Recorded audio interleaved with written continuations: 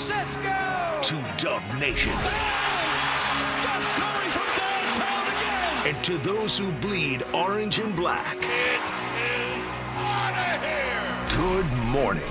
This is Murph and Marcus. Brian Murphy and Marcus the Waterboy Boucher. Streaming live at twitch.tv/The Sports Leader. Sponsored by Bigelow Tea. Grab a mug and tea proudly. That's right, Wednesday crowd. The Murph and Marcus show where we are openly and proudly and publicly announcing our campaign against 8:13 p.m. NBA tip-offs. All right?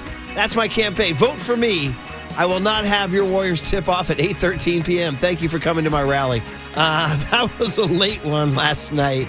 And it got really good. If you gave up and went to sleep, the Warriors took the freaking lead in the fourth quarter. They were up by 4. And then they lost to the Oklahoma City Thunder, who, of course, are on their way to perhaps NBA history. That was the highlight of a Tuesday night, Marcus. So after a short night's sleep, because we were up late with those Warriors, good morning to you, buddy. Happy Wednesday. Murph. How you feeling? Happy Wednesday, my friends. Some people say the club is going up on a Tuesday. Not me. I'm going to bed on a Tuesday night. It's not that I gave up on the Warriors game. I gave up on the ability to stay awake. My eyes were just falling asleep, and there I was in the middle of the third quarter dozing off on my couch. A young man like you running out of gas. Even somebody like me, Murph, with the hours that I work. Well, it reminded me, these 6:45 Giants starts were a gigantic shift in our lives. And I remember, so compounding everything, when I started this show, we used to start at 5 a.m., bro. Well, 5:30 and then 5. Hammer made us start at 5 a.m. Once you start at 5, people are up making sandwiches. You better wake up early. And Giants games didn't start at 6:45. And it was like, you'd have to burn the midnight oil, man. Or I had this weird thing where, I can't go to sleep without knowing the result. And a handful of times, I was like, I got to go to sleep. So there was 15, 20 games through the years where I went to sleep not knowing the result. It was always a little unnerving than waking up. Well, last night I went as far as I could go. I went pretty darn deep into that game, and it was 3.5 minutes ago in the fourth quarter, and I think it was still about a 3-4 point game, and then your boy, SGA, pulled up for one of those threes that he hits, You know those threes he hits? Mm-hmm. Where he just kind of says, I'm going to hit a three now? Yeah. When supposedly that's supposed to be his weakness, is to force SGA to shoot threes. Well, and he hit one of those. He does an elaborate thing with his hand. What's that? What's this? What is this whole? Was he making a shot? What's he doing? Is it a shotgun? Was it an arrow? Is it a knee? What's he doing? I don't know. We got to check in with the expert Ja Morant for all these celebrations. Yeah, he was doing. He does this thing now, and that put them up 7. And I said, all right, as much as I love you, Pat Spencer, as much as I love you, Seth Curry, as much as I love you, Brandon Pajemski, I'm going to bed. So that was it. So that's as far as I went. I woke up in the morning, found out they lost 124 to 112. No win package for your Warriors, who are 11-11. 11. And 11-11. And head to Philadelphia Thursday, where I read Steph Curry is not going on the trip. He will not travel for none of the next 3 games. Come on, man. No traveling. How about last night, dude? He's sitting up in the suite. Wasn't even down on the bench. Okay, thank you for that, because I couldn't see him, and I never got that camera shot. Yeah, so they clipped over for a quick second. He was sitting up in one of the suites, because last night was the Seth Curry debut. So I'm looking for Steph to be celebrating down courtside with his brother. A little bro love But here. there was just a couple of shots during the game where they showed a Seth three-pointer and shot up to Steph Curry real quick, and he was just kind of hanging out in the suite. Should we start the rumor that Seth and Steph aren't getting along? Yeah, there's beef in the family. Brotherly spat. Yeah, I heard there was a terrible fight at Thanksgiving. Yeah. Seth overcooked the turkey. Oh. Yeah. Well, that's why some people are anti-turkey. Yeah, exactly. That's why you got to let Aisha cook the turkey. They had an argument about the value of turkey. Mm-hmm. Yeah, you let Aisha cook the turkey. Yeah, Steph wanted to go steak. What he was doing in the suite, I wonder. I don't know. Which suite? To protect himself? Who was he hobnobbing with? I could not see anybody else around him, so I don't know. He wasn't hobnobbing at the Giants Community Fund holiday party where your boy was last night? No, he was not. Hanging out with the likes of a G. Johnson and a Z Manassian, dropping names all over the place here. A G and a Z. I think I got Greg Johnson to commit to come on the show. Really? Yep. Mm-hmm. All right. So I think we'll wait till maybe after the Christmas break, perhaps. All right. We'll talk some financials. Oh, there was some spirited discussions. Oh, yeah? Yeah, spirited discussions. You guys had some talk about some I private give him a lot equity of credit. companies. Yeah? He's very approachable, and he'll take your arguments. He'll take your discussion points. And yeah, so I'll give him a lot of credit. And Zach's Manassian's a people person. No Tony V, though, sadly. I wish he was there, but I guess he's doing, I've never really liked this phrase for whatever reason, but it seems to be appropriate. Drinking from the fire hose, as they say. Ooh. Yeah. Now, that just means that he's trying to too much stuff coming at you all at once. Yeah.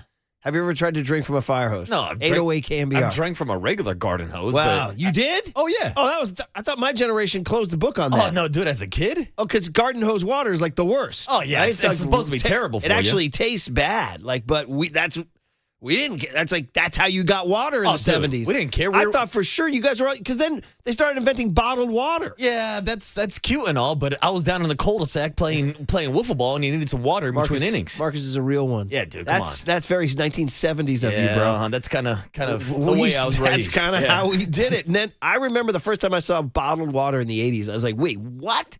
I mean, literally, I lost my freaking mind. Even to this day, dude, I'm a little uneasy drinking bottle. I'm like, wait, this one's just freaking free. Yeah. I got to go pay $3.49 for this now? Bro, dude, have you ever tried buying water at the airport? Oh. They'll charge you for $8. I'm like, yo, this fell from the sky. What am I paying $8 for? It's almost like just for the bottle? I said to Greg Johnson, I said, man, buying water at the airport, it's like buying a beer at your place. Yeah. You're not wrong. You're not wrong. Also, real quick digression on garden hoses, because I know you'll get a kick out of this. Me and my buddies, we used to drive around and we would look for garden hoses to fill up our bong. That is so random. Yeah, dude, we'd just be cruising around, looking for a burn spot. Be like, hey, go fill up the bong real quick. And then you would run up to somebody's house with the bong in your hand and try to fill it up with our garden hose real quick. That is as blue-collar DIY as it gets. You guys driving around looking for a garden hose to fill your bong. Got to fill that bong water up. That is some freaking ground level behavior right there, buddy. So anyway, well, back to the Warriors for a minute here. Listen, I don't know. No, the crazy thing was Jimmy Butler didn't play the whole second half, and I had the sound down. Actually, I had the sound. Whatever.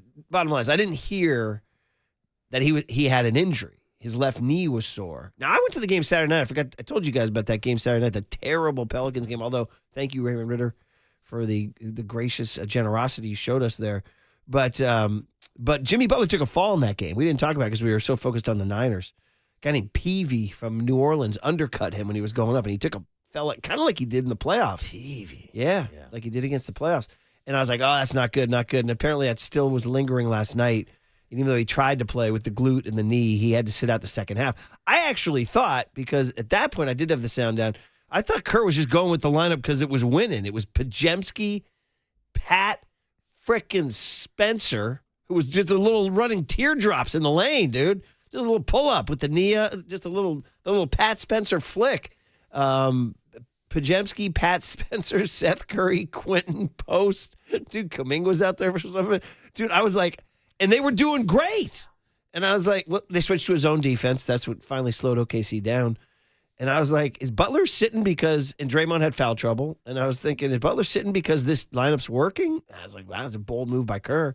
But it turns out he was hurt. And so he would be a question mark going into tomorrow night in Philly, too. Yeah, no doubt about it. But how remarkable was it that the Warriors went out and scored 44 points in the third quarter against OKC, who has one of the best defenses in the league? And yeah, you're absolutely right. It was Seth Curry, not the Steph Curry Warriors, giving us that vintage third quarter that put them right back in the mix last night in that game. I mean, they're tiny. They're so tiny. They're so small. And when he's out there, they look so small. But he can score it. Yep. And he scored 14 points in 18 minutes, which was really nice to see. And it helped them get back in the freaking game. So, yeah, we talked about ended the show yesterday. You had that stat about the Warriors with Steph on the court and without. Yeah. Well, Seth helped them. When Steph was out last night, Seth came in and scored. And like I said, inexplicably, Pat Spencer.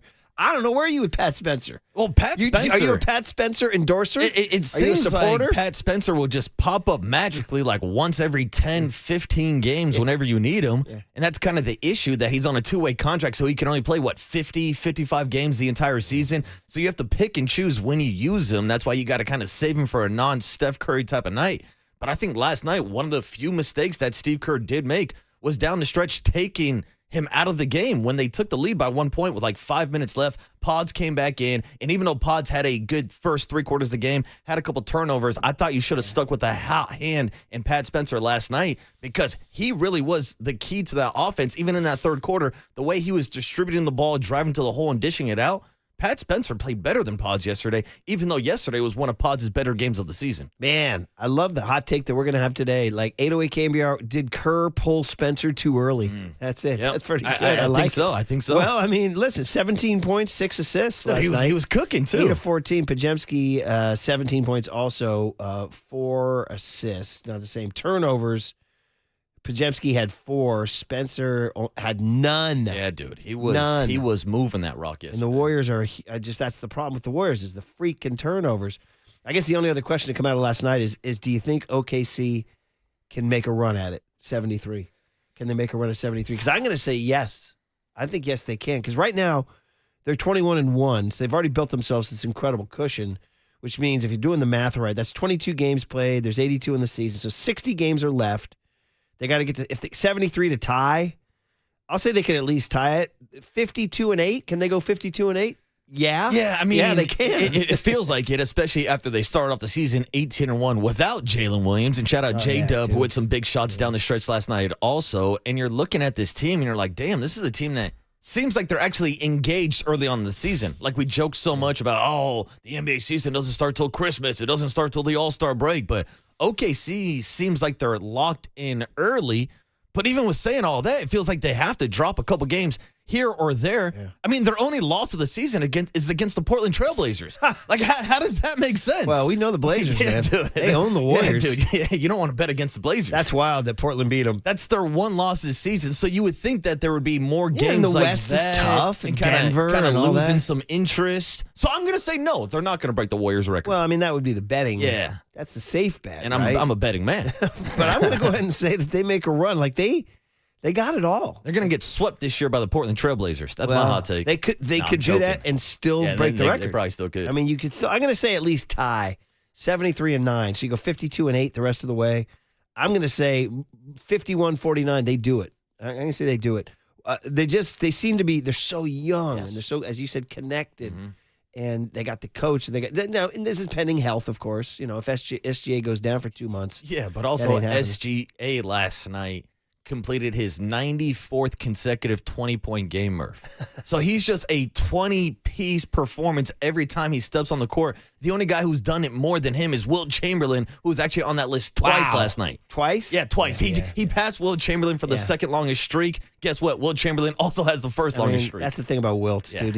People just don't understand. My dad raised me on Wilt, though. I did grow up with a huge understanding that Wilt was the best basketball player of all time. That was the way I was told.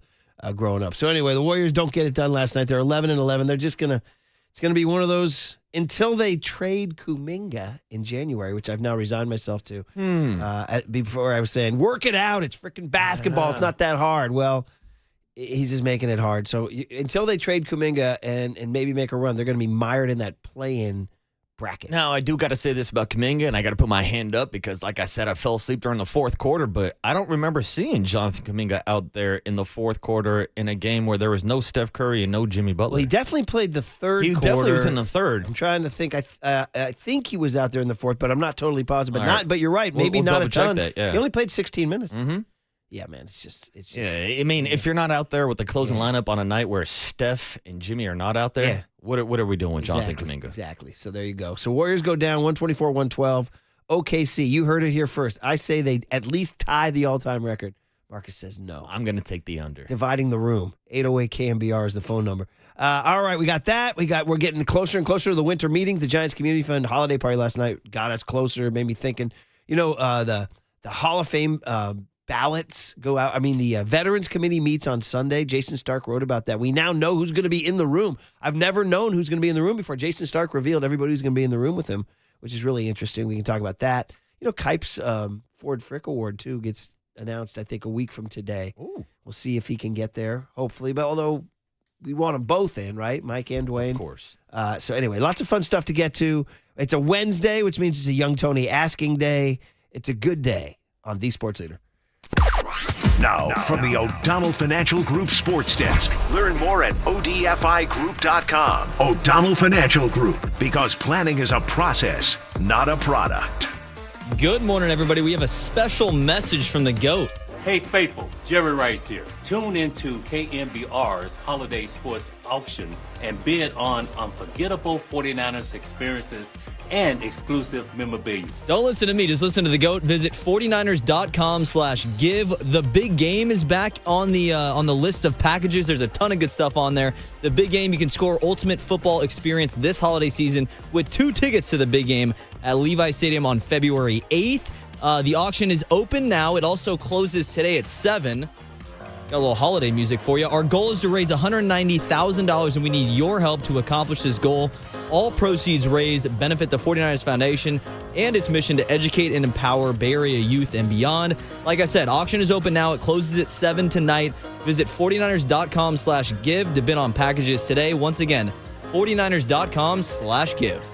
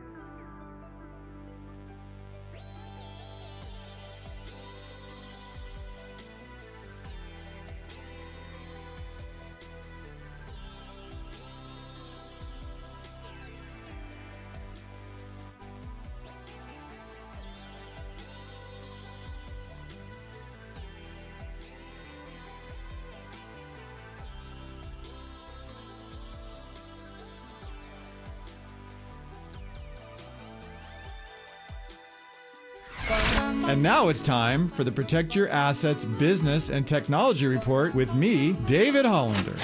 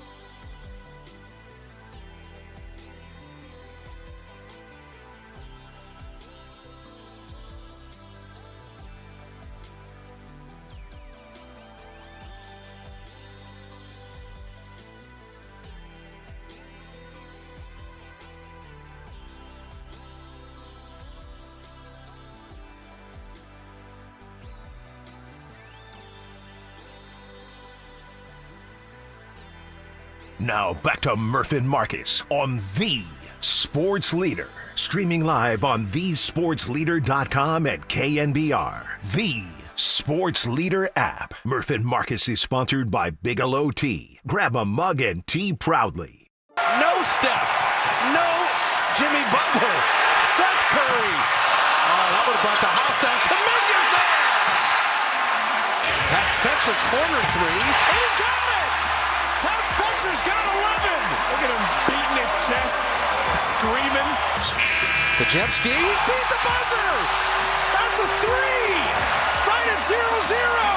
Buddy Hield down the lane and kick out to GP for three. Got it.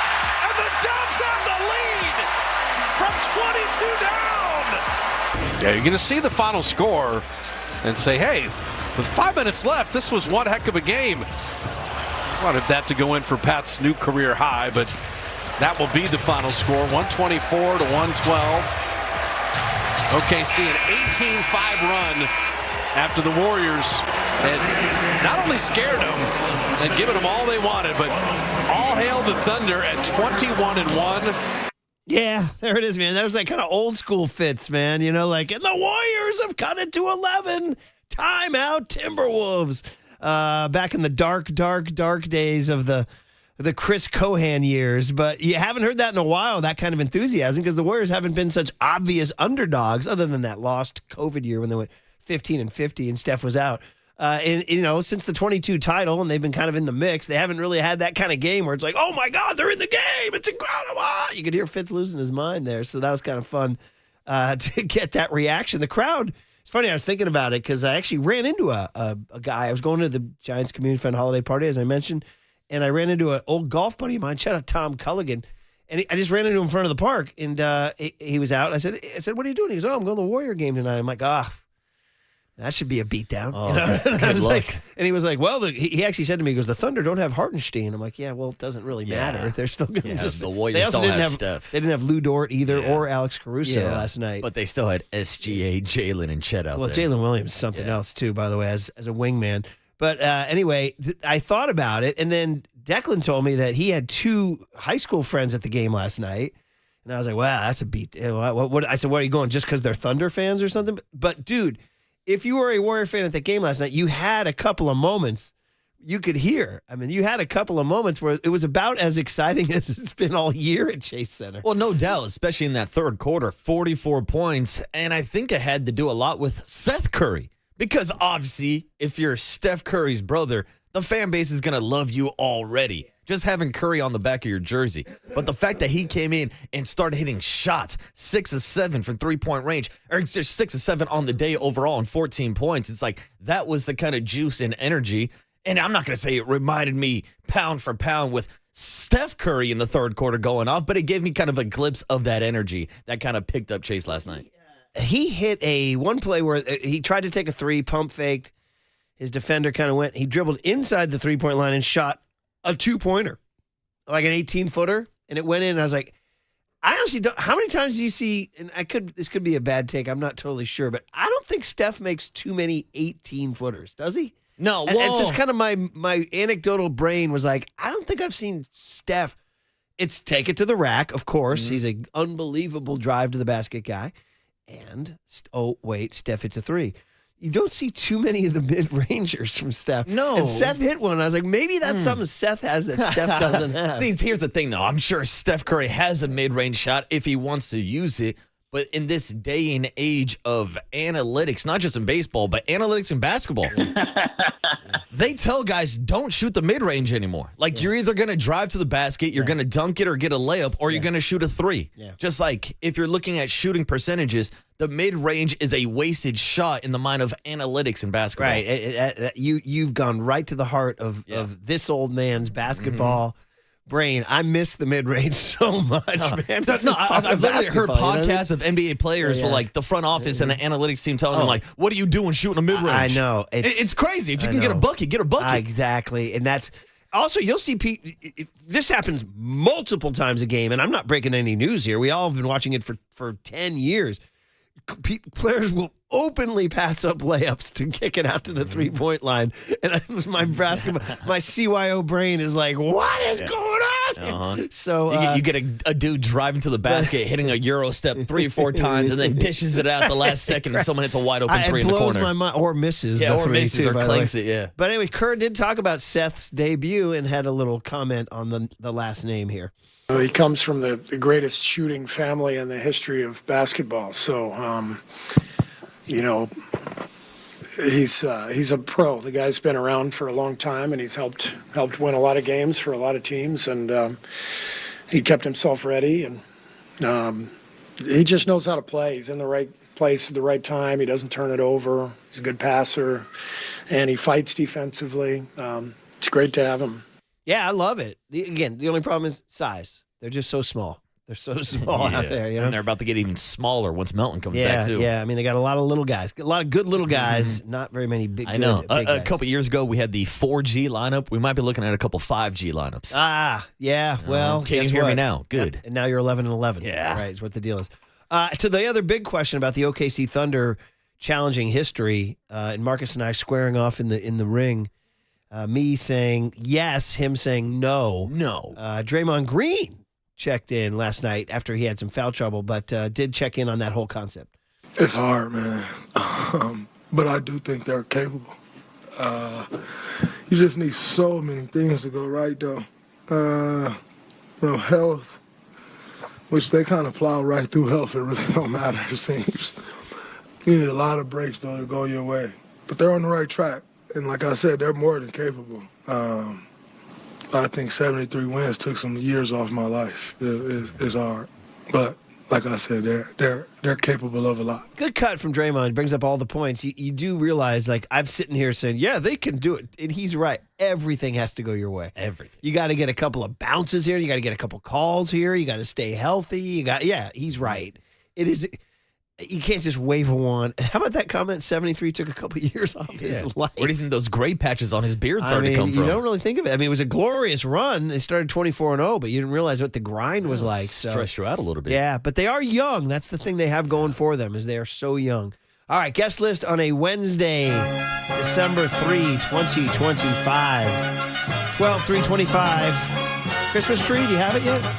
Yes, my family has our Christmas tree. We always go the day after Thanksgiving, Black Friday. We're up at Apple Hill, where apparently one of our listeners walked by me, saw me, didn't say what's up, but then hit me up on Twitter to say hi. So shout out to our listener that we saw up in Apple Hill. Hey, when you're in Apple Hill, say what's up That's it, man. to the water boy. Let's go All pick right, some dude? apples Yeah, together. Yeah. Who knows? Maybe hop in a car, go look for a garden hose to fill the bomb. Yeah, you never You know know. what I mean? You guys cruise around the hills of Auburn. Exactly. Looking for some garden water. Young Tony Farias. Good morning, brother. Good morning. How are you? I'm fantastic. How are you feeling about the fact that I beat John Curley to work today? I mean, yeah, it's just That's a little shocking. this guy was up, early doing the rundown. It's not that big of a deal, you know? I'm still saying there's something fishy. I mean, who does this guy think he is, Murph? It was discussed. It was discussed. I'm sure it was. Yeah, overnight Dave was chiming in. Oh, yeah. We were all thinking Oh, about Dave- it. The difference is knows. he's up at like 4 a.m. grinding on the rundown. So it's like totally different. This guy, Triple E, would just show up at like 5:30 and just. I'm going to air Curly's dirty laundry here, whether he loves it or not, because this is content. Yes, it is. And I said, a guy like you, Mr. Cross your T's and dot your I's, don't you have a spare? He said, yeah, I got a spare. I said, well, what's the problem? He said, I need to have my primary keys because it has the house key, and I want to lock the door behind me. He's Now, got to take it's care of Hannah Jo. Nice Murph. that he's looking for Hannah Jo. It's very polite and all that, but don't they live in an apartment building with like a closed, don't they live in a secure apartment See, that's a building? good question. I've never been to the John Joe Curley household. I'm thinking you risk that hour of sleep to grab your secondary keys and beat me to work. Yeah, how about that, Curly? How about you risk your wife's protection and safety so that you can get to work before Murph? Hey, San Francisco's a safe Yeah, city. hell yeah, There's it's a nothing wrong safe- with it. Don't forget, we're all human. Murph, you did sleep in like the day after the bowl. Oh, yeah. And we yeah. had like Marcus had to call you at like 5:30 to wake you up. Wow. That was scary. Dude. Yeah. And like I knew, like my internal clock, like we hear Tim Ryan talk about the block clock and how he's got that internal clock. I knew when Murph was not walking through those doors at about 5:27, 5:28, I said, this is way too late. Yeah. I got to give Murph a call. He answered and somehow made it to the show by 6 a.m. That was unbelievable back in the day when I could make it, back when we were closer to the office. Yeah. So it does happen, but I didn't think Curly was human. I thought he would always beat me to work. Always. Human error. You were, human error. Very good. exactly now, if what I it turn is. the corner and you're not there, young Tone, we got problems. Yeah, facts. We got problems. Because you haven't had a slip up, have you? No. Knock on wood. I am like 20 minutes away, though. No hitter. Yeah. I'm at a no Come hitter on, right now. don't talk about it. So, yeah. Knock on Formica, is that what you said? Yeah, I do. What is, isn't that Formica? What is this? I have no idea. I always say Formica. I would just say, knock on wood. Well, this isn't wood. Right, well, Right? fair. So, anyway. It's an expression. He made it. Curly made it. We're he all found here. the keys. They were in the kitchen. Yeah. Because he thinks they moved them when they moved the tree in, perhaps. Ooh, So Curly got a tree. Yeah. We don't have ours yet. I think we might go get ours today. Are you the last one without a tree? I'm guessing young Tony is. Well, don't you guys have the same problem we do? If you get it too early, it dies eventually. Then it becomes a fire hazard in your house. So, I mean, you got to kind of sweet spot. No. We picked up a tree, and no joke, as we're walking off the lot, the lady goes, "That's a good tree. That tree will last until Easter." Now, maybe that's because we cut down the tree. She's a great sales lady, straight too. from exactly. But it's straight from the source. Also, I think Yes. it's different when you buy I think off a you're right. parking lot There's no versus cutting question. down your own tree. It's going to stay fresher a One little year longer. we bought the fresh one. I didn't worry about that at all. So yeah, you guys are like organic. You're like We're like Larry June. Yeah. looking for those organic smoothies. Yeah. You're organic. You're vegan. Yeah, all that stuff. So you do it right. Yeah, we Good go job. earthing. We like to go up to But Mother Nature and I get got our to tree. drive all the way up to Auburn to do that. I'm not doing that. But your parents are Yeah, near no, there. no trees on Mount Tam, huh? It would be illegal probably for me to cut it, but hey, why not? Act a little piracy. Oh, I was just asking because I know like Santa Cruz Mountains. That's where we They used don't to sell 'em always there. go for Christmas trees. No, and those are you got to have the ones that are easy to cut down. Like when I went to the one in Petaluma, it was easy to cut down. Is this the ones you go to? I keep saying Auburn. Is it Auburn or Apple Hill. I know, but like, what's the nearest big town? Auburn's the closest I'd say. okay. It's in between like Aren't the Auburn and trees Tahoe, kinda essentially. Fairly easy to cut down. They're not like a laborious chop that takes a half an hour. No, they give you a little multiple hand saw. saw. You knock Right. it down in like 5 minutes, They're and kind then of- you carry it down the The hill. bark is kind of softish, or I don't want to say, but more amenable to getting cut down. A lot of moisture in the Like, tree. how long did it take you guys to actually saw the Dude, tree? it takes us 5 minutes or less. Well, there you go. Yeah. So, like, I think if you go to like a real tree in a real forest, it might take you like Oh, several yeah. days. But that's the to chop thing. Yeah, but if it's a Christmas tree or Right. that type of tree, So they that- should have the same size trunk. Right. So that's why I can't go on Mount Town and cut one. So anyway, so we're gonna go get one. But we do worry about those things dying a little early. Although we found pouring Sprite into the. I've heard about that. Yeah. We think it worked last year. Sprite into a Christmas tree. Sprite into the water. The water base, the base of the Jeez. tree. What Yes. else are you throwing there? A little codeine, some Jolly Ranchers? Nice. How about some of the You gotta- Marcus Bong water? Dude, I'm saying, I would put that in we there. got the Yeah. double cup on the Christmas tree. All right, young Tone, what do we got here, buddy? All right, no, well, wait, before we go, will you get a tree? Now that you have a place in San Francisco, will you get a tree? I for was your- talking to Curly about this. Probably. I also still have like pictures on the ground, like waiting to be hung. I just got the couch. It's a big deal. I got a couch and a coffee table like Monday. Oh, that's big. Don't go big bankrupt, deal, kid. Don't go bankrupt. No, Yeah, I know. all right. It's an affordable couch, but yes, I'll get a tree for sure. All right. Okay, good. I don't think I a little will. Charlie Brown tree? Or? Yeah. No, you won't? Nah. Who am I trying to impress? The ladies in your life? Yeah, I guess so. But if you want to go see a Christmas tree, let's go to your pad.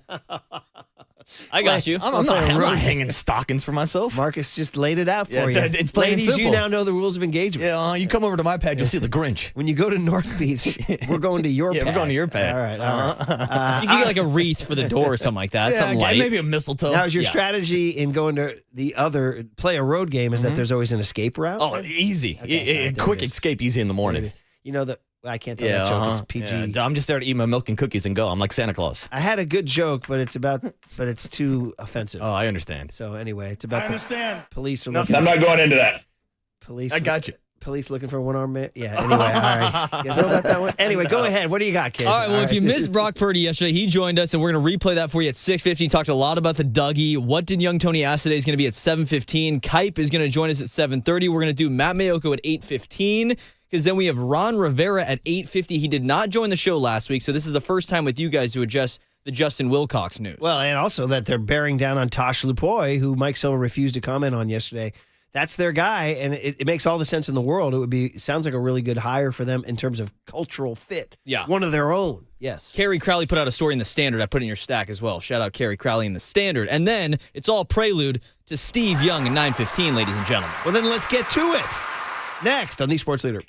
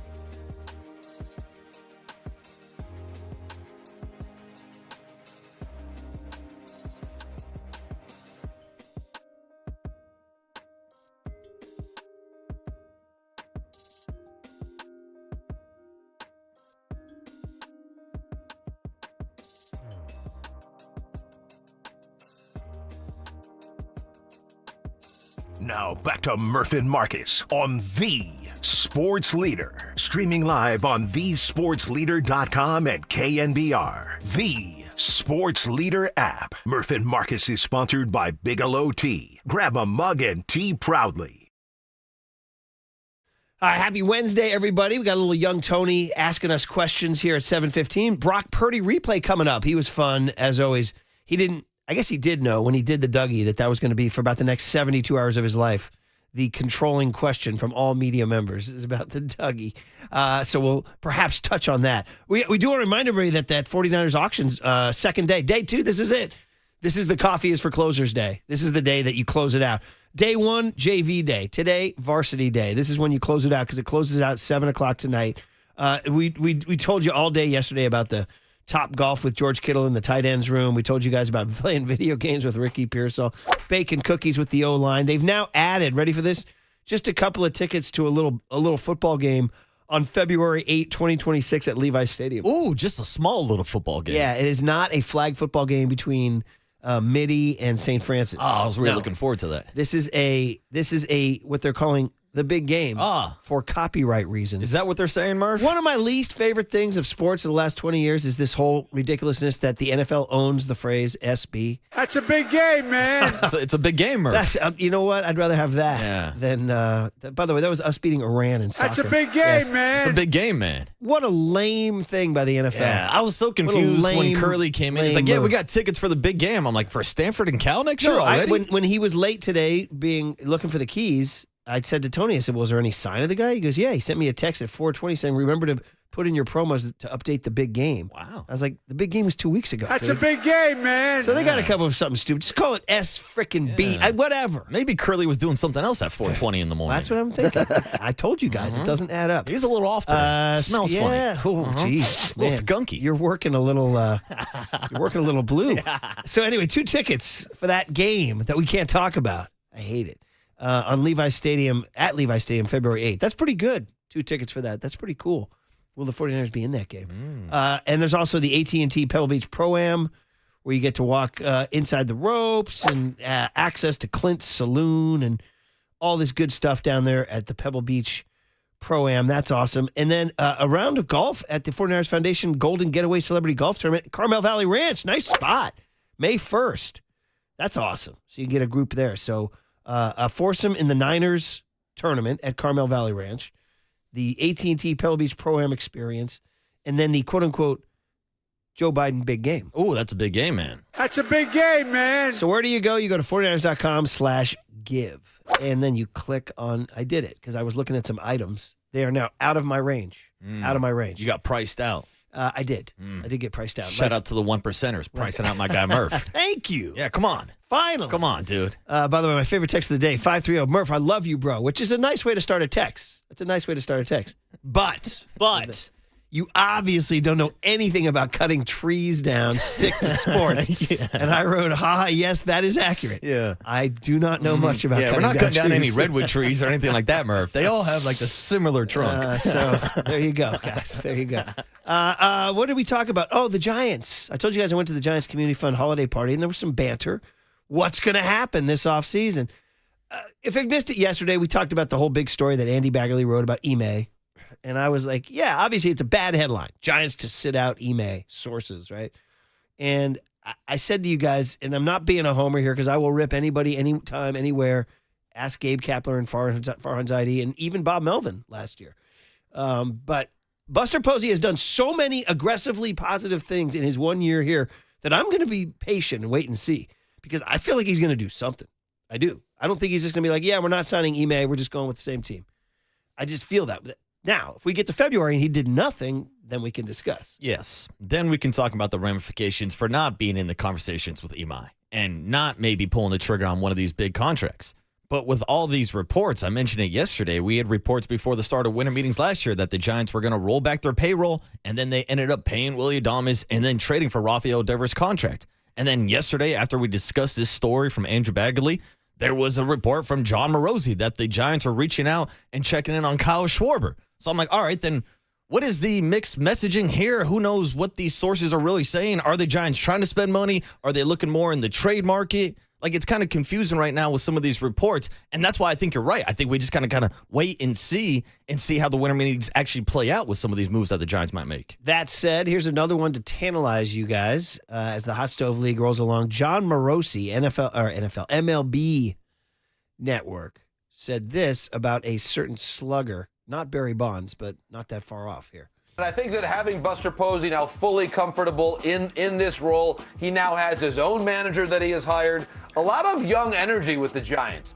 And I was told that they've actually already inquired in Kyle Schwarber's market. Very interesting. Maybe they're not a team that we were hearing about as much with respect to where Schwarber might wind up, but you can see the reason. Just think, if you're Kyle Schwarber, you've played for Team USA, the WBC, you've played in the World Series, you've won a World Series, you can have a conversation with Posey, champion to champion.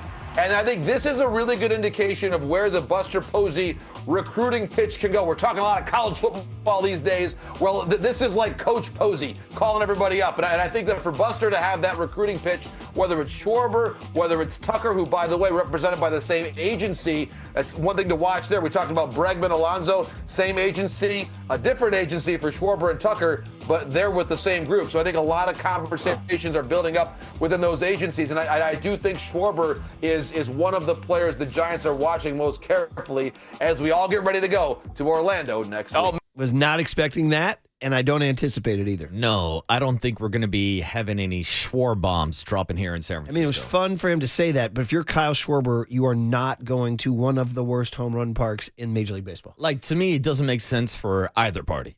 Kyle Schwarber does not want to come here and hit out Oracle Park, and even if he did, where the hell would he be playing? Yeah. Like, we're already in a situation going into next year where you have two first base / DHs on the roster, presumably so, with Bryce Eldridge and Rafael Devers moving forward.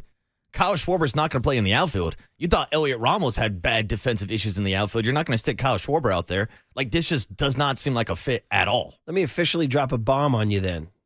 Would he be filling the role of a left-handed slugger who might get traded? Like, if they're talking to Schwarber, does that mean that they are thinking about trading Devers and or, wait for it, drumroll please, Bryce Eldridge? Well, I mean, I'm just saying, Buster's aggressive, man. Yeah. Now, and they have two rep. We got to go because Purdy's coming. We got all hot stove league to talk about. Dude, you can't drop a Bryce Eldridge trade bomb on me and then throw the break here, Murph. I know that is true. Yeah, come yes, on, I dude. can. Yeah, you it's can. teasing. Yeah, it's teasing. It's keeping you around. It's a big tease. Except for I'm teasing you into Brock Purdy. Yeah. So anyway, just chew on that. Yeah. We'll revisit. But I will say, last thing, it feels like with the reporting from Andrew Bagley and the sources that we're hearing about maybe the Giants not going out and being big spenders in free agency this year, it does seem more likely that they might be headed towards a trade option to go out and get an arm, and maybe that does lead to conversations about a guy like Bryce Eldridge or Elliot Ramos or Jung-Ho Lee or trying to move one of those contracts. It's all on the table moving forward. Let's go, baby. Let's go. Brock Purdy, 49ers fans, next on The Sports Leader. Time for traffic on The Sports Leader.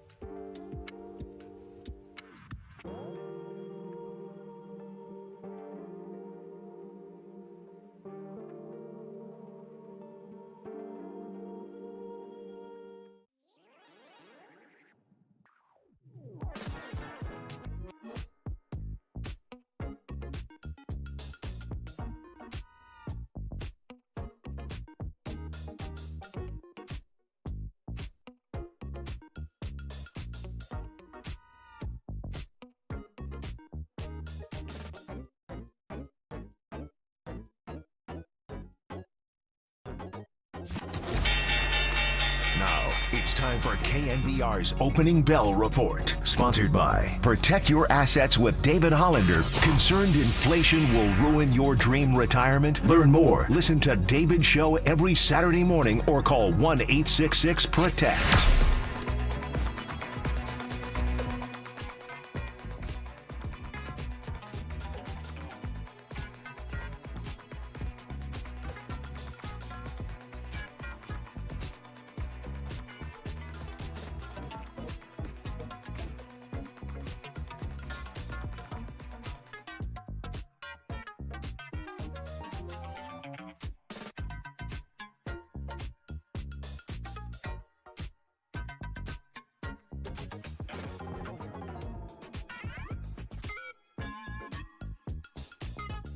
Listen to the sports leader anytime, anywhere. Download KNBR, the sports leader app. Murph and Marcus continue live from the Casino Matrix Progressive Jackpot Studios. Casino Matrix. Progressive jackpots are here. Where are you? Just drop in. 1-800-GAMBLER.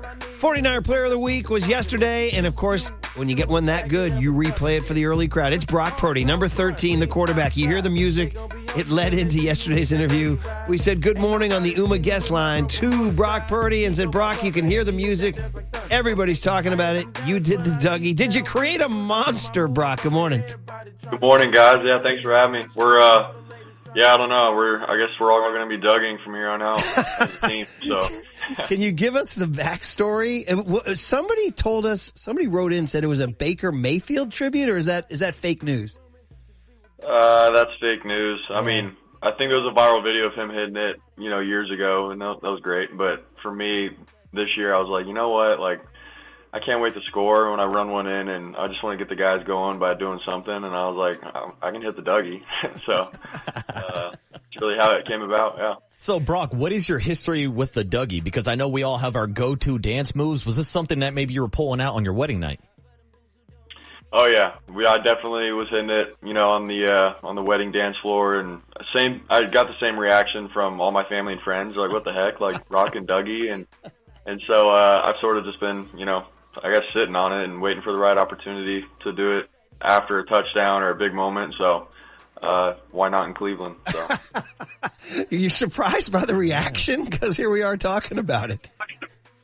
Yeah, I mean, honestly, like, I scored. I looked at all the Cleveland fans, and they're booing me, and I was like, you know what? I'm going to just whip out the Dougie on them, and then people were talking about it. But I don't know. It's just more than anything just having fun with, playing the game and with my teammates. What was Jenna's reaction?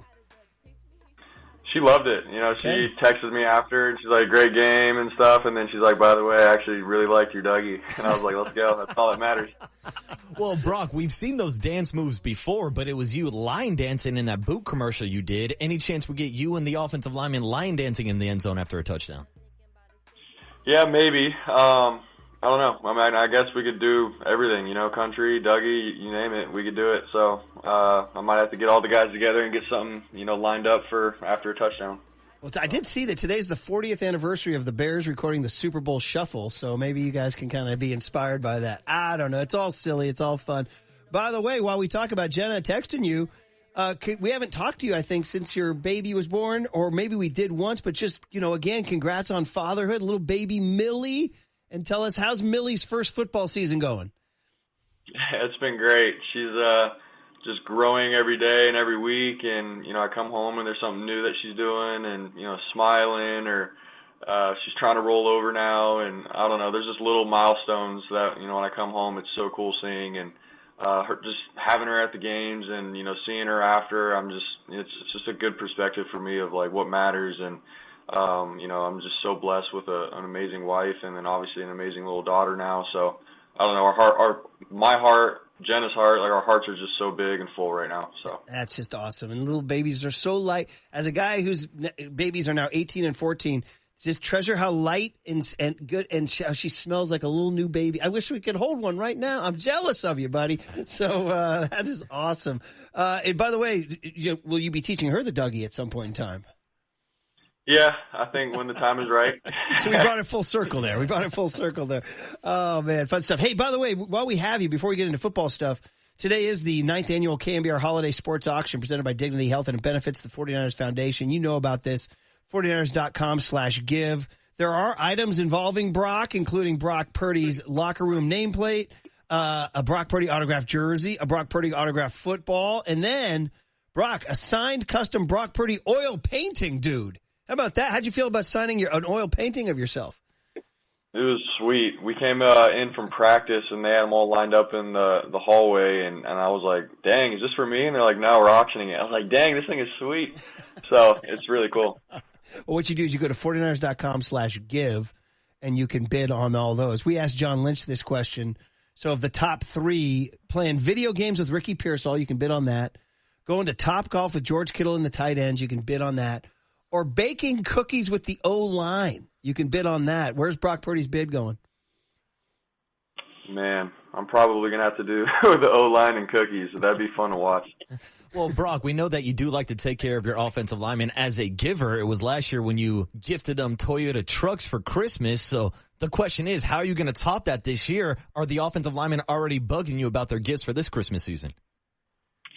Man, no, they've been really good, and I appreciate that about them. But obviously, yeah, I'm thinking up some things, and I have a good idea. I think of what I want to do. Obviously, I'm going to try to surprise them with that. But yeah, they've been generous, and they still got their cars. They're driving their Toyotas around and everything. So it's good times, this time of year with all of that. So it's fun. Now, we had Colton McKivitz on earlier this season as our 49er Player of the Week, and we asked him about the gift-giving ability of his quarterback, but he's had 2 quarterbacks this year. So is there any chance that maybe you and Mac Jones go 50-50 on Christmas gifts for your offensive linemen? Man, that's a good idea. I actually haven't thought of that, so I might hit up Mac after this and see what he thinks. See? Productive visit to the Murph and Marcus show there. All right, Brock, we're going to go now to the football side of things, and I'm going to start in Cleveland, and there's, I don't know how much you look at Pro Football Focus. Some people like it, some people don't, but they have a stat called turnover-worthy plays. This is something Matt Barrows found in The Athletic. He said, going into this game, your turnover-worthy plays rate was one of the highest in the league, meaning balls that are sort of into traffic or could have been picked but weren't. And on Sunday, you had 0 turnover-worthy plays. Was that a very conscious effort? Because a lot of people are talking about how careful you were with the football, and a lot of people saying the 7 throwaways were some of the smartest plays of the year. Can you reflect on that? Yeah, I mean, obviously, going back to the Monday night game, it was, for me, I went into the game going, all right, I'm going to be aggressive. I'm going to throw the ball. And then there was just some moments where I just feel like I needed to be a little bit more accurate. I like my decisions. I just needed better ball. And so when you miss, obviously, it just gets magnified a little bit more than any other throw. But, for me going into Cleveland, it was, all right, how can I protect the ball? How can I protect our team? And, especially with the conditions that we're playing in and how good their defense was, it was on my mind to, be smart and, just find a way to win, stay aggressive, but also when it's not there, let's just live to see another down. And so that's sort of just how I looked at it. I was proud that, our whole team was able to play smart, be on top of their stuff, and take what the defense gives us, and we just score when we had the opportunity to do so. So definitely learn, as we went this last week, but hopefully I can continue to do that and have that be my mindset for sure. Would you say that some of those decisions and throwaways were impacted by guys like Myles Garrett and that Cleveland Browns pass rush, or is this something that you want to do moving forward, cutting down some of these risks? I mean, obviously, when you play a guy like Myles, you got to know where he's at and be smart in terms of how long you hold the ball, can get the ball out of your hands and be smart with it.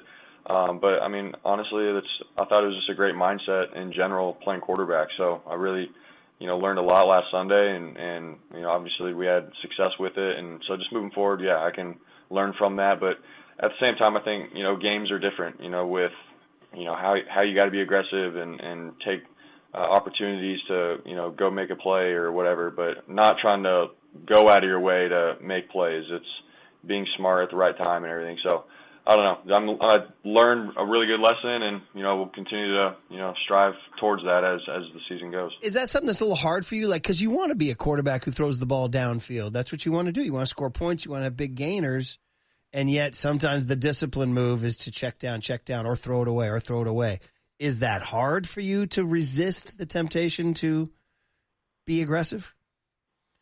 I mean, honestly, it's what's the play called? What's my answer per coverage? Kyle is going to have some opportunities to throw the ball down the field, and if the defense gives us a look, boom, let's go for it. Let's be aggressive and let's rip it. And so that's been my mindset my whole career. And at the same time, though, within that, it's how can we win this game? It's 4 quarters of ball, and how can I be smart on this drive? And even if we have to punt, that's okay. Like it's bigger than just, hey man, like we have a shot here and I'm just going to throw it deep. So, how can I find my answer per play and be smart within it?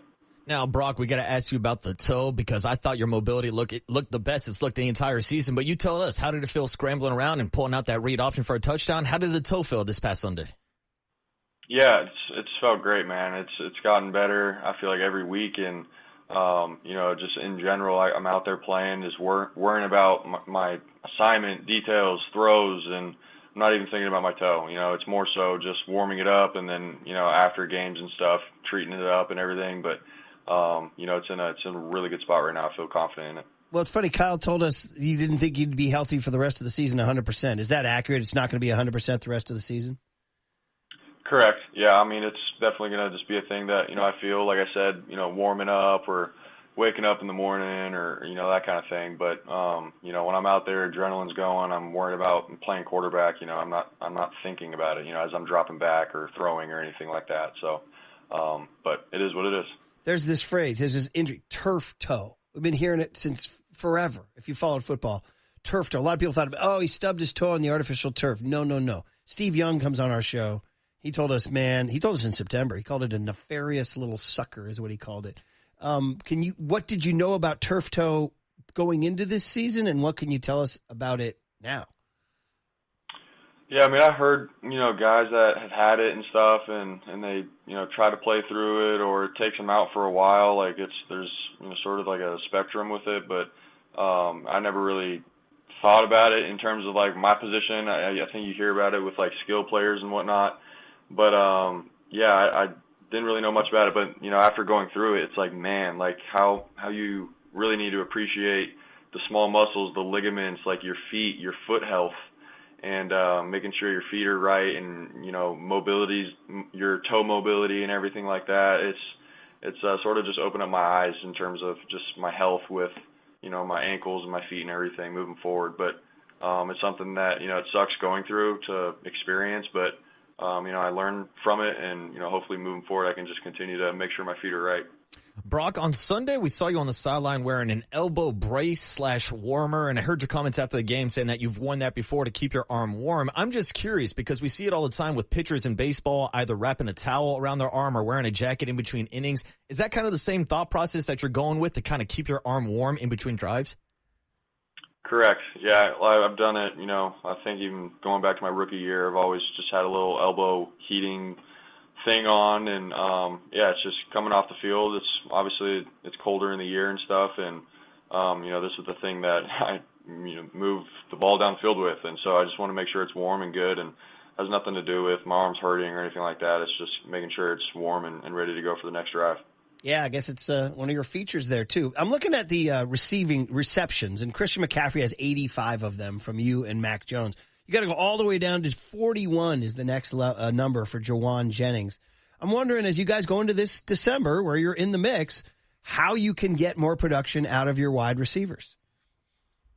Yeah, I mean, I think at the end of the day, it comes down to how can we win. And, if that's run the ball, let's run the ball. If it's throw the ball 50 times in a game, let's do it. And everyone's down for that. And that's the cool thing about, I feel like all our receivers in the room, like they understand, hey man, like how can I contribute to win? And, obviously I want to get all my receivers, 1,000 yards in a season and 20 touchdowns each. Like I want that for them. But the reality is, like, you get so many drives and so many opportunities, and I know that they're all ready for those moments and opportunities. It's just, does the play present itself, and do we get that op to go and get it? And so it's just one of those things that we're just being patient with game by game. Everybody has a different opportunity each game, and they all know that, and that's the cool thing about them, man. They're so selfless, and they're about the team. They're not about themselves. And but if you ask me as their quarterback, man, I wish all those guys, could get the ball every play.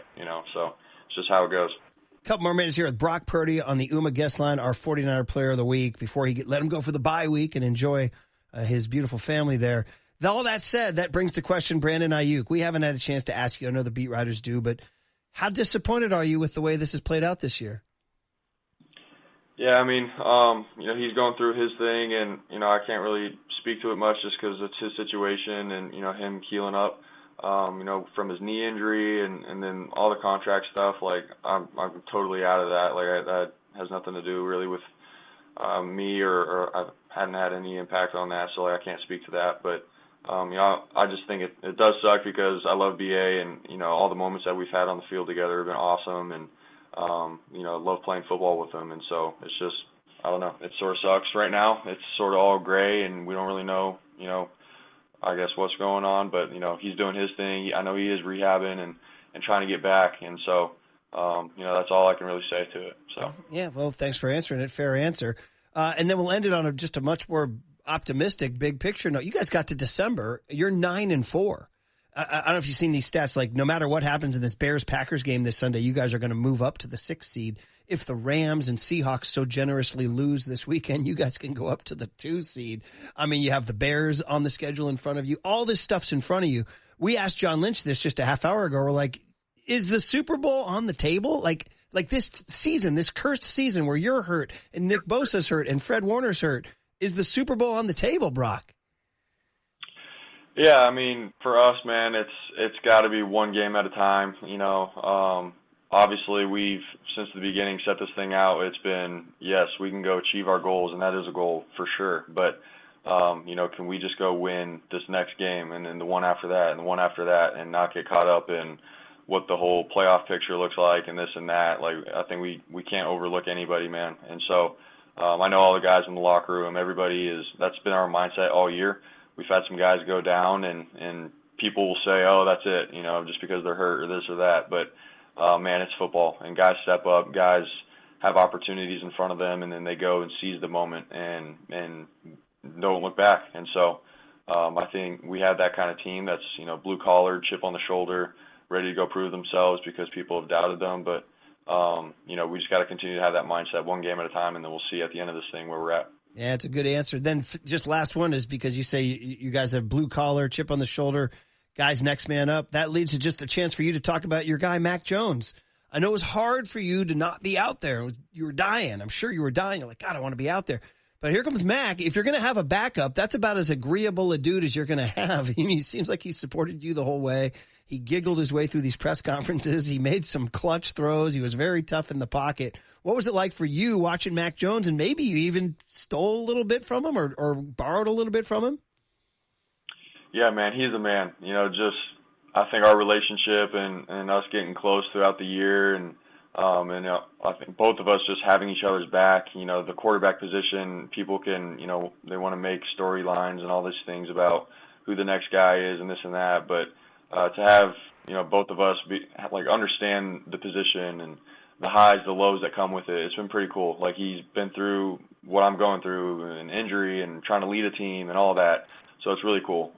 But more than anything, him going out there and, keeping our team alive and making plays and straight up balling out. Like, it was really cool. And so definitely learned from him in terms of being efficient, taking what the defense gives you, trying to stay on the field, find ways to get points, whether it's, good looking or not, or kicking a field goal after a check down. Like, it's little things like that that's playing NFL quarterback that I learned from him. And, hopefully we can continue to, push each other and help each other out as we go down the stretch here. And, but extremely thankful for that guy, that's for sure. Yeah, good old Thanksgiving gift on that. And are you as amused by his cackle as we all are? We're like, God, this guy's got quite the cackle.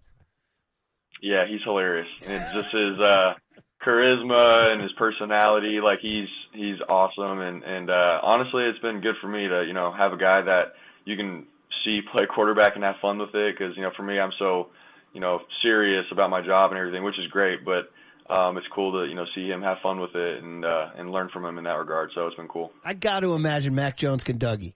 I got to imagine. Oh, yeah. Mac and Dougie, that's for sure. Well, all right. We may need a duet at some point in time. We need a Mike Jones, Dougie mashup between Mac Jones and Brock. We'll That's figure right. it out. We'll do it. Man, you've been a good sport, Brock, and now you get to go back to Jenna and Millie and whatever it is you guys get to do during the bye week. Oh, did you ever buy the boat? By the way, or is that still on hold? It's still on hold. Okay. Hopefully, All one of right. these off seasons I'll be able to get it. Hopefully. All right, when it comes in, when your ship literally comes in, we'll celebrate. Thanks for all your time. Go enjoy your bye week and your family, and thanks for hopping on Murph and Marcus. Congrats on the win. Yeah, thanks, Brock. Thanks, guys. Yep, go Niners. Yeah, it's always good. The Go Niners at the end. That was fun, man. We enjoyed it very, very much. So we can talk about that as the morning goes on, and of course we can get to our Wednesday staple. What did young Tony ask today? Next on The Sports Leader. Time for traffic on The Sports Leader.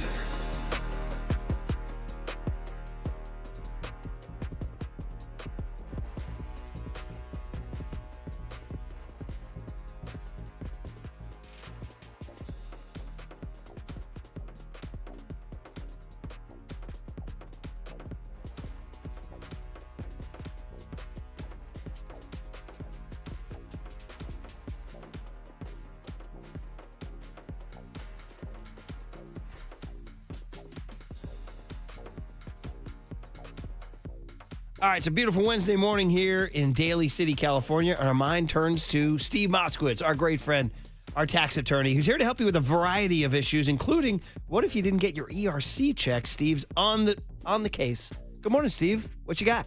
Good morning. And that's happened to so many people.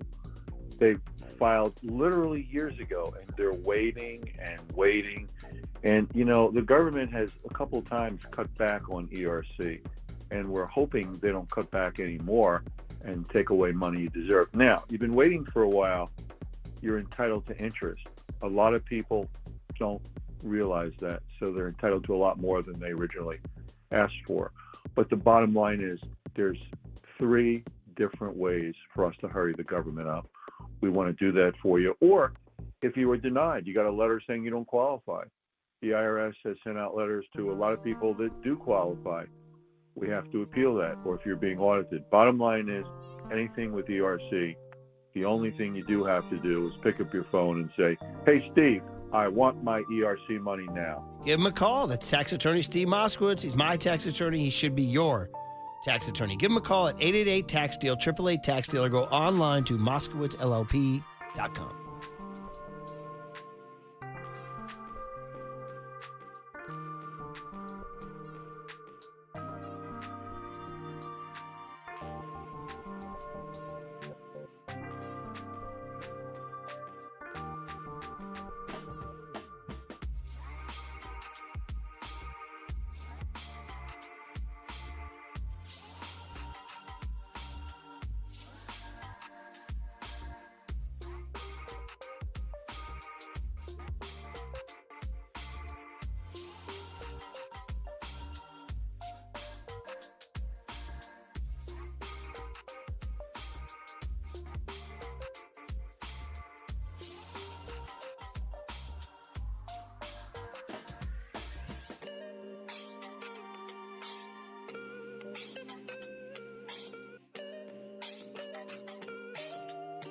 Hey, what's up, everybody? Marcus Boucher back on a Wednesday morning with Prize Picks, because you know Prize Picks is the best time to hop on an app and play a little daily fantasy during the holiday season, because it's the best time of the year for sports. We got college bowl games, we got basketball matchups, hockey matchups, and playoff push-ups in pro football as well. It's all happening right now on Prize Picks. And while you and I are out here trying to make decisions during the holiday seasons, like what gifts to buy or what to eat on Christmas night dinner, you get to pick what picks you want to make right now on Prize Picks. And last night we cashed in on Taco Tuesday with Anthony Edwards having more than 23.5 points. With no football matchups tonight and no Warriors game, I'm going to give you a footy pick and tell you to pick Kylian Mbappe to have more than 2.5 shots on goal today.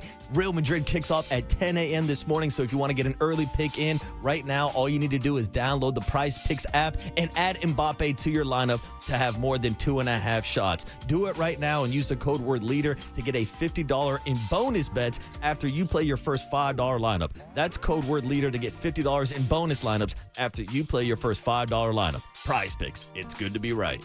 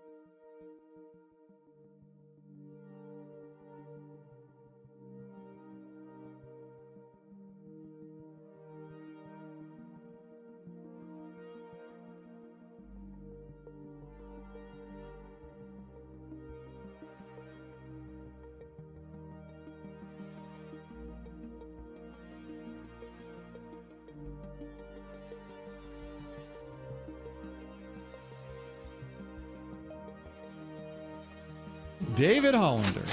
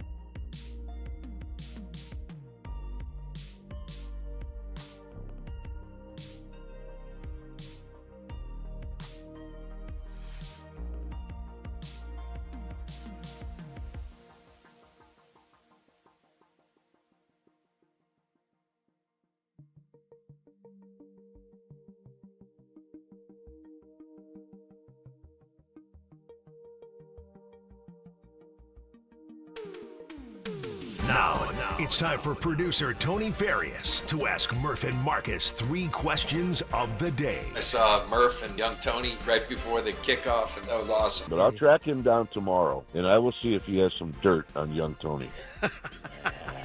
This is What Did Young Tony Ask Today? All right, let's jump into it because I'm angry we're late. My New Year's resolution is going to be no more of this. This is about the last couple of weeks we've taken our eye off the ball. I need to get in. The Murph and Marcus Show is sponsored by Bigelow Tea. Grab a mug and tea proudly. Way too late, Tony. Jump in. What you got? Let's go. We got 4 questions today. After I read the question, you're each going to have 60 seconds to respond. Minuteman Marcus reporting for duty, Tony. Oh, like the Ken Burns American Revolution documentary. Yeah. There you go, buddy. Hell All yeah. right. 20 minutes and a ham sandwich. Can I get an amen? Amen. If your time runs out, you're going to hear this bell. That's your cue to stop talking. Text line, YouTube chat. Everybody can join the conversation. Your cue to stop talking. Yeah. Go ahead. All right, number 1 on the list. Niners finally made it to their bye week. It was almost like a joke. We didn't even know if it was a real thing. We heard a lot of players and coaches and GMs even talk about how they've never had this late of a bye into the season. So let's get your thoughts. Is the Week 14 bye a good thing or a bad thing for the Niners this year? Nah, I freaking hate it. It's way too late. I mean, I love it because it's finally here. And first of all, let's just talk about the bye week in general. I've hated the bye week since it was invented. I understand it's for their health and everything, but the only reason it's for their health is because they keep extending the freaking regular season. So I'm going to go on an old man rant here and say, I want to live in a world without bye weeks, all right? Just let's play 14, 16 games, whatever, do our thing. But anyway, I get it now. 18 weeks, 1 bye week, all that stuff. Pretty much they got to figure out a way to get everybody their bye week in like October and November, because doing this in December, I understand the rest is good, the rehab is good, Brock with Millie teaching her how to Dougie, that's all good and all that. But, man, it feels like it's just I need Niner football in December. There's going to be a December Sunday and no Niner football, so I hate the late bye week. My solution, banish the bye week. Yeah, theoretically, you would think the 49ers got to this point of the season with a 9-4 record. Now they're going to get a bye. They can sit back, and regardless of what happens this weekend, they're going to move up in the playoff standings. So with that thought process, you say, yeah, this is a good thing. This is a chance for the 49ers to get healthy. The problem is everybody got injured in the first 11, 12, 13 weeks of the season. So, yeah, it's great to get reinforcements like Tatum Bethune or even an Eddie Pinheiro back after the bye week. But at this point of the season, it feels like it's just kind of thrown in there as like an additional package. Like you just bought a new streaming service. Like, oh, by the way, here's a Week 14 bye down the road. Like it doesn't seem like it's lining up to me. And then let's get into this discussion that we just had off air about how there are some fantasy football playoffs starting this week. My brother's playing in a league. And the Murphy Family League starts this week. Rory Murphy has Christian McCaffrey round 1 of the playoffs. He doesn't get to play him because the 49ers have a Week 14 bye. This is real talk This now. is ridiculous. Yeah. Fantasy football ramifications. Yeah, Real talk. So good for the Niners, bad for Rory Murphy. So are they each 2-week matchups then? Yes. Damn. Yeah. I don't like that. I don't like it at all. I don't like it either. Yeah. Is that your second question? No. I was just fascinated by that. All right, number 2 on the list. Baseball winter meetings start on Sunday. Free agency is well underway. We've heard the Giants checked in on Schwarber, but you guys don't think Buster would actually sign him. So big picture here. When you think about the Giants offseason, who's on your wish list? Oh, me first. Now, do we even get into the EMI discussions? There are reports that the Giants are not going to be big fish hunting, or I guess big game hunting would be the correct phrase there. When it comes to EMI this offseason, he would still be at the top of my list. When it comes to pitchers, a couple other pitchers that I think might be cheaper on my list. Zach Gallen, still only 30 years old. He's a free agent. He's someone that I think could have a bounce back year if you get him to the rotation. A real sneaky kind of underdog pick that I'll throw out here. Dustin May, the Flying Tomato, former Dodger. I've always loved his stuff. Still only 28 years old. That's a guy that I try to buy low on and repurpose into something. So those are a couple of my options when it comes to pitchers. But the number one guy I want in free agency is Luis Arraez. Come on down. Still only 29 years old, one of the best contact hitters in the league. Will give you a 300 batting average damn near every single year. I think you put him at second base. I think that helps fill out a lineup that strikes out a lot, get a contact hitter right in the middle of it. Give me Luis Arraez at second base. That's my number one priority for the Giants at the winter meetings. Pretty good wish list. It's funny that the Padres fans turned on Arraez. There was assault towards him. I will have to dig deeper into that. I never knew why, but they didn't like him. There were things about Arraez's game that annoyed Padres fans. I guess they say, as they say, young Tony, familiarity breeds contempt. Do you know that one, buddy? No. Familiarity breeds a fancy one. It means the more you hang around somebody or something, the more you don't like it. Right? Kind of like you guys with me. Yeah, I understand. There you go. Anyway. Kind of like Murph with Copes. You know what? Oh, hey. You know what? I don't think I like Copes. That was just an excuse to play the drop. We all love there Copes. We go. It was just an excuse to play the drop. This is a long way of me buying time in my 60 seconds because I actually do not have a specific wish list other than I'm sitting back and waiting for Buster to do something creative and bold. Like it can be any number of players. We can talk about any number of players, but I'm looking for, is it trading Elliot Ramos? I'm open to it. Is it trading Jung-Hoo Lee? I mean, they probably won't, but I'm open to it. You know, I'm open to big ideas. Is it trading Bryce Eldridge? I'm not even saying that. I'm just saying I'm open to ideas. So my wish list is for Buster to do his thing. I don't have a specific person I need. I just want him to continue to cook the way he's cooking, not sit idly by. Would I love Imai? Sure. But let's be realistic. So let Buster cook. Let Buster cook. I like that. All right, so business out of the way. Let's have a little fun. Happy holidays, everybody. Maria Lopez was in studio yesterday. Emlo. Shout out Emlo. Hopefully she's listening. We talked about Thanksgiving, pleasantries, all that good stuff. She told me she likes Thanksgiving more than Christmas. Yeah. Kind of a hot take. So where do you guys stand? What's the better holiday, Thanksgiving or Christmas? You know, it's funny. I'm going to go to my trusted source, maybe the most trusted source here at the Leader. The artist formerly known as Lice Boy, Jacob Violante, the Vigilante. So I'm in the car rarely. So I'm in a situation now where I'm picking up after practices on weeknights, and I'm getting more weeknight KNBR because usually I'm in my jammies, drinking warm milk, and going to bed. But I got some C-Ram and Vigilante Lice Boy banter, and this very topic was broached. Wow. And Lice Boy came out and said, "I prefer Thanksgiving," and I was in my car saying, "That's a take I can ride with." I do. And this is, again, now comparison is the thief of joy because by comparing things, you have to denigrate one. Oh, do I love a Christmas Eve? Do I love Bing Crosby? Do I love a crackling fire? Of course we love all that stuff. But Thanksgiving, if you put a gun to my head and only get one, I'm taking Tea-giving for the food, for the family. You don't got to go Christmas shopping. Yeah. As much as we love to give gifts because it means, let's be honest, it's a pain in the ass, right? So no gifts. Don't have to prove your worth by spending money on someone else. And let's have gravy. Thanksgiving wins. Damn, see, that is a hot take, Murph. And I agree with you on the food aspect. And to me, it was always food and football on Thanksgiving. Well, guess what? Now we have football on Thanksgiving. So you got a little NBA action and you've got the NFL. So you've got your on sports Christmas, covered on Christmas, I should clarify. And I'm with you. Usually I get stressed out about the gifts and having to go shopping and all that stuff. But once you're done shopping, it's all gravy from there. Gravy. And there's something about the atmosphere of December, of Christmas, going out and seeing the Christmas lights, seeing the big tree in front of Chase Center, or going down to Christmas in the Park down in San Jose. Like, to me, it's more of a festive month, and it really gives you those winter vibes. So I'm going Christmas over Thanksgiving, despite my love of the turkey, because I cook up a pretty good damn prime rib on Christmas Day as well. I'm going to go ahead and say both those answers are right. Yeah. Solid. Right. Yeah, I don't think there's a wrong answer there. Lice Boy's pretty good point was the Thanksgiving, how anticipation is always the best part of a vacation, right? Like, it's actually better to anticipate your vacation than to go on vacation. And Lice Boy's point was Thanksgiving starts it all. Like, it's the start. Like, hey, man, a couple days. Anyway. Yeah. I agreed. I Good hear point. you. Weeknight KNBR, by the way. We can't be late in for your Kai. car. Last one right here. So Brock Purdy hit the Dougie after running to the end zone. What's your go-to dance move at a party? Well, I told it for you guys. It's either the oak tree or the sprinkler. That's it.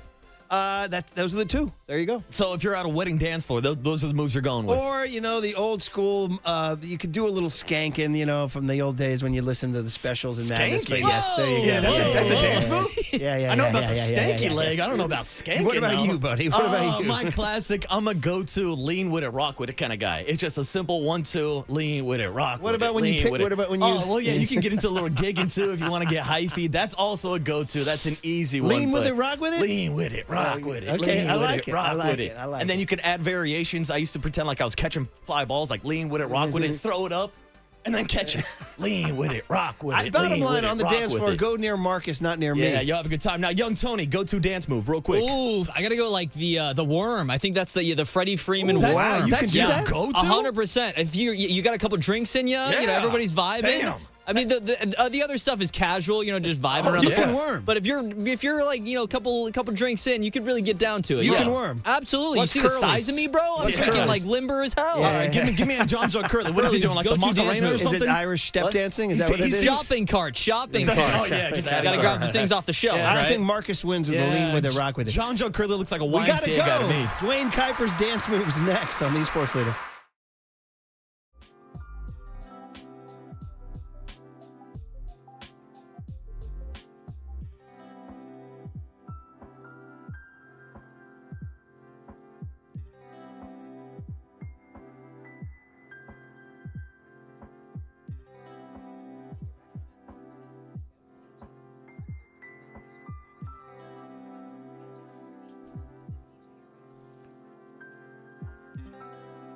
Amici's East Coast Pizzeria. Amici's catering a holiday party. We talked about these dance moves. You want to see Tony do the worm?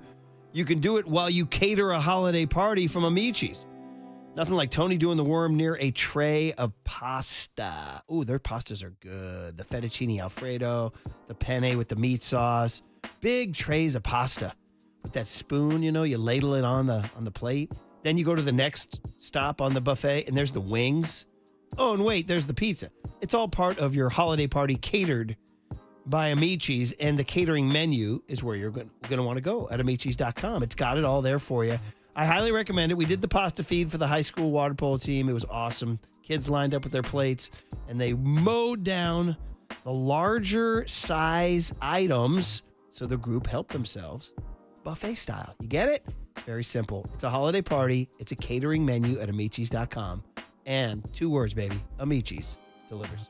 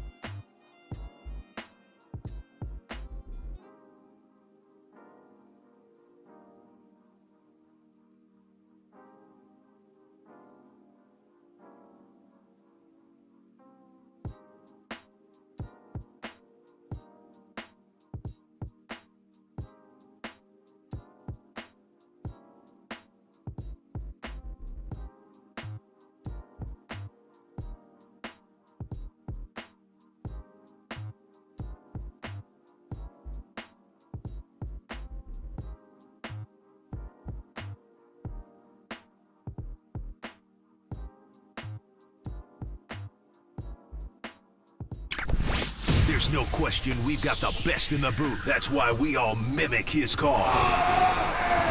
Time for Murph and Marcus to catch up with Kype on KNBR 104.5 FM and 680 AM. All right, a little post-Thanksgiving, pre-winter meetings, Kype. We love it. The Murph and Marcus Show is sponsored by Bigelow Tea. Grab a mug and tea proudly. Don't forget, later on, Steve Young at 9:15. Don't go anywhere. But Dwayne Kyper right now. Kype, we missed you last week. Hope you had a great Thanksgiving with all those grandchildren of yours. Good morning. How are you? Morning, Kype. Well, I mean, it's not like I have a boatload, but 3 in 6 years kind of makes it seems like there's a lot more. But it was great. You know, it was 15 people, the perfect size. I had the brothers there. And you know, the only thing that amazes me is the amount of preparation and then the time it takes to eat. Yeah, right. It just doesn't seem fair. Yeah. You watch these people work so hard, and then, in 20 minutes, you're like, well, all right, now what? It's true. But anyway, let me go back to what you just said. He's my favorite guest on the radio. Steve Young. Steve Young. Not Dwayne Kyper. No, Steve Young. He is. I even like him better than Mike, to be honest. Oh, okay. That's a hot take. That's a hot take. But that's because I know what Mike's going to say. I don't know what Steve Young's going to say, and whatever he says, he just entertains me. No. I really think he's a special guy on the radio. I agree with you, and considering what a player he was too. Like a lot of guys who are great media guys weren't like one of the greatest at their position ever. Like he's right. And you know what else was? And I mean, look, this is not something that it's like great breaking news, but maybe the most entertaining guest ever on KNBR was John Madden. Oh man! Especially in the days where John was with Frank Dill. Yeah. I mean, those mornings and that 15 minutes were just spectacular. They really were. Kype, that's how people feel about you, buddy. No, that's not true. But anyway, I appreciate it. Okay. I am sitting outside, though, freezing. Oh, it is a little chilly. It is. Hey, a little Christmassy. Beats Wisconsin, Hey, though. Is this the slowest time of the year for baseball? Well, winter meetings this Sunday, guys. January, maybe. I don't know. Because, winter meetings coming up. I'm not talking about next week. I'm talking about, like, today? Right after Thanksgiving. There's that.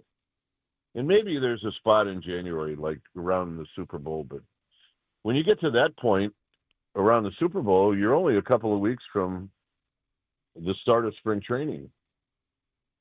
But I do anticipate the winter meetings. You just never know what's going to happen. Nothing may happen, but the anticipation of something happening is always really entertaining, I think, for everybody. Well, in one of the things we can talk about is the upcoming Hall of Fame vote. Now, we do know the Ford Frick, I think they already have voted, but they don't announce it till next Wednesday, right? And I know you either like or don't like talking about this. Well, I mean, there really isn't anything I can say where it would be a great honor. But again, one way or the other, and I've said this before, it's not going to change my life. But I've always felt that award, in my case, the guy that I sit next to all those years, should be a part of it, and that's Mike, of course. But the Hall of Fame just doesn't see it that way, which is fine. I mean, they make the rules, so we'll see what happens. But I enjoy that week, whether I've been nominated for the Ford Frick or not. But it'll be fun.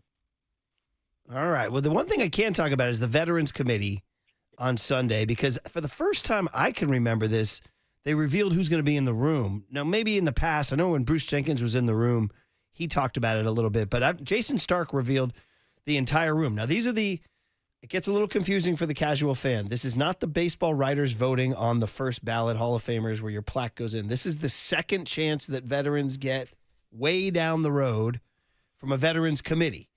And now they are kind of being more public about these, and this is called the Contemporary Era. This involves Barry Bonds, Roger Clemens, Don Mattingly, Dale Murphy, Jeff Kent, Gary Sheffield, Carlos Delgado, Fernando Valenzuela, all great names, none of whom got in through the writers.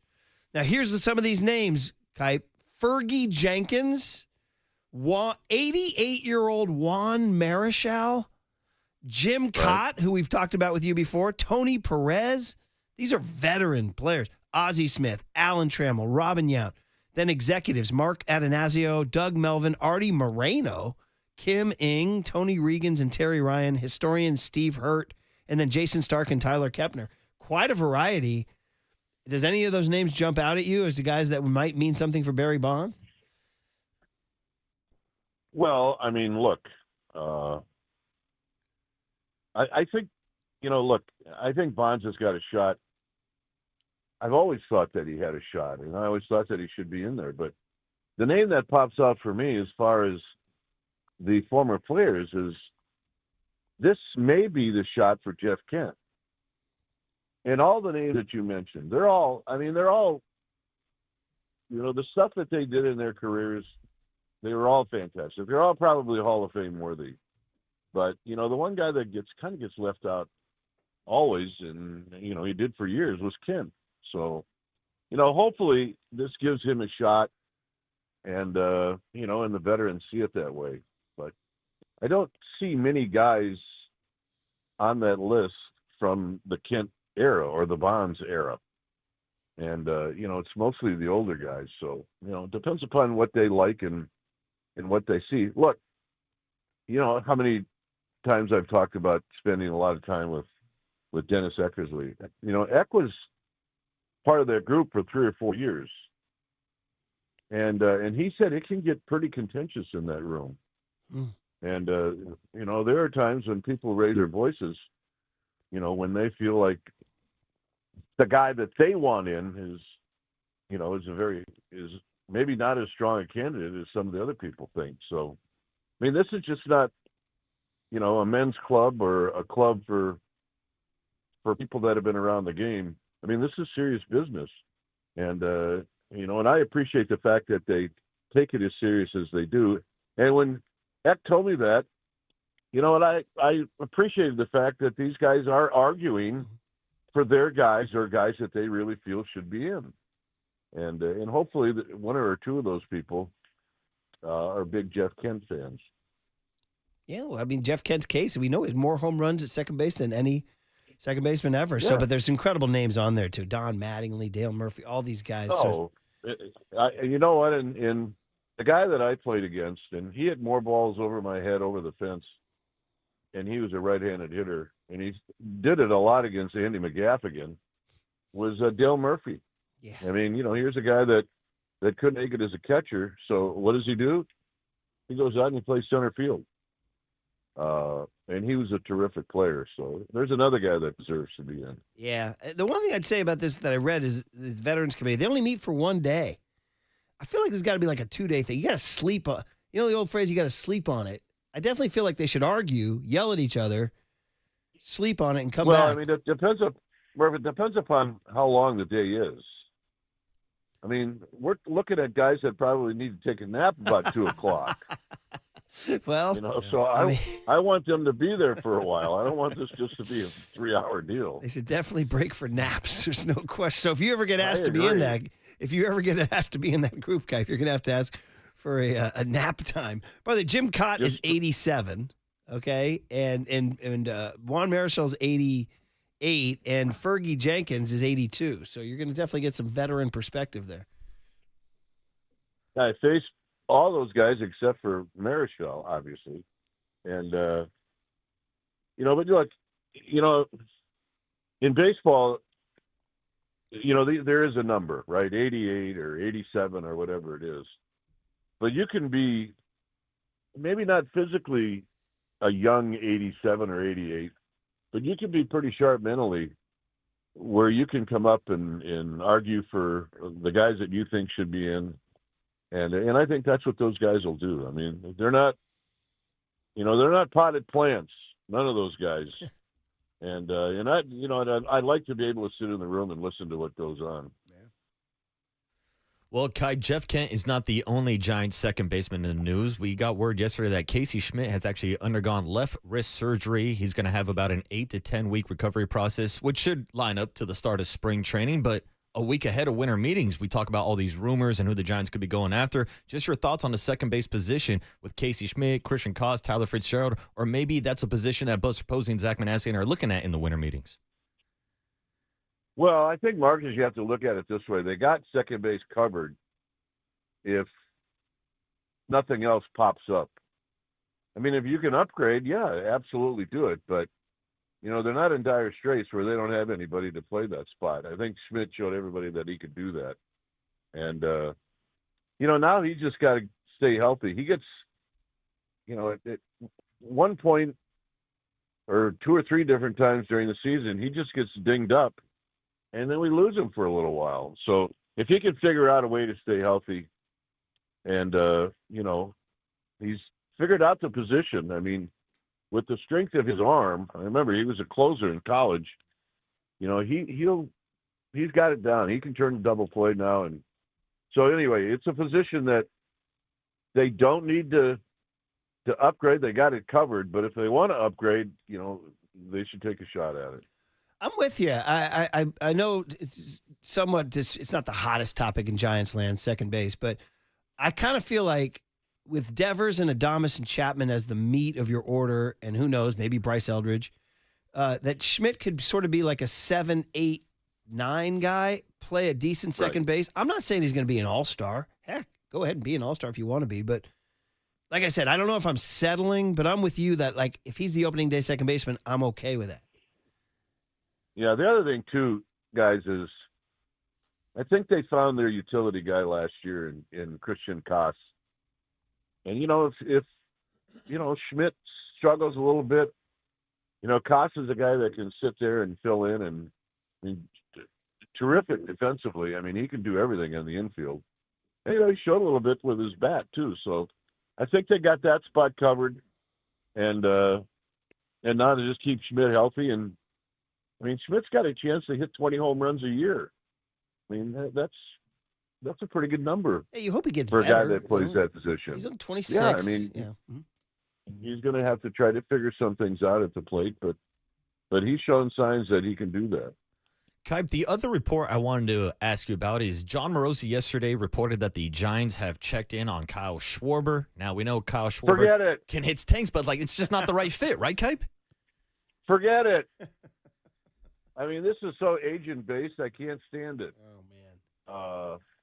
Yeah, we all want him. Yeah. But I think we also have to be realistic to think that that's not going to happen. And you know what? That would be strengthening your strength. And what they need to do is strengthen their weaknesses. And I'm sure that's probably what they're going to try to tackle, maybe even next week. Yeah, I agree. You're saying like another left-handed slugger to add to Devers and Eldridge. Doesn't play in the field. He just. Unless you're going to all of a sudden make him, a Gold Glove right fielder, which is probably not going to happen. So this time of year, you can tell which agents are planting what, huh? Well, I mean, I think the greatest plant this offseason so far has been the agent for the young Japanese pitcher who said that, no, I don't want to play for the Dodgers. I want to beat the Dodgers. Genius. Yeah. Absolute genius. Yeah. And, so that covers like every team that wants to beat the Dodgers. So now that opens it up for all of them, right? And it's just just a smart move by the agent. Scott Boras doing Scott Boras things, huh? He stays awake at night doodling these things, and you know what? You don't ever hear too many of his clients complain. No, there's a reason why he's driving a Cadillac, Yeah, and so am I. Well, there's a reason why you're driving a Cadillac there, buddy. Well, I don't know, whatever the latest car ad is, for mine's sure. Mine's got miles on. Oh, man, like I'm Fergie sure Jenkins and on Juan Marichal and Jim Cott. Yeah, they have miles, too. Exactly. Oh, man, oh, man. Well, all right. Well, listen, I know you said it's not going to change your life one way or another, and I know it won't change how we feel about you one way or another either, and I agree it should be. I think there should be a way to put both of you guys in. But anyway, we're wishing you luck that next Wednesday when we talk to you, something good will happen. But like you said, either way, doesn't change the essence of your career and what you and Mike have accomplished. No, and we're going to try to accomplish a lot more, in the next coming year. And, health-wise, if we still got it going, we're going to go for as long as we can. I mean, John Shea did a nice story on us in the Standard, and I appreciate John doing that. But everything we said in there is true. I can't wait, man. It's a good time for you guys to sort of sit back and ponder the Hot Stove League, and we'll figure out what's going to happen at the winter meetings. We'll see what happens on Sunday in that veterans room, too. Maybe the voices will be raised, yelling at each other. Well, the other thing, too, is when we do the show on Wednesday, we may have a couple additions. Who knows? Yeah. A couple signings. Yeah. Who knows, Murph and Marcus? Come on. Hey, we missed you at the Giants Community Fund holiday party. Yep. You know, those are always a lot of fun. Yeah, it was good. Yeah. It's just great to see the whole group not have to sit through a meeting and although, did you have a meeting before? Oh, yeah, 2 hours. Yeah, well. Remember the line? That was the only thing about the meeting. But afterward was a lot of fun, just seeing everybody loosen up. Steve Maiocco used to say that Lee Corso taught him, work expands to time allotted. So, like, we could do that meeting in an hour, you know? Yes. And when I used to sit next to you, we used to try to move it along a little bit. Yeah. You know, some people that get up there and speak, you know, they think this is their time. No. Well, it is, but just shorten it a little bit. It's time to keep it moving is your time. Whereas with you, we wanted to the whole point is the fund is fantastic. It's been great over the years, and you and I certainly appreciate it, having served on the board. Wow, the great Sue Peterson. I got 3 more. They informed me I'm through 2028 now. I'm like, do I have that? Do I have that kind of gas in my tank? But I guess I am. Yes. Yes. You'll do just fine. Yes. I can't you miss got it figured out. I got to go to the holiday parties in 26, 27, and 28. All right. You got to be there. All right, Kype. Enjoy the weekend. All enjoy whatever news we got, and we'll do it next week. Yeah, thanks, Kype. You bet. The great Dwayne Kyper. Yep. Listen, the Ford Frick thing, I don't know what to say. Obviously, he and Mike deserve it. Yeah, it's overdue. Yeah, but it's like there's all these people on the ballot. Yeah. And I don't know. But yeah. But it's great if he gets it, but it would be sad to miss Mike. You know? Yeah. They got it. I mean, they can't just do Kruk and Kype? What's this like freaking, like, you know, the I don't know, the rules handed down from the heavens? Yeah, we I can't don't do Kruk and Kype? I don't know. Murph. Anyway, Yeah. all right. Just want to get that off my chest. Okay, it's a good Wednesday. The sun's coming up. It's blazing in my face. I forgot to bring my shades. I was going to bring those for a sight gag today on YouTube, Twitch, and Twitter, but I forgot them. So we'll go sun in the eyes. What we got? We got Matt Maiocco at 8:15. We got Ron Rivera at 8:50. Is Cal hiring a coach like today? Is it Tosh Lupoi? And then Steve Young, who Dwayne Kyper says is his favorite guest, even ahead of Kruko. The youngster. At 9:15. Yeah, he knows what Kruk is going to say. All right, the big hit is revisiting last night's basketball game. What did we take from the Warriors' beatdown? Wait, they didn't get beat down. They were leading in the fourth quarter. We'll get into that next on The Sports Leader. Now, from the O'Donnell Financial Group Sports Desk. Learn more at odfigroup.com. O'Donnell Financial Group, because planning is a process, not a product. Good morning, everybody. We just got a special message. Just got into the newsroom from the GOAT. Hey, faithful, Jerry Rice here. Tune into KNBR's Holiday Sports Auction and bid on unforgettable 49ers experiences and exclusive memorabilia. Don't listen to me. Just listen to the GOAT. You can visit 49ers.com/give. The auction is open now. It closes at 7 p.m. We just got a new one on there as well. The big game. You can score the ultimate football experience this holiday season with 2 tickets to the big game at Levi Stadium on February 8th of next year. There's a lot of good stuff on there. Top Golf with Kittle and the tight ends. There's a Pebble Beach Pro-Am. There's a lot of good stuff on there. Just go to 49ers.com/give to check it all out. Our goal is to raise $190,000, and we need your help to accomplish this goal. All proceeds raised benefit the 49ers Foundation and its mission to educate and empower Bay Area youth and beyond. Visit 49ers.com/give to bid on packages today. And like I said, it closes at 7 p.m. today. So visit 49ers.com/give.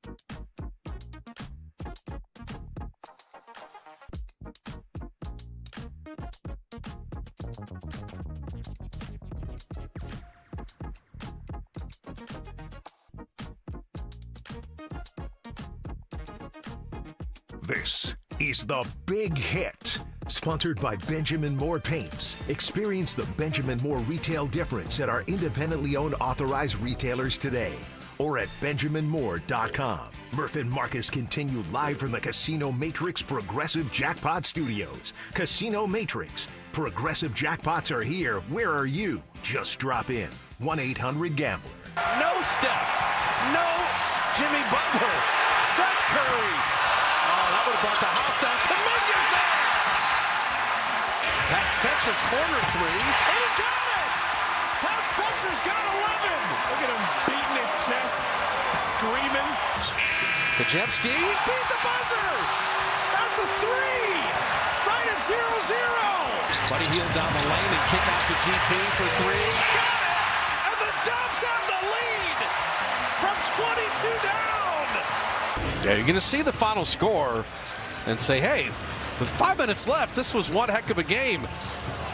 Wanted that to go in for Pat's new career high, but that will be the final score, 124 to 112. OKC an 18-5 run after the Warriors and not only scared them and given them all they wanted, but all hail the Thunder at 21-1. Hey, Fitz said it all there. Good rejoin, kind of encapsulated the entire thing. By the way, did Chase Center have a little Oracle vibe last night? It was so unexpected that the Warriors made this run from 20, what were they down, 20, 22, whatever it was, and took the frickin' lead. You could hear the crowd so delighted, so spontaneously excited that it's as loud as I've heard Chase in a while. So that was fun. Yeah, you heard it from an OKC perspective. Yeah, ho-hum, we had to put him away at the end. But man, oh man, Pat Spencer, Seth Curry. Let me say that again, folks. I did not misspeak. Seth, not Steph, Curry makes his debut. Has some fun, and some fans got entertained, but the Warriors lose, fall to 11-11, back into the play-in bracket. But that's our big hit, is talking about what happened last night at Chase Center, because there were some interesting things, Marcus. Well, Murph, I was going to say, Chase Center started to feel that vibe in the third quarter when we got another classic Curry flurry. Oh, wait, it wasn't a classic Steph Curry performance. It was Seth Curry shooting the lights out in the third quarter. It was fun to see him, man, and the guy, he can score. He's small, but he can score, right? He fits in well here in the Bay Area. I know, and it was fun. It was Pat Spencer. I mean, Spencer, I don't want to say, you know how we feel about Pat Spencer. You know, listen, the guy's an NBA player. He's a good player. But, you know, when you see Pat Spencer, you're generally like, well, the Warriors aren't really revving at full strength, right? He's a back-of-the-bench guy. Dude, he was on fire last night. I don't know if OKC was kind of really ready for what Pat Spencer was bringing last night. He was slicing, he was dicing, he was dishing. He did not turn the ball over. He had 6 assists. He had 17 points. Now, I'm not saying the guy should be a regular part of the rotation. But I'm saying, nice little feather in his cap last night. Now, again, end result, they lose. They're 11-11. But Seth Curry joined the party. DeAnthony Melton may join the party soon. That's the good news. Bad news, Steve Curry says after the game, the other Curry, you might have heard of him, Stephen, will not go on the trip that they're going on. They're going to Philadelphia Thursday, and he will not be there. Also, Jimmy Butler missed the second half with a sort of a left knee glute thing that happened when he fell Saturday night against New Orleans. So I was entertained. The only thing I would say, my hottest take, Marcus, is no more 8:13 tips. Oh, bro. Dude. Once again, the NBA, they tell you it starts at 8:13. When is the NBA going to kick off or tip off or throw the first pitch on time? Never. It's the only sport that does this. Yeah, it's never going to happen. We know the Niners are going to kick off at 1:05. We know the Giants are going to throw their first pitch at 6:45. Warriors, 8 o'clock start? Yeah, ish. Yeah, Just out there stretching, getting a couple shots. 8:13. Oklahoma City, it's 10:13. Dude, that's what I was thinking about last night. Like, imagine being an OKC fan and having to stay up till 10:13 for tip-off last night. Well, like imagine the guys who do morning show radio out in Oklahoma City. There's no chance in hell they stayed awake for that game. I've thought about this forever, for 20-plus years doing this gig, how East Coast markets do this. They obviously have a system. They ain't watching the game. They can't watch the game. They don't watch West Coast games. Even Monday Night Football, Marcus, doesn't kick off till 8:15 their time. Okay? So, that's the same time as we tipped off last night. We're crying and moaning and bitching and whining. That's every Monday Night Football game on the East Coast every freaking week. So, I don't know if they have systems where they wake up in the morning and watch, the YouTube condensed highlights or stay up and just go on 4 hours sleep or whatever. But it's we have it good on the West Coast is the bottom line. So it was fun last night. A couple of things. Seth Curry. Let's talk about it. 14 points in 18 minutes. Looked like he can help this offense for sure. You talked yesterday about the difference when Steph is on the floor and Steph isn't on the floor. It's dramatic. They fall off. The stat I gave you yesterday is that the Warriors have an offensive rating of 118.2 with Steph Curry on the court. That's the 6th best offensive rating in the entire league. Without him on the court, they have the 30th ranked offense with a 105.2 rating. Don't tell that to Seth Curry. 14 points in 18 minutes, helped him off the bench, and Steve Kerr said, well, yeah, duh, there's the last name here. He comes from the greatest shooting family in the history of basketball. So, he's a pro. The guy's been around for a long time, and he's helped win a lot of games for a lot of teams, and he kept himself ready, and he just knows how to play. He's in the right place at the right time. He doesn't turn it over. He's a good passer, and he fights defensively. It's great to have him. Yeah, I'm excited. Fun to have him. Again, no size, but good scoring and good scoring option off the bench. Maybe a little redundant to Buddy Hield, maybe a slightly different player, maybe a little bigger, maybe a little better defender. But, hey, man, you need balls to go in the basket, and Seth Curry can do that. Here's him talking about, having this sort of weird thing where he sat out, October and November and came in December, but back out there now in December. Cut F, Tony, from Seth Curry. Felt normal, felt natural. I was a little nervous. I didn't know how it would feel when I got out there. Just like you said, I ain't probably been 7-8 months since I played a game. But like I said, once I got up and down a couple of times, it was basketball, and nothing new. Team, we found a way to play offensively that would help everybody out, and especially without Jimmy out there, we figured some stuff out to get some good offense, some good shots, and we just couldn't close it out tonight. Yeah, because, from OKC's perspective, they were like, yeah, that was cute, pat you on the head and go away. Think about it as the Warriors used to be. If a team gave the Warriors a good game back in the KD era, oh, man, yeah, big deal, great. You led in the fourth quarter, Warriors won by 12. Yeah, guess what? Yeah, they turned it on at the 5-minute mark. Once Pat Spencer got pulled out of the game and Pods came back in, OKC went on a 15-3 run. J-Dub hit a couple big shots, and the game was essentially over. Kerr blew up by not playing Spencer more? 808 KNBR. Should have Pat Spencer stayed in the game down the stretch over Brandon Pajemski. I'm saying last night, probably should have kept Pat Spencer in there. Listen, the guy played well last. In fact, here's Kerr on Spencer, cut C, Tony. Let's give Pat Spencer, the lacrosse player, his due. Pat's pick and roll game was incredible tonight, and second half we played faster. We were able to spread the floor and just get into a lot of high ball screens, and Pat was getting downhill, getting into the paint, and when he wasn't making his mid-range shot. He was moving the ball along, and once you get a paint touch like that, the defense has to react. And as I said, I thought BP did the same thing. Both guys really played great games and created a lot for others. And obviously, we played faster in the second half, spread the floor more, and got a good rhythm going. Just couldn't close the game. Yeah, I mean, they were down 19 at half.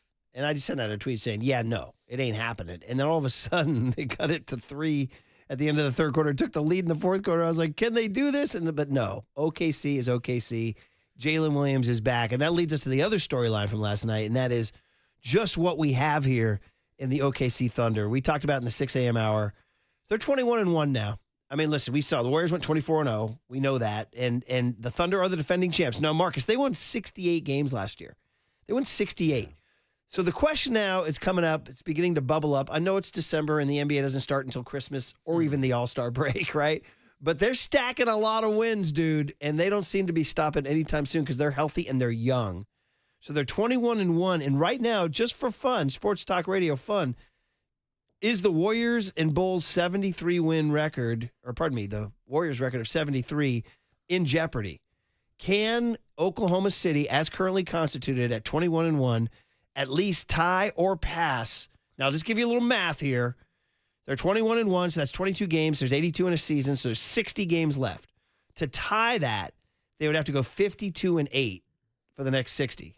All right, yeah. And to beat it, they'd have to go 53-7 for the next 60. I tell you what, I'm saying it's doable. It seems like a team whose time has come. Like, everything they've done is right. Their bench, last night they didn't even play with Lou Dort, Isaiah Hartenstein, or Alex Caruso.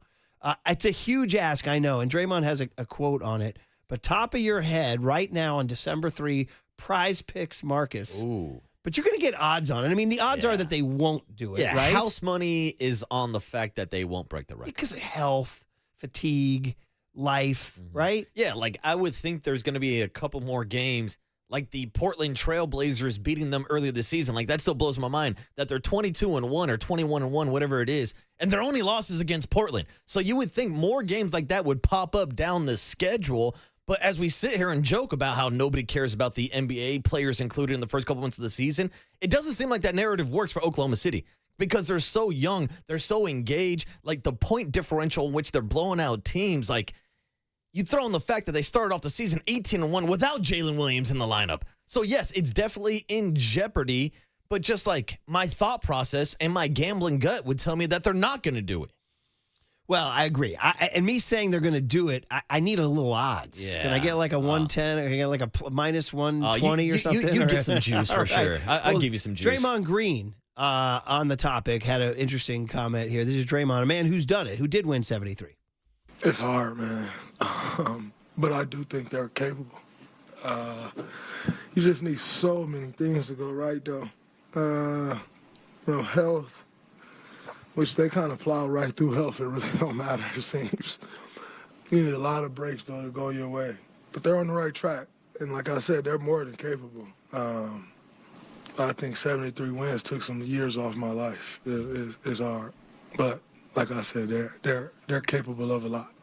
Okay, it's an interesting comment. You realize how exhausting that was. Oh, by the way, spoiler alert, they did not win the NBA championship that year. We did not have to get into those results. They did have a 3-1 lead. Yeah, it did end up with Kevin Durant joining the team. That's very true. But, yeah, I mean, interesting. Everything has to go your way. I'll make a ridiculous analogy to when you're coaching Little League All-Stars and you're trying to go as far as you can. And I had a team that made it all the way to NorCal's one year, and then I had a better team, a more talented team that didn't. And I was trying to figure out what happened other than coaching blunders by me. I was like, you know what? I started thinking about all the things that went right in that other year, and I was like, well, that happened, and that happened, and that happened. He's right. You got to get a bounce. You got to get a call. You got to get a bloop in baseball. And in basketball, certainly it's health is the number one thing. They got to stay healthy. And then they're going to just have to have everything go. Everybody's got to have good years. Everybody's got to be peaking at the right time. So it is difficult, but I'm telling you, man, I don't know what it is. I'm sort of blown away. Like I said, the thing that gets them, they won 68 last year. So they were only 5 short. Now 5 is 5, and that's what Draymond means. It's hard to get from 68 to 73. But I'm going to be keeping a close eye on it. Yeah, so Murph, I was doing a little research over here while you were yapping about this OKC potential to break this record. And even with the 20-1 start, according to AI, they would still only have a 4.2% chance of breaking the record and a 7.2% chance of tying the record. Where are you with all those things, though, now? I was driving in this morning, and they were talking about the Cowboys-Lions game tomorrow night. And they're like, well, if the Cowboys lose, they only have a 7% chance of making the playoffs. But if they win, they have a 36%. I'm like, yo, spare me the percentages. Yeah. Just how they're going to get to 73 or 74. I'm not a huge percentage guy, but I did find some odds according to Bet365.com. They're giving the OKC Thunder plus 450 odds to break the NBA record. I actually thought you would have got a little bit more juice on that. So I get $4.50 for every dollar I bet? That is correct. Put down 100, you win 450. I might have to do that. I might have to do This that. might pay out more than your $5 Super Bowl bet. Well, which is the most famous bet of all time in the Murphy household because the slip was torn up by an angry dad. Never got to cash that ticket. I think I'm going to maybe make up for that and bet on the Oklahoma City Thunder to win it to get to 74. So anyway, those are the two big storylines last night. Welcome Seth Curry to the proceedings. And oh, by the way, just stuff we're going to have to talk about as the weeks go on. The Warriors are just 11-11, bro. And they're just mired in that play-in bracket. We're going to have to talk about that. Kuminga. You know, there were some moments. There's also some turnovers. There's some body language. Gravity. Yeah, thank you very much. And by the way, shout out to me toughing it out with this sun right in my face for the entire segment. Staring straight into the sun. Glasses. Well, let's put them on right now. If you're on YouTube, Twitch, and Twitter here, how are these things looking here? Ooh. How do I look? That's a good look for you, Murph. How do I look? Murph in the shades. Solid, yeah. Bring it on. Yeah, but the problem is now you're staring at the sun now more than you're staring at me. I can catch fly balls now. Yeah, look at I you. got it, sir. Put me in, coach. By the way, speaking of coaching Little League, nothing like Little League kids, even older than Little League kids, buying their Pit Viper expensive things, putting them on top of their hats, and running out to left field while the sun's right in their eyes and the shades are right on top of the hat. Yeah, oh no, I can't catch the ball, coach. Because there's more drip when it's on your hat. Yeah, exactly. It's all about the drip, Murph. I may have to bring my shades going forward. All right. I feel good. These are not fancy. These are not the level of shades that we would expect from a Did you morning just find radio those host. in the studio? I don't know. Whose are these? Yeah, They that's a were good question. like lying around here. I don't know. Dave was wearing them this morning. Put them on, Mark. We got a couple. Yeah, I don't know. Whose glasses are these? Let's see what you got. Do I look like Derek Papa? I can't put them on with the headphones. Not bad on you, buddy. I can work them. The hair really makes it. Thank you. It's a pomade, Murph. All right, Matt, that's the end of the big hit. Warriors are 11-11. Oklahoma City's going to win 74, and Seth Curry is here to score points for you. Here's the deal. Matt Maiocco, Ron Rivera, Steve Young still to go. You wouldn't go anywhere. Marcus is wearing shades, and Matt Maiocco talking Niners next on the Sports Leader.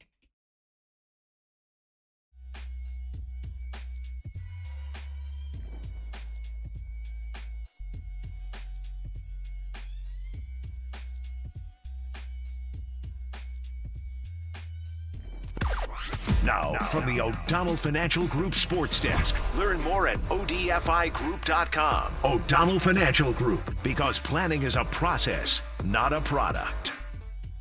Good morning, everybody. We just got a special message into the newsroom. Here you go. Hey, faithful, Jerry Rice here. Tune into KNBR's Holiday Sports Auction and bid on unforgettable 49ers experiences and exclusive memorabilia. Don't listen to me. Just listen to the GOAT. You can visit 49ers.com/give. They have the big game on there. You can score the ultimate football experience this holiday season with 2 tickets to the big game at Levi Stadium on February 8th. There's also another one on here, Swing Into the Season. You can enjoy a twosome in the 49ers Foundation Golden Getaway Celebrity Golf Tournament at beautiful Carmel Valley Ranch on May 1st of next year. Pretty cool gig. Also, the AT&T Pebble Beach Pro-Am. There's a lot of good stuff on there. The auction is open now. It closes today at 7 o'clock. Our goal is to raise $190,000, and we need your help to accomplish this goal. All the proceeds benefit the 49ers Foundation and its mission to educate and empower Bay Area youth and beyond. Visit 49ers.com/give to bid on packages today.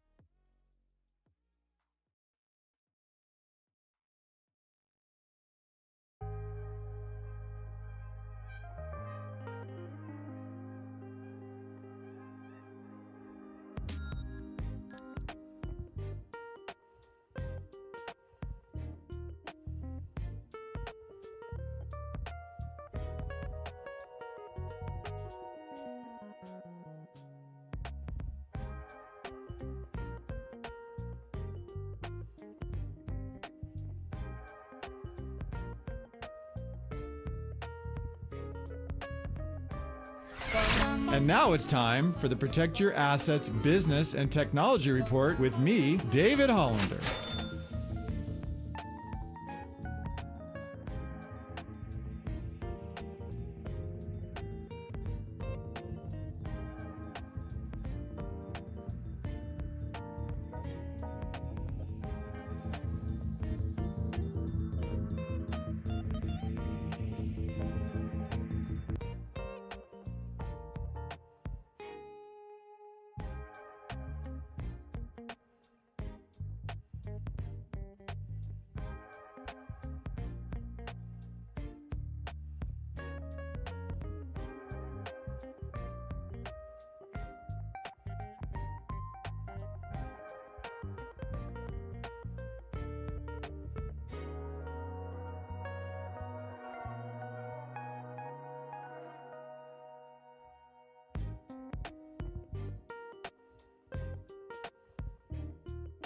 Now back to Murph and Marcus on The Sports Leader. Streaming live on thesportsleader.com and KNBR. The Sports Leader app. Murph and Marcus is sponsored by Bigelow Tea. Grab a mug and tea proudly. Hey, the sweet sounds of Motley Crue mean you're winning 2 tickets if you call John Curley right now and tell him you want those tickets. Caller 10 415-896-KNBR. 2 tickets to see Motley Crue, multiple umlauts. By the way, no rush. Thursday, September 24, 2026. Where will Tony Vitello's Giants be when Motley Crue, Tesla, and Extreme play Shoreline? LiveNation.com if you want to buy them the old-fashioned way. LiveNation.com. Or if you want to win them for free, call Curly. Caller number 10, 415-896-KNBR. September 24, 2026. Where will the Niners be? I don't know. Defending their Super Bowl championship? I don't know. Let's talk to Matt Maiocco about it. Our KNBR 49ers insider, NBC Sports Bay Area. We got to do Matty today because he's got a bye week and he's traveling to see his favorite team in the world, the St. Mary's Gales men's basketball team in North Carolina. Wow. At Davidson. How about that? You got a road Isn't trip, that Matty. dedication? Yeah. You got to That is a road trip. Tell everybody where you're going. Well, going to Davidson, going to the house that Steph Curry built. So yeah, it's in the bye week, it falls on this late in the season, basketball season. Looked at the schedule, and like, that'd be a fun place to go. And so haven't traveled at all this season in the studio for 49ers pre and post game show on NBC Sports Bay Area. So thought my wife and I and some friends heading to Asheville. Not Nashville, Asheville, for some breweries and music, and then watch Randy Bennett's Gales take on Davidson on Sunday. Sounds like a pretty good trip. Oh, really yeah. does. Yeah, it'll be a lot of fun. By the way, spoiler alert, St. Mary's Gales good again. Randy Bennett doing his thing. So you will probably see a quality performance by the Gales. I was going to ask if Sarah was going. She's a yes on this, huh? Oh, absolutely. I would have thought it was a chance for her to get you out and she give me some alone time. You go. I stay. Well, I don't know. So a little me goes a long way. So I don't know if alone time is all right. Well, listen. The plan of attack. Sounds like a great trip, and we wish you a wonderful brewery, live music, and St. Mary's trip to North Carolina. Now, about those Niners, Maddie, I joked about the Super Bowl, or am I joking? It's December now, and they are squarely in the mix. And I think my biggest takeaway is that it's gotten real now. Like all my worries about this team, like the defense stinks, too many injuries. Yeah, they're not that good. Here they are. Is this thing real?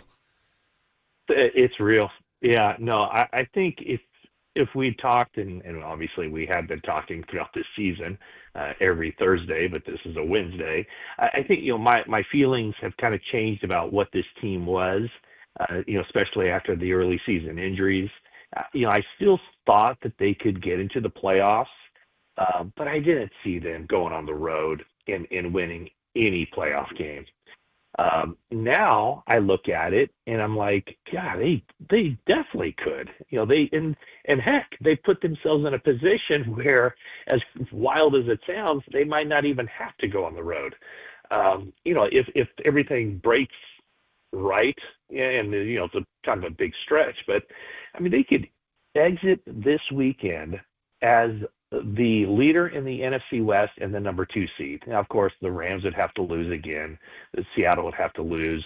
And then, they're guaranteed to move up at least one spot in the NFC playoff pecking order from 7 to 6. That's guaranteed because the Packers and the Bears play each other, and one of those teams will fall behind them.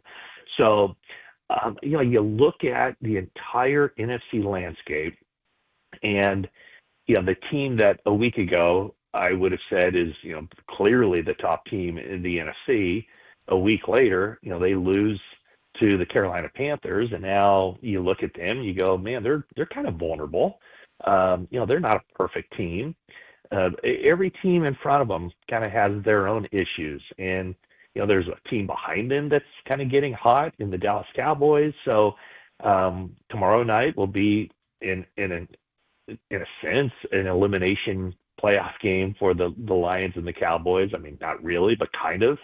So the way they're built, the way they've shown this resiliency, I mean, it's still a little bit of a long shot, but not nearly the uphill battle that I thought it was a month ago. Matt, we've talked a lot about this defense since the loss of Fred Warner and Nick Bosa and whether or not they can get the job done. Well, you look at the box score from the past 2 weeks, this defense has held back-to-back teams to single-digit points. Now, we've also gotten some pushback saying, oh, it's just the Carolina Panthers. Oh, it's just the Cleveland Browns. They let up 42 points a couple weeks ago to the LA Rams. So what you've seen recently from Robert Saleh, do you think he has his defense ready to compete against playoff-caliber offenses? Maybe not quite there yet. But, they go out and they get Eric Kendricks. And so I don't know how he factors into the mix. But, I think the 49ers kind of had to swallow their pride because, he spurned them a year ago in free agency saying that he was going to sign with them. And then he goes to Dallas instead. And then for Eric Kendricks, he kind of had to, he had to swallow his pride as well and say, hey, I'll accept a place on your practice squad. So it is kind of a work in progress. I think the issues with the team still, they just don't have the consistent pass rush. They've gotten some really good contributions from some midseason pickups, at a week before the trading deadline, getting Keon White, and he looks like a pretty good player. And now he's probably, I don't know if he's locked into a starting job, but he's a very capable player.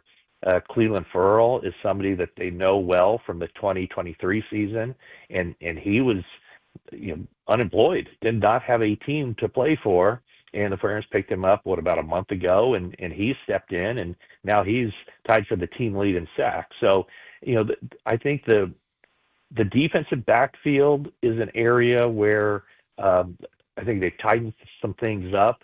I think their cornerback situation is pretty good with Renardo Green and Diamador Lenore, and Upton Stout is getting better and better as a nickelback, and it sounds like, or it looks like, they've settled on a couple of safeties who are playing well together, and Malik Mustafa and Jair Brown, and then you have Jason Pinnock coming in as a big nickel. So, there are certain aspects of that defense that's looking pretty good, and then it's a matter of, the linebackers playing consistently and getting healthy, getting Tatum Bethune back out there and seeing if there's a role for Eric Kendricks, and then that 8-9-man defensive line rotation, just kind of finding the right pieces to put in there. So there's some players to work with there.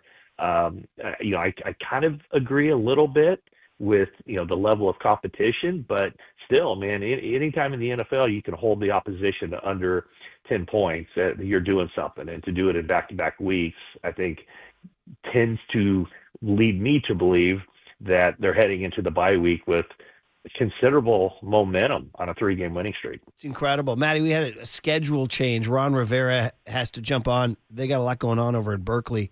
They could be hiring a new coach, which means we have like 90 seconds left. Sorry, because Ron Rivera had to change to 8:30. Just real quick on is there worry about Ricky Pearsall? Why isn't he producing?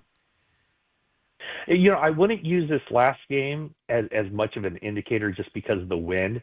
The thing that stands out to me was he played the most snaps of any wide receiver on the 49ers in that game against Cleveland. So that tells me that he's doing all the right things. So the production, the pass catching hasn't been there. The one completion, the one catch they had Sunday was probably the biggest one of the game when you consider it was a 3rd and 10 going into the wind right before the end of the first half. if he doesn't make that catch, followed, of course, by the completions to Jennings and then the big one to Kittle, they don't score any points. So I don't know that I would be too concerned. I think coming out of the bye week, we'll see. But clearly he's doing the things they want him to do in order for him to get all that playing time that he's getting. Matt, I got to squeeze one in before the buzzer, 30 seconds or less. After hearing John Lynch's comments on Brennan Aiyuk yesterday, how do you think this all plays out?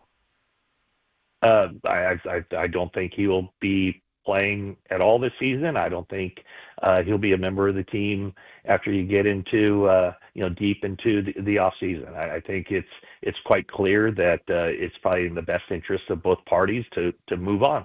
That's how I think it plays out. Nice and tight, Maddie. Off you go. Asheville Breweries, Randy Bennett Hoops. Travel safe. Have fun. We'll talk next week. Yeah, thanks, Matt. All right, gentlemen. Thanks so much. Yeah, Matt Maiocco, good trip. Sponsored by Golden State. When you succeed, we succeed. Visit us today at goldenstatelumber.com. He's also sponsored by Dignity Health, the official healthcare partner of the San Francisco 49ers and Levi's Stadium. All right, Ron Rivera had to change his schedule, which means that things are moving over there. They might be hiring a coach, so let's jump on it next on The Sports Leader.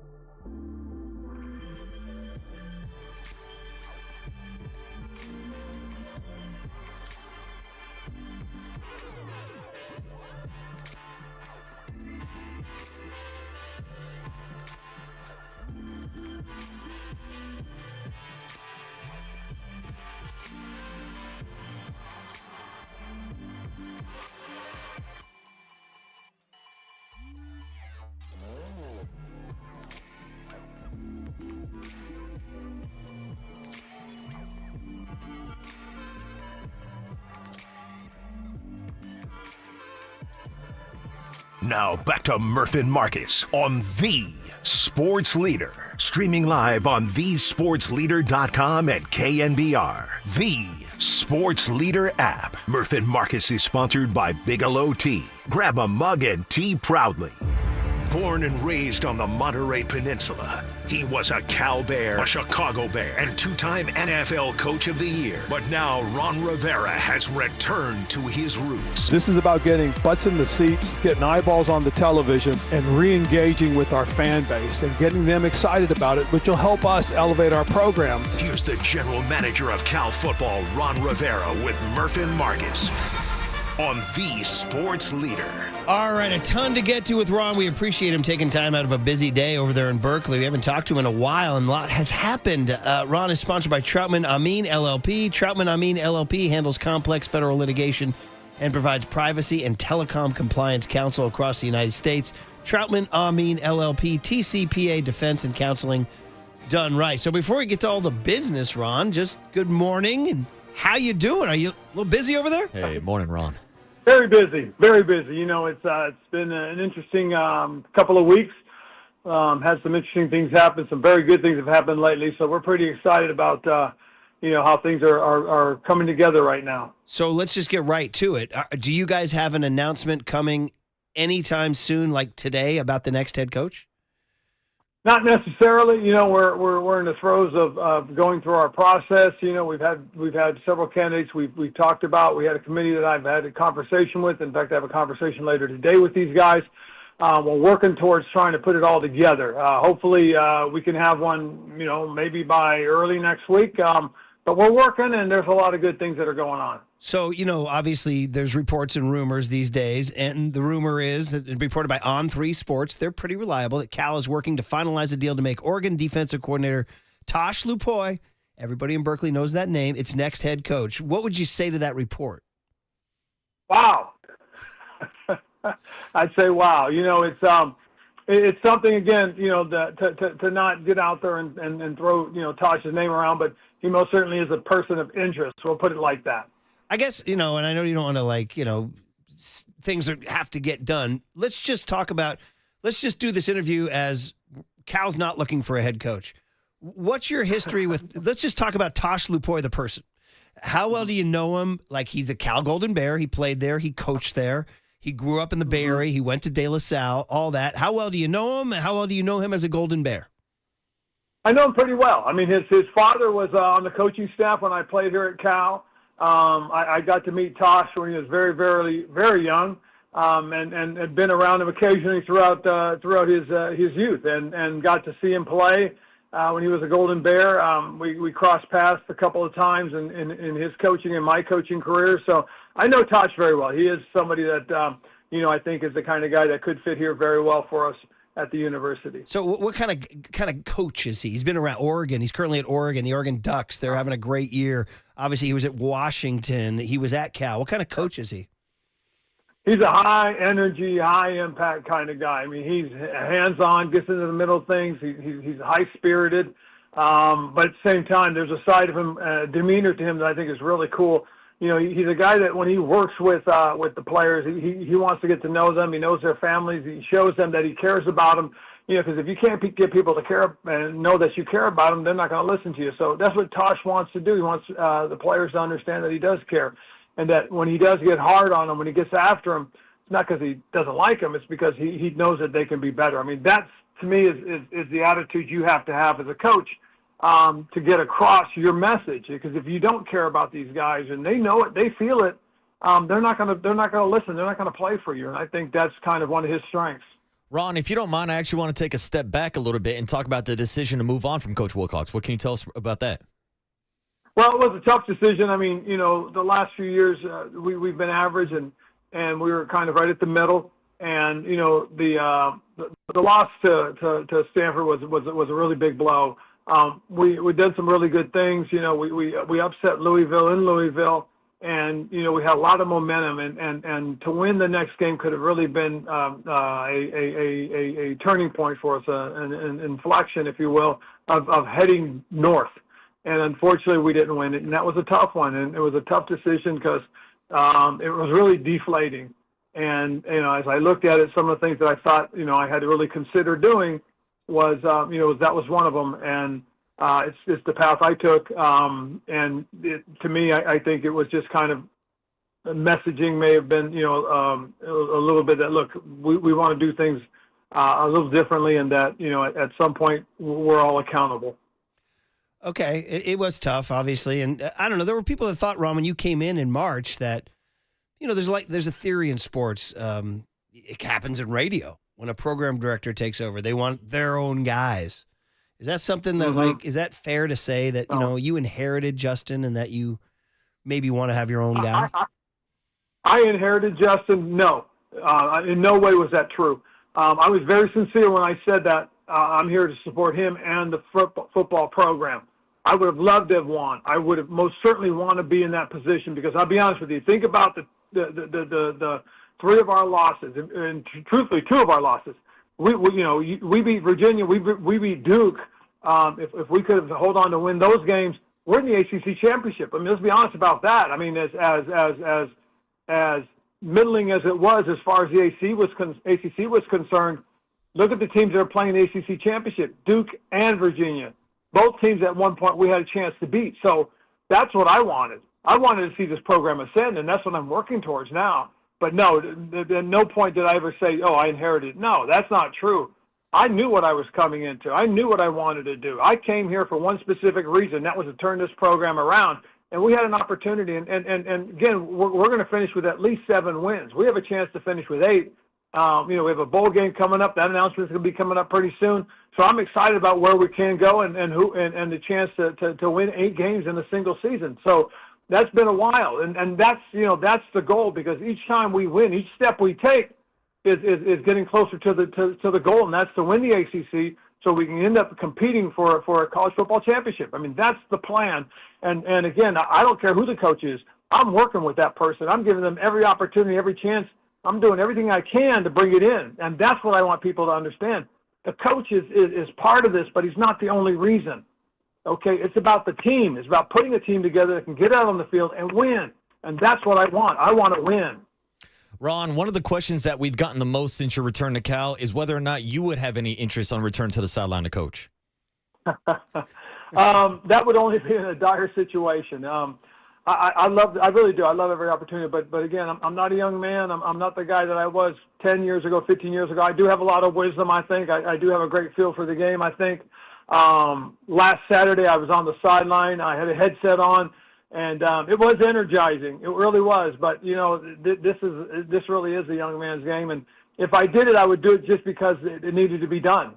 But right now, we have an opportunity to find a young man to come in and be part of what we're trying to do. We have some guys that, like I said, in mind, but we do have one guy that's got some big hopes, and he's got a great connection to the university. Oh, man, it just sounds like we're just I'm waiting for you to make the announcement right here on the show, Ron. I mean, it's like we're right here on the doorstep, Can you open the door? Well, if anything happens in the next I would say 72 hours, I'll call you guys. Okay, all right. Well, listen, you've done well to explain I think what a lot of people think is going to happen. And I understand contracts are contracts, agents are agents. It's delicate, but I think you've pretty much answered that question. It's a good chance for you to talk about the landscape in general. I know today's National Signing Day. We haven't even talked about that yet. But the Lane Kiffin story, I'd love to get your take on it from a broad base, in that we're in a new world now with a 12-team college football playoff. So it used to be, only 2 teams were going to the BCS championship. So a guy could leave before a bowl game. And then they went to 4. And now we're at 12. So now you're going to have this problem where 12 teams are going to the playoffs. So what's your take? Well, I think what has to happen is the governing body needs to grow a pair and step up and say, look, this is how we're going to do things. The NFL does it. Okay, and I agree with what Nick Saban put out the other day. They need to fix this, and they just set it up some way, somehow, that you can't do these things until after a certain date. Okay, this madness starts near the end of the season. It doesn't start when the season's over. It starts during the season as it's ending. Coaches are still coaching, and they're being talked to by other schools. That's wrong, because that guy's focus should only be on his team and winning and winning and winning. And he made a promise to a group of kids, to a group of young men now that are playing football, that are hoping to get to the playoffs. So I think that's wrong. And so I would love to see somebody come out there and decide, okay, this is what we're going to do. We're going to this is what I think. I'm going to tell you what I think. The season should start the last 2 weeks of August. That way the season ends a little sooner, okay? Now what happens is you can start your playoffs sooner, and then you can end up with a lot more questions answered, and then you can start hunting for new coaches. But until they get to that point, they should not be allowed to take jobs. I mean, in position to take a team to the playoffs, and you're looking at another job, and that's the crazy part. And and people have to understand that there's a lot of money involved. To sign a guy after you just fired a guy and you're going to pay this guy $1 gazillion, now you're going to pay somebody else $1 gazillion. That's tough. That really is. That's a hard financial move there. But I guess if there's people that are willing to give you the money to pay for it, then so be it. But I still think college football needs to have some parameters. That's what I appreciate about the NFL.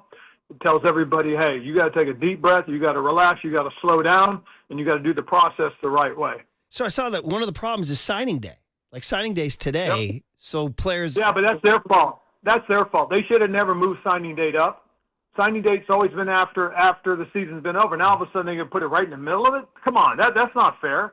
I mean, let's think about what needs to be done, how it needs to be done the right way. And to me, the right way is don't put it in the middle, right? The season's still going.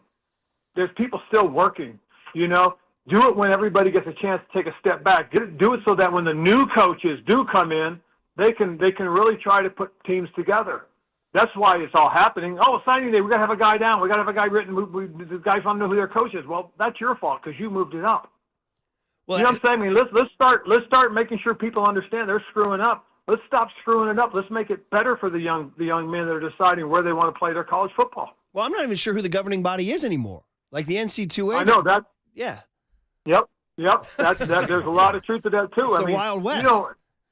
Well, that's exactly what it is, and it's funny because in the NFL, we have several committees and governing bodies that do a lot of things.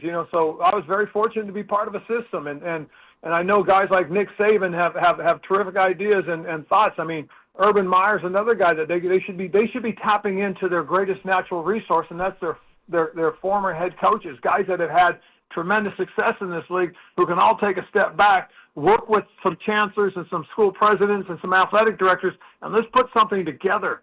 Work with these conferences and get together with them and say, this is the things we need to do. Let's get it done.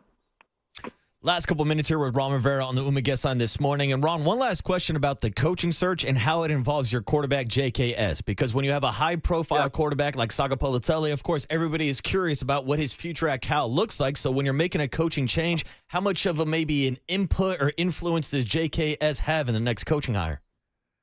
Well, he'll have influence, as will some of the other players as well. I mean, this is a hire that has to be done with our players in mind, and obviously he's most certainly a central point of it, a focal point of it, I should say. So again, it's one of those things, and as we go through this process, I talk with him. I've talked with some of our other guys too to let them know what I've been thinking and where I'm headed.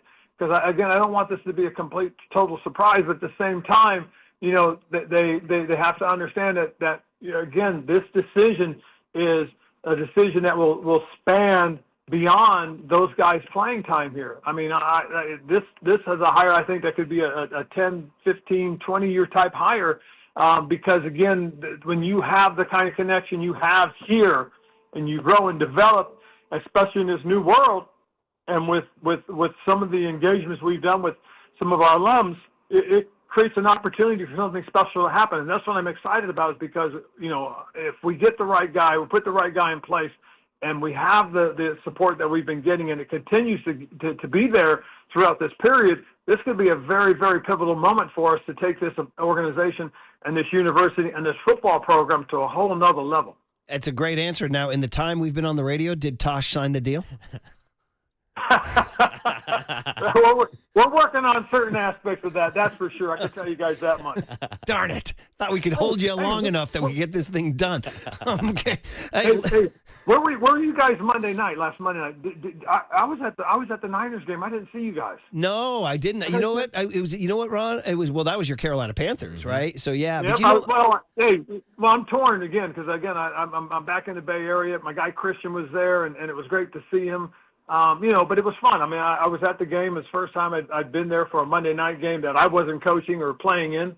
So it was a unique experience. It really was cool. If I'd have known you'd have been there, I'd have gone. You know where I'll be September 5, 2026, though? You know where I'll be September 5, 2026 when Bob Chesney's Bruins come running out of that tunnel against Tosh Lupoi's Golden Bears, buddy. Let's start the talk right now. Wow, you're right about that. And I'll tell you what, the Chesney hire was an excellent hire. I'll tell you that much. Here's a young man that's done a terrific job. Has taken a program, James Madison, and put them, in a lot of people's minds. So congratulations to what they're doing down at UCLA. I appreciate it's going to make for a really good rivalry with us. I appreciate that. It takes some of the sting out of Mark Madsen dropping a bomb on Mick Cronin and my Bruins at Chase Center. There I was. I was there, Ron. I took it. I had to wear it. It was tough. I'm glad, too, because unfortunately I missed it. I had to work. Some of us are working in the nighttime. You got to find a coach. So, yeah. But I'm very happy to put Mark Madsen in our basketball program. Oh, and they won again last night. They beat Utah. They're 7-1. They're off to one of their best starts in a long, long time. Last one is, how do you think your buddy Andrew Luck did yesterday? He had a big day yesterday. Tavita Pritchard. How did he handle himself? How do you think Andrew did? I think he did great, and very happy for Andrew because, again, that's a Stanford alum. But, more importantly, I hired a Stanford guy to come and be my quarterbacks coach. So he was there with me for a year. Got to know Tavita. So this is a great decision. I really do. I think it's a terrific move for Stanford. So congratulations to Andrew, Stanford, and Tavita, because I do think Tavita Pritchard is a terrific young coach. We've joked about it. You're obviously very competitive. You have a lot of Joe Cap in you, but you are a gentleman and you are a sportsman. So when it was all said and done after the big game, did you shake Andrew's hand or just kind of leave him alone? Yeah, I did. No, I did. That's one thing, believe me, it's sportsmanship. So I went up, made sure Andrew and I had a chance to talk. I congratulated him. Right. But again, I'm going to get after him next week. Yeah, there's another one next year. I know. So, and then finally, just for fun, would you, if you're Ole Miss, do you let Lane Kiffin coach the rest of the playoffs? Like, should they have let him? No? Good riddance? No. They'll let the door hit you in the butt? No, I mean to do that. I mean, you're sitting right at the precipice of stepping into the college football playoffs. Now, what's to say that people that are going to be doing all the alignments for who's playing who is going to sit there and go, well, they don't have a chance because they're all going to be down and it's going to be a whole mess. Maybe we can skip them, get past them, and pick somebody else. Yeah, well, it's quite a scene, and you're right. This is between the conferences that are messed up with you guys in the ACC and UCLA and the Big Ten, and the governing body not existing to prevent things like I'm looking forward to some sanity in a couple of years. I don't know what it's going to take, but you're right. Guys like Saban, leaders of the game, can hopefully grab the steering wheel, Ron. Well, and I'll tell you, and they really do. I think they got to make sure they're including the commissioners of the power conferences, because again, those are the ones that have the biggest stake. The people that have the biggest stake in things are the ones that should be able to come together and figure out what's best for everybody. And that, I think, is important as well. I know I've had an opportunity to talk to the ACC Commissioner, Jim Phillips, and what a terrific guy, good mind. I've really enjoyed my conversations with him about how the ACC is doing things. So that's been exciting as well. All right, we'll end it on a fun one. And the basketball game, when it was winding down and Cal was going to win the game, and there I was at Chase Centers with steam coming out of my ears, there was a pack of Cal fans chanting, ACC, ACC, ACC. They were having some fun. I'm pushing for this. The ACC to stand for the All Coast Conference. There you go. That's there you go. That's a good one. That's a good one. I'm selling it. I like it. I like it. Well, listen, you're a great sport as always. You speak your mind as always. We're looking forward to you finalizing a deal. Just wrapping it up again, you say you think early next week or sooner? Probably sooner. I'm working on it, and again, like I said, if I do, I'll make sure you guys know. You got to text us first. Yeah, give us a call, Ron. You're the man, Ron. Always fun. Thank you. Yeah, thanks, Ron.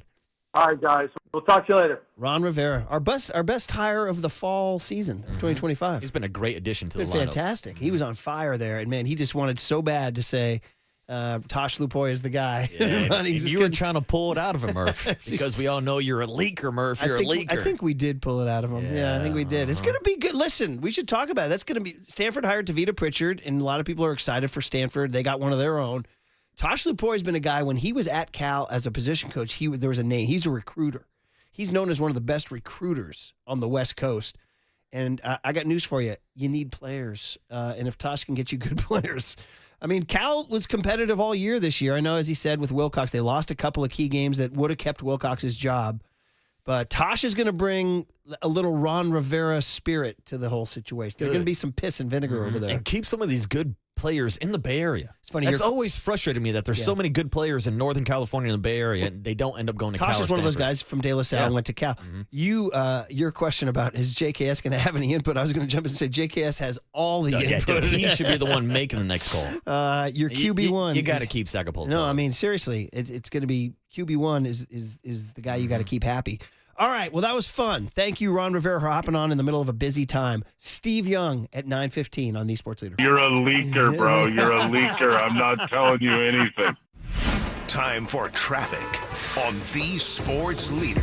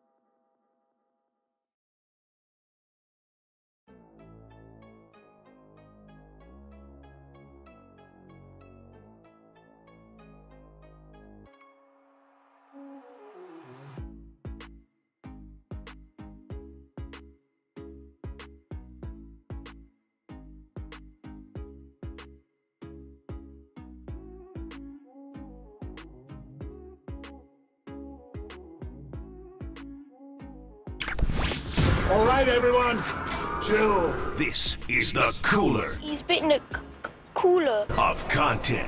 Cornucapacious of joyful news. We might be on to something. Yeah, baby! Live from the Casino Matrix Progressive Jackpot Studios. Casino Matrix. Progressive jackpots are here. Where are you? Just drop in. 1-800-GAMBLER. Well, it was really fun with Ron. He's great. We got to thank him a lot for just being a straight shooter. He just, he just brings his personality, and he proves to you that you don't have to guard everything you say in life. You can just go. Although he would not admit that they were about to hire Tosh Lupoi. He kind of did. But they might be working on some things, Murph. He was laughing. He was chuckling, and he was energized. I think you could tell he was energized. I think they're excited for. Every time you get a new coach, you get excited. I feel that way about Bobby Chesney, my guy. Not Kenny, Bobby Chesney.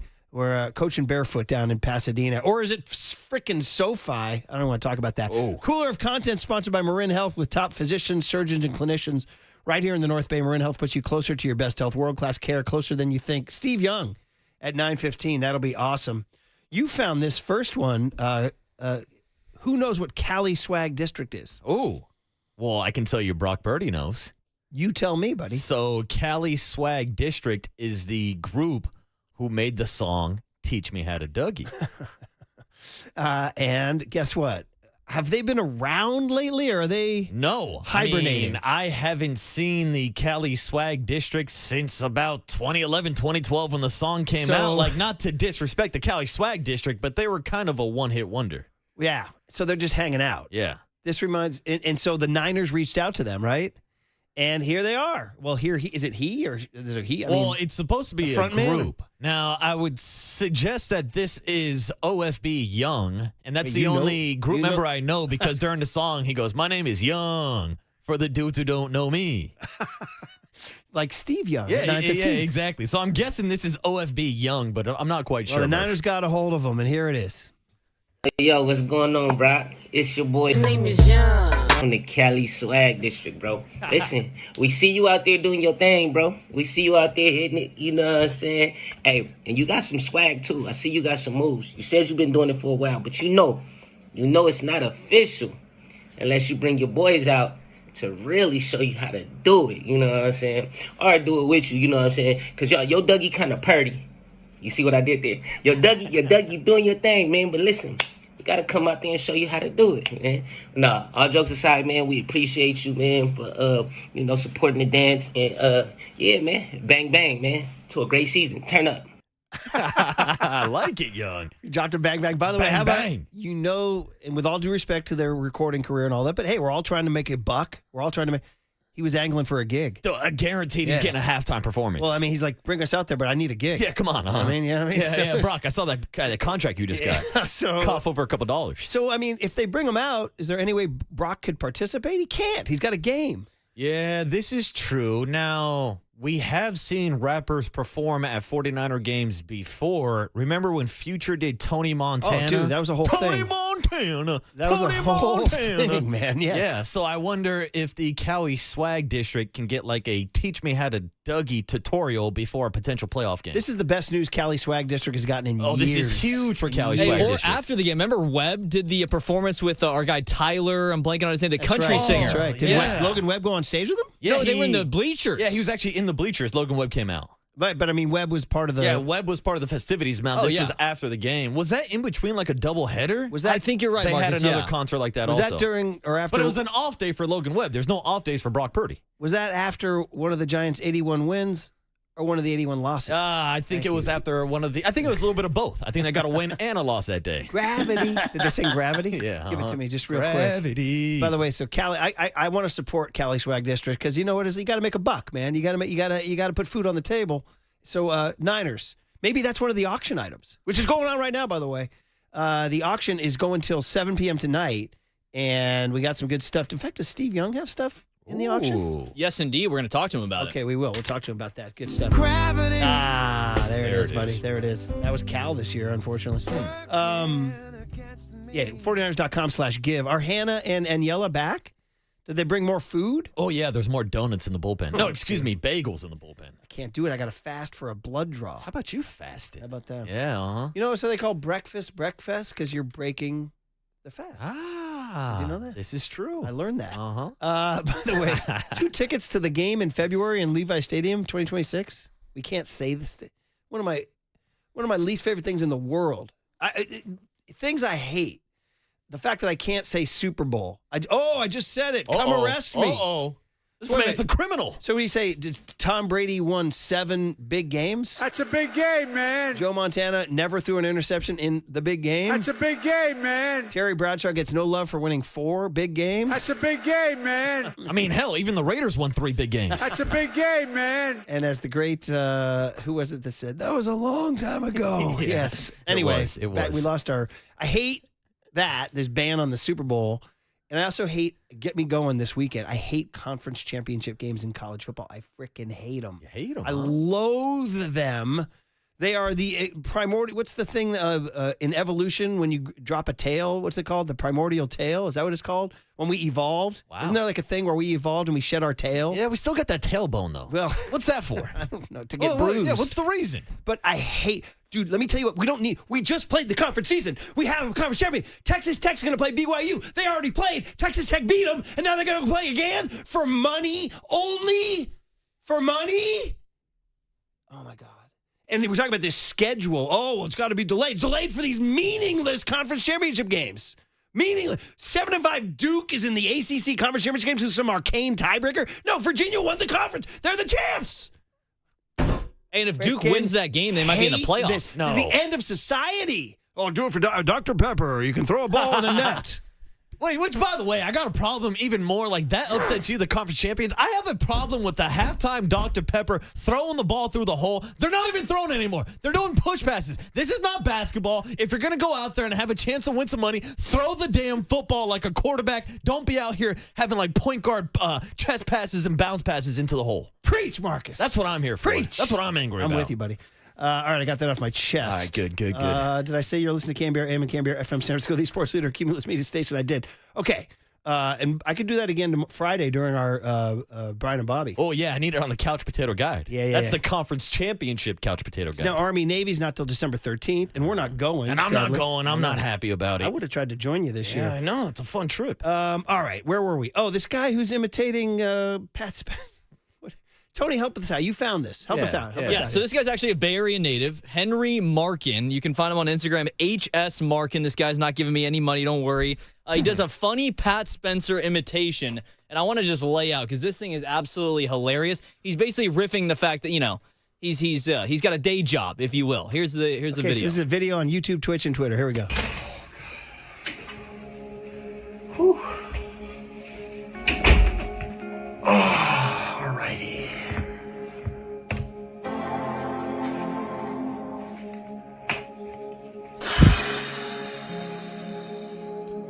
Hey, Jan, it's Pat Spencer. How are you?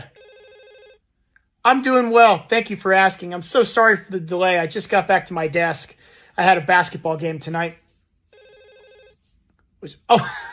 No, it wasn't Rec League. No, we didn't play at the YMCA. We played at the Miami Heat. Yeah. How'd I do? I did okay. Yeah. Hey, just real quick, I just wanted to follow up on the deck. So I think slides 5 and 6 can use some buttoning up. It's just the font and the shape elements, they're a little too out of control. I feel like with this one, there's no need to overcomplicate things. Let's just keep things simple. I mean, I don't see any problems with being too on the nose here. The investors and the board, all they want to see is numbers. So just give it to them. Okay. All right. Damn, you guys did not like that. No, I mean, I get the bit. I just don't think the delivery was there. I don't want to dog a guy who's trying to create his own content and all that. Like, go, kid, chase your dream. Yeah. Do your thing. Well, Pat Spencer's a fan of him. He went to a game and he met Pat before the game. Pat's being very generous. I was going to say, Pat doesn't have a lot of fans. It's like a Thanksgiving bit he does with his brother. His brother's in the NBA as well. Cam Spencer. Well, wait, here the choice is to play this or get to Steve Young. Yeah, I mean, listen, I'm just giving you the content that I thought. How long is this one? It's not very long. We don't have to play the whole thing. Play it for Tony. Play it for Tony. Play it for you. Oh, got it. Absolutely. So we're writing that down. Thanksgiving special. Cam, good to see you. Happy Thanksgiving. Hello, Pat. Happy Thanksgiving. Is that the same guy? Work is great. Yeah. My inbox is steady. Clients are happy. The investors are pleased. Seems like the company is doing good.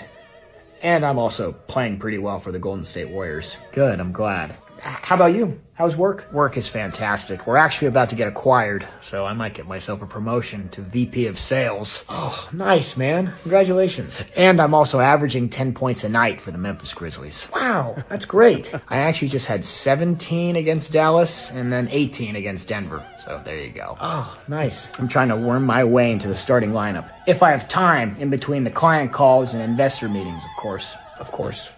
Oh, shoot. Actually, can you hold on 1 second? I'm getting a work call. Oh, shoot. So am I. Hey, Jan, it's Pat Spencer. How are you? Dave, how you doing? Happy Thanksgiving. I have seen the deck. I was going to say I have a...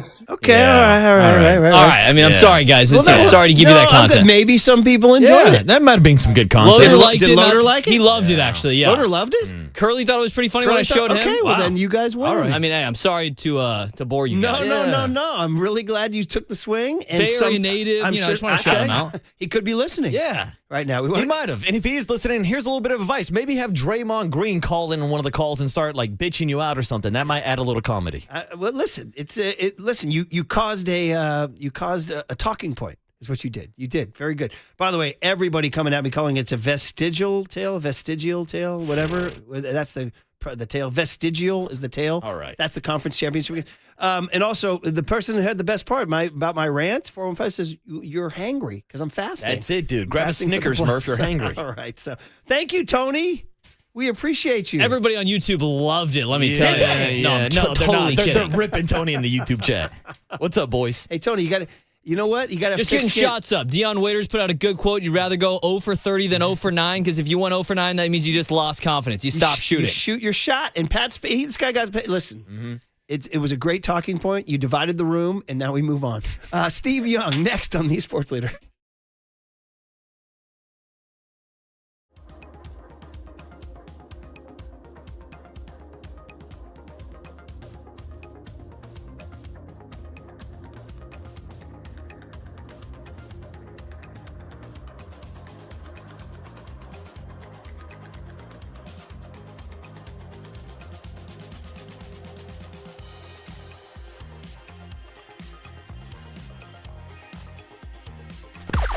Now, from the O'Donnell Financial Group Sports Desk. Learn more at odfigroup.com. O'Donnell Financial Group, because planning is a process, not a product. All righty, glad everybody enjoyed that. We also just got a special message from the GOAT. Hey, faithful, Jerry Rice here. Tune into KNBR's Holiday Sports Auction and bid on unforgettable 49ers experiences and exclusive memorabilia. We've been talking about it yesterday and today. The auction is open now. It closes at 7 o'clock. Our goal is to raise $190,000, and we need your help to accomplish this goal. There's a lot of great packages on the website. You can go to 49ers.com/give. They got tickets to the big game. You can go to Topgolf with George Kittle and the tight ends.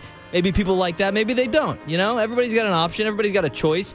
All the proceeds, this is the best part, all the proceeds raised benefit the 49ers Foundation and its mission to educate and empower Bay Area youth and beyond. Like I said, 49ers.com/give to bid on packages today.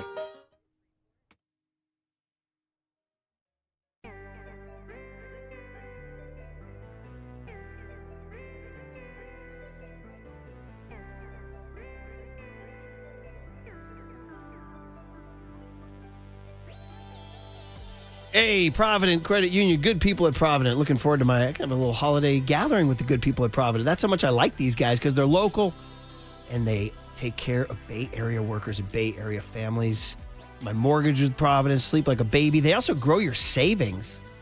Short-term Provident Credit Union has pick-a-term certificates.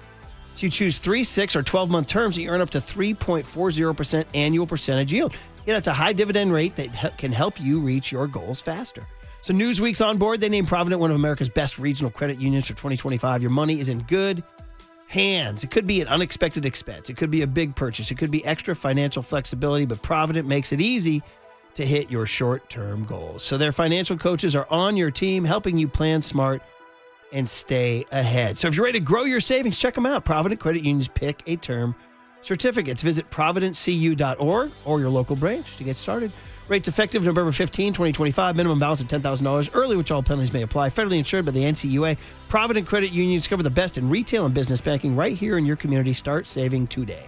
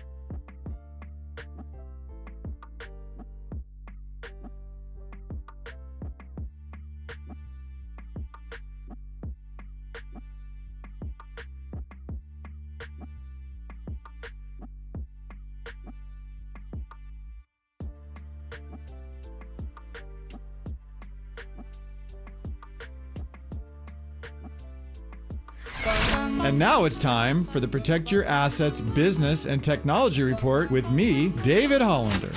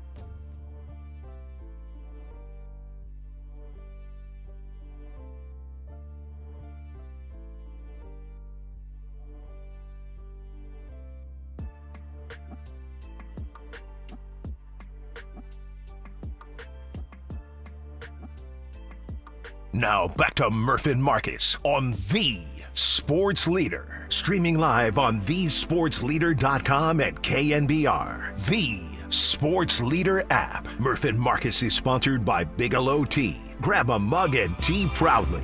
Faithful, when number 8 speaks, you listen. Let Brock cook. Young almost falls down. Throws to the end zone. Owens! Owens! Owens! Owens! The catch number 2, I go, well, Steve, what would you like it to be called? He goes, the pass! The pass! It's time for the 3-time champion, 2-time NFL MVP, and Super Bowl 29 MVP, Hall of Famer Steve Young with Murph and Marcus. Yeah, you guys are the best, and it's really are the best. And Murph, we've been together a long time, great friends, and so it's nice to connect and nice to be home. On The Sports Leader. All right, our Wednesdays with Steve Young, we love him, and on a special day, a 49er holiday auction day, 49ers KNBR holiday auction presented by Dignity Health. So a lot going on. We got the 49ers in the hunt in December. We're post-Thanksgiving, Steve. We're Christmas season, Steve. And we're holiday auction, Steve. So, Steve, good morning. Happy Christmas season, brother. Hey, what's up, Steve? Yeah, you too. It's awesome. And nice to be back with you guys. I hope you had a great holiday. Oh, fantastic. We'll have to get into Thanksgiving and the gravy later because I know we always like to start with your special guests, and we're keeping it in-house here, 49er Foundation, which is what is the beneficiary of the holiday auction. And we have the executive director, Justin Prettyman, Steve, right? We're gonna talk it up. We're gonna talk flag football. We're gonna talk auction. Justin, good morning. Hey, what's up, Justin? Good morning, fellas. It's great to be with you. Happy holiday sports auction and happy race to the end of the season here. Super exciting time to be on. Yeah. Now, Steve, we do have things like an autographed football and an autographed helmet from you, but I know you are fired up because the 49ers Foundation helps you do something that you love. You coach girls flag football. I loved hearing those stories the last few years, right? And so talk to us about it, Steve, and you and Justin. Yeah, we've connected. Yeah, we've definitely connected on that and trying to find ways. One of the things that you guys know we've talked about before, football, when we taught the girls, they were super excited about it, but didn't know the game. And as you taught them the game, what struck me was how much they took to the detail and the timing and the things that are at the roots of what great tactical football is in a way that boys just don't. And then it just dawned on me, man, I think football's made for girls. And so that has kind of stuck because at its root, it really does resonate with them. And so CIF started playing all over California, but a lot of high schools can't afford it. Lots and lots of high schools can't afford it. And the idea that girls are playing and loving it You just want to have more places that the girls have a chance to play. And so teamed up with the 49ers to try to find out how to make that happen. And Justin, thank you and Jed and John and Denise and John Lynch and Kyle and everybody to jump in and try to help the girls love the game that we've loved for over 100 years. Right, Justin? No, it's super exciting. It's an awesome time. I think one of the biggest stats that we love to see is that football, flag football in particular, is one of the fastest growing sports in the United States.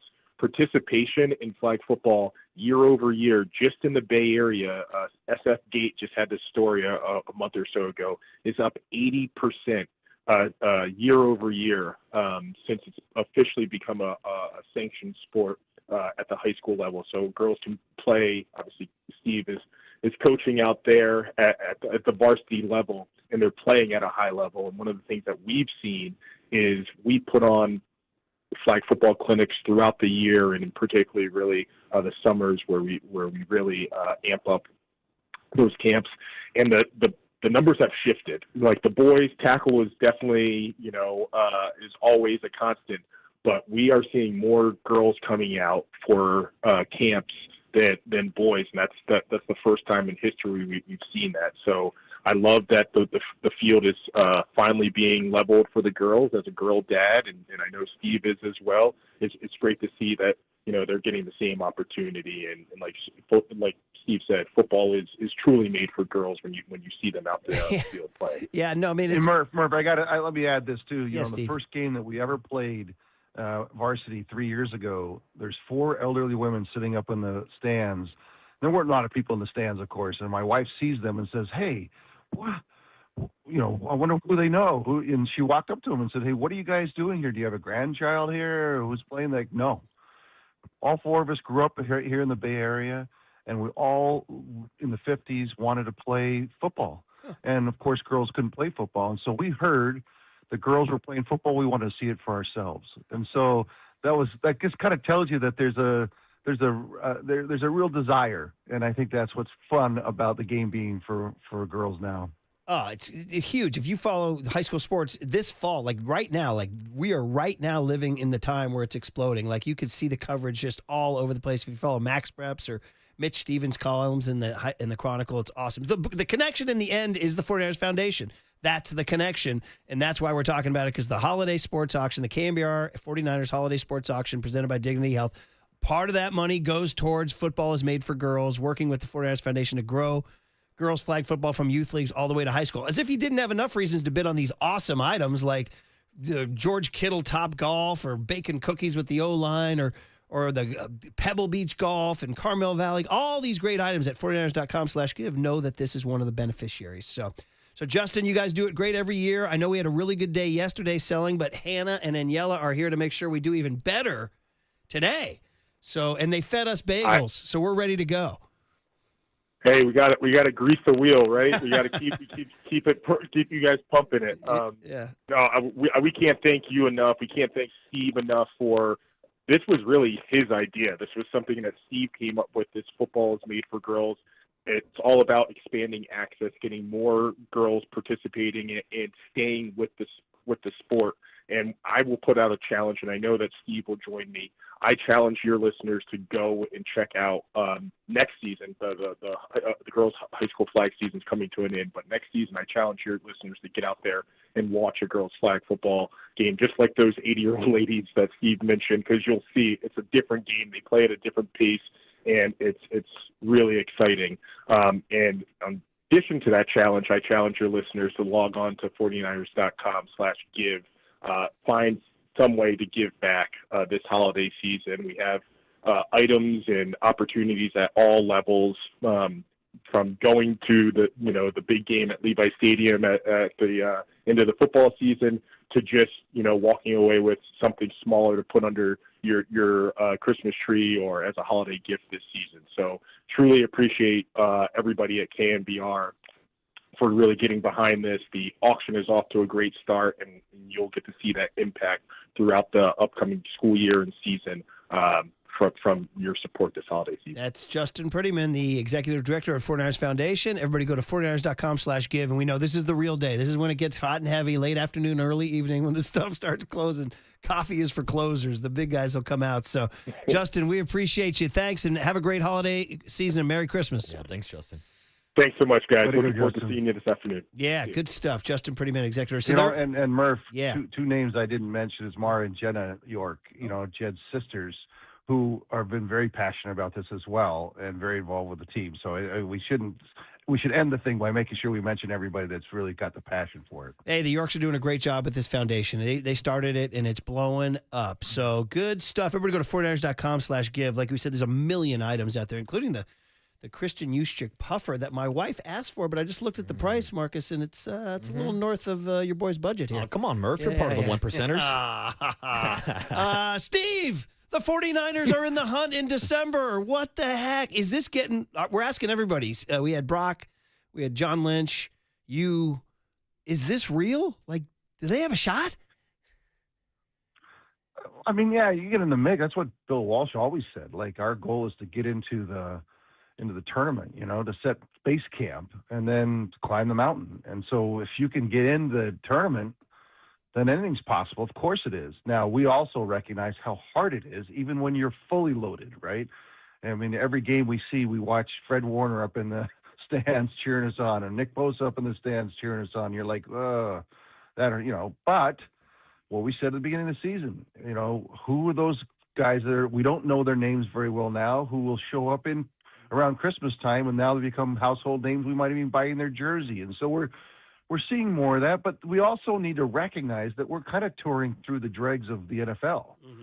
And that's a fact too. That doesn't mean that wins aren't wins, that wins are big, but we're not, we haven't seen the best, or even, those above average for a little while. And so we're going to see them in the next month, and that'll help us get a better gauge. But the truth is, almost no matter what happens, we're going to be in the tournament. And once you're in,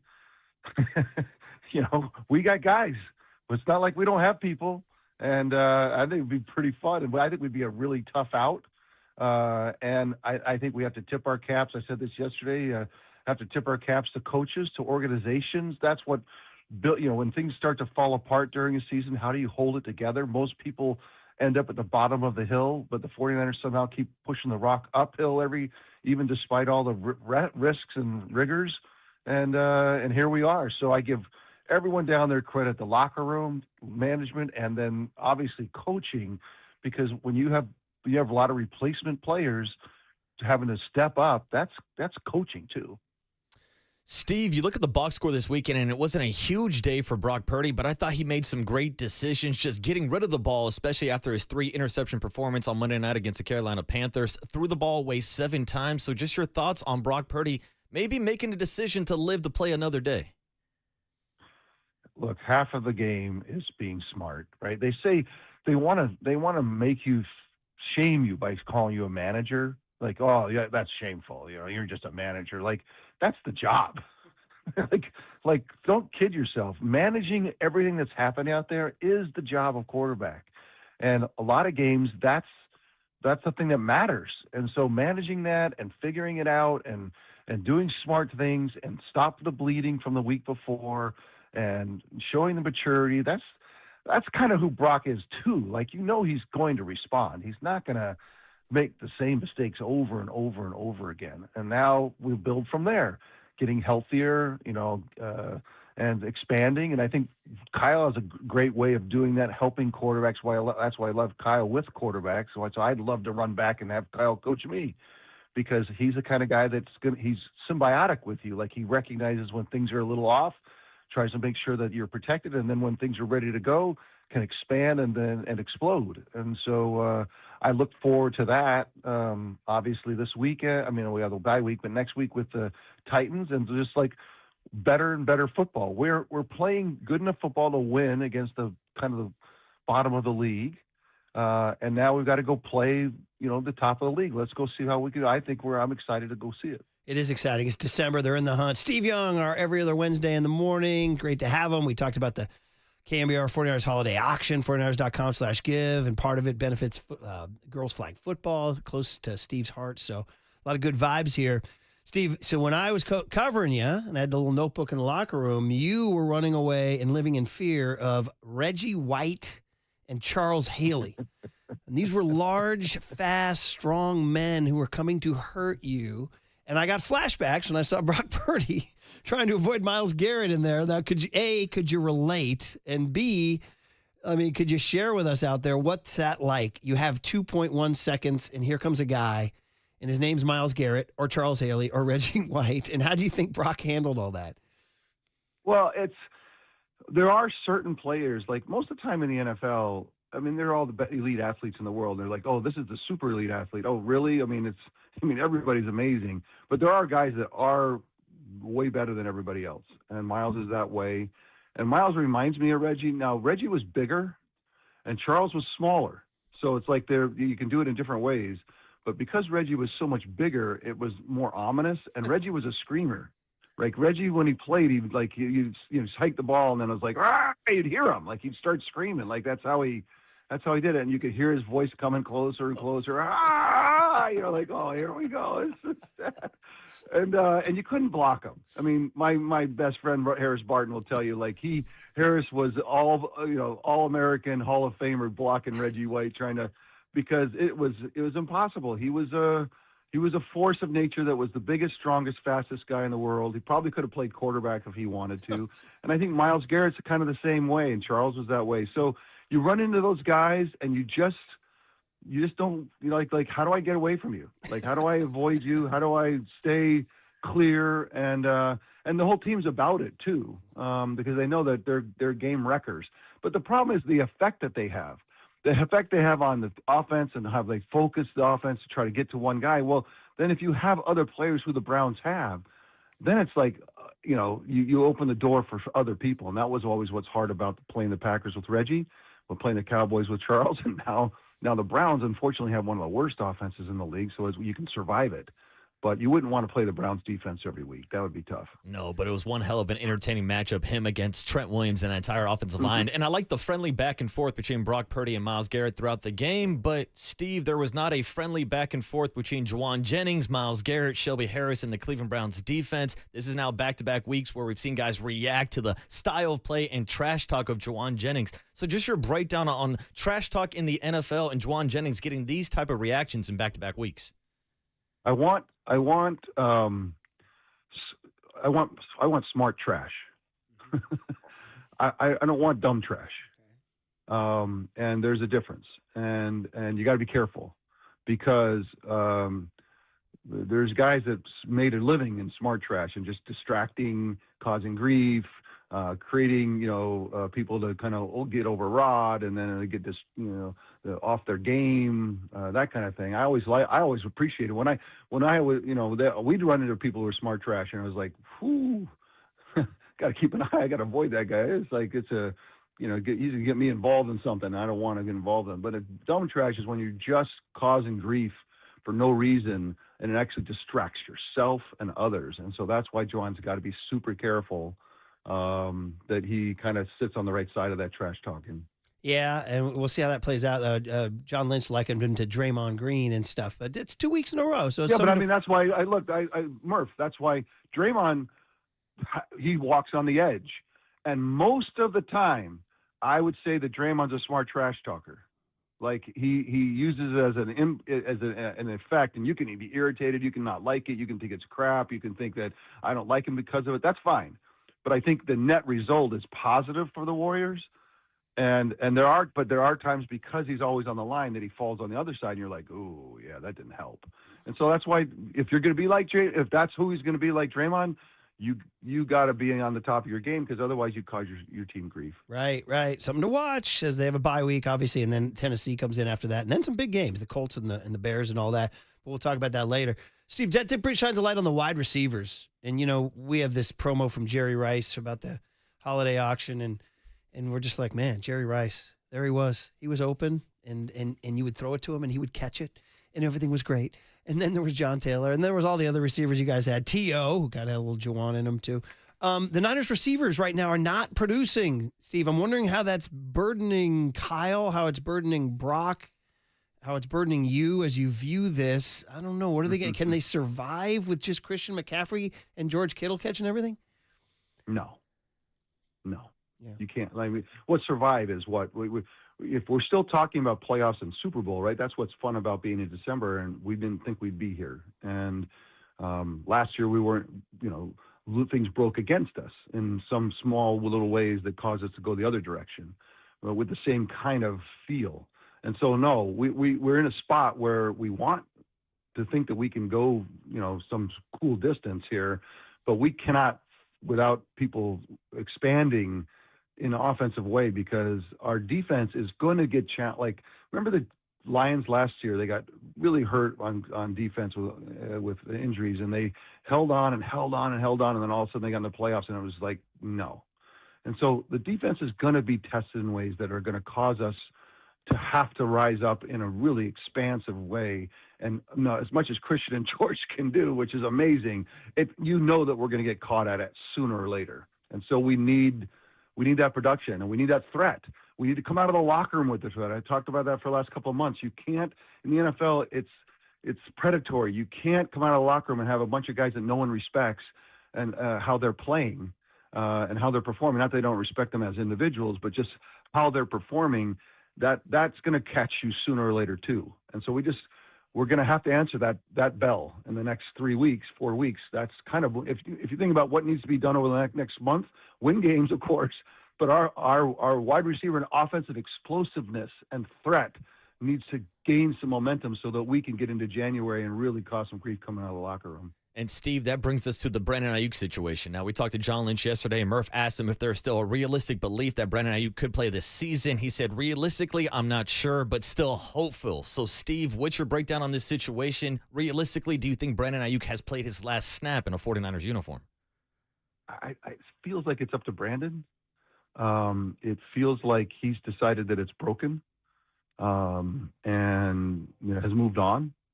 But I think football it's an emotional game, and relationships mend, and people change their ways, and like they see new potential where they saw no potential before. So I think that's what Sean's talking about. I might be wrong that it's Brandon's choice, but I gotta believe that with his talent and what he gave, particularly to Brock, because Brock's such a fast processor, getting open in threatening positions. Now, Christian does it from all different places, and George, but it's not as quickly, knifing into the defense as Brandon can do from his spot. And so Brandon was that guy that was open quickly, deep on the fringes and outside where things could really cause defenses grief, and it's a huge loss, and it's terrible that this has happened the way it has. And if he's healthy and ready to go, I invite Brandon Aiyuk back on. Like, bro, come on, man. Like, fix whatever's wrong, bury whatever it is, and let's go do this. But it feels like something might have broken, and that's too bad. Man, it's super. I mean, I don't want to say unprecedented. I can't really truly remember somebody just willingly sort of forfeiting their money and their season. Steve, what's going on? Look, we're guessing, right? Mm-hmm. He's coming back from a very, very serious knee injury. And so, again, because we don't know and I'm not in the mix of it, I'm just giving you my sense from the cheap seats. Yeah. But, and it could be that he's just not healthy enough to come back. And we'll have to leave that as a potential as well. But things feel funny. And the fact that the 49ers took his money away because he didn't follow the rules, that's a sign as well, right? I mean, that's just something that was kind of a little bit unprecedented. So it's away from the injury. It's really about the relationship. And in the end, relationships matter. And, this one, I don't know. Brandon, whatever it is, bro, let's go. We need you open. We need you open outside the numbers, man. Next month. I know. And we'll have to talk about that in a couple weeks, see how the receivers play against Tennessee with the bye week and all that. But anyway, it's time. That's it. We'll end it on this, though.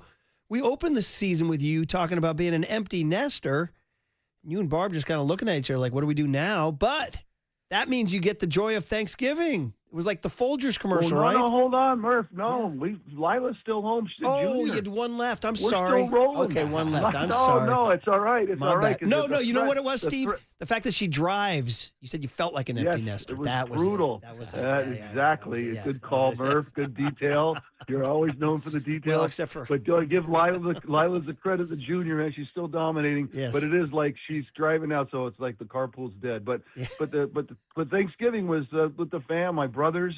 To 2 doctors down in Phoenix and my parent. We had it everything, and it was all of it. It was the classic, perfect. I didn't touch the turkey because I screw it up. Everyone else took care of it. It was awesome. It was the best. You guys crushed it. Just feast, family, the best.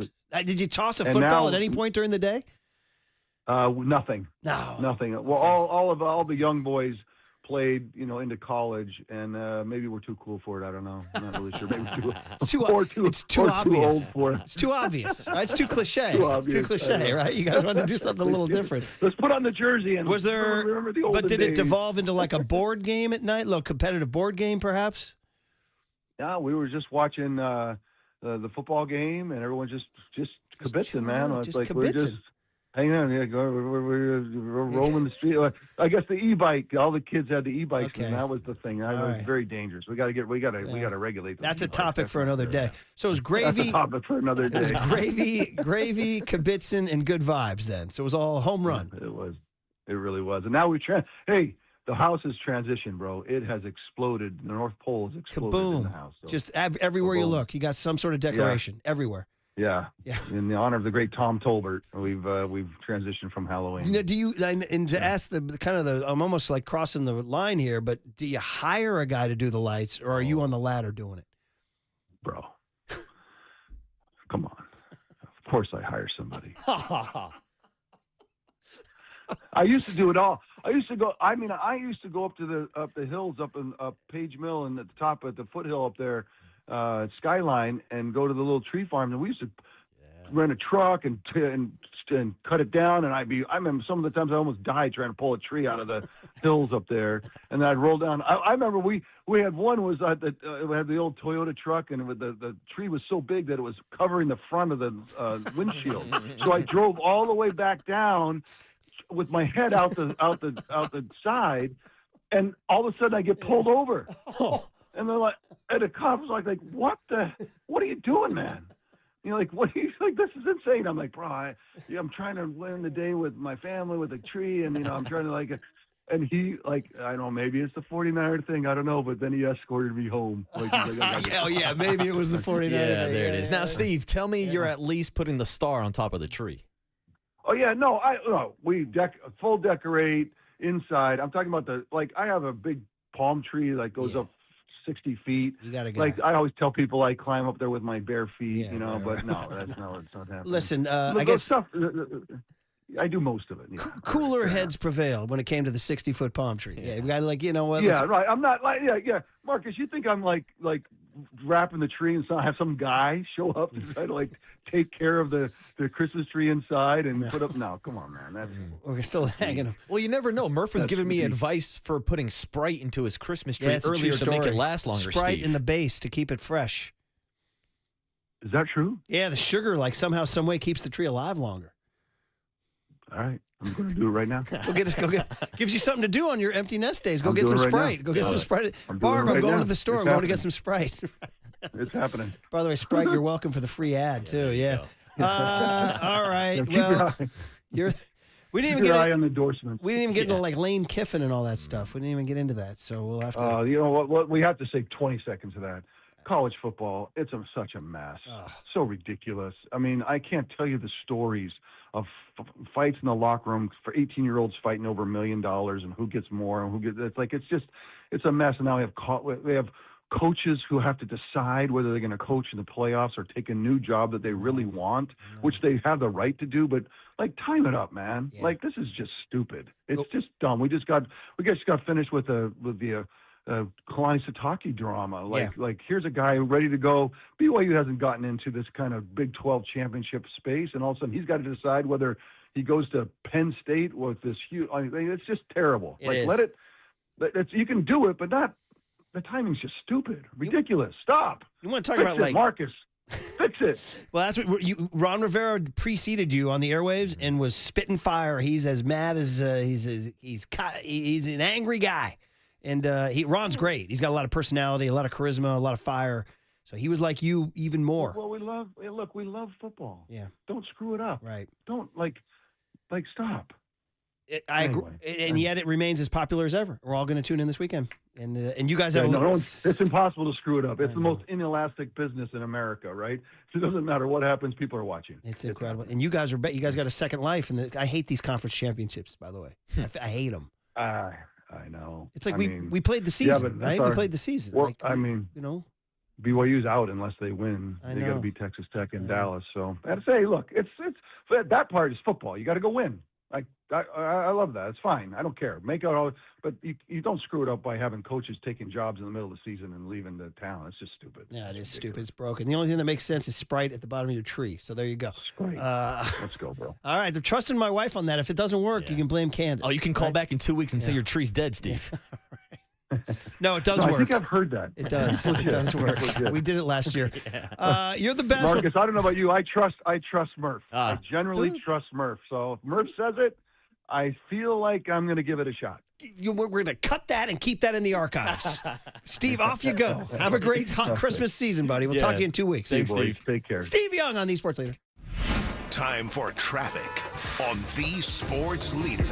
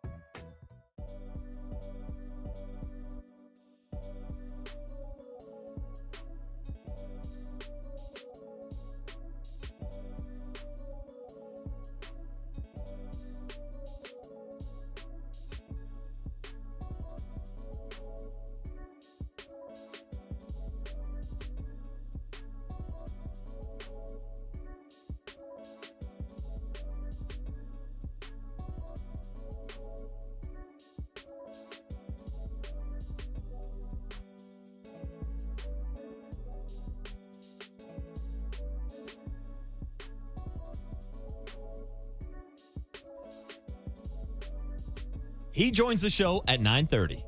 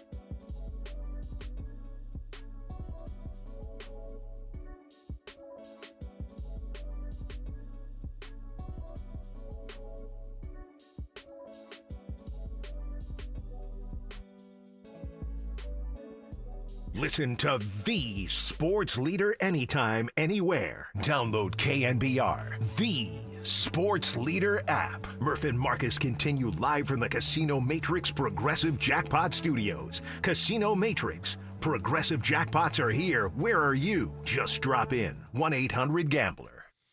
Hey, you want to feast? Feast on wings and pizza and pasta? Yeah, you do. So why don't I give you, and Marcus give you, a $100 Amichi's gift card? Man, that's like fucking Secret Santa. $100 Amichi's gift card. Just call Curly and tell him. By the way, earlier today, our winner was Mike in San Jose for those Motley Crue tickets. Shout out Mike in San Jose. Call number 10, 415-896-KNBR. 415-896-KNBR. $100 Amichi's gift card. We'll do it all week. It's furnished by Amichi's, of course. And Amici's East Coast Pizzeria has 12 Bay Area locations offering dine-in, takeout, and delivery of your favorite New York and Detroit-style pizzas, pastas, and flame-roasted chicken wings. Check out the menu and order online at Amichis.com. Steve Young, always great. That's why Dwayne Kyper says he's his favorite interview, even ahead of Mike Kruko. Shots fired at Kruk. Yeah, but good company for Kruk to be in. Yeah, and he was needling Kruk. He said, well, I know what Mike's going to say. Yeah, Nobody knows what the youngster is going to say. P1 Platzy, John Platz, the Stanford broadcaster who listens and retains all his memories, said, well, Steve Young told that story about the Christmas tree on the roof.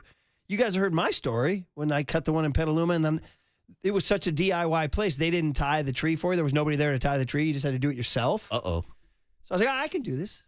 I can throw string over a tree and tie it. I can do that. So you think. Until you get on 101 South and all of a sudden everything gets loose and the tree starts sliding around your roof. So you start losing some branches. And now you're like, well, do I pull over and like do it again? Or do you just gut it out and like lean out with the left hand out the window holding the tree? Oh, that's why the kids were doing that in the back seat? Well, all of us. It was a team effort. We should probably have Candace come on. I would have paid money to see that image. Yeah. There goes the Murphy family holding the tree again. Well, not only that, from Petaluma. Damn. That should be like a long haul. Now, I know that Candace likes to get creative for your Christmas cards. You guys should recreate that moment of you guys holding onto the Christmas tree on top of the car. Straight Griswold, man. Straight out of the Griswold playbook. It really was. You could have just layered Holiday Road by Lindsey Buckingham on. In fact, why don't we hear a little Holiday Road by Lindsey Buckingham as you imagine me and Steve Young driving down from the hills of, what do you say? Up in Skyline. Yeah. That's like Palo Alto Hills. He said almost. Page Mill? Yeah, Page Mill up in Skyline. Beautiful road. Used to take my dad's bike up there. And he said his tree was so big it was obscuring his windshield. And so he's got a little he and I are kind of the same. Like, we try, but it's a little sketchy. Yeah. And then you got this playing in the background, and you're The like... tree's about to fall. Yeah. See, not everybody can tie down a tree from the Santa Cruz Mountains like my guy Ken Boucher, and I got to put a hand up and check in with the scores table. I meant to do this at 6 a.m. because he's up early every single morning. It's my dad, Ken Boucher's birthday, so shout out, happy birthday to Papa Boucher. Happy birthday, Mr. Boucher. You raised a great son, Ken. You've done good with your kid. Yeah. He's a hard-working kid. Thank you. I had to drive off the side of the road with the Christmas tree on top to get that shout out. And he's got great hair, too. And I would say, Mr. Boucher, to your young son, why did you curse him with the Raiders? Yeah. Why did you do that? Why? Why, Ken Boucher? Why? The Niners, I mean, we're right here. The red and gold, we're right here. No. Why, Ken Boucher? Hashtag Why? NMC, not my colors. Love you, Pops. Happy birthday. Yeah, happy birthday, Ken. I hope we get some cake. Yeah. Well, he's already upset because he's like, oh, how are you going to top your birthday gift from last year when I took him to Game 4 of the World Series? Yeah. I don't he's think looking for you to top it? Yeah, see, that's like, I'm like Brock Purdy now. Like, I bought my offensive lineman a bunch of Toyota trucks. How do I top that gift? You know what you do? You go to the 49ers.com/give and you bid on 2 tickets to the big game, man. That's a big game. But I don't know if my pops big game, wants to man. go to big game. He seems like more of a puffer jacket kind of guy. Oh, yeah. Well, guess what? You better call Provident Credit dude, Union exactly. for that. I'm going to take out a loan for You that better do puffer the jacket. 3-month picket term certificate for you that want man. that puffer jacket, you got to go through me and Big Ken. Candace, you're not getting the puffer jacket. Yeah, I'm sorry. That's Ken's puffer. She dropped multiple hints. It ain't coming. Last time I checked, it was like $1,400 for the Jag. What's the most you would pay for a puffer? Not $1,400, I can tell you that. Well, maybe for the 49ers Oh, Foundation. yes, for the kids, for the kids. For Hannah and Daniela, who brought us bagels and cream cheese again. Oh, I'd give up my entire paycheck. So there you go. Young Tone, let's do it. Murph and Marcus want to know, what did young Tony learn today? Well, so the joke is he's very, very young and innocent. Hey, I know that now, okay? All right, sponsored by Bigelow Tea. Grab a mug and tea proudly. Could be anything, Tony. A lot of stuff happened today. Did anything grab you, buddy? I think we're going to go with the Cali Swag District getting a little love this morning. So it wasn't me teaching you familiarity breeds contempt? I mean, you could add that to the list. Why did we say that again? We were talking about things that the more you have them around, the less you like them. Yeah. Yeah, and we started talking about each other, and then I played this. You know what? I don't think I like Copes. Oh, look at that. We did so well in Hawaii. Yeah, didn't it was we? a great trip to Yes, Hawaii. there we go. It was our honeymoon. So Cali Swag District is the group that performed the Dougie. Teach me how to Dougie. Teach me how to Dougie and Murph. We they're had back. OFB Young give a special shout out to Brock Purdy. Now, Murph, I've always known how to Dougie. I had no idea that Young had OFB before his name, but here was a personalized message from OFB Young to Brock Purdy. Yo, what's going on, bro? It's your boy. My name is John. From the Cali Swag District, bro. Listen, we see you out there doing your thing, bro. We see you out there hitting it, you know what I'm saying? Hey, and you got some swag, too. I see you got some moves. You said you've been doing it for a while, but you know it's not official unless you bring your boys out to really show you how to do it, you know what I'm saying? Or do it with you know what I'm saying? Because your Dougie kind of Purdy. You see what I did there? Your Dougie doing your thing, man. But listen, we got to come out there and show you how to do it, man. Nah, all jokes aside, man, we appreciate you, man, for, supporting the dance. And, yeah, man, bang, bang, man, to a great season. Turn up. Hey, listen, you got to respect it. They haven't played in a while. Maybe give me a gig. Hey, Niners, have me out to Levi's. I need a gig. Hey, Cali Swag District's got to eat just like us. Dude, and I'm glad that OFB Young went full Jimmy Ward in giving his review for Brock Purdy's Dougie. Pretty good. That one pretty good. Wow, that's a deep pull. Pretty I miss Jimmy Ward. He was a good player. I'll take him at the nickel. Well, that was fun. That was fun. And thanks to all the great guests today. Ron Rivera and Steve Young were spitting fire, and Dwayne Kyper's right. Steve Young's the best. Papa and Silver's next, sponsored by Speedy Oil Change and Auto Service. We can fix that. You're listening to KNBR AM and KNBR FM, San Francisco, the sports leader, a Cumulus media station. I trust Murph. I think 73 wins took some years off my life. It's your boy. My name is John. From the Cali Swag District. Yo, Dougie kind of Purdy. Hey, Jan, it's Pat Spencer. How are you? That's the end of the game. 4 hours, 3 faces, 2 Gregs, and 1 place to be. Excellent. Greg Papa. San Francisco. And Greg Silver. Let me tell you something. There is no such thing as being calm. I am fired up to be here. This is Papa and Silver. Looking for life, the Warriors. Up top to Payton and the foul on Jay. Great pass right there by Draymond. Pajemski creates, kicks, Payton off the glass and in. Curry. Kuminga the foul. Listen to this place. Clock running out. Pajemski on the run. Yes!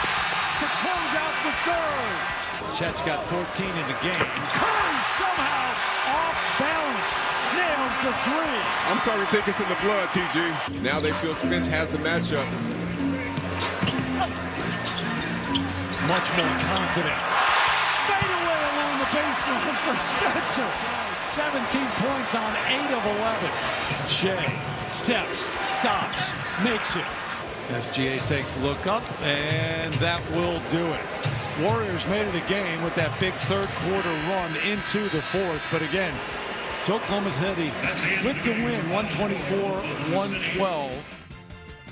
That's how it went for the Warriors here on your Tuesday night against the Oklahoma City Thunder. You know, it's been a while since we had the days of what were fun and exciting Warriors losses, but all things considered, Steph Curry doesn't play. Jimmy Butler's not there in the second half. Draymond Green's got 5 fouls in the middle of the third quarter.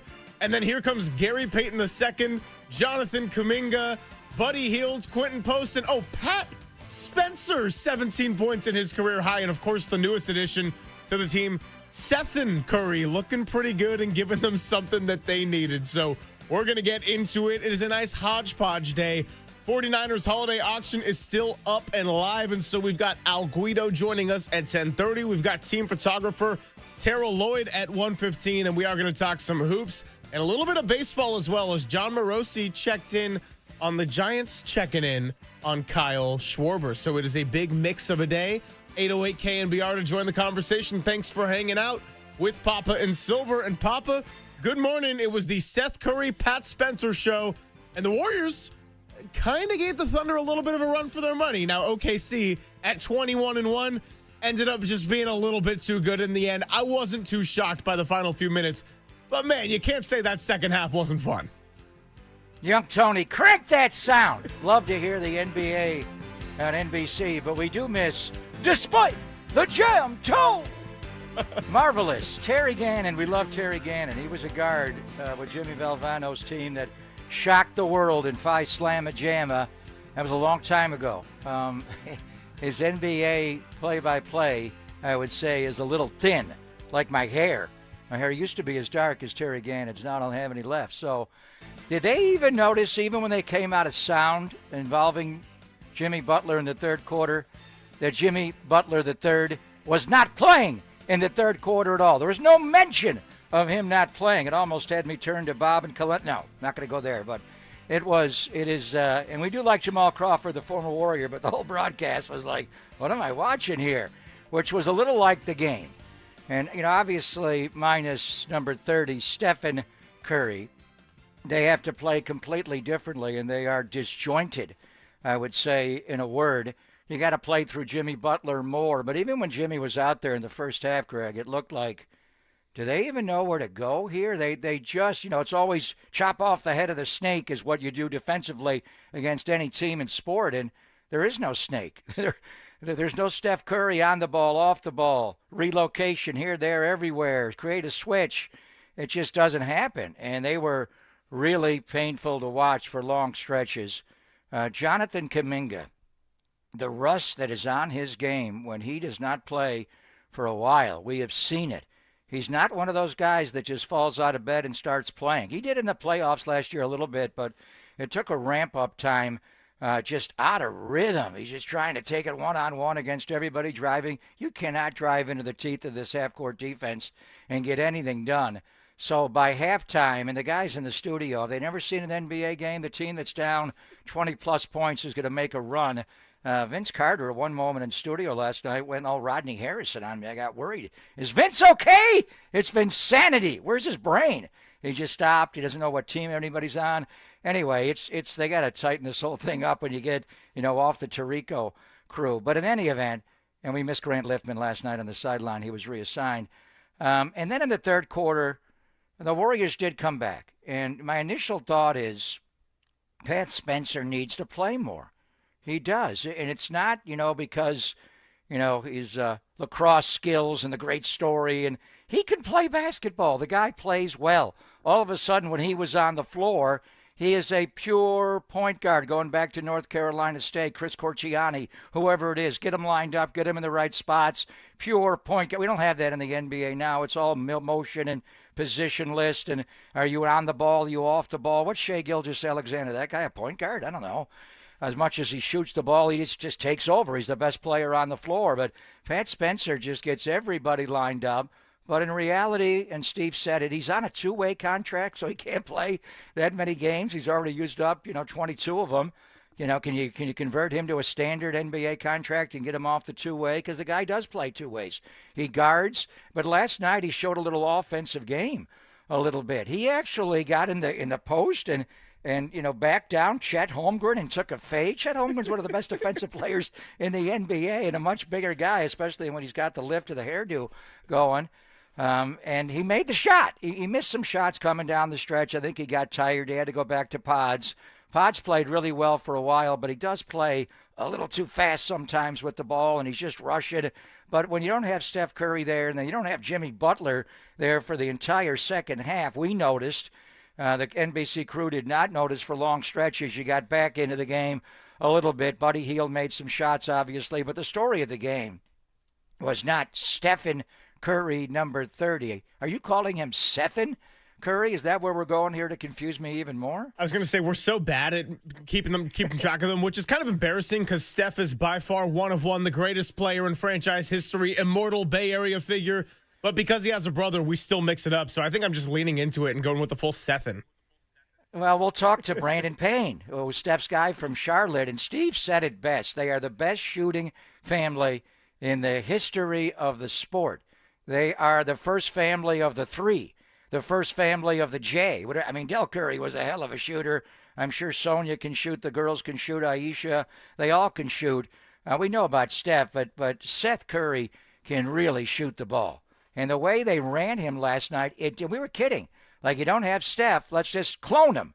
And at times it looked like different with the headband, obviously, in the 31 and not the 30, but it's still S. Curry out there, and they actually ran actions for him in the game, as Jamal Crawford pointed out. I saw some doubles, coming off screens up top, some dribble handoffs. They gave it to him late in the shot clock, like 4-3 here. Butter, shoot the ball. And he makes an incredible shot. He's an alert defender. He was saying that he blew a couple of coverages because he doesn't know, but he is so smart. In the way he plays, he's going to fit. So we'll get Brandon Payne on, who's Steph's guy, obviously, Accelerate Basketball in Charlotte. But he spent some time around the Curry family and Seth Curry as well. This guy is more than just Steph's little brother and, a guy who shoots the ball. At one time, he was number one in the NBA in three-point percentage. He's still right there. I honestly think if you got the Curry brothers and got him into a game of horse, who would win, and throw the old man in there as well. But he is more than that. So he will play.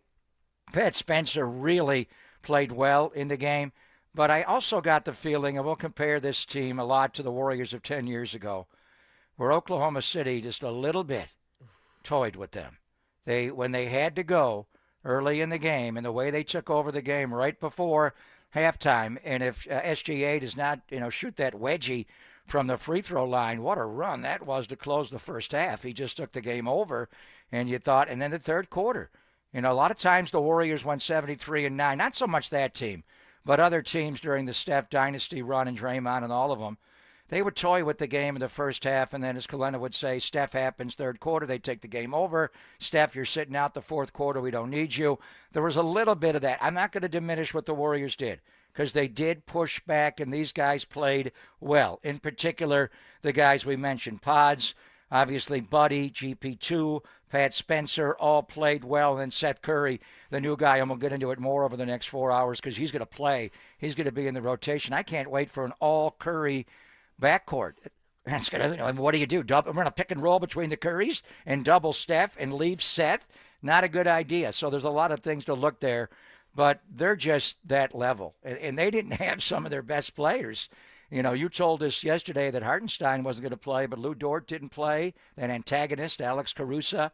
My hairstyle is very similar to his now. He's not. He didn't play last night, and they still I mean, honestly, if we took a poll of the Bay Area sports fans, and you guys know basketball, you love how many Oklahoma City Thunder players can you name after the three big stars? SGA, Chet Holmgren, because they're in every damn commercial and every break.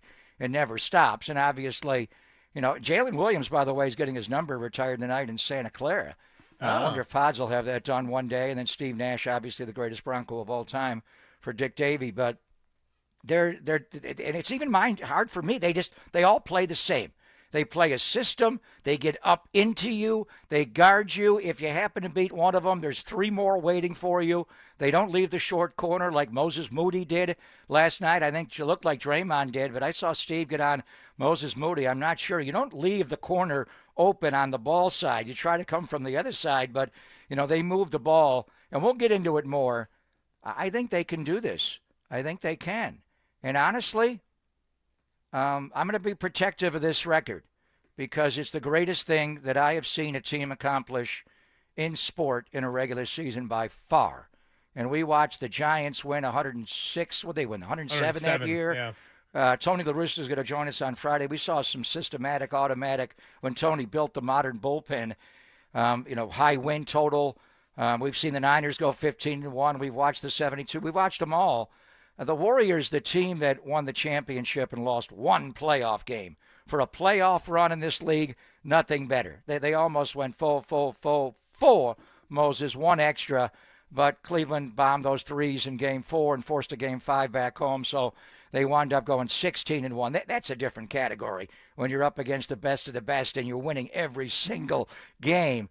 But to win 73 games out of 82, lose only 9 times, I watched it all. 24-0 start. We compared them to the great Michael team of 95-96 that did it earlier, and the whole thing. And we actually played a video game, Steph, Saintly and I. It was the difference. How do they guard Steph at the 3 line? Well, Scottie Pippen goes out a little further, or Michael gets them, and Durant was not on that team, but still. So I think and we'll get into it all. The Warriors have a banner hanging in their practice facility at Chase. But it's not in the main arena. They're not going to apparently do that. I think this would be the year to maybe pick up on Oklahoma City being 21-1. And, injuries could be a factor. I tell you what, I wanted the Warriors to come back last night and do it for that team and give them their second loss. And they're just, Oklahoma City's too good. And they have 3 of their top players that didn't play last night, 2 of their top rotation guys. And they're also, Greg, a really hard team to root against. Starting with Dagnall, your doppelganger, and he's a good guy. With Sam Presti, their general manager, SGA plays a different game. He's not Ja Morant, modern NBA player. He's a throwback. He can play in any era. He's making the 3 ball now. Last night, 5 out of 6. Step back daddy going left and going right twice. He gets to the line. He guards. Holmgren is that skilled. At times I'm thinking of, he looks like Bill Walton the way he plays, except get some more food on that guy, and he's emaciated. And then Jalen Wood, all of them. Well, Chet looks like Abe Lincoln, but he plays like Bill Walton. He does. He should wear the stovetop. No, I mean, up top, the way he handles the ball, how skilled he is. I mean, the Joker's a different level, and obviously Şengün, but Holmgren's right there, and Holmgren guards. He plays way better defense than either of those guys, and he rebounds. So they're a hard team to root against.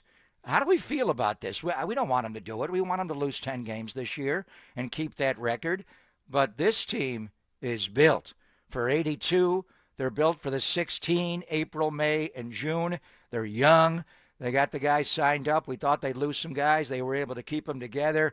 What a way. The roster construction with Sam Presti. And we saw this young franchise be what they are, moving from Seattle, and it was a different group. And they were easy not to like.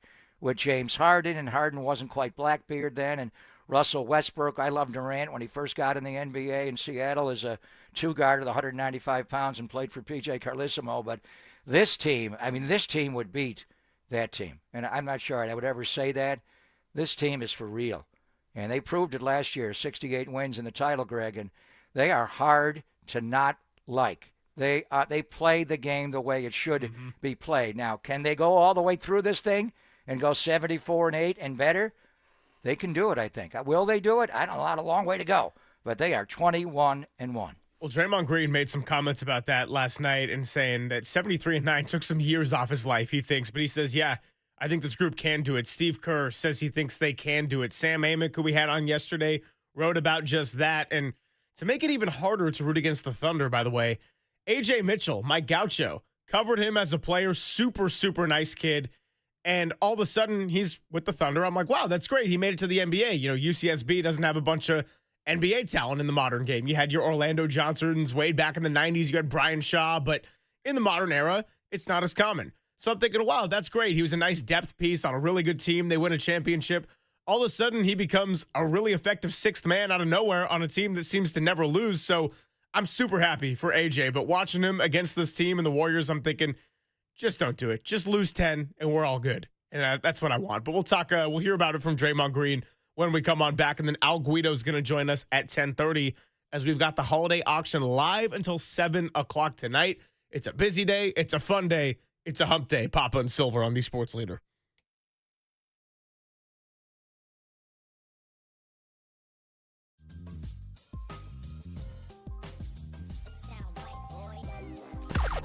Now, from the O'Donnell Financial Group Sports Desk. Learn more at odfigroup.com. O'Donnell Financial Group, because planning is a process, not a product.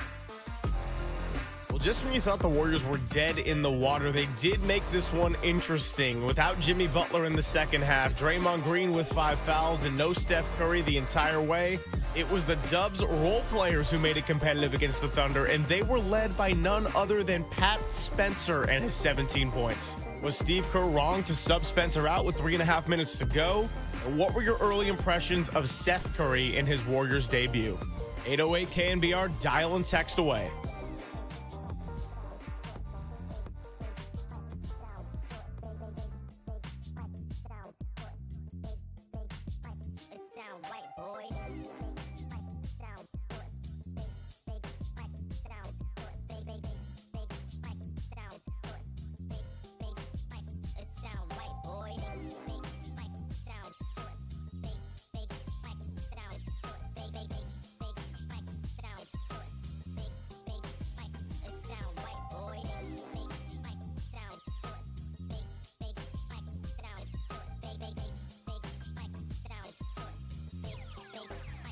Sound right, boy.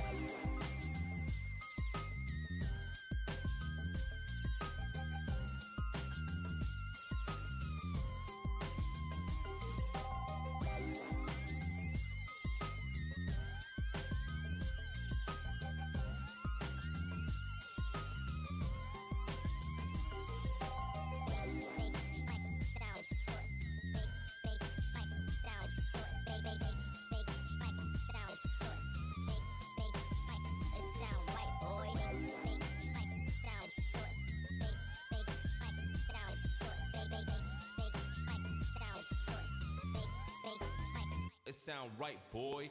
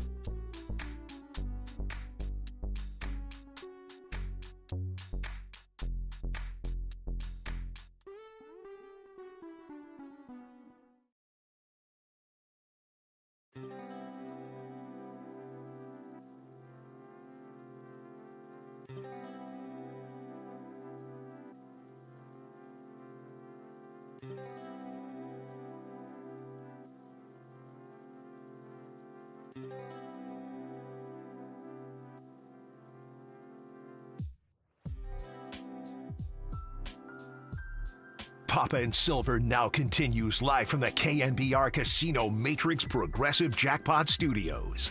Casino Matrix. Progressive jackpots are here. Where are you? Just drop in. Please play responsibly. 1-800-GAMBLER. It's hard, man. But I do think they're capable. You just need so many things to go right, though. Health, which they kind of plow right through health. It really don't matter, it seems.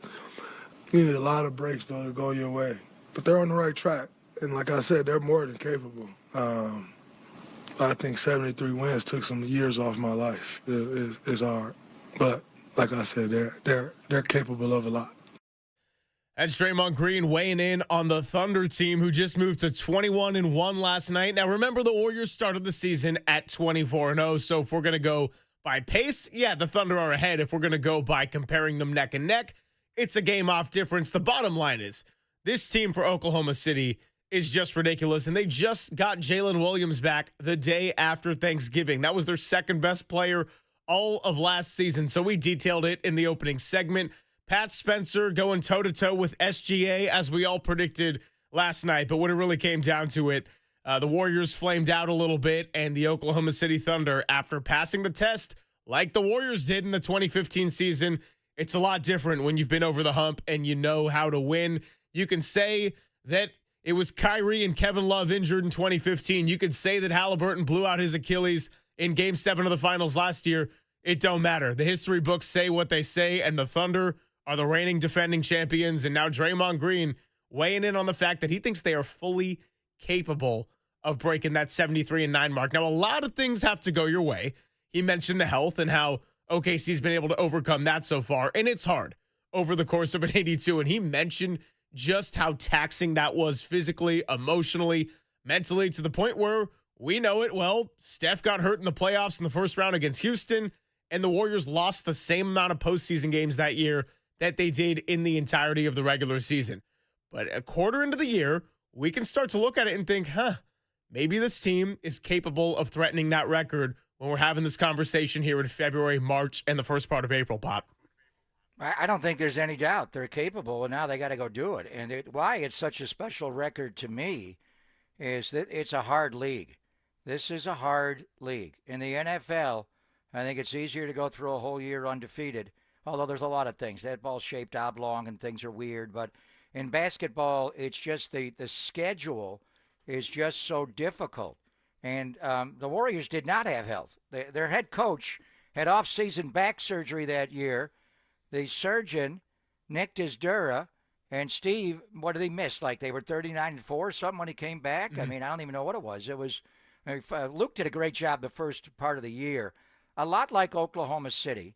The Warriors rose up. They won 67. Steve's first year, won the NBA championship. Oklahoma City won 68 last year, won the NBA championship, and they had a hard road, go through Indiana. But the Warriors the next year, I think they were possessed with the start of that year because they didn't get validation for what they did because some of the teams that they did not have to play in the playoffs, all of the list of players that were injured that they didn't have to face, whether it was Kevin Love or somebody, or it was also Kyrie Irving banging knees with Clay in Game 1 of the finals. But they were obsessed and possessed the next year, and they got off to a 24-0 start. Our television ratings at NBC Sports Bay Area rivaled 49er Sunday afternoon football ratings, and this is the old school how they quantified it. We're talking 20s. It was the Warriors back then. Get a 5, maybe an 8. The playoffs 10. All of a sudden, it was just whoa! What is going on here? You were watching a team possessed. And I remember early in the year, they played the Brooklyn Nets. The date was November the 14th. It was a Saturday night, and they did not have it. The first quarter, they came out and they were discombobulated. And I thought, oh damn, they're going down. I remember Andre Iguodala soaring through the air to snag a defensive rebound. They're not losing tonight, and they're not losing 10 nights this year. When they won that game in overtime, this is a different team. This is a team that's not going to take scheduled losses in the regular season. They're going to fight through it and get as many as they can get and shove it in your face for saying the year before you were a paper champion. Even Doc Rivers had some comments along the way that they ducked a lot of teams that way, and it was an incredible performance that night and all the way through. You can't take – now, they were young. Andre, was probably had some miles on him, but the young guys, Steph and Clay and Dre, were young, and they were just ascending the dynasty, and it was just incredible to watch. And you have to remember, this record for me, it was the Lakers, the 71. Well, first of all, Wilt's team in Philly in the late 60s went 68-13. And then the Lakers team, and Elgin Baylor retired that year, early in the year. They had a 33-game winning streak in 71-72 and went 69-13. And that was Jerry's only NBA champion. This record meant something. And then Michael comes along, and they break that record and go to 72-10, and Steve's coaching them and obviously played with Michael. And how do they do this? And, wow, it was really impressive. And you're exactly right. I remember the first playoff game. Right in front of the Warrior bench, Steph rises up, lands on Patrick Beverley's ankle, and he hobbled the rest of it. They got through it, and then he slipped in a wet spot later in that series, and the knee wasn't right and the whole thing. But Oklahoma City is capable of doing this. I'm not going to root against them necessarily because I like the guys on their roster and their coach and their GM. But I am going to be, we're going to be protectful and protecting of the Warrior record. That 73-9 accomplishment should not be overlooked. Even though they didn't win a championship, that team to win 73 times out of 82 in the regular season, when you're playing 4 out of 5 and back-to-backs a lot, that is, to what I've seen in the history of American sport in the regular season. And you can take the Seattle Mariners and all these teams that have done things, the 72 Dolphins, the 84 Niners going 15-1, and we'll talk to their president, Al Guido, coming up in a minute here, the 73-9 Warriors of 10 years ago. We have to really embrace that for what it is. It's the greatest regular season I've ever seen by far. Yeah, we'll continue to harp on this basketball here in the 11 o'clock hour. Brandon Payne joining us at 11:30. We'll talk to Howard Beck of The Ringer at 11:50. I'll give you my 5-1, the studs and duds of NFL Week 13 coming up in the 12 o'clock hour. And then 49ers team photographer Terrell Lloyd joining us at 1:15. But before we get to any of that, we got to talk to the president of the 49ers himself. Al Guido will be joining us when we come on back. It's Papa and Silver on the Sports Leader.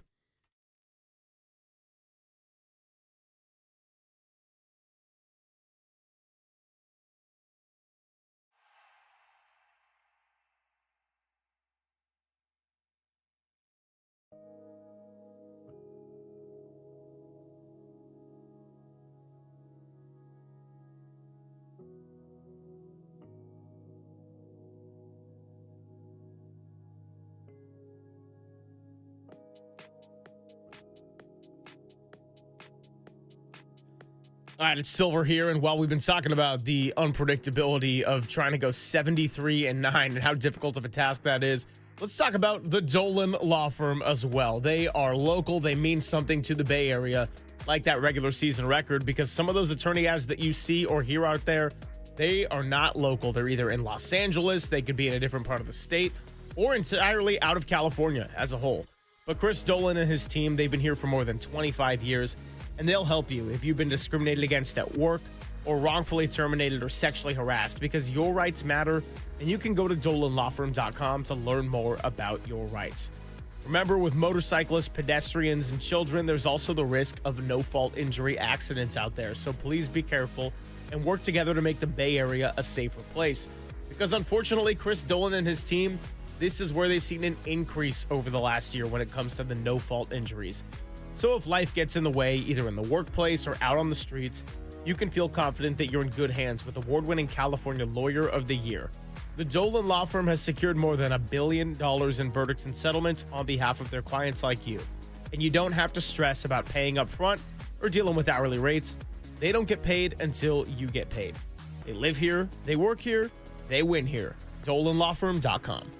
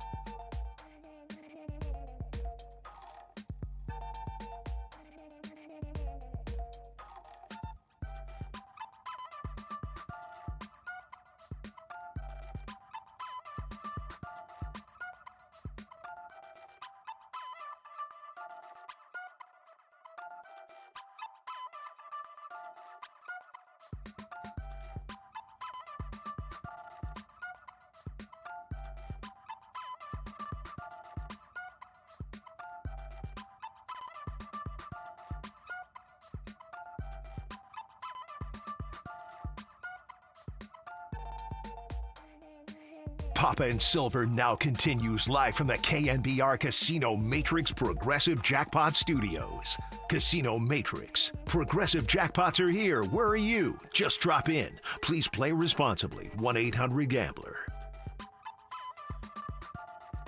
Papa and Silver continues on your Wednesday, and as I'm sure you've heard by now, we got the 49ers holiday auction up and running until 7 p.m. tonight, so make sure you can bid on those one-of-a-kind prizes and experiences with alumni, with staff, and with people like Al Guido, team president, joining us right now on the UMA guest line. Al, thanks for spending your Wednesday with the Gregs. Happy early holidays, or I guess now that we're in Thanksgiving, I can just generalize it to the happy holidays. How are you? I'm great, guys. Thanks for having me on. It's good to talk to you. Yeah, likewise for us. And let's just get started with, what the 49ers have doing. And I know that we talk about the football side of it so much, but if we think about just Levi Stadium and the concerts that are coming up and the big global events that are going to be hosting, I mean, we've got the Super Bowl coming. We've got the FIFA World Cup having Levi Stadium here. So just as president of this team and seeing the way that Levi Stadium has grown, the way 49er fans have traveled, what's it mean to you to have some of the biggest global sporting events happening right here in the Bay Area? It's awesome, fellas. It's obviously been a ride this year, and this is my 15th year with the franchise, my 20-plus in the NFL. And so I try not to get too high or too low at any given moment because it's a week-to-week league. But you're right. We are planning for some big events. There's no question the backdrop of Super Bowl 60 here coming in February in this market. And I know it's one of the packages that our fans can bid on, is like coming to the big game and doing all the parties. To have the World Cup here in the summer in 26, I mean, to be the only venue in history that will ever host a Super Bowl and a World Cup in the same calendar season, it's really special. But frankly, Greg, you talked about it. It really speaks to the Bay Area, the qualities of living here. It speaks to our fan base. We've seen that both here at Levi's and on the road this year. Those things don't happen if you don't have a great market to come to, if you don't have a great fan base, if you don't have a great stadium. I'm really excited to put on the Super Bowl for the world to see. And now that it's almost upon us, Sal, I mean, here we are, December, and when we ring in the new year, it's a month away, and it's February the 8th, and we're talking about the Super Bowl. The World Cup is big, and we'll get to that as well, but for our nation, there's nothing bigger than the Super Bowl. And as you mentioned, you had Super Bowl 50. Now you have Super Bowl 60. The league and the game have grown a lot in the last 10 years. But just talk about some of the events and the cooperation, obviously, to put on something like this. The Niners are going to drive it with the league. But I know all Bay Area sports teams are behind this. There will be a lot of events happening in San Francisco and quite a few around the Bay, including the South Bay. But just talk about how much bigger this is going to be to put on, going from Super Bowl 50 to Super Bowl 60. Well, first and foremost, Papa, it's great to hear your voice as always, and we miss you, man. But I love to hear you talking 49ers football. It warms my heart. And so, for us, it's a massive event, as you mentioned, and it's only gotten bigger. I think about the differences between 50 and 60, because we're going to host 10 years apart, and just the size of the event itself, the amount of travelers that come into market, the economic impact that happens. I mean, you're talking about 40,000 plus hotel rooms booked. I think every single convention center space between San Jose and San Francisco booked with events, the amount of parties that take place. Now, Papa, we got the Pro Bowl coming into market, as a flag football special, which is going to be happening here, which is nice to have not only, the teams that are going to be just participating, active players, the Walter Payton Man of the Year being here, NFL honors in the city.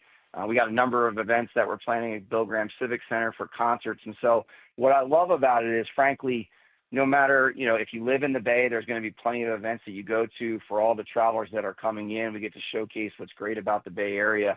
It's just grown so much in size and scale. And, I'm looking forward to hosting, I think, majority of events are going to be for fans wise, are going to be in the city of San Francisco. I give credit to Mayor Daniel Lurie, who chaired our Super Bowl 50 committee, and the work that he's done, and also the work that the other Bay Area sports teams have done.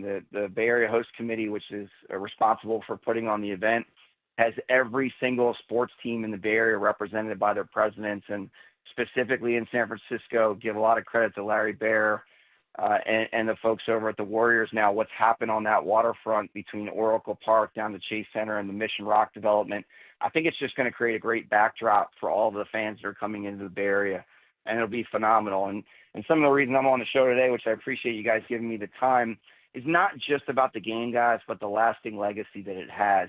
Super Bowl 50 was the most philanthropic Super Bowl ever hosted, and we're going to top that now. You guys have been our partner. I think this is the 9th annual KNBR Holidays, auction. You've helped us in the 49ers Foundation become the largest foundation in all of the National Football League, serving over 100,000 kids throughout the Bay Area. And so for us, between what we do on a normal basis with the foundation to what the Super Bowl backdrop means, we've already put in 3 full fields, and that just doesn't serve, frankly, football. That serves the entire community that we need. And so if you look at the explosion of flag, the fact that now my daughters get to play at the high school level, we got guys like Steve Young, who's the chairman of our flag football committee. I'm just so proud of the organization and, frankly, the region on how they're stepping up to host this big event and then leaving a lasting legacy post-February that we all benefit from. All very well said by Al Guido, 49ers president, joining us on the UMA guest line. And Al, while you talk about the Bay Area and all the opportunities, but also people traveling to come here, that's going to lead me to this question. So we talk about the 49ers on the field all the time, and they've overcome a lot of adversity, 9-4 record heading into the bye in the toughest division in all of football.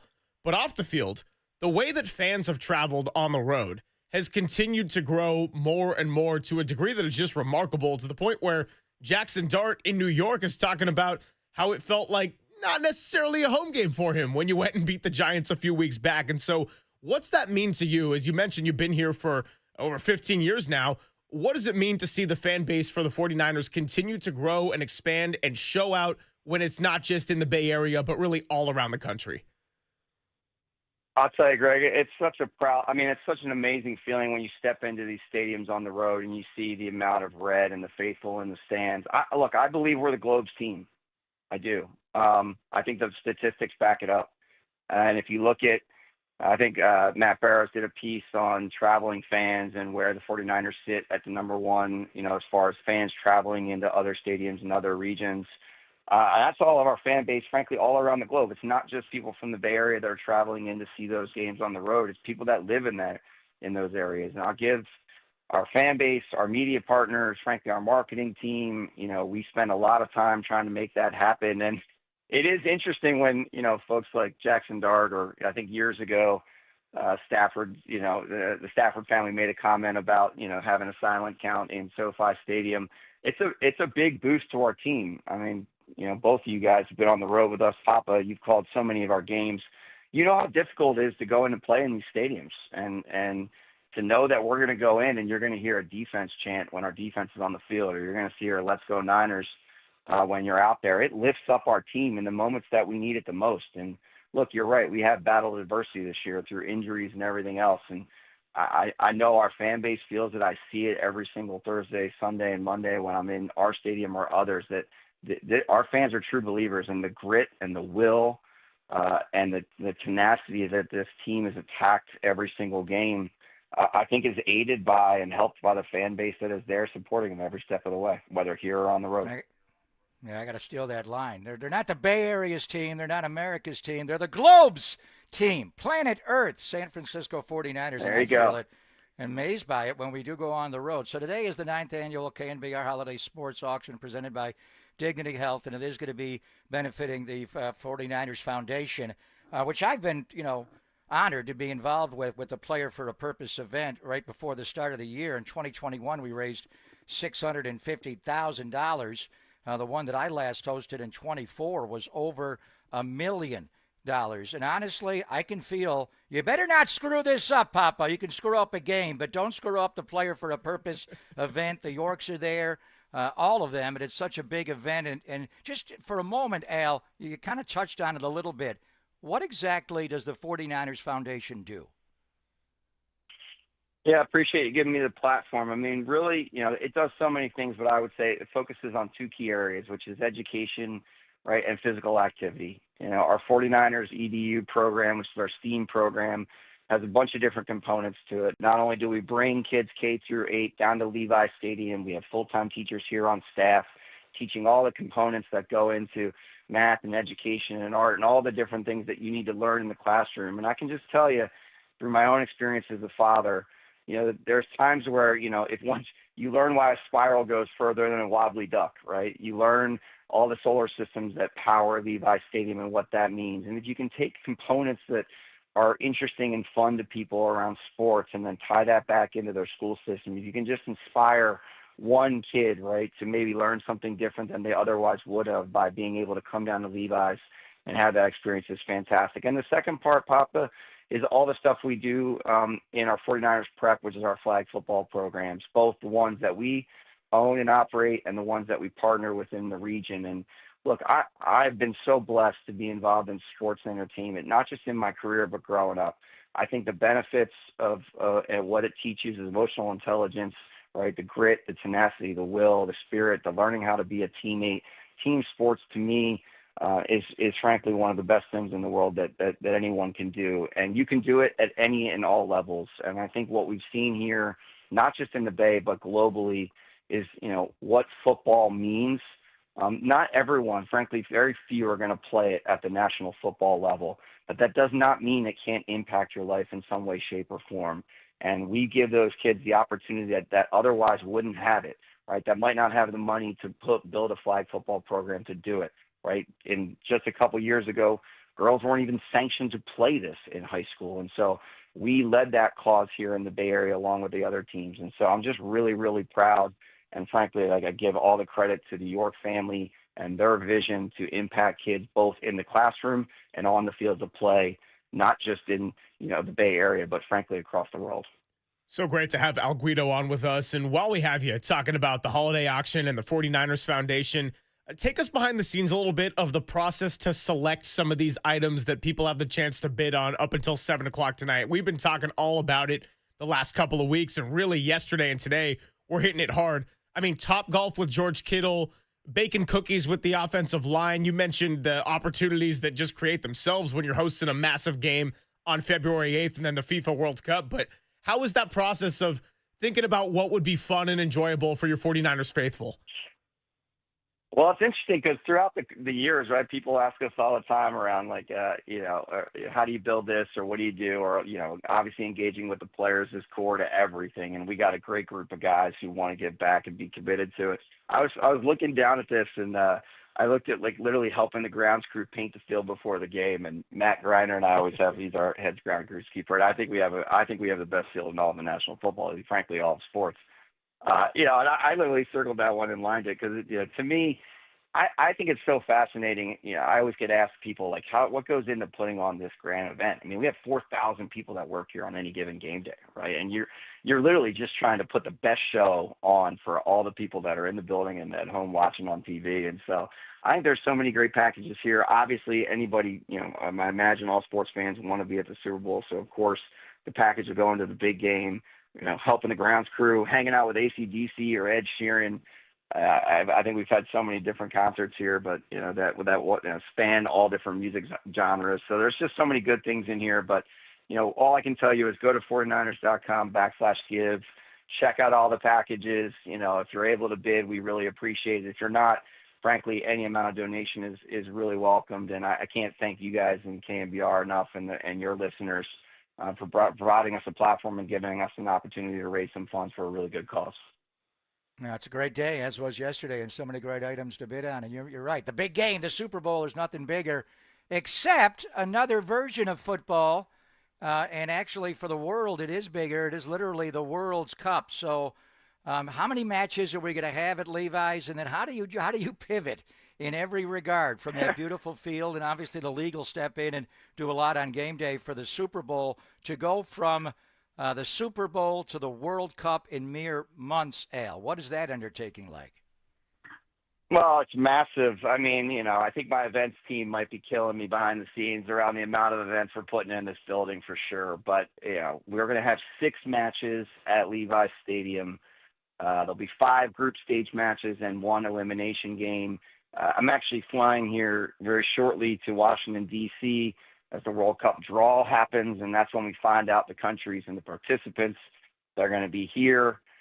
We only really know where the U.S. is going to open, which is in Los Angeles, where Mexico is going to open, which is at Estadio Azteca or Estadio Banorte now, and where Canada is going to open because it's a 3-country host situation. And then the final will obviously be in New York City. But, look, there's a chance. I mean, it's not set in stone until the final draw comes out, but there's a chance, if the U.S. does well, that their elimination match might be, their first knockout match might be here at Levi's, which would be a fantastic platform.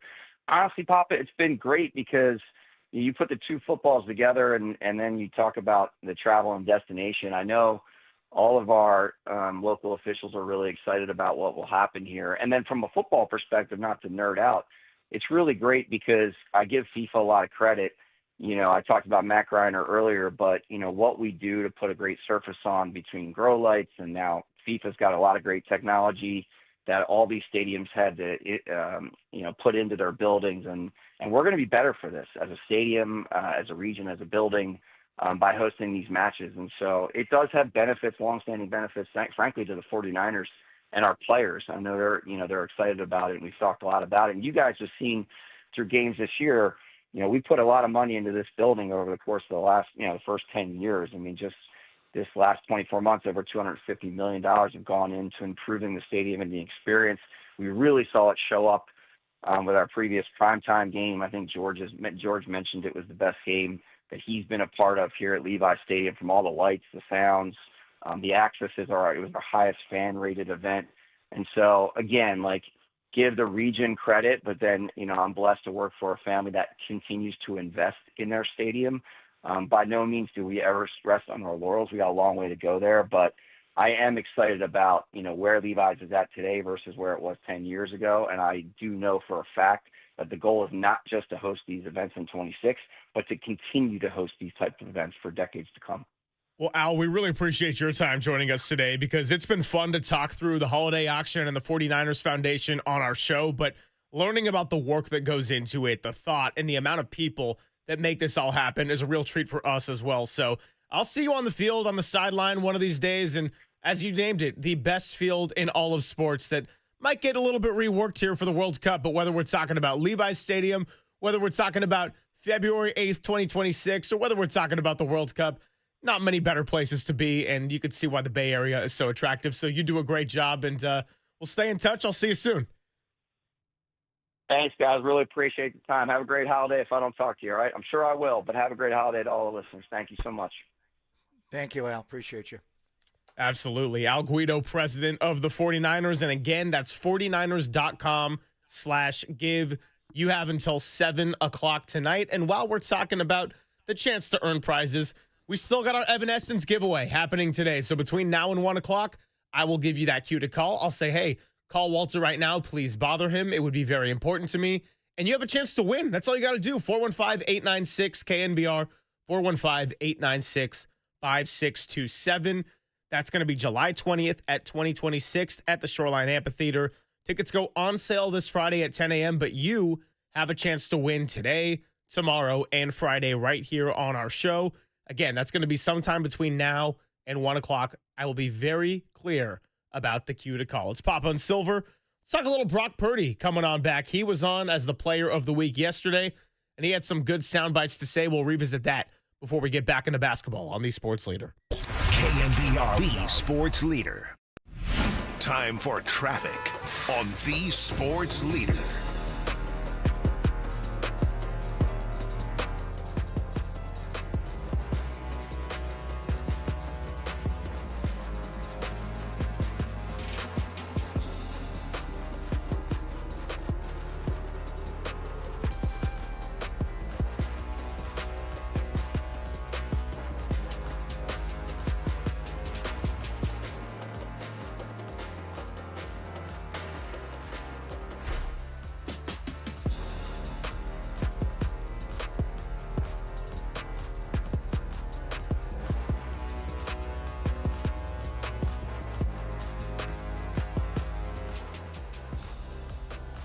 Declare your retirement independence today with a call to O'Donnell Financial Group.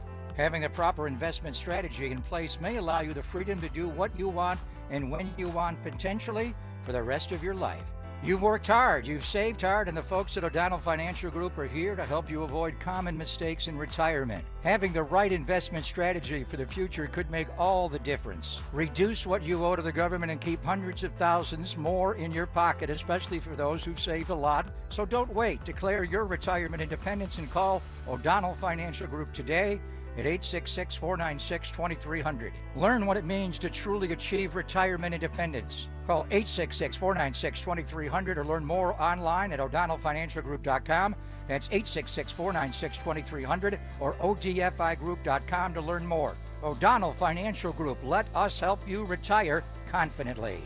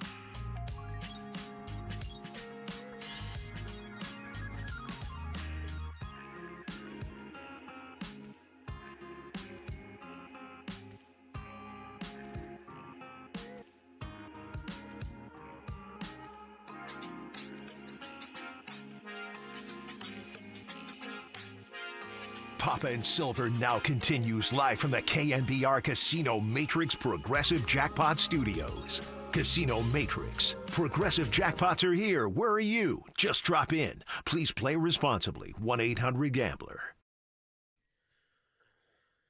Thanks for spending the middle of your week with us. Papa and Silver here on the Sports Leader, 808 KNBR. We got some basketball guests coming your way in the 11 o'clock hour. We got our NFL's 5-1 in the 12 o'clock hour.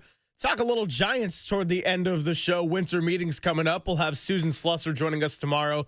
And that's right, it's not going to be on a Wednesday, but we will have a Shea Friday. John Shea of the SF Standard is going to be joining us toward the end of the week. So here's the deal. We got the 49ers on a bye. We got the Warriors set to go on a road trip without Steph Curry. We got the Giants starting to get into this browsing phase of the offseason, and the Sharks back in action tonight. So we're going to be jumping around here, there, and everywhere. Our plate is full. It's a lot of fun this time of year when you got a lot of sports intersecting in headlines. You don't exactly know where they're going to come from, like Pat Spencer scoring 17 points last night, for example. But we do know that Brock Purdy is the guy that the 49ers need to lead the offense for the rest of the season, and he was your 49er player of the week yesterday with Murph and Marcus, so wanted to revisit some of those sound bites. And I know that we're going to get the playbook out tomorrow, and there's probably going to be a heavy focus on third downs and what Brock was able to do. But maybe there's going to be something on the defense as well. And the beauty is I just get to show up and find out exactly where we're rolling the tape. Not probably playbook worthy, although you never know. Is Brock Purdy being very productive with the throwaways? So here is what he had to say about throwing the ball away 7 times. That's the same amount of throwaways he's had the entire rest of the season. This is Brock on the importance of throwing away, taking care of the ball, and they did finish up in Cleveland with 0 turnovers. Yeah, I mean, obviously, going back to the Monday night game, it was, for me, I went into the game going, all right, I'm going to be aggressive. I'm going to throw the ball, and then there was just some moments where I just feel like I needed to be a little bit more accurate. I like my decisions. I just needed a better ball. And so when you miss, obviously, it just gets magnified a little bit more than any other throw. But, for me going into Cleveland, it was, all right, how can I protect the ball? How can I protect our team? And, especially with the conditions that we're playing in and how good their defense was, it was on my mind to, be smart and, just find a way to win, stay aggressive, but also when it's not there, let's just live to see another down. And so that's sort of just how I looked at it. I was proud that, our whole team was able to play smart, be on top of their stuff, and take what the defense gives us, and we just score when we had the opportunity to do so. So definitely learn, as we went this last week, but hopefully I can continue to do that and have that be my mindset for sure. So when we let you off just a little bit early on Monday at the end of the show, because I know you had an appointment to get to, we revisited the game ball discussion because we had a lot of overlap there, and I talked about Sky Moore. We could go with the defensive players, Keon White, Cleveland Ferrell, Malik Mustafa, who made big impacts, but I spent the end of the show talking about Brock Purdy and how he was every bit the quarterback that the 49ers needed him to be on Sunday. If you look at the box score, very pedestrian. If you watch the game, it was fairly obvious that it was night and day from just 6 days before on Monday Night Football. Thought he did a nice job not shriveling, in the words of Marcus Thompson there, in the cold weather, but also taking your calculated risks. And when you got Myles Garrett chasing you around in that Cleveland front, sometimes you do need to do exactly what he just said, live to see another down, because Cleveland made enough mistakes to where all you had to do was play simple football. You were going to take care of business. Cleveland got in their own way far too much for you to worry about giving it right back to them. With the exception of a few moments since he took over as quarterback in December of 22 and Jimmy got hit by Jalen Phillips in Miami, Brock Purdy knows how to execute a game plan. Whether he's the third stringer, the second stringer, or the starter, he knows how Kyle wants to run a game. Their mindset, with Kyle Juszczyk, tails never fails. We want the ball. What? What'd you say? You want to receive? We don't do that as Niners. We're playing the wind here. We're playing to win the game and to do it on that day on the shores of Lake Drury. The wind, special teams, there was a way to play this game. Don't give them the ball. We got to stop the run. Too many missed tackles in the first half. We tightened that up a little bit in the second half. They didn't score, and we're going to get in the end zone enough. We're going to do it smartly and our defense is going to play better, and we're going to break that down tomorrow in the playbook. But and we're not going to give them the ball. Brock gave the other team the ball 3 times in the span of 8 snaps in the first half on a Monday night. You do that against the Carolina Panthers, you got away with it on that Monday. You do it on the ensuing Sunday, and the way they played against the LA Rams, that's an L. 4th and 2 to Coker. 4th down to Ted McMillan. Rams fly home with an L. So Brock executed the game plan. Don't give him the ball. His numbers in the game, 16 of 29. Last time we were in Cleveland, what was his completion percentage? It was well below 50. It was like in the 40s. It was not good. Rating, whatever you like that, and everybody's got their own rating system and, QBR and rating. His rating for this game was 83.7 because they do factor in the incompletes. Shedeur, his rating in the game was 93.6. If you're grading and you're a school teacher, are you going to give Shedeur 93.6 to take home to Dion and Mrs. Dion? Seriously? And Brock's got to get a B? Come on. So I remember asking Rich Gannon. Rich never looked at QB rating. And he said, any metric that is better for me to take a sack than to throw the ball away has no idea what it is to play quarterback, especially in the NFL. And Brock has had one year, his quarterback rating, the 23 year, when he had like one bad game against Baltimore on Christmas night, he had 113. He led the league. He's had the highest quarterback rating in the history of the sport, even higher than Steve Young and Joe, and Steve led for years, and the modern guys. So he didn't care about his QBR and the rating and all the analytics. Throw the ball away. Don't throw it to Schlesinger. Don't throw it to Denzel Ward. Don't throw it to Myles Garrett. Don't take a sack in the game. And he did. So he knows how to execute a game plan, and that's what it was called for. And to bounce back and play the way he played in this game after the way he played on Monday night when it's a 7-step drop in your end zone and hitch. Throw the ball. What are you doing here? Don't wait for J.C. Horn to undercut Jennings. Let's go. And I was impressed. And I wasn't there to see it with my eyes, but you could tell on TV. When I saw him in Cleveland on that October day of 22 was it? What year was it? 23. Yeah. 23. The ball did not come out of his hand. Well, in that game, it just did not. The wind took the ball. There was obviously the one pullback when it slipped out, but the line that I had and Tracy can take it, grip it, and rip it. He didn't. He couldn't grip it, and it was a light rain that day, and he couldn't rip it. He couldn't rip the ball through the wind. There are certain guys, Josh Allen, you watch him play in Western New York, you think every day is a day they don't even have on the 4th of July, 85 degrees and 0 wind. It can be 8 degrees and 58-mile-an-hour wind, and that big boy, from Fireball is going to throw the ball right through you don't even see it. Doesn't affect him. Brock, the ball would flutter. You could see it. It just wasn't there. The way he drove the football, he threw the ball away smartly when there's nowhere to go. I'm not going to throw back across my body in the field to play. Not doing that. Just throw it to the sideline. We'll go to second down or we'll punt, whatever.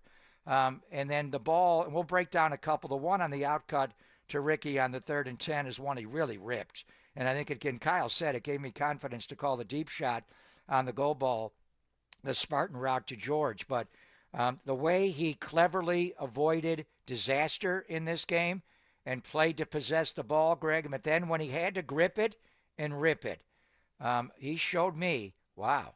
And it didn't rain, didn't snow. It's all right, but the wind can be more challenging, as we all know. You can't see that wind. Damn, what's it doing? You can't even see this. The mysterious little sucker's going to ruin our day.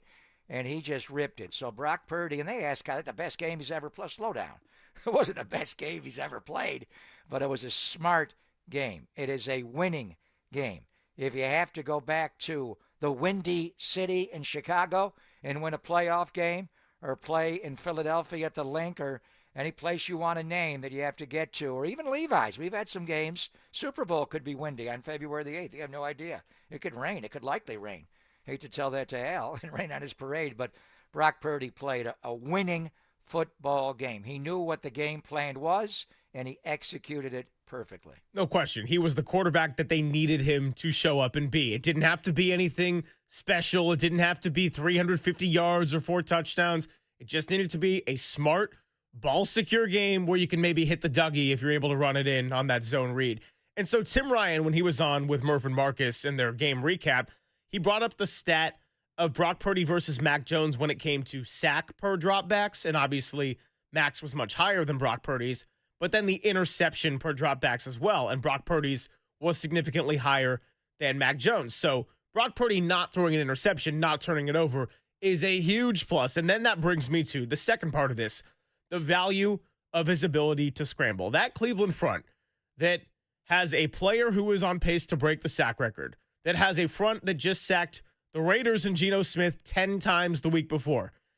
Brock Purdy only took 1 sack against Myles Garrett. And you think, well, of course, you know that the scrambling ability was a big difference between him and Mac.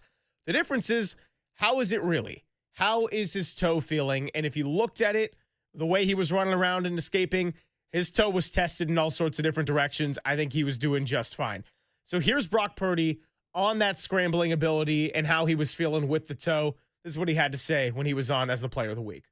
Yeah, it's felt great, man. It's gotten better. I feel like every week, and just in general, I'm out there playing, just worrying about my assignment, details, throws, and I'm not even thinking about my toe. It's more so just warming it up, and then after games and stuff, treating it up and everything. But it's in a really good spot right now. I feel confident in it. And this is why having the bye right now has major value to somebody like Brock Purdy, because there's the players that you're not necessarily getting back, and then Kyle Shanahan listed the ones that you should get back, like your Tatum Bethunes, your Eddie Piñeiros, but ultimately it's about protecting your QB1, and we weren't sure exactly what the timeline was going to be when he missed that whole stretch of games. We weren't sure what he was going to look like when he did come back.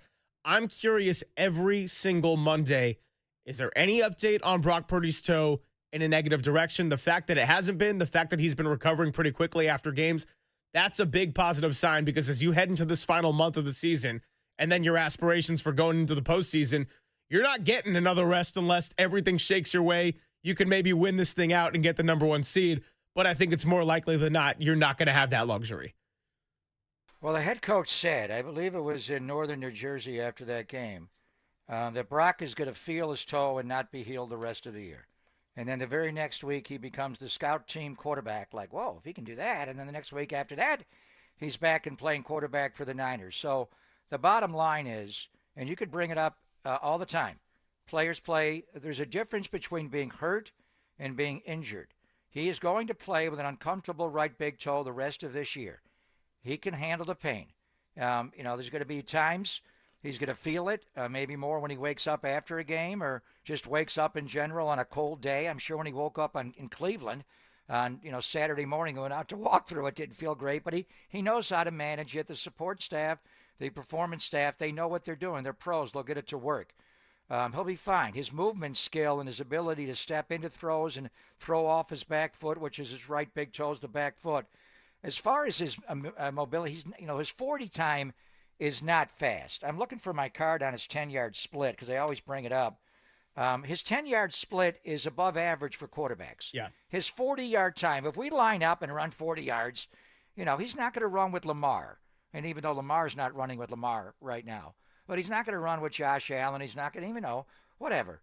But if we got to escape somebody in the pocket like he did many times in the game, he's functional that way. He needs to step up and step through the pocket, step up into the pocket and out. When he was a young player, he would back up in the pocket, go out the back door. Don't do that.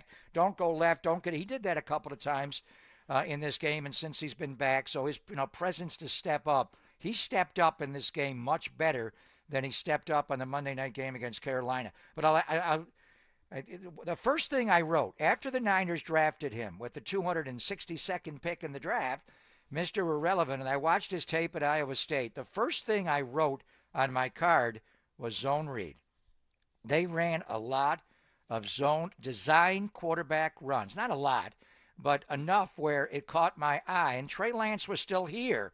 And the offense was moving away from Jimmy Garoppolo on a straight drop back to let's incorporate quarterback power, quarterback sweep. We got a quarter. And I don't even know what Trey's 40 time is. I think Trey played slower then you would think he would play. And by the way, Herbert got hurt, and he got in the game the other day against the Raiders, which was interesting, and Herbert's got to play after surgery, so keep an eye on that. But where I'm getting at is Brock is faster and quicker to elude pressure than you'd think. We've seen it.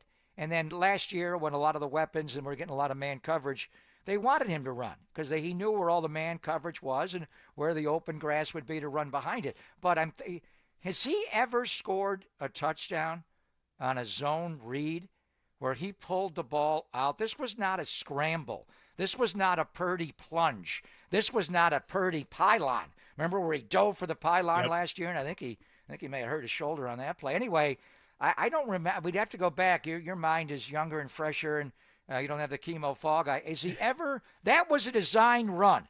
That was 95 is Myles Garrett, the greatest to ever do it. Well, at least for now he is. He's a great player. But he runs wide 9. He's like Nick Bosa. Nick will flash down the line. Andy Reid's made had 3 touchdowns in one game at Levi's, not blocking Nick and influencing him, and just chase the ball. Well, we're not going to give it to the ball carrier. We're not giving it to 23. The quarterback's going to pull it when 95 comes down. The outside linebacker, 43, comes. Nobody spilled. It was all there, and he ran in the end zone. Designed quarterback run. This was not a scramble. Has he ever done that before where Brock has scored a touchdown on I call it a pull option read, a zone read, and then did the Dougie after? Teach me how to Dougie. Has he ever scored like that in the NFL? I mean, when you brought it up, I couldn't think of a single time. Now, if you're out there on the YouTube chat or the Golden State Lumber and Showroom text line, and I'm wrong, please feel free to correct me, because last year I remember the pylon dive when I think he did hurt his shoulder on that. He had a rushing touchdown against the Lions when the defense was decimated, but that wasn't a designed run. And so... yeah, nothing that I can think of. And if so, it had to be in that first season early in his career. And in the MVP season, Christian McCaffrey got 21 damn touchdowns. I honestly, and he scored. I mean, and he had some in the NFC Championship game coming down from 24-7. Brock had some big runs. He had a pair of 14-yard runs in that game. They lose the game if Brock does not run 4 times for first downs. And I thought his legs was the difference in the game against Jared Goff, who could not reset. But I think I would have remembered it. I don't know. Somebody could refresh my mind. Needs to be rebooted a little more these days. But I cannot recall him scoring on a zone read, a pull option. You know what now? It's in the playbook. Get ready for it, Tennessee Titans. Get ready for it, Lou Anarumo in Indianapolis. Our quarterback's going to run zone read all night if you don't honor it. So as far as the toe, he's fine. It was the arm gripping it and ripping it through 20-mile-an-hour winds that were gusting up to 40. And the wind there, right on the shores of Lake Erie, they are different. They start and they howl, and they're unpredictable. That was the big thing, was Brock Purdy through the wind could grip it and rip it. We got a lot of football coming your way in about an hour, but we do have Brandon Payne coming up at 11:30 and then Howard Beck at 11:50. So let's hear from the man of the hour last night. No, I'm not quite talking about Pat Spencer. I'm talking about the team's newest addition, who, I got to be honest, seeing that he wasn't getting minutes early on, I'm thinking, okay, no Steph Curry, no DeAnthony Melton. How much room is there ultimately going to be for Seth Curry? Well, after watching the second half, I think it's pretty clear that he's the guy that can play. He gives you something you absolutely need. And let's talk all about Seth Curry's comments from the postgame next. It's Papa and Silver on the Sports Leader.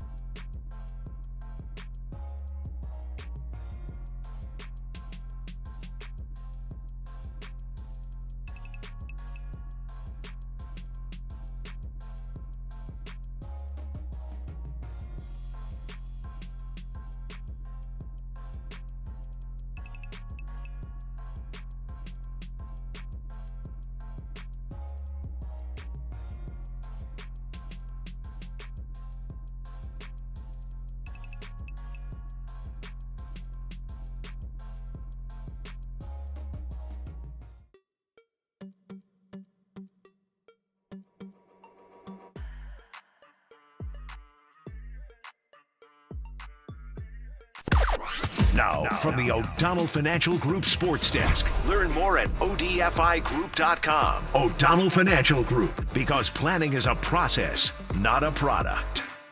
Steve Young joined Murph and Marcus to recap all things 9-4 49ers as they head into their bye and Brock Purdy bouncing back in tough weather conditions in Cleveland. You can check out that interview on thesportsleader.com to hear from the 49ers Hall of Famer and all-time motivational speaker for flag football. Steve Young, you are one of a kind, my friend.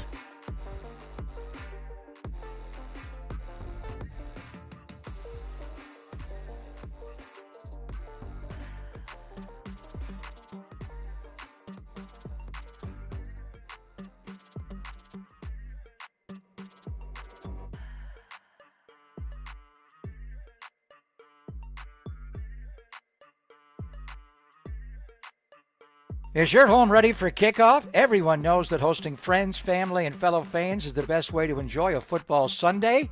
Get ready for an elevated game day by staining your deck or painting your fan cave with Benjamin Moore. With football and painting season in full swing, now is the perfect time to tackle your indoor and outdoor paint projects. Have your family room decked out in team colors to impress guests and intimidate rivals. Update your kitchen with a fresh coat of paint for prepping tailgate treats and pregame snacks. A freshly stained porch or repainted exterior will allow you to grill outdoors in style all season long. So change your luck with a fresh coat of paint. Whether you're calling an audible, Oscar, or following the playbook, find all the right products, the perfect colors, and plenty of advice at your Bay Area Benjamin Moore retailer. And with an extra regular season game the last several years, up to 17, let us help you extend the life of your home for many years to come. Support your team, your local independently owned and operated business with Benjamin Moore.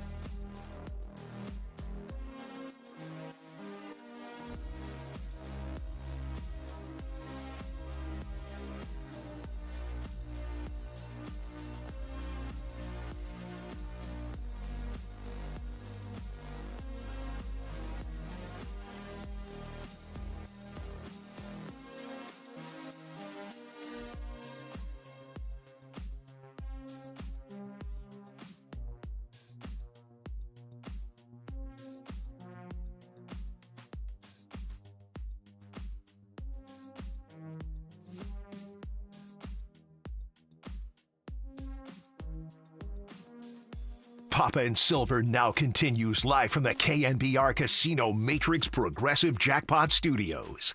Casino Matrix. Progressive jackpots are here. Where are you? Just drop in. Please play responsibly. 1-800-GAMBLER.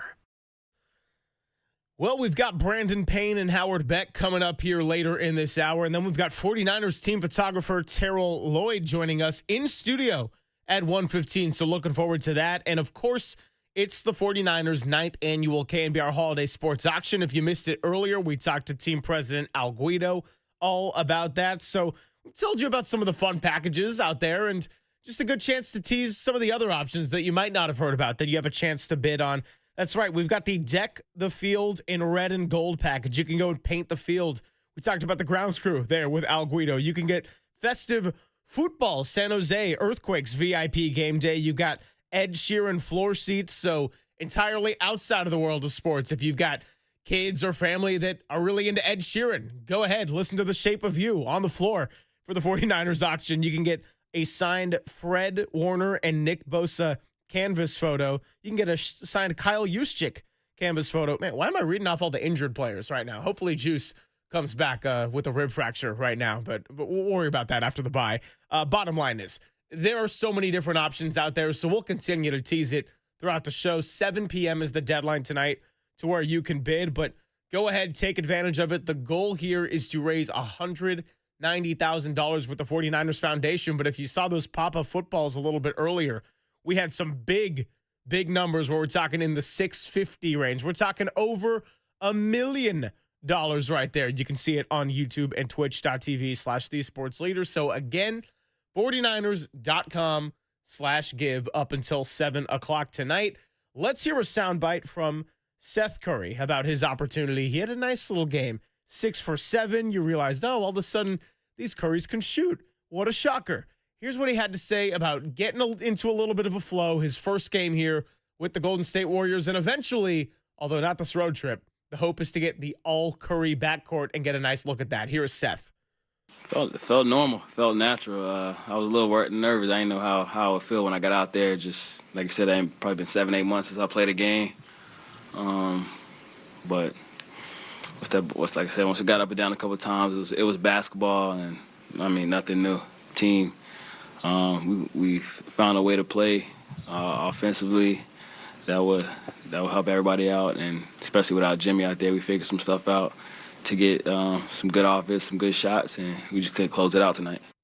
Yeah, I was wondering when Jimmy Butler didn't return for the second half, where is your offense going to come from? How are you going to move the ball? How are you going to generate it? But Seth Curry ended up being a big part of that in the late third, early fourth quarter. And so I know I talked about DeAnthony Melton not being in that game, Steph Curry not being in that game, and not seeing Seth regardless for a lot of that first half. And I'm thinking, okay, so how much of a team is he ultimately going to be a part of? Well, if you can run actions for him, if he can fit right in after not playing a game in 7-8 months, I think that's a good early sign when you got to go against that half-court defense like you saw in OKC. So when Kuminga finally got his deal and they finally got Seth, and it was a weird deal. We knew there would be a little limbo with him with the second apron, and wow, I thought Aisha would worry more about second aprons at her restaurant, and Steph's got a restaurant as well with the great Michael Mina. And now we're all the Currys are worried about second aprons. Anyway, who would come back first, DeAnthony Melton or Seth Curry? Maybe by one game. Your answer is Seth Curry coming back December the 2nd. And by the way, DeAnthony Melton had his surgery last year, December the 4th. He may come back exactly 1 year anniversary of his ACL surgery, maybe tomorrow against Philadelphia, maybe over the weekend against Cleveland, or we'll see where it goes as the road trip does meander to Chicago. But that's a year, Brandon Aiyuk, and we're still waiting on B.A., but B.A.'s was much more severe. So just watching Seth play last night, and with the big headband, and he's always worn at 30 or at 31. I think he was one in his career as well. But just putting on, one number up from his brother and his dad, and then just going out and playing. I know he was learning things and blew a couple of defensive assignments, didn't know, exactly the terminology, but he'll be fine. He works hard on defense. He's a smart defender. He's a willing defender. But offensively, he's just skilled, obviously, as a shooter. And they ran action for him right when he got into the game. They ran a double screen for him. But there were a lot of dribble handoffs. Just come Curry, come get the ball and take it off a curl. And they even gave him a couple of late shot clock situations where Give it to him with 3 on the clock and ask him to beat somebody off the dribble. Wow, and he was. He was able to get up shots and make shots, and you mentioned he played 17 minutes and 54 seconds and 6 of 7 overall, 2 of 3 on the 3-ball. He had 14 points. He's a good passer. He had a couple of assists. He's going to fit in here. He is going to play, and I'm glad he's here. We always wondered, and we'll talk to Brandon Payne from Charlotte, North Carolina. He knows this family, the Del Curry and the brothers, and growing up, and he's been around Steph, and he worked hard with Steph to make him. Steph was given God-given ability, as was all the Currys, really. Sonia, a great athlete, and Del. But they worked hard to, accentuate that, and Brandon brought that out. He knows Seth. He's worked with him as well in Charlotte. He plays like his brother. Honestly, I think sometimes you think, the skill level's not close. I'm not saying he's Steph, but, man, he does things that are Curry-like, and people have to honor him. And we watched him in Dallas and Philadelphia and Brooklyn and Charlotte and Portland and Sac and Phoenix, see the USA, the Seth Curry way, and then even more recently, in Sac, Phoenix, Cleveland, and finally a Warrior. He's played everywhere in his 12-year career. He is going to help this team. He is going to play while his older bro is out. And they flew away this morning at 10:30, and Steph was not on the charter. We wondered about that. So he's not going to play on this road trip. And then they got the extra game because they're not going to Vegas against Minnesota a week from Friday. So they'll have a full week when they get off this road trip to get him back. And we'll talk to Brandon about the injury.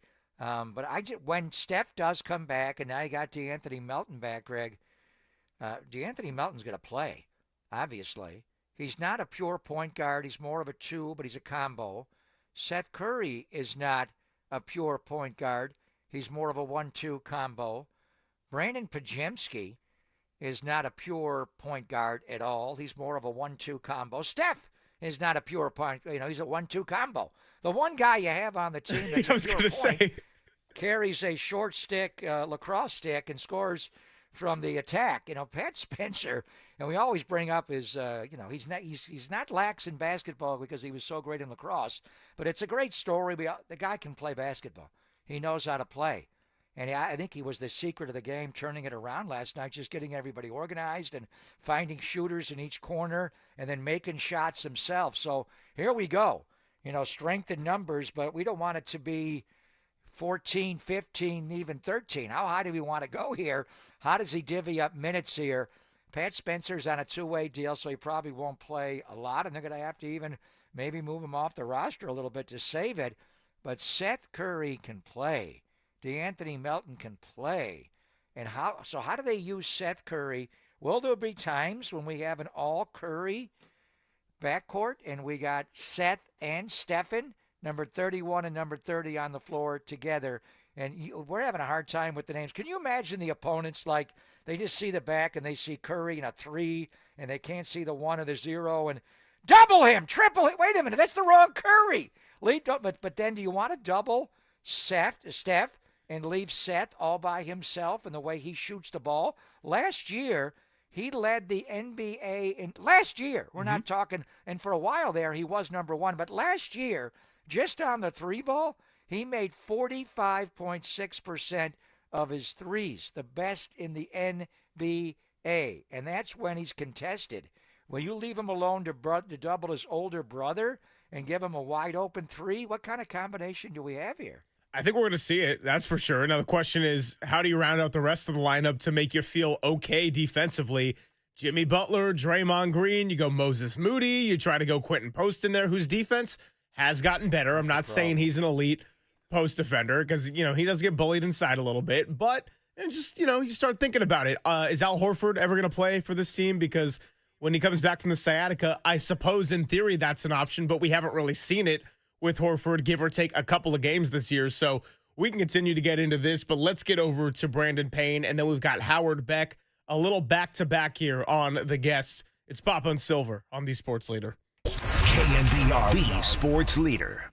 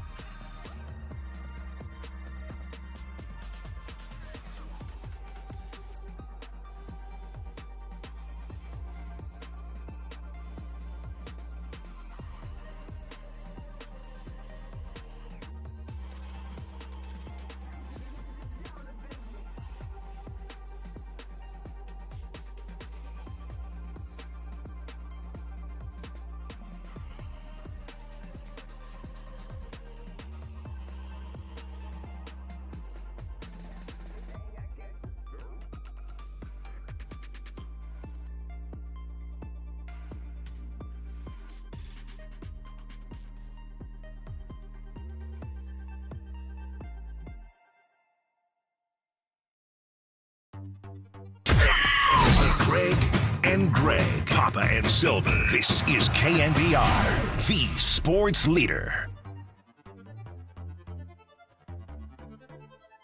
Thanks for spending your Wednesday with the Gregs. It is time to welcome in a guest we've had on a handful of times. He is of Accelerate Basketball. He knows the Curry family very well, and usually when we talk to Brandon Payne, it is related to the older one, Steph, but it was Seth Curry that made a little bit of an impact last night. So Brandon joins us on the UMA guest line. Great to have you on, Papa and Silver, again on KNBR. Brandon, how are you today? I'm doing well. Thanks for having me, guys. It's been a while since I've had a chance to talk to you, so I'm looking forward to it. Well, one thing we have not done is talk about Seth Curry much at all. We've had a lot of Steph conversations, the way he continues to get his body ready, but I got to be honest, I wasn't sure what to expect with Seth Curry last night, knowing that you're going against the best half-court defense in the entire NBA in Oklahoma City. On top of that, Jimmy Butler goes down, doesn't play the second half. Draymond Green misses a bunch of the game with foul trouble there too. And on top of that, you don't have the guy who Steve Kerr refers to as the son. It all revolves around Steph Curry. So you're thinking, all right, not an ideal situation for Seth to come into. Was thinking we might see a little bit of rust. That wasn't the case whatsoever. And kind of like Seth, and I'm not saying they're the same player at all, but you kind of ran some off-ball screens for him. You can get him open on a little bit of action. And another reminder that it's the greatest shooting family of the basketball that we've ever seen. No, absolutely. And the reality for Steph is he didn't make it this long in the league without knowing how to keep himself ready and without being a professional in every part of his process on a daily basis. So, his process is a little bit different than Stephen's because, no two players are the same. But the way he goes about doing his business and the way he's figured out how to keep himself not only in the league but a weapon in the league, I knew he was going to be ready. I mean, this was kind of part of the plan all along. They kind of had a lot of this stuff mapped out in terms of, I think there was a little bit of there was some dates that kind of slid around a little bit here and there, but, he had a pretty good idea of when he was going to be back on the court and be back with the Warriors. And he did a great job keeping himself ready. And when the opportunity presented itself last night, he was ready to go. And, and he's a pretty good shooter too. And, he's made a lot of shots at a really high percentage for a long time. And, he got in there and did what he does best, which is knock down shots and gives them another weapon, especially as they get towards the back half of the season and towards the playoff when you've got to have guys that are ready to knock shots down. I'm really looking forward to seeing what they look like healthy with him added into the mix and giving them another shooting weapon out there. Yeah, I want to see the two Curry brothers together, and the problem is Seth is only 6'1", and Stephen, he can guard, but he's 6'3", so can you play two smaller guards? We'll talk about that later, but you mentioned he's a pretty good shooter as well. He led the NBA in three-point field goal percentage last year, Brandon. Talking about Seth Curry at 45.6. At one point of his career, he was number one in the history of the NBA, and even better than his older brother.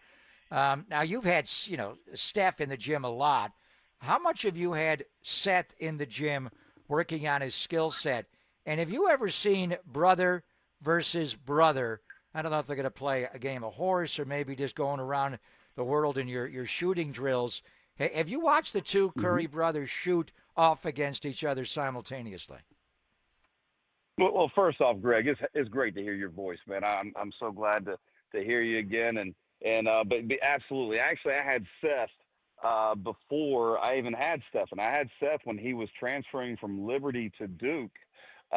Seth was in my facility in Charlotte working out that entire time and throughout his time at Duke. And so I didn't get Stephen until around 2011. I had Seth prior to that. So I had a little bit of advanced work with Seth when he was really young. And, we knew just how lethal of a catch and shoot guy that he was. I think that our questions at the time when he was leaving Duke and going to the NBA was, could he position himself and get enough clean looks being his size?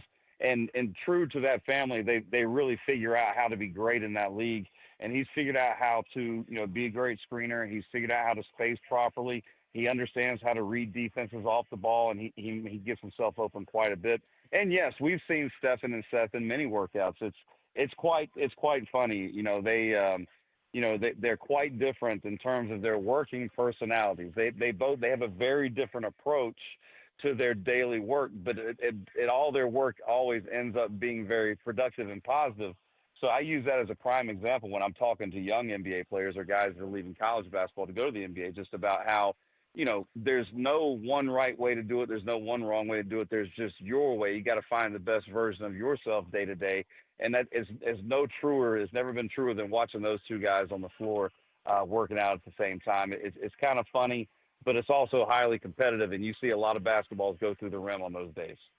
Talking to Brandon Payne here on the Yuma guest line, and we actually have a little bit of breaking news. As we speculated, Pop, it is now official. Golden State Warriors guard DeAnthony Melton will make his season debut tomorrow night against the Philadelphia 76ers. So it will be a year ago to the day that he had his surgery to repair what I think was officially an ACL sprain. But either way, he got the surgery. Now he's coming back a calendar year later. So, Brandon, your thoughts on this? I mean, look, DeAnthony Melton, how much can he help in this backcourt? Obviously, as a trainer what kind of injury that is and the recovery process and how grueling that can be. But Melton's still a young guy, fairly, for the NBA. And in just 6 games last year, he looked like a perfect backcourt counterpart for Steph Curry in that post-Klay Thompson era. Yeah, he does a lot of things that complement the pieces they already have. And, I think that's one thing that we all have to kind of keep in mind with this particular group is, there's still some pieces that are coming together here. There's still some things that they're learning how to operate within the flow of the games. And we haven't seen them fully healthy yet. And so, getting them all back to health, getting DeAnthony into the mix, getting Seth into the mix, figuring out what they could do with possibly LJ Cryer, who's a guy that's a really good basketball player too, and is an intriguing guy as a two-way player. Looking at all those different variables and seeing, okay, we're 22 games in. We've played a really difficult schedule. We've done it shorthanded in a lot of cases. We're 500. We're not excited about where we are, but we're not necessarily in a really bad situation either. They've given themselves time now. They've bought themselves time to figure out what this group can do all together when it gets healthy. And I think they're going to be pretty good. But they do, there will be a little bit of urgency as the calendar continues to move on here to get these pieces in, to get everybody healthy, and to try to get it figured out fairly quickly. Or you're going to be playing some playoff games in January and February as you're playing for seeding, and you don't want that to be the case. So the faster that they can get these guys in, the faster they can get them all to work together and really figure out what they have, because they've got some really good complementing pieces. I don't mean guys as complementary parts. I mean guys that strengths play off of other players' strengths. I think they've got a really nice group there. We just need to see them all on the floor at the same time. And obviously, they've all got to play together as groups, whatever fivesom's on the floor that Steve and the analytics department want to put out there. But it is Steph Curry. If you're going to be a Golden State Warrior, Brandon, you got to know how to play with Stephen. And we've seen a lot of guys, not a lot, but there's been a handful of guys that just can't figure it out. You would think it would be easy, and he does make it easier for a lot of players, but there's a certain way to play. DeAnthony Melton plays well with Steph. Gary Payton II plays well with Steph. The thing with DeAnthony, when you look at him and the way he guards, I thought he was bigger. He's only 6'2". So my first thought would be, as we segue over to Seth Curry, is, can you play an undersized backcourt? And that was the problem with Monte. Years ago, they had to get size. They had to move him off the roster to put Klay next to Steph. But DeAnthony Melton's 6'2". Seth Curry's only 6'1". My mind is spinning with the offensive possibilities to put the Curry brothers together on the floor, because they're both obviously great shooters, but they're way more than that. I saw, Seth last night set a Steph Curry kind of back screen, and it all worked off of that. The way he can create off the dribble, the way he sees the floor, a pass ahead, he's a good passer. Expand on that a little bit, and then can you play them together defensively is the issue, where Seth is 6'1", and what is Steph, 6'3", and he'll fight you. Offensively, they're going to tear you apart, but can you play the all-Curry backcourt much together defensively, Brandon? Well, I think you can. Number one, offensively, yes. They're going to be extremely fun to watch, and they're going to be very efficient and effective, and they're going to have a lot of space to operate in, because the floor is going to get bigger when Seth Curry is out there, because the help has a much more difficult time leaving him alone no matter where Stephen is on the floor. You can't just leave a shooter, because Steph can throw passes from anywhere 50 feet wide and hit open shooters. So it's going to make the floor actually bigger, the middle of the floor, bigger because the help won't necessarily be able to get there as fast as it could if maybe some other guys were out there. But number two, defensively, you're talking about, yes, if we're talking about traditional man-to-man, and, it would be very difficult. But if you're watching really closely in the NBA right now, you're seeing a lot of combination defenses. So you're seeing, yes, there's man-to-man pressure on the ball. There might be even a man look when it gets into ball screen or DHO. But everything behind the primary action is becoming more of a zone-type concept, meaning everybody's got multiple people that they're responsible for while the primary action is happening on one side of the floor or the other. So when you get into these combination defenses, you don't necessarily have to match size for size, maybe as you may had to in the past where we were all just playing more of a traditional man-to-man. So, you can be a little bit more deceptive, a little bit more confusing now defensively, and that'll be something the coaching staff really has to look into because you're looking at a team that, yes, you're going to be much smaller because, Gary Payton is a huge part of what you do on both ends of the floor. And, you could have some lineups where you had Steph, Seth, and Gary Payton out there together, and you're ultra small, but you're also extremely difficult to guard. So, it's one of those things where you have to look at the efficiency and the effectiveness of what you're doing offensively, and can you at least limit or slow down the other team somewhat on the defensive end and still come out ahead. That's the game that you're playing within the game. Is we might not be getting stop after stop after stop, but as long as we're not just giving up bucket after bucket and we're scoring on the other end, we're still coming out ahead.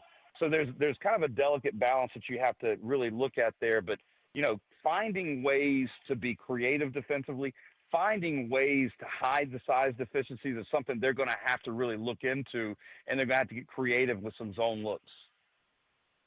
Warrior Charter left this morning at 10:30, and Stephen Curry was not on it, so he's not going to play at all on this road trip. Philadelphia tomorrow, Cleveland on the weekend, and then Chicago on Monday. Then they'll have a little bit of time off before the T-Wolves game when they come back, so he'll have a couple of weeks really to recover from the Houston injury, more than 2 weeks. So left quadriceps contusion is what they're calling. He tried to play through it against the Rockets the night before Thanksgiving, but eventually he and Rick Celebrini walked off the floor. What are we looking at with this kind of injury? Have you spoken to Steph about it? And, what do you expect from him when he does come back? Yeah, we talked about it some, and it's exactly what it sounds like. He took a really big hit, and so he's just got he's got a really, really deep bruise there, and so it's going to take some time. It's really a pain tolerance thing, and what you have to be careful with is when you have these injuries that you kind of feel like you could play through it, you could tough your way through it. That's when you open the door to either other injuries starting to happen, or you can actually alter your mechanics if you keep trying to play through these micro injuries. So you're better off giving it a little bit more time, getting fully back to health so you're not worrying about it, so you don't alter your running mechanics, because if you alter your running mechanics, that's going to alter your shooting mechanics. Then we're talking about a whole host of problems that we don't even want to begin to get into. So it's better off to be a little bit conservative right now and give it an extra 3 or 4 days just to make sure that he's feeling great, he's feeling back to 100%. Then let's ramp him back up and let's roll him back out there. I was pretty concerned when I first saw the injury, because just looking at his facial expressions and his body language, I kind of have a pretty good idea when he's in pain. But the phone calls and the conversations that we've had since then really kind of put me at ease that it is exactly what it sounds like. It's just a really deep bruise, and they got to let it heal, and they got to test it and let it heal and see how it reacts the next day.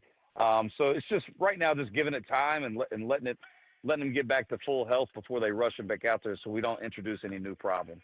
Well, yeah, they got 3 games coming up on this road trip and then a 5-day break with all the NBA Cup stoppages, and then they'll play at home against Minnesota. Brandon, always good to catch up with you. We appreciate your time, and until we talk again, let's hope that multiple Currys do something great here in the Bay Area.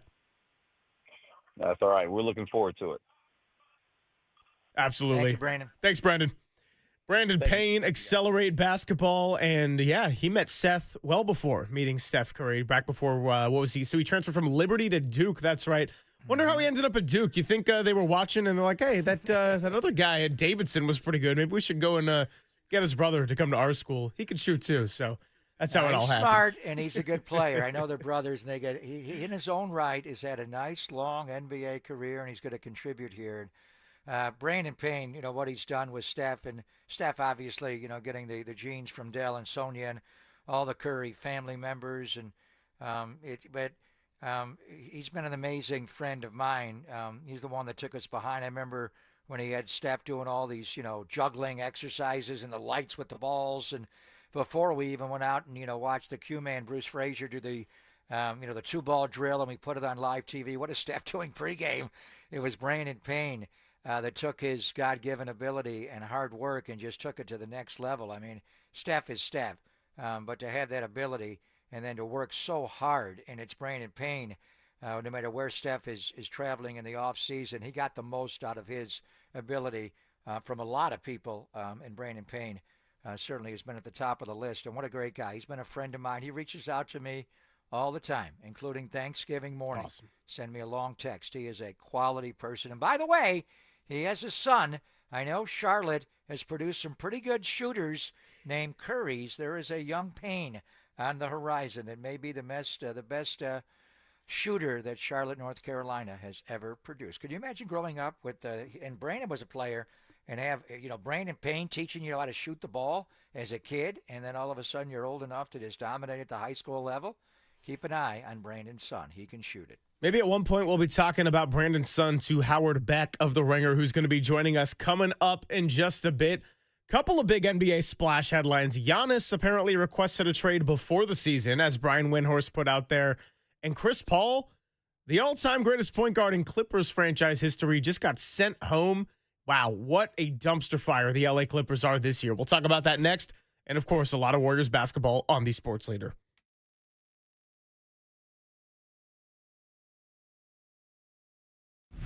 Time for traffic on the Sports Leader.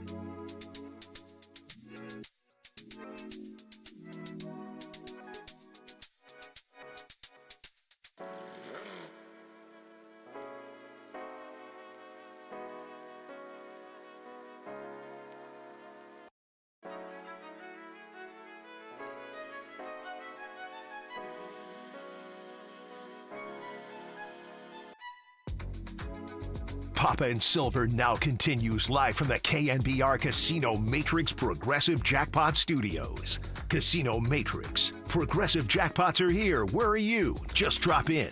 Please play responsibly. 1-800-GAMBLER.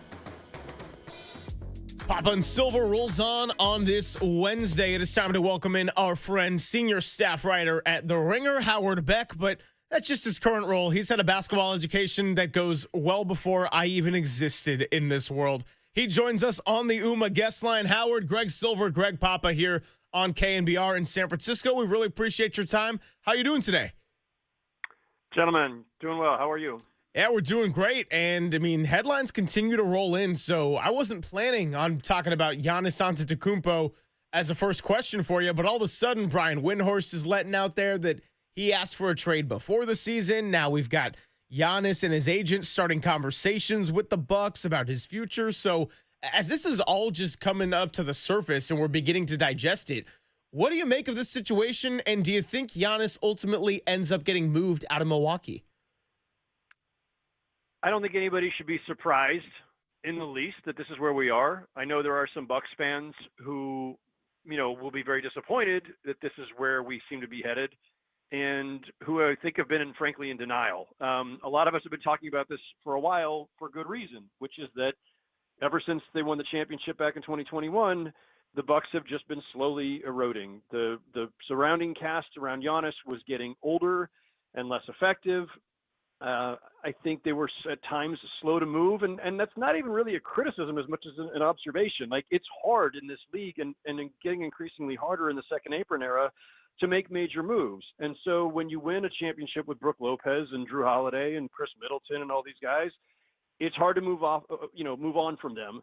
But you could see the erosion happening over the last few years. You could see the fact that the Bucks were having trouble, obviously, advancing in the playoffs, and some of that had to do with Giannis himself being injured. But the tension was growing, and everybody around the league has, for the last couple of years, been keeping an eye on this and making preparations. Like, everybody's been angling, whether stockpiling assets or trying to clear cap room in the future for when Giannis could become a free agent again. Everybody has been kind of circling, as happens in this league, feeling that inevitably there would be a breakup because Giannis wants to win more championships, and the Bucks are not positioned anywhere near being able to do that. And, I said it before the season, if we get 20 games in, a couple months in, and the Bucks are seriously struggling, that's when you should start paying attention. And here we are. Like this, I don't think this should be a surprise. They are 22 games in, and they are 9-13. And right now, they're not in the playoffs. They're not in the play-in. They're playing golf, and they would not make the playoffs. So we talked about this incessantly in the offseason as it relates to the Warriors and the Jonathan Kuminga situation with his contract, Howard. And because Steph and Giannis have the same agent, Jeff Austin from Octagon. He does have an agent from Greece as well, but it's Jeff Austin who kind of runs this. So we were waiting on this, and would Giannis ever demand a trade? I don't know what language he's used through his agent to ask for a trade. But where are we at? Do you think they will move him between now and the trade deadline, the Thursday before the Super Bowl in early February? And the Warriors can dream. I don't know if they have enough to put together to get this guy, but if he says, I want to play with Steph Curry, they have the same agent, they can make that work. I don't know how likely that is because other teams around the league will make massive offers to get him. So where are we at? What's the timeline? And is there any way the Warriors can land Giannis Antetokounmpo? It's way too soon to answer any of those questions definitively, I'll be honest. Sorry, never mind. I mean, Giannis hasn't demanded it in season yet that we know of. Even if these meetings that they're going to have result in him saying it's time, it doesn't necessarily mean that they will do it by the trade deadline or that they have to do it by the trade deadline. He's under contract. So if they decide, you know what, we respect your wishes and we want to do right by you, but we also have to do right by us, we'll see what we can do by the trade deadline. But if we can't get the right deal, and it's a lot harder during the season than it is in the off season, then it may have to wait until, May or June. And so I don't think we should necessarily assume that this is definitely heading toward a trade, and I don't think we should assume that it's going to be before the trade deadline if it happens. If it's going to happen, if they're going to start, canvassing the league and seeing what's out there, what kind of offers can be made, then the next question is, what do the Bucks want? Do they want a package of established players so that they don't have to take a step back? They don't have control over most of their draft picks. So they're not in a position where you can say, you know what, it's fine, we'll just tear it down and tank, because you're not going to get any payoff for tanking. So getting back players who can keep you competitive might actually be the preference there. Draft picks would also be good because they need to replenish their stock. But depending on the team trading for him, any team that Giannis goes to, well, their own picks are going to suddenly become devalued because they're going to be in the bottom 5, bottom 10 of the draft order. So, what do the Bucks want in a return? I think the Warriors have control over most, if not all, of their first-round picks, so that could be helpful. But I think teams like Atlanta, where they have a lot of young talent plus picks, that's the kind of team I'd keep an eye on, because if you're the Bucks, I think what you want to do is try to do both. Get back players who can help you stay competitive in the near term, because losing doesn't get you anything because you don't control your pick, and also get draft picks, obviously another team's picks. I think Atlanta actually even owns one of the Bucks picks, so that would be a pretty valuable trade chip in any expected talks. Talking to Howard Beck here of The Ringer on the UMA guest line. Another shocking headline to wake up to this morning, and really the surprise dumpster fire team of the year for me is the LA Clippers at 5-16. Chris Paul, their all-time great point guard in that franchise, he was sent home in the middle of a road trip. And now the question becomes, in what was already expected to be his last year, he already put it out there, where does he ultimately end up? Just your thoughts on the Clippers and their mess as a whole, and what's ahead for Chris Paul's future? It was a shocker because, obviously this was going to be the nostalgia tour and the retirement tour, and Chris Paul going back to the Clippers, who he deserves a ton of credit for, putting on the map, making them respectable for the first time in their history in LA during that Lob City era with Blake Griffin. And, I thought this would work on both levels when they signed him. I thought, okay, really nice, just kind of, nostalgia play, but he's also still got something to contribute. He was actually a pretty productive player for the Spurs last year, and he's always been a great mentor. But he also, is a hard driving personality, and he's been known to wear out teammates and coaches. He is a consummate professional, but he's also very detail-oriented, a perfectionist, and very demanding of teammates. And so in good times and bad, you got to expect that's what's going to come. The Clippers are in such a bad way competitively right now, and Chris Paul can't do much about that as a 40-year-old bench player, that having him also be that hard driving, that demanding, that might wear on people is not surprising. But the cutting him is, no, they're actually not cutting him. I should take that back. They're parting ways with him. We don't know how that's going to resolve yet. They have cap and roster issues that make it very, very difficult to just outright waive him, as Bobby Marks has explained on his social media feeds. So they're going to try to trade him, and he's on basically a minimum contract. So maybe you can find somewhere to salary dump him essentially, so that you don't have to just waive him, because it's going to create other complications for them. So we don't know how it's going to resolve yet, but we just know that at this point that it's over between them, and it's a shame. You don't want to see a Hall of Famer have his career potentially end this way, and then that's possible. Like somebody may trade for him as just they'll get some sort of inducement from the Clippers, and then they'll waive him, buy him out. Like Chris Paul has made it very clear for the last several years he doesn't want to be far from his family who are in LA. And would the Lakers sign him if that comes to pass? If he's a free agent, if it's not the Lakers, would he consider some other team that's at least in the Pacific time zone? I don't know. Again, many steps to go on that particular front. Yeah, and to your point, Greg, I mean, as far as underachieving and disappointing, the LA Clippers are 5-16 this year, and their roster is just old. I mean, the Warriors are old, but they're older.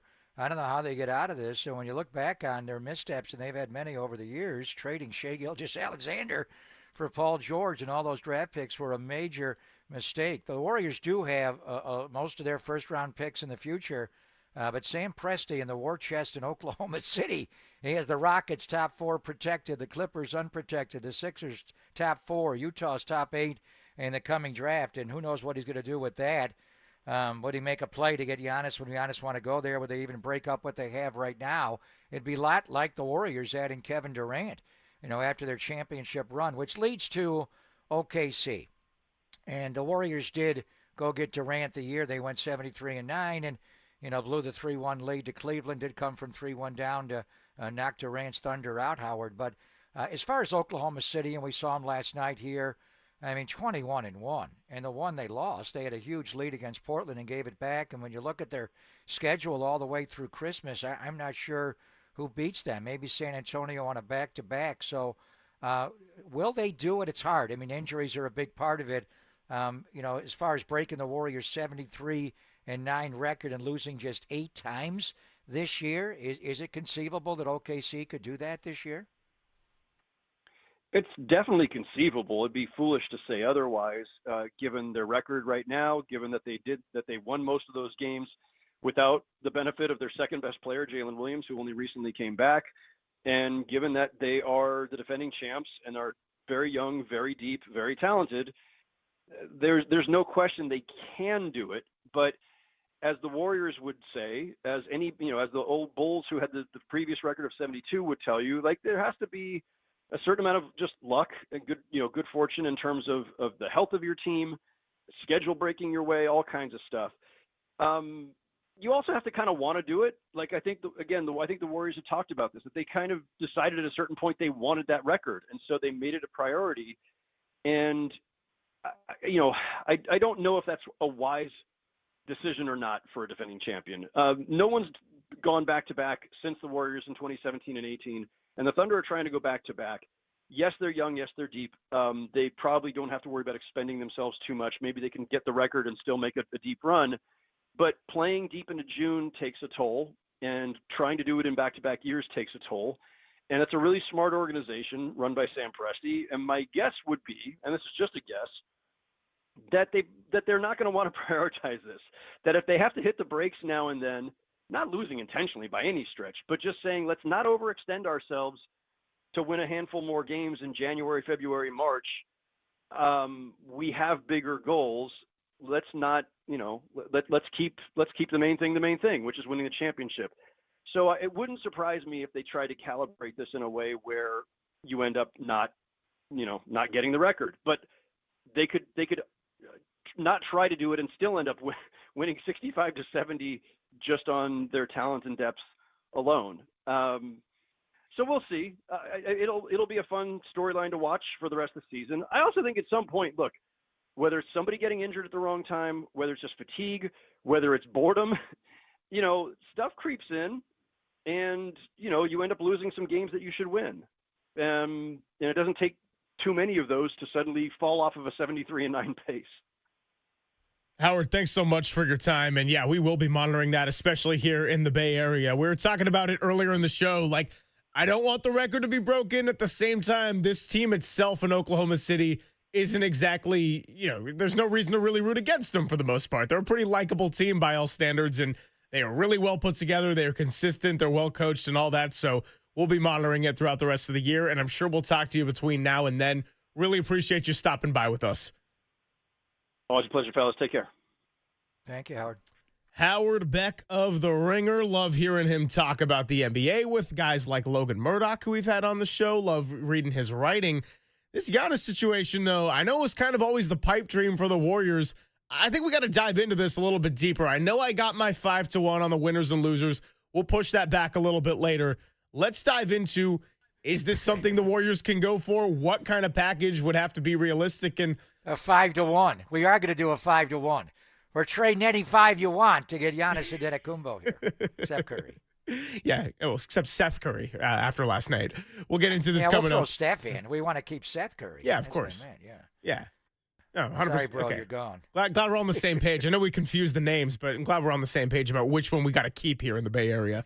It's Papa and Silver. We'll talk a little Giannis next on The Sports Leader.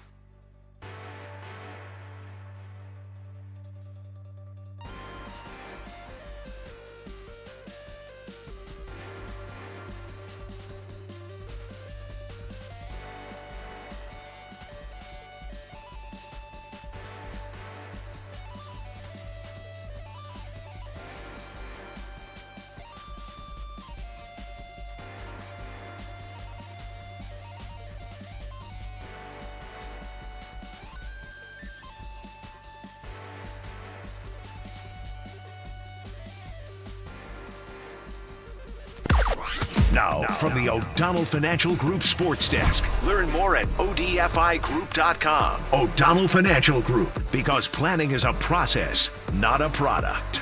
John Morosi on MLB Network reported that the Giants have checked in on Kyle Schwarber. So how do you like the Giants' offseason prospects, and how aggressive do you want to see them be in spending?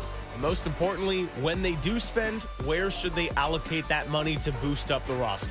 Winter meeting's just a few days away, and we're going to be monitoring it closely here on The Sports Leader.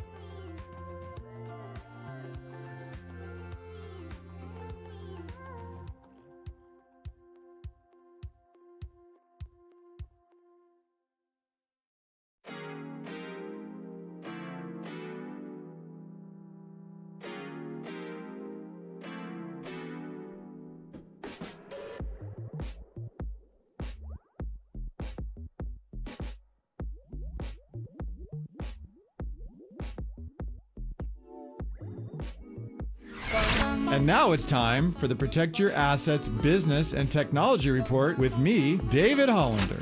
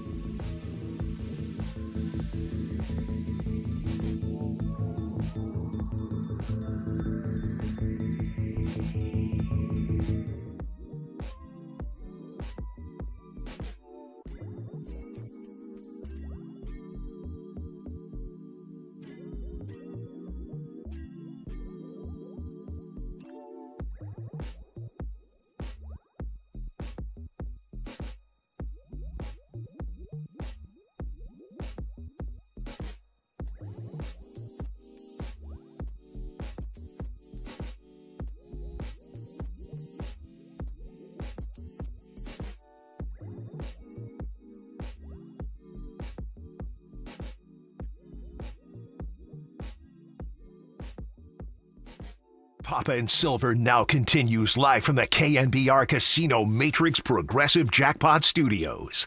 Casino Matrix. Progressive jackpots are here. Where are you? Just drop in. Please play responsibly. 1-800-GAMBLER. The rumors are heating up here. Giannis Antetokounmpo and his agent are meeting to talk about the future of him. And, of course, we know Joe Lacob, that has been the prized possession in a possible trade. Will they ultimately go that direction? New York Knicks are obviously expected to have some interest. We just talked to Howard Beck about the prospect of the Atlanta Hawks and some of the assets they might be able to give up. But our question is, can the Warriors offer a package to ultimately get Giannis at the trade deadline? And what would be worth it? What would suffice for a package that Milwaukee would even say yes? We played the sound about a month or so ago. Back when I was at Levi's Stadium, it was a Thursday. We were getting toward the end of the show. The football hour had come and gone. And Colin Cowherd made a big old declaration about the package that he would offer. Let's revisit that and talk about what would be worth chasing after to go and get Giannis Antetokounmpo. Here's what Colin Cowherd had to say back in the very early stages of the season. There have been several phases of the Golden State Warriors who beat the Lakers last night. There was the pre-KD phase, Splash Brothers. Hey, they won a title. And then there was the KD phase. That's unfair. Won titles. And there was the post-KD phase. That was the Andrew Wiggins team beats Boston. You're getting titles with all of them. And then you're all thinking, well, what about the Jimmy Butler phase? No, Jimmy Butler's a fling. He's not a phase. And I think it's time for the fling at the trade deadline to end. And I love Jimmy Butler. But Steve Kerr is too smart to think that 37-year-old Steph, 35-year-old Draymond, 36-year-old Jimmy Butler, and now 39-year-old Al Horford can compete in the West. They can't. They can't. So last night, game one, 3 months off, they can't. And what I would do, and I'm told you can do it at the trade deadline, they will be able to move these pieces at the trade deadline. I would trade Jimmy Butler, Jonathan Kuminga, and 4 first-round picks for Giannis and see if it's enough. All right, so that was back after the opening night when they had that road win against the Lakers. They looked really good. Jimmy Butler had a healthy offseason. Jonathan Kuminga played a fantastic game. And we've gathered a lot more information since then. There have been guys who have come and gone in the lineup. Steph has missed time. Kuminga has missed time. Jimmy Butler was limping around and missed the second half last night. And this team right now, as it stands, is 8th in the West, and they are at 11-11. So the big question is, what would it ultimately cost? And does that package that you just heard have any kind of intrigue or any change of opinion than what we laid out a couple of months ago? Jimmy Butler, Jonathan Kuminga, 4 first-round picks. Would that be enough to go and get someone like Giannis? Oh, Colin Blowhard. I love when I hear the national guys talk about our teams because then you think, well, they don't know anything about the Bay Area teams. What the hell do they know about the rest of the sports world? So he speaks nice and clear, and he makes good statements. Maybe he should be a lawyer.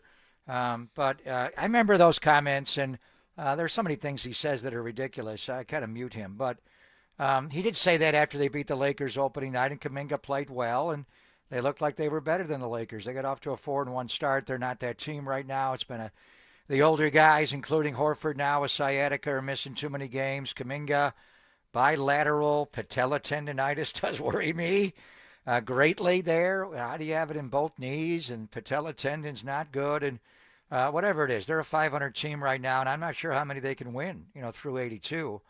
So here we are. We talked about Giannis the entire off season. The moment it ended last year and Steph hurt his hamstring and, against Minnesota and Draymond couldn't guard Julius Randle, we got into this. And it all came down to one thing.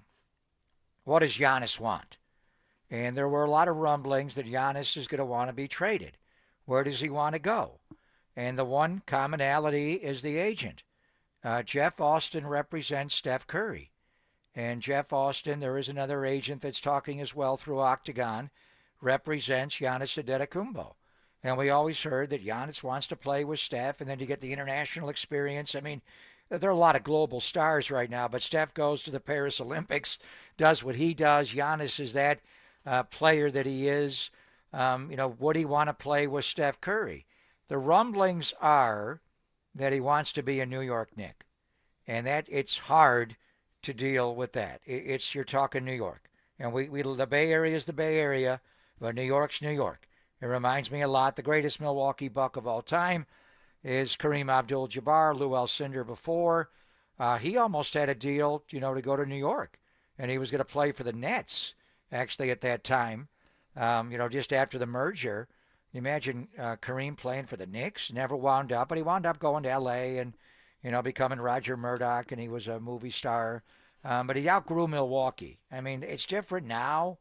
You don't have to be in that city. It's so global, and Giannis is, the international star. It all comes down to what Giannis wants.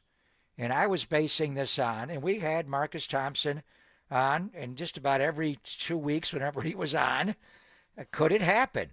Could the power of Steph Curry entice Giannis Antetokounmpo through his same agent to come here and broker a deal?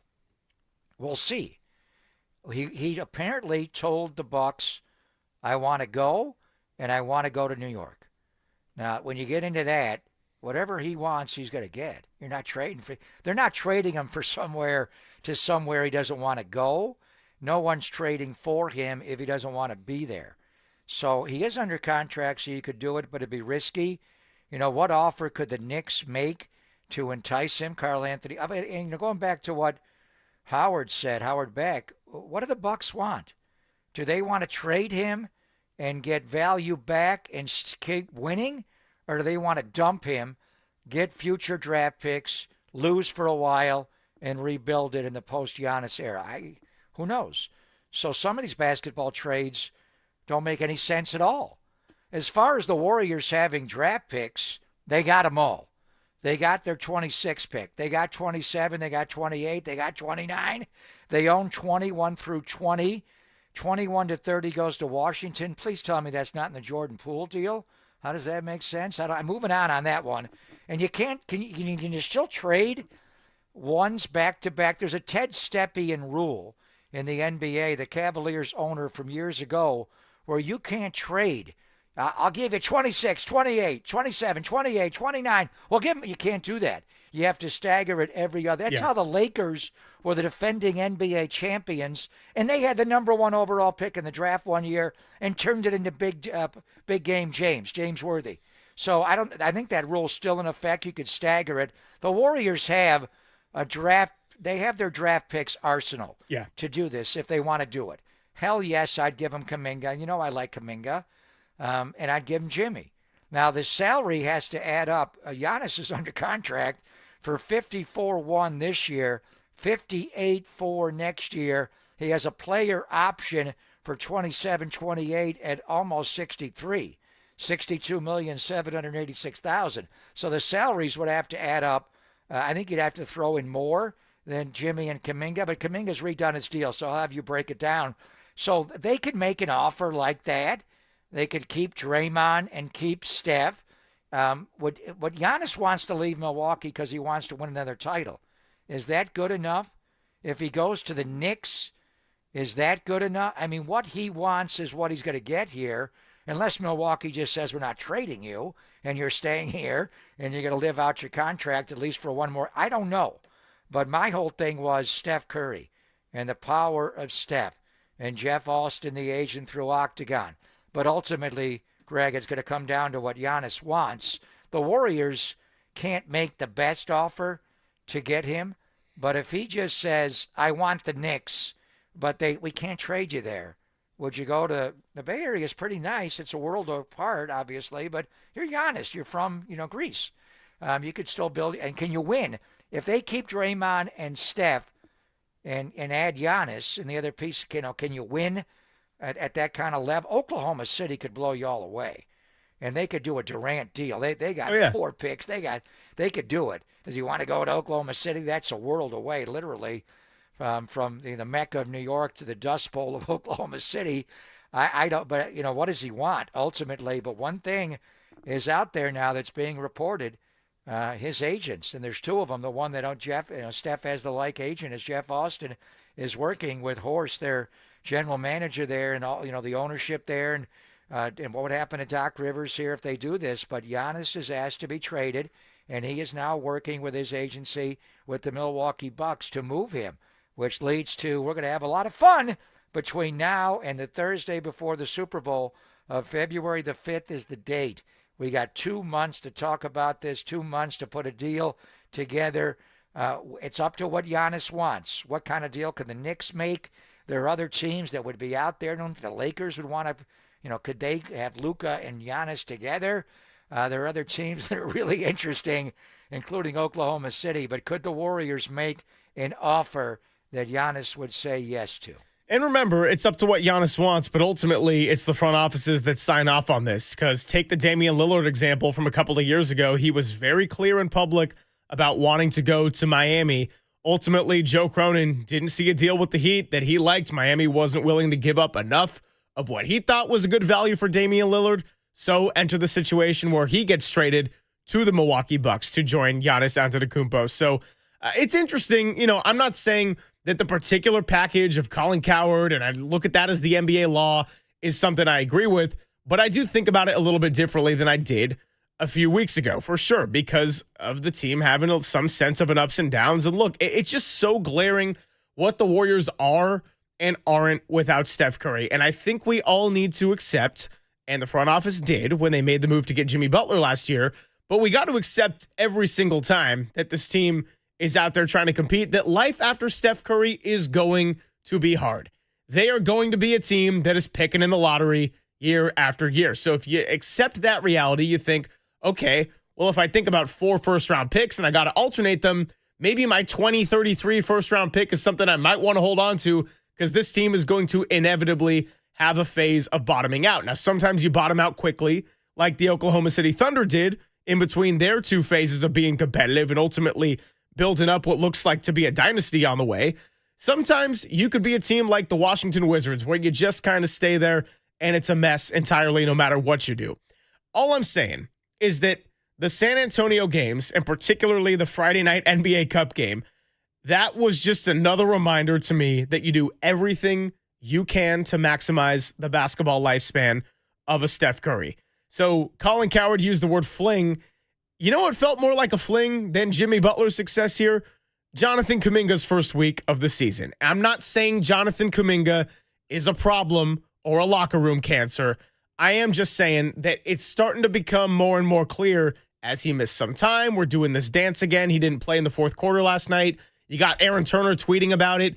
We've been running in this circle a long time now. The two sides between what Kuminga and his party wants and what the Warriors want, or at least this coaching staff and what the roster sees fit, they're just on such different wavelengths. So I ultimately predict we are headed toward a scenario where Jonathan Kuminga does get moved sometime between January 15th and the early February trade deadline. Is that for a massive package to try to go and get someone like a Giannis? Would you have to include Kuminga and Jimmy Butler and Draymond Green? I don't think I would go that far. Or do you ultimately try to make a little bit of a smaller trade to try to round out this roster a little bit? But when we talked about the rotation, I know we said the 5-1 segment on the NFL is getting pushed out a little bit. We're all of a sudden headed toward a similar situation where you got a lot of capable players on a roster, but none that are ultimately going to lift you up in the way that a Steph Curry does, or a Jimmy Butler and Draymond alongside Steph Curry. Are we headed toward another situation toward the trade deadline where the Warriors might have to offload pieces because you got a whole clutter of capable players, and maybe something like a 3-1, or last year the case was a 4-1, is in the best interest of your team? Well, I mean, we could get into it at great length, and I love Steph Curry. But Steph has won 4 rings, and I know he wants a 5th.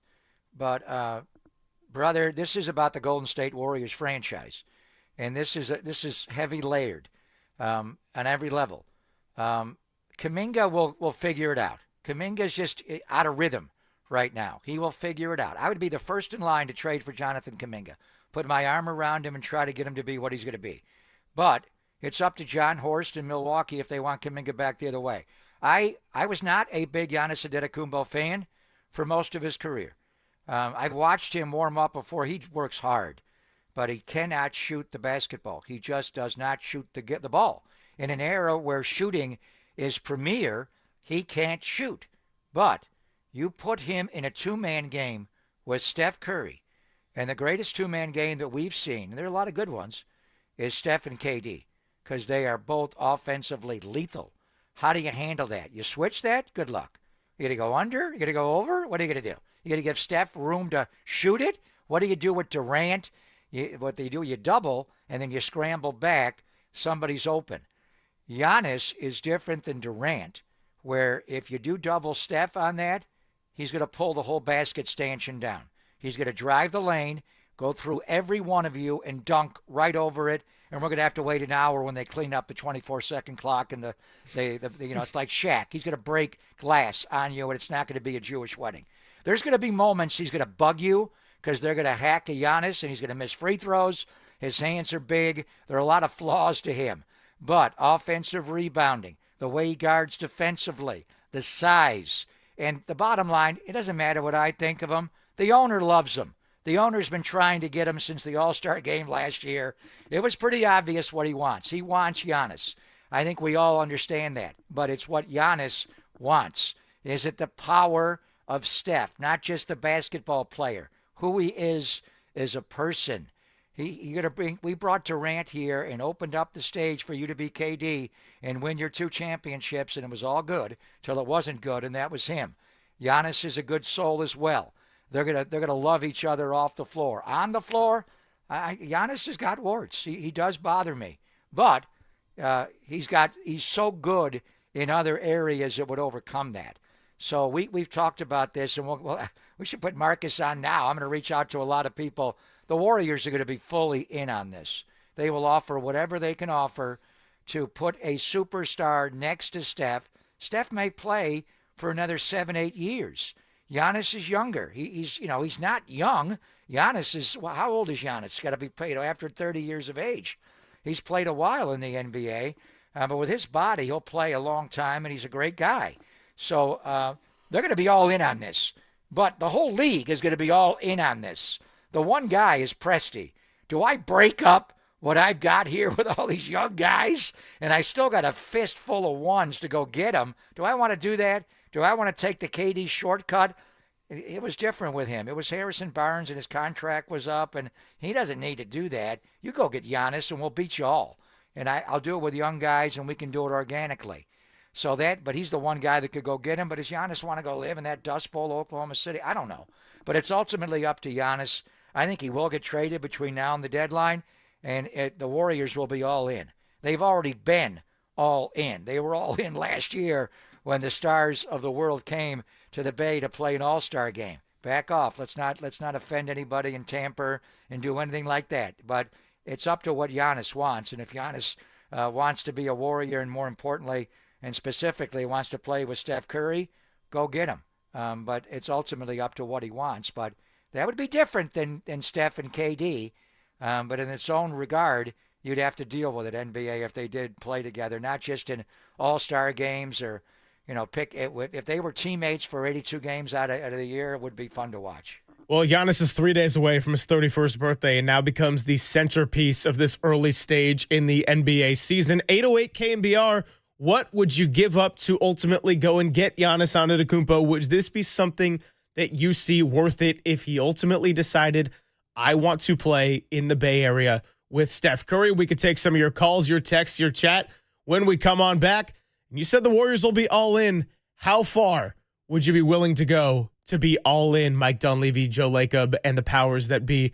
808 KNBR, 415-808-5627. It's Papa and Silver on the Sports Leader. KNBR, the Sports Leader.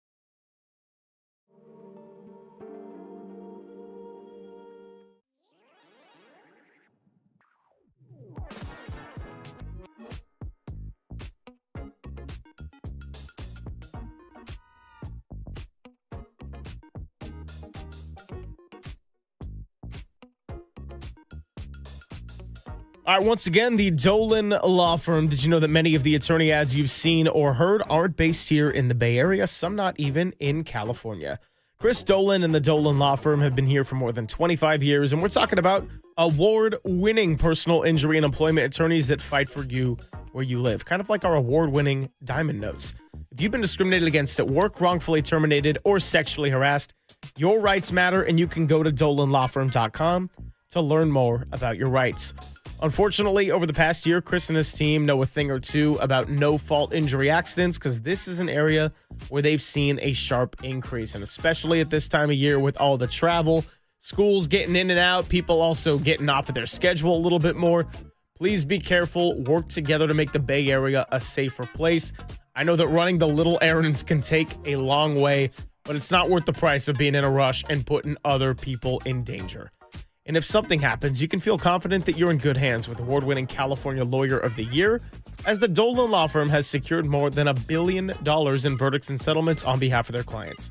You don't have to pay anything up front or deal with hourly rates, and they don't even get paid until you get taken care of first. They live here, they work here, they win here. DolanLawFirm.com.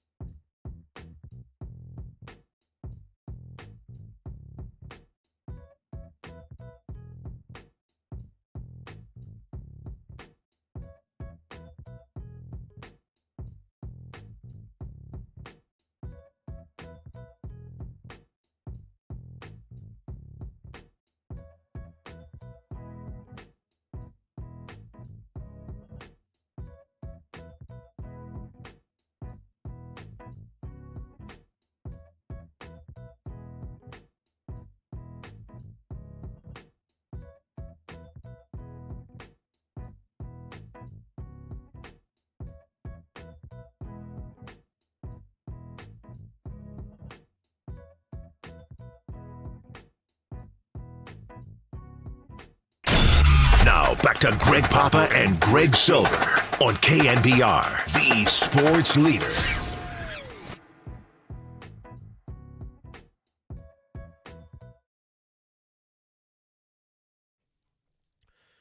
It's Papa and Silver on your Wednesday, 415-808-5627, the number to jump in the conversation. Reminder, we got some Evanescence tickets to be given away soon. We've got the 49ers 9th annual KNBR Holiday Sports Auction up and live right now. And we opened the show talking about the Warriors and the contributions of Gary Payton II, Pat Spencer, Seth Curry in his debut last night.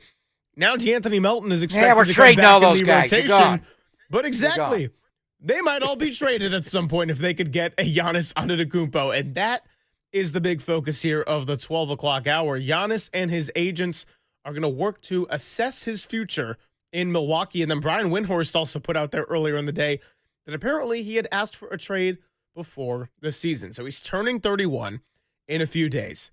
He is a two-time MVP. He is an NBA Finals MVP. He is a champion, and he has the same agent as one Stephen Curry. Now, the question is this something worth pursuing, and how far would you be willing to go to give up pieces? I think Jimmy Butler would have to be included in the trade. Jonathan Kuminga, you would expect to be included in the trade. Picks would have to be included in the trade. The question is, what about other rotational pieces you have right now, and would you part ways with Jimmy Butler and Jonathan Kuminga and Draymond Green? They're all gone, Greg. He would get. I'm telling you, it doesn't matter what we think. This owner would trade them all to get Giannis Antetokounmpo. So what's coming out now, and we heard rumblings about this, Giannis is delicately, because he's a classy guy, and so is his agent, Jeff Austin, they did this quietly. But there was an exclusive negotiating period to trade him to the New York Knicks. He asked before the year, I want to be a Knick. Trade me to the Knicks only. What do you do in that situation? So what did the Knicks offer? The money with Karl Anthony Towns would add up almost exactly. Karl Anthony Towns makes $53 million this year, $57 next year, player option for $61. You could probably do a straight swap.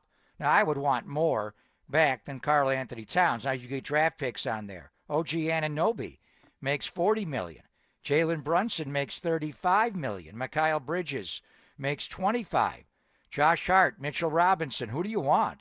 Do you want players? Do you want picks? Yes. Yeah, I want them all. If I'm going to move Kareem Abdul-Jabbar, John Horst, I want them all. I want any player I pick. Who are you going to do? Freeze anybody? I pick whoever I want from your roster and however many draft picks I want. I mean, look at what Rudy Gobert got traded for. Are you kidding me? I'm taking it all. I'm taking Manhattan. I want it all. Why did they not make that trade? Were the Knicks unwilling to do that? I don't know. But did the Knicks have their swing and now they're done?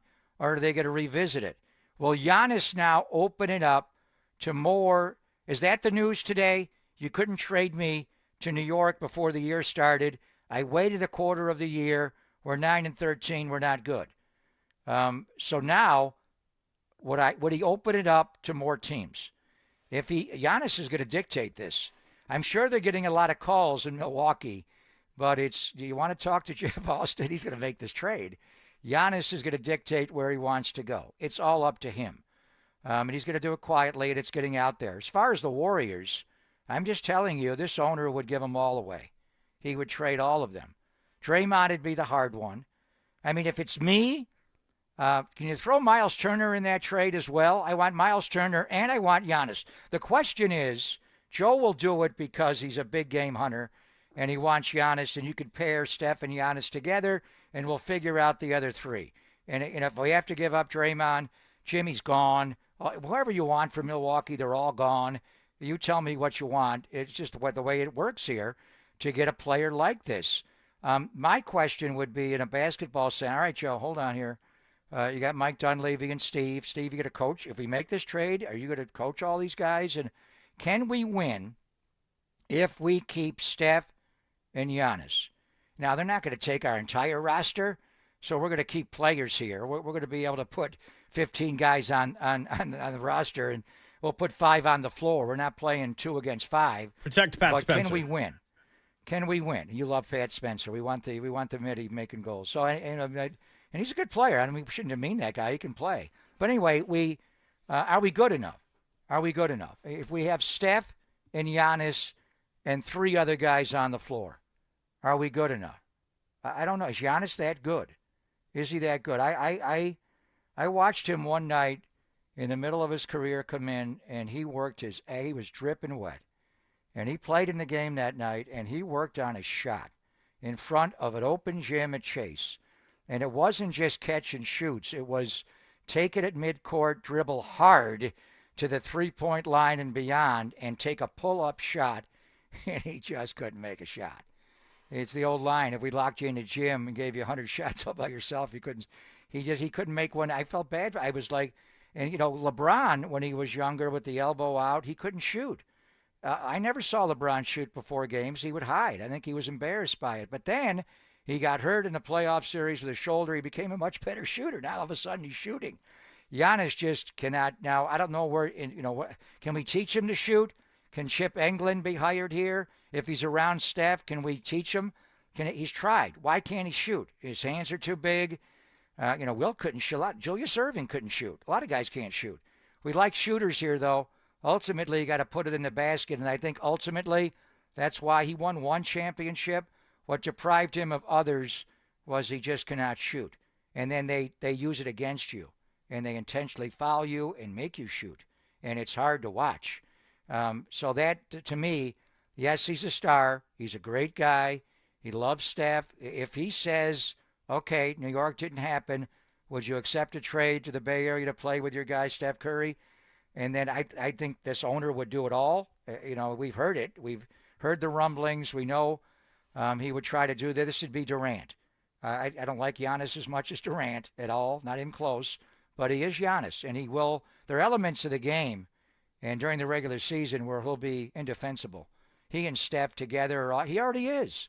Despite all of it, he just jumps over everybody. He's bigger, stronger. Even if Steph happens to miss a shot, the guy's got to get the rebound and dunk it on you. I mean, he's Giannis. We've watched him play his whole career when he came in as a skinny kid and now here. So I think they would give him all up. I would try to keep Draymond back. And if you could, freeze a couple of the young players, you can make a call on that. I think that's Milwaukee picking. I'm going to freeze Steph Curry. You take anybody else you want to make the trade. Try to leave me with some players to do this. But that would be, I think, what he would do. And then ultimately the question would be, if that's the way it happens and he guts your roster and they take 5 players, and probably not 5, you'd have to add it up. If they take Jimmy and Kuminga, what's the money? Would that even match him? And then take all the draft picks as well. You're giving up all those draft picks for, a 31-year-old and a 37-year-old to win this. Is that prudent? From a basketball standpoint, maybe they're not. Maybe he's not Durant. And you're not going to get those back-to-back championships and should have had the third one. I don't know if they're going to be good enough to do that. In fact, I would think they would be a little light. And we'd have to see what they kept around him. But he would do it. I think in a heartbeat, he would gut this roster. Can you keep Draymond? Honestly, if you get Miles Turner in a deal with Giannis and Steph and give them everybody, then I would be all on. Miles Turner is a shot blocker and a three-point shooter with Giannis and with Steph would be pretty lethal. And I think Steph will play at a high level for at least 3 more years, maybe 5 to 7 more, and certainly in a role. So, but this is the opening for the Warriors, and they're not surprised. They knew the Knicks. They've known it all. It's Giannis. You wanted to go to the Knicks. You're not a Knick. And now we're 25% into the year, and the Knicks couldn't pull it off. Do they pull it off now? Why did it not happen preseason? And would you open it up? Does it have to be the Knicks? If you open it up to another team, might the team be the Warriors? And then I think this owner would be all in. By the way, the great Monty Poole is going to be joining us in the 1 o'clock hour tomorrow, so really looking forward to getting his thoughts. I don't think we've had him on since the season started, so that's going to be 22 games and a whole lot of rumors worth of content to squeeze into one segment. Cannot wait for that. I got some good texts from all of you out there that I want to read coming back, because the Draymond part of the equation is something I was going to bring up. 408 has a great message I want to read, and then 650 brings up the Miles Turner part of the equation. We'll talk about that next, and we will take your calls, 808 KNBR, before Terrell Lloyd joins us at 1:15. It's Papa and Silver on the Sports Leader.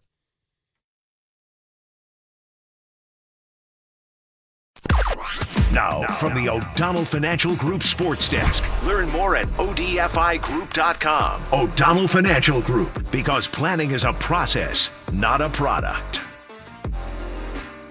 Well, just when you thought the Warriors were dead in the water, they did make this one interesting. Without Jimmy Butler in the second half, Draymond Green with 5 fouls, and no Steph Curry the entire way, it was the Dubs role players who made it competitive against the Thunder, and they were led by none other than Pat Spencer and his 17 points. Was Steve Kerr wrong to sub Spencer out with 3.5 minutes to go? And what were your early impressions of Seth Curry in his Warriors debut? 808 KNBR, dial and text away.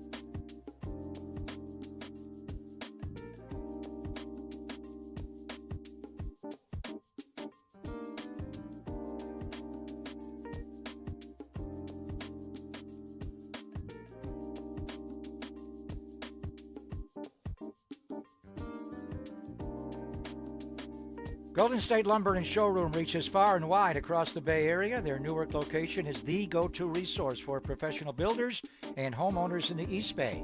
Their expansive facility offers convenience with their full-service lumber yard and well-stocked hardware store.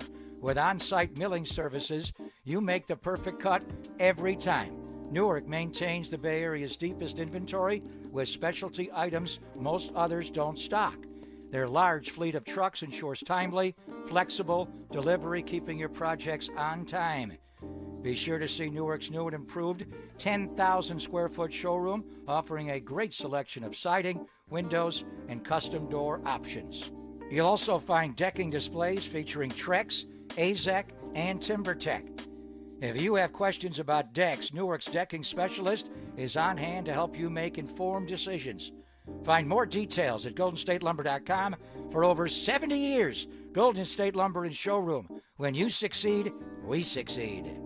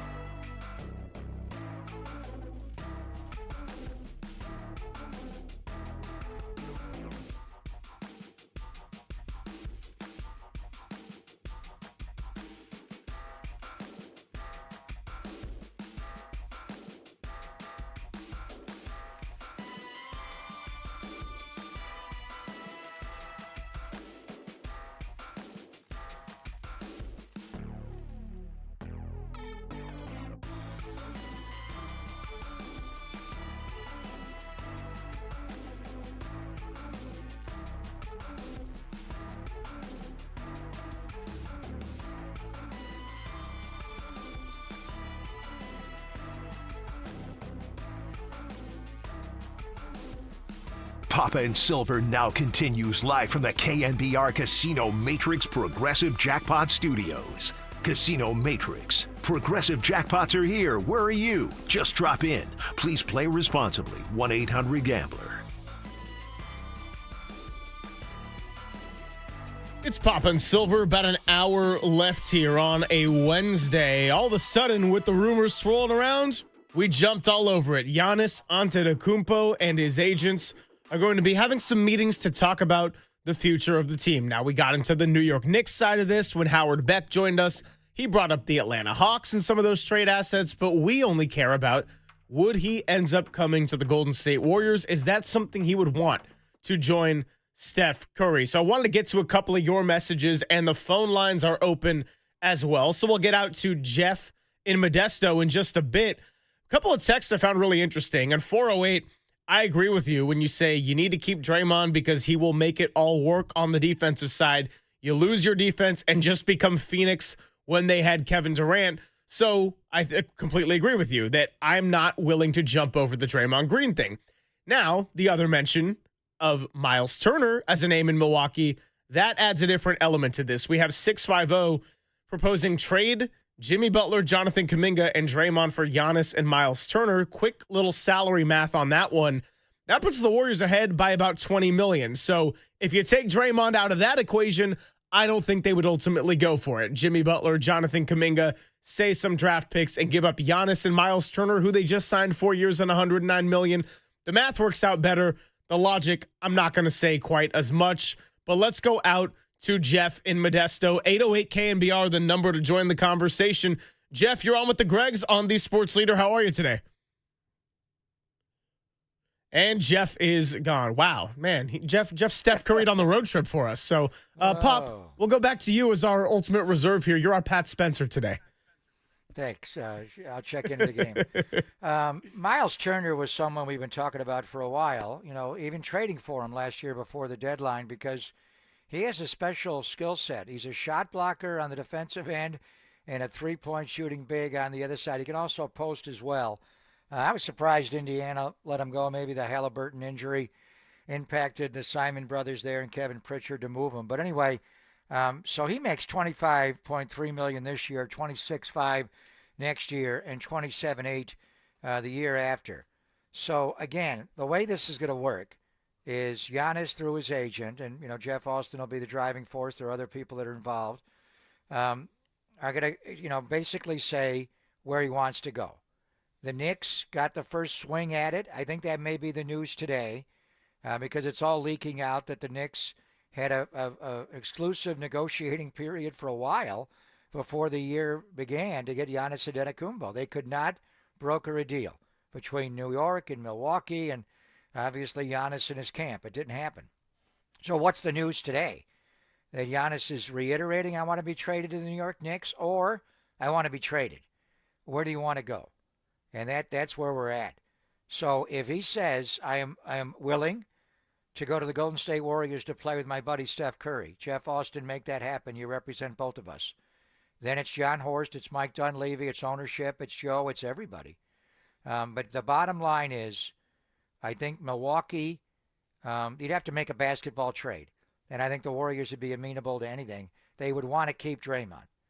They've had chances to let Draymond leave organically with his contract up.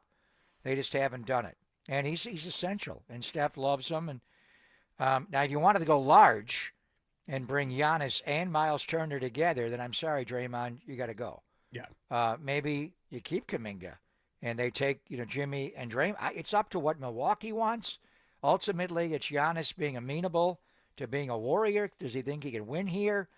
If you kept Draymond and did it with Jimmy and Kuminga and a fistful of ones, which is, I don't know. I mean, what did Rudy Gobert go for?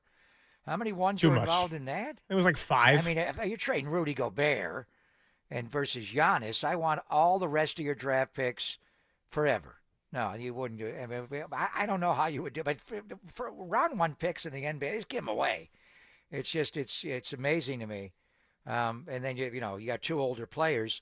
The bottom line is, from a marketing standpoint and filling up that building and keeping the machine going, when Steph, has his 38th birthday, his 41st birthday, and then he hits his 45th birthday, do you have to extend Giannis and keep him here? You don't want him to leave as a free agent, so you want to tack on his contract as well. It's complicated. Then the other side of it, the business side of it, I think they'd be open to anything to bring in a star power international star like Giannis Antetokounmpo. Can you win?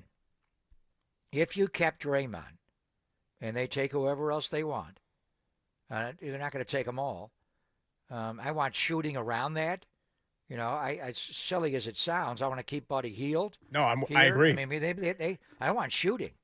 If you don't, Giannis is not a shooter, but he's going to open it up so much and just the way he plays, and he can guard. If you think if we're putting Draymond in the deal, the Warriors, Giannis Antetokounmpo can guard, and he guards big. He would be your 5 here. He would be your KD defensively.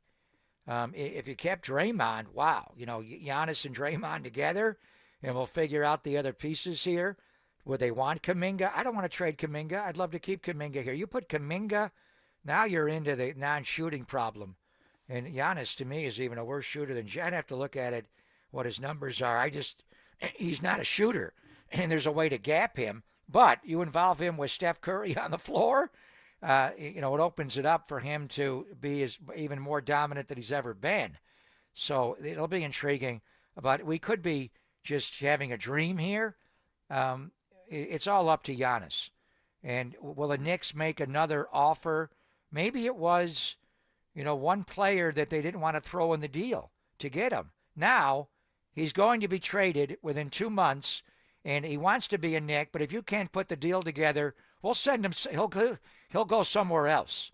And where else would he accept? Is it New York or nothing? Maybe for 2 months it was that, and now they're opening it up. We have no idea. But the reporting is going to come flowing out now that this is opened up to this level. The Warriors will make whatever offer they have to make to get him.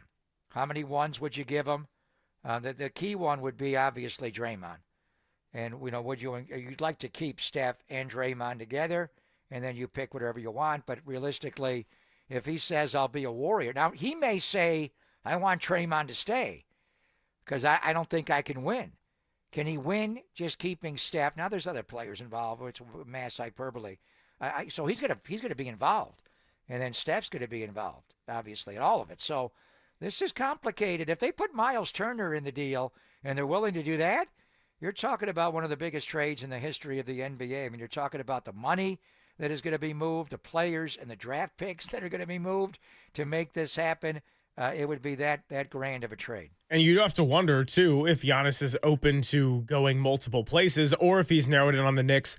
Does this happen before January 15th? Because if the Warriors were to make a move in order to get Giannis Antetokounmpo, you would think that there's a really high chance Jonathan Kuminga is a part of that. I'm not saying it's a guarantee, but of all the young pieces you have, that is by far your most tantalizing chip. And so if you would have to wait till January 15th, if you're the Warriors, the faster this develops, the more that's going to ultimately be a problem. Let's go out to Jim in Santa Barbara, my old home. Jim, you're on with the Gregs. We appreciate you calling in. You're on the Sports Leader. What's up? Hey, it's great to hear you guys. I'm a former Bay Area guy living on the Central Coast now, but been a Warriors fan since I went on a Parks and Rec trip, and it was kind of an empty place, and some guy in a funny hat said, "Hey, kid, come sit down here," and it was Franklin Muley. So that gives you a sense of how far back I go. But I definitely would move for Giannis. I guess over the last couple of years, looking at the game last night, looking at a little more size. Hey, Jim, you're breaking up on us a little bit. Let's reset and give it a try. Jim, we still got you. Yeah, hang on. Yeah, go ahead. Yeah, sorry, you broke up on us. So you said you were watching the game last night. Yeah, and I guess what's coming to me is that we really, last couple of years, we need more size and physicality. I mean, it's great that we can move guys around and interchange them, but the league's moving in a different direction. I mean, look at the game last night. You could see that kills us. So, Miles Turner in a deal, that would be great. We get some shooting. We need some dependable shooters that are consistent. Ever since Clay, we really haven't had a real go-to that's consistent in putting up points every night. So that's kind of where I'm at on it. Would you be willing to trade Draymond? Yeah, that's the hard one, right? I guess I would. If that's what they want, it's tough to do. But I think if we can look for a defensive player in the draft, Draymond's one of a kind, but maybe we can find somebody to fill that hole, and Giannis certainly will contribute to that. Well, Jim, we appreciate the call and enjoy Santa Barbara. That place is very near and dear to my heart right there. Even if A.J. Mitchell decided to come up with some clutch buckets for the Thunder last night, it's interesting. Now, would you be willing to get rid of Draymond if it means no Miles Turner in the deal? Because the notion of you can draft players, well, number one, if you ultimately traded for Giannis, you're hoping to have some pretty bad draft picks, right? You're hoping to put that team in a box at least for a couple of years, and depending on how long Steph wants to play, this is not going to be something where you're talking, easy lottery pick. Secondly, let's be honest, if we're talking about the Warriors draft picks since they won a title, yes, it's a lot of later picks, but you hit on Looney in a way you didn't expect. You hit on Jordan Poole in the sense that he was an integral piece to winning another title, and then that one went up in flames. Outside of that, what's been their best draft pick here in this dynastic era? But you still have to keep draft picks. That's the lifeline of a professional sports team. Whether or not they've hit on them or not, that's, you move forward and you try to draft players. So there's a risk there. Now, the way they just discard first-round draft picks in the NBA is beyond me. But it's hard to match up salaries. The draft picks are just currency to use in trades, and that's why you get ridiculous trades for Rudy Gobert. I'll give you 5-1. Like, what? For Rudy Gobert? Who the hell would ever do that? But that's what they do in the NBA, and they are pieces to get a deal. It's all up to what Giannis wants. It's up to what Milwaukee would want back. If you're asking me, would I rather trade Draymond Green or Jonathan Kuminga, completely different. That would be what Steph wants, and I'd rather keep Kuminga than Draymond, but you may have to move them both. I don't know. That's where you get into, if Giannis says, I will be a Warrior, I would accept that. Now you get into the particulars of making a deal. It's going to be complicated. As far as Giannis goes, he intrigues me on so many levels because he is a flawed player. He is a career, are you ready for this? 28.6 3-point shooter. He shoots below 29%. Some of the numbers. Now, this year, he's made 10 out of 23, which is 43.5%. Can I get him in a gym and give him a little bit of a workout, a little bit like Anthony Edwards? Can I measure his hands? You know what? They're too big. Can we cut it off at the last knuckle? Why can't he shoot? Can we make him a better shooter? Does it matter? I dwell on things that he's never, he's 31 now. We've seen guys become better shooters. Aaron Gordon, how the hell did that guy get better in 1 year's time? And we had his agent on, and did they hire Chip Engelland? How did they make that guy shoot the ball better? So can we teach him being around Steph, getting in shooting games? I don't know. But what he makes up for in not being able to make a three is he makes more twos than anybody in the NBA, and they're all dunks. He dunks the ball at a high level. We like dunks. Can he make a mid-range? Can he make a bottom of the circle? I fixate on, I didn't like him for most of his career because he cannot shoot the ball. It's hard. But there have been a lot of great players. Julius Erving could not shoot the ball. Shaquille O'Neal could not shoot the ball. There's been a lot of guys who can't shoot the ball that are great, great players. And then you put them in Steph in a two-man game. How do you have the greatest shooter of all time? Everything as Steph is great at, they're different players. They would accentuate the skill. But the bottom line is the owner's infatuated with him. He's just, and he guards. He does guard. It's fascinating on what you would do. As far as what you have to give up, that would be the nuances more than anything. Giannis has to agree to it. Draymond and him together would be a pretty force at 4 and 5 defending. He can guard. He is long. He's a rebounder. He does it all, except he just cannot shoot the ball. He is a little turnover prone with the ball, but we'll work around that. They're going to do it. And then the question would be, and they're going to make the call on what they want. You could say, are you going to hold the deal up because they want Draymond and you're just not going to give him up? I think the owner wants to keep Draymond, but that you're not going to call the deal off. If they insist Draymond's in the deal, then Draymond goes. But if I have a choice in this deal, I would rather keep Kuminga than Draymond, but that would be up to Steph. And maybe they feel like they need to move Kuminga anyway, and the way they structured his extension was to put him in a deal like this. As far as getting it done before January 15th, you could make that just a caveat of the deal. I can't trade him right now, but I want Giannis right now. We will trade him to you on January the 15th. The stroke of when the clock hits on the calendar that we can make the deal, we'll send him to you. But we can't do that yet.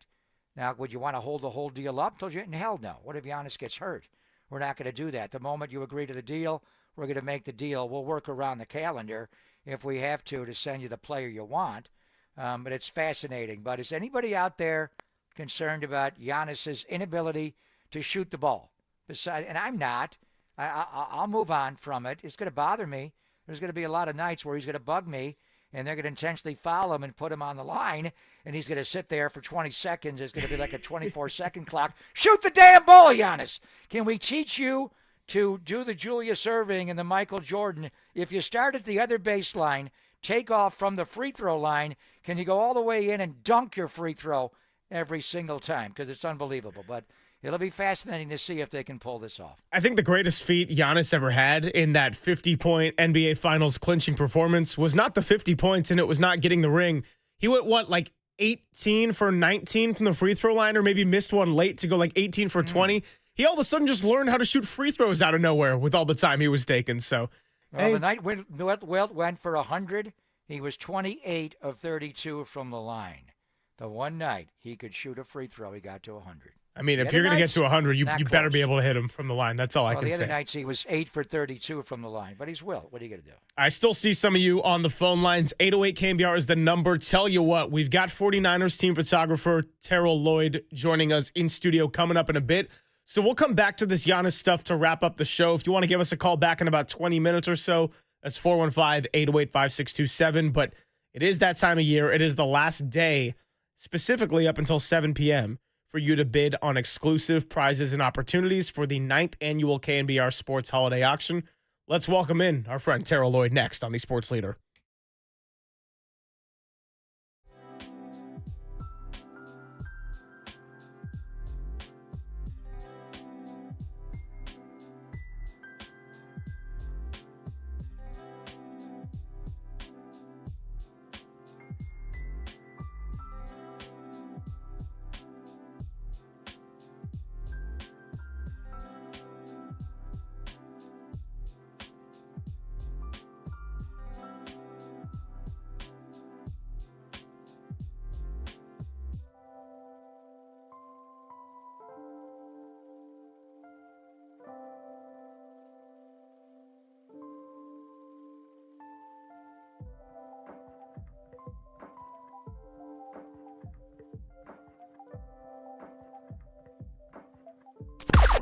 Now, from the O'Donnell Financial Group Sports Desk. Learn more at odfigroup.com. O'Donnell Financial Group, because planning is a process, not a product. Steve Young joined Murph and Marcus to recap all things 9-4 49ers as they head into their bye, and Brock Purdy bouncing back in tough weather conditions in Cleveland. You can check out that interview on thesportsleader.com to hear from the 49ers Hall of Famer and all-time motivational speaker for flag football. Steve Young, you are one of a kind, my friend.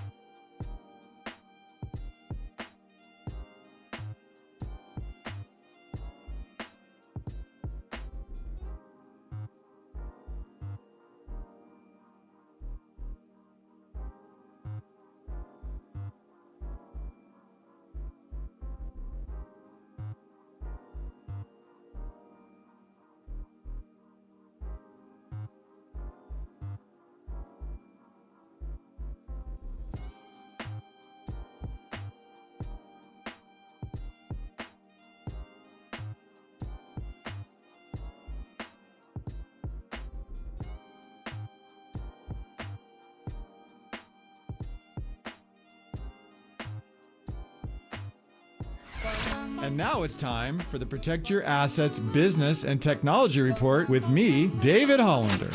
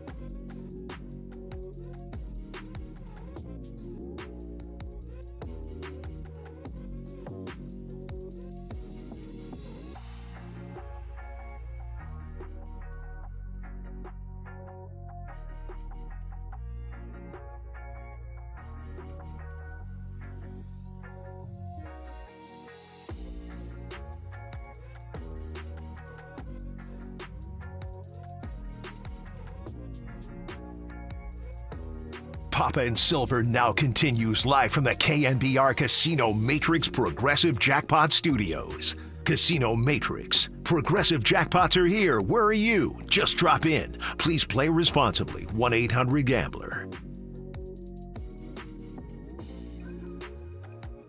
All right, quick switch up here from the NBA rumor mill because we are back to talking about the great 49ers Foundation, and we have a very special guest with us today, someone whose work that you have undoubtedly seen if you are a 49er fan. And if you're listening to the station, I'd say there's a good chance you are. Terrell Lloyd, team photographer. You've spent more than 25 years behind the lens for the team and currently serves as the director of photographer. So if you ever come off an iconic 49ers photo, there's a good chance it was captured by the man we have in studio right here himself. Thanks for joining us on Papa and Silver. Happy holidays to you, and how are you? Well, happy holidays. Thanks for having me. I appreciate it. I got a team of photographers that, work with us on the sideline and stuff like that. So all the photos are not all from myself. So I share the wealth with my crew of photographers that work with me. Wow, I like the humility. I was kind of hoping that, given that they don't have microphones in front of them, you would just claim it all for yourself, and I would have believed you. But No. He's too good of a man. Oh, yeah. So I got to start with just asking about being a San Francisco native, and, we were talking about right outside. We got Marchbank Park. John Madden grew up playing in this stadium as a kid. And so the Bay Area very, very well through and through. And I was glad to know that, by the way, your wife is on my side of this cap that I'm wearing and not the side of the bitter rival that just beat them by 21 points. That's neither here nor there. Being a San Francisco native growing up in Haight-Ashbury, what's it like to fulfill your dream now and be capturing photos for a team that's been really highly competitive under the Lynch and Shanahan tenure? Well, it's interesting you say that because I grew up a 49er fan when I was a kid. I used to go to games at Kezar, right? And, I used to I think I've come full circle because I used to have a paper route in the city growing up. And after games on Sunday and on the Monday, the paper would come out, I would cut out pictures from the sporting greens and I would make my own 49er books. And so I feel like it's so surreal that I've come full circle, running photography for the 49ers during that time and always had a love for photography. T. Lloyd, man, I'm not in studio with you, but I wish I could just reach out and hug you, and I miss you. The same so here, Papa. Much, and yeah, unbelievable. You reached out to me, and you have throughout the year, and yeah. So obviously on game day, you've taken so many iconic photos, but what I miss is going to practice. Yeah, having John Lynch to my left and you to my right, and usually around my feet, where I trip over you on the sideline. You're not just there on game day. I don't even know how many practices you've missed since you've been on this job for 25 years, but you're there every single day. It is impressive how hard you work. Take the audience behind the curtain a little bit, and because you get to watch every single practice, and you're there for every single one just about. Yeah, I mean, people say this is a dream job. This is a dream job. Now, I worked in corporate for 20 years, but like you say, to come full circle from cutting out pictures in the newspaper to being one of the team photographers for the 49ers organization. And it's been, I show up to work every day. I work 7 days a week. I'm shooting out at practices. We're traveling on the road. We're doing home games. We're working with the 49ers Foundation, as I've been doing for years. And it's great to be down here to help support with the holiday sports auction for the foundation. I've always been giving back to the foundation, putting in my part as a Bay Area youth coming up and seeing what they're doing out there in the community, educating, empowering youth. I mean, that's one of the favorite things that I love to do with the organization itself. Talking to Terrell Lloyd here, 49ers Director of Photography, and we got the holiday auction live up until 7 o'clock tonight, so make sure you can go check out those prizes. So Buster Posey, when he took over as president of baseball operations for the Giants, he had a long press conference, obviously to be the player he was and then take over in a front office role.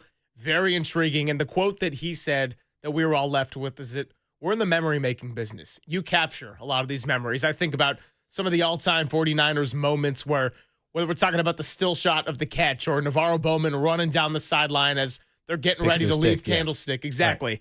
Right. And so in terms of what you've shot in your time with the 49ers, do you have a favorite or a collection of favorites that particularly stand out where in the moment you're back there with the lens and you're like, oh, I know I got the one? Well, it's you've done thousands of games, right? And I say you're still trying to capture that moment, right? And so, I mean, there's hundreds of favorites I could talk about. I mean, there's one that we're going to talk about that's on the auction item for some of the canvases we have here.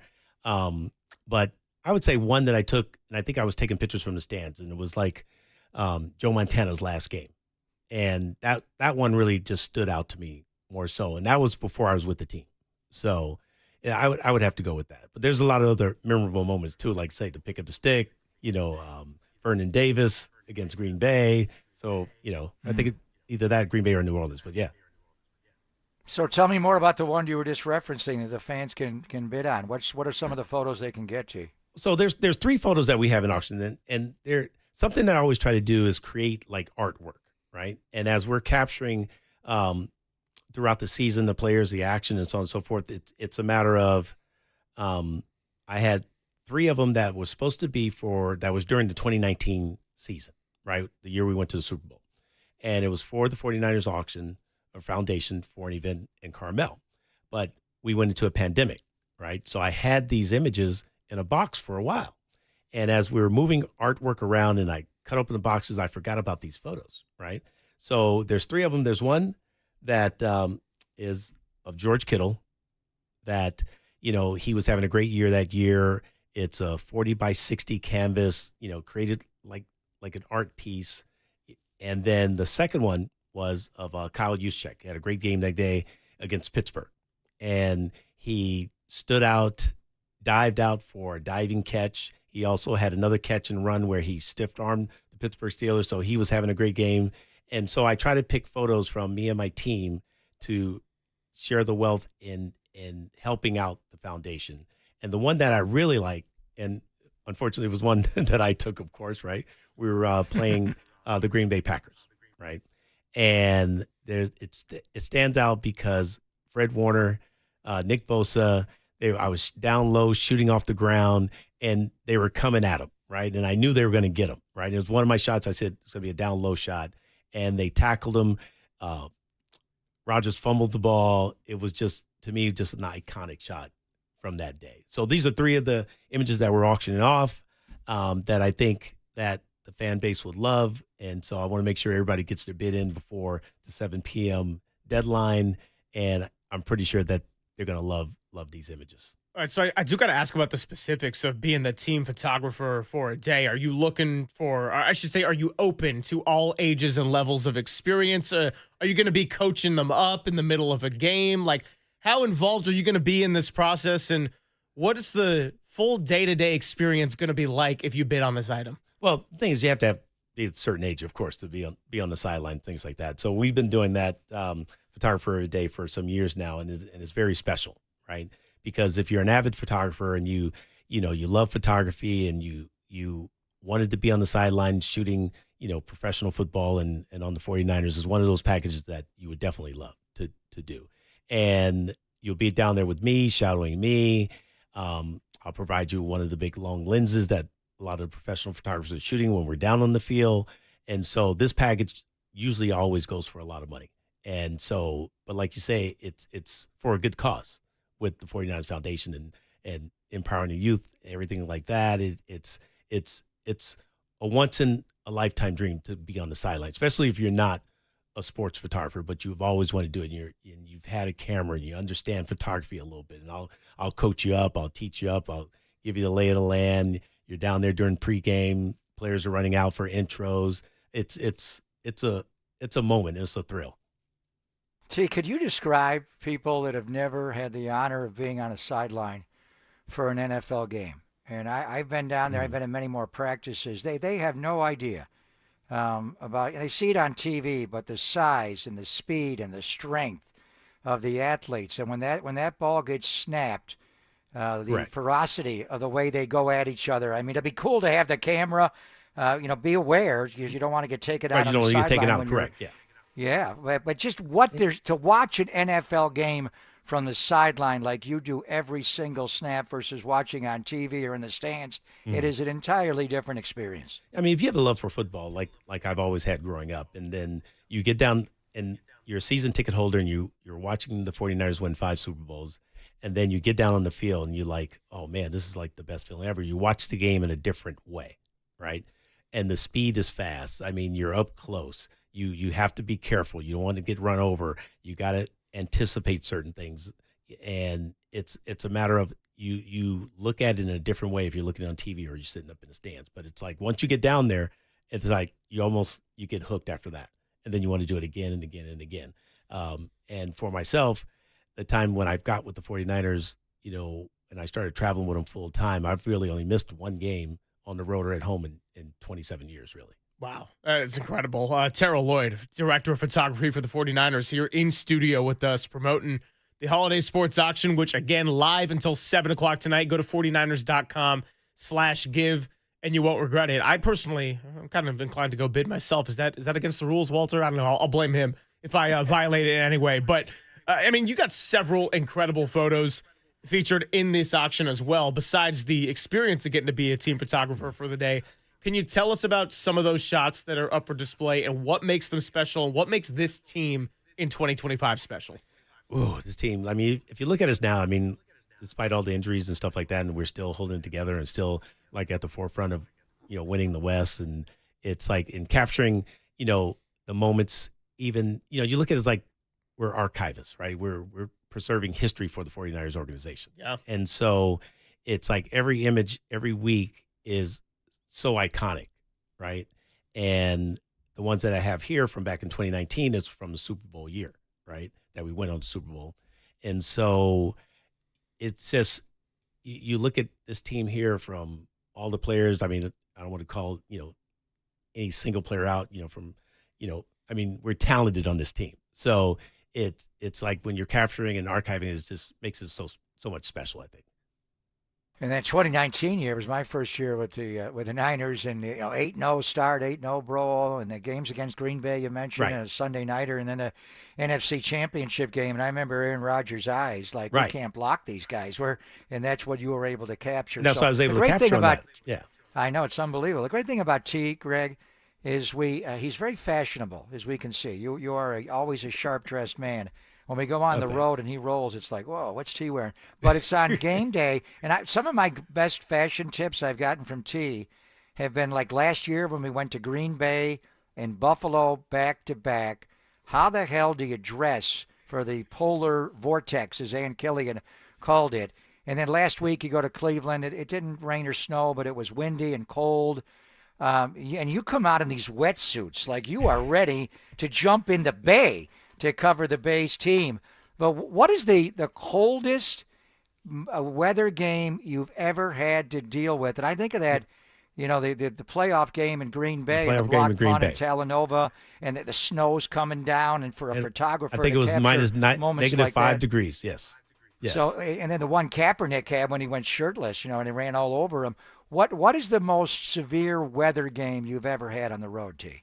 I would say that it had to be that Green Bay game. It was -5. It was like you're freezing. Your eyebrows are like frosting up. It was like it had to be that game. And then that's it. Huh? I mean, come on. We're not talking middle of tornado. No, I'm joking. Oh yeah, no. It sounds miserable. I'm soft. I'm California soft. Oh yeah, but we've had some. I would say the coldest ones had to be always Green Bay. And now we were in the snow in Buffalo last year. It was cold, but it was snowing. which was fun, but we lost that game. But anyway, it was a matter of you get cold, but you work through it, right? And you got to layer up a certain way. So over the years, I've learned how to look for certain items where you don't have to layer up too much because you got to be able to move around. But I see, Papa, you notice what I wear when I come out there. So it's like you're unbelievable, yeah. brother. You are. I mean, he literally wears a wetsuit to capture a big moment, and there's just so many iconic moments. That how cold was it Sunday in Cleveland? Was it more the wind? It was more the wind. The challenge on Sunday. It was more the wind, and one side of the end zone was windier than the other side. So and the wind was just whipping through. So yeah. What was your live reaction to Brock Purdy hitting the Dougie? Oh, that was pretty good. But I got his touchdown coming in, but he went past the goalpost, so I couldn't see it during that part. My other team photographer, she ended up capturing that. That's well. amazing. So, yeah. We love that he pulled that one out. And, I mean, for the team to be having a lot of fun for everything they've gone through. Look, 9-4 heading into the bye. At long last, they have earned a week off to celebrate the holidays a little bit. We really appreciate you coming by with us, Terrell. And I'll leave you with what Al Guido told us a little bit earlier. He said, I believe we're the Globes team. We talked about how much the 49er faithful have traveled all over. They definitely show up around. I was going to say, you know this. We capture a lot of that, too, the fan base. Exactly. Yes. And so a lot of those shots that exemplify the Globes team are thanks to you and your team. And really looking forward to seeing who ends up bidding for that experience and some of those shots you've been able to capture. Yeah, so make sure you get your bids in before 7 p.m. tonight. And like I said, it supports the 49ers Foundation and empowering the youth in the Bay Area. Absolutely. Terrell Lloyd, team photographer for the 49ers, director of photography. And again, 49ers.com/give is where you should head. We appreciate you hanging out in studio very much. Well, I thanks always for got my having me. I people appreciate remote. it. We got this guy in a bubble over here. Sometimes JD's remote. Thank you, T. I got someone sitting Love you, right brother. across from me in the same room today. It's a real treat. Give him Thank a you hug guys for for having me. me. Give him a big kiss. Papa, I love Kiss him you. right on that Hope to see hand. you soon. Love you, brother. Alrighty. Well, hopefully you will. Love you, man. Thank you. Terrell Lloyd, we can continue taking your calls on the Giannis Antetokounmpo situation since I know we had a couple on the line. 808 KNBR. Feel free to dial us back. We got about 20 more minutes here. Papa and Silver on the Sports Leader.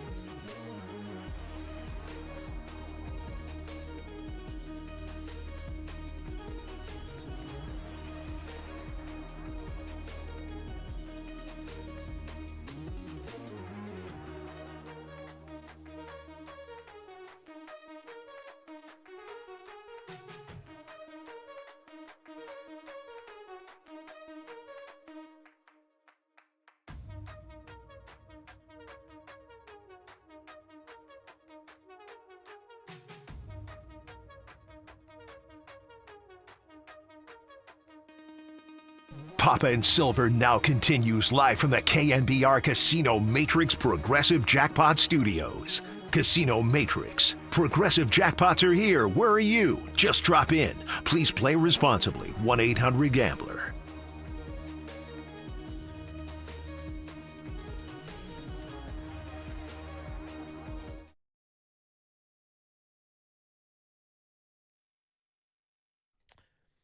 Poppin' Silver, final 20 minutes here. We are all on the NBA rumor mill, of course, with a couple of notes to the 49ers Foundation. Just talked to Justin out there, who's in charge of it all, and they've done some great work. They've been fantastic to us all week long. And so, yeah, I did have to give our guy Terrell Lloyd a kiss. It was for Papa, but I did it. I had to do it at the end. So give Justin a kiss. Well, he is a pretty man, and that's his name, Justin Prettyman. He's the one who really is in charge of the 49ers Foundation, and he's been blowing me up all day. We had a good day with Al Guido on 10:30, and I like to think that I am a smooth-talking Italian.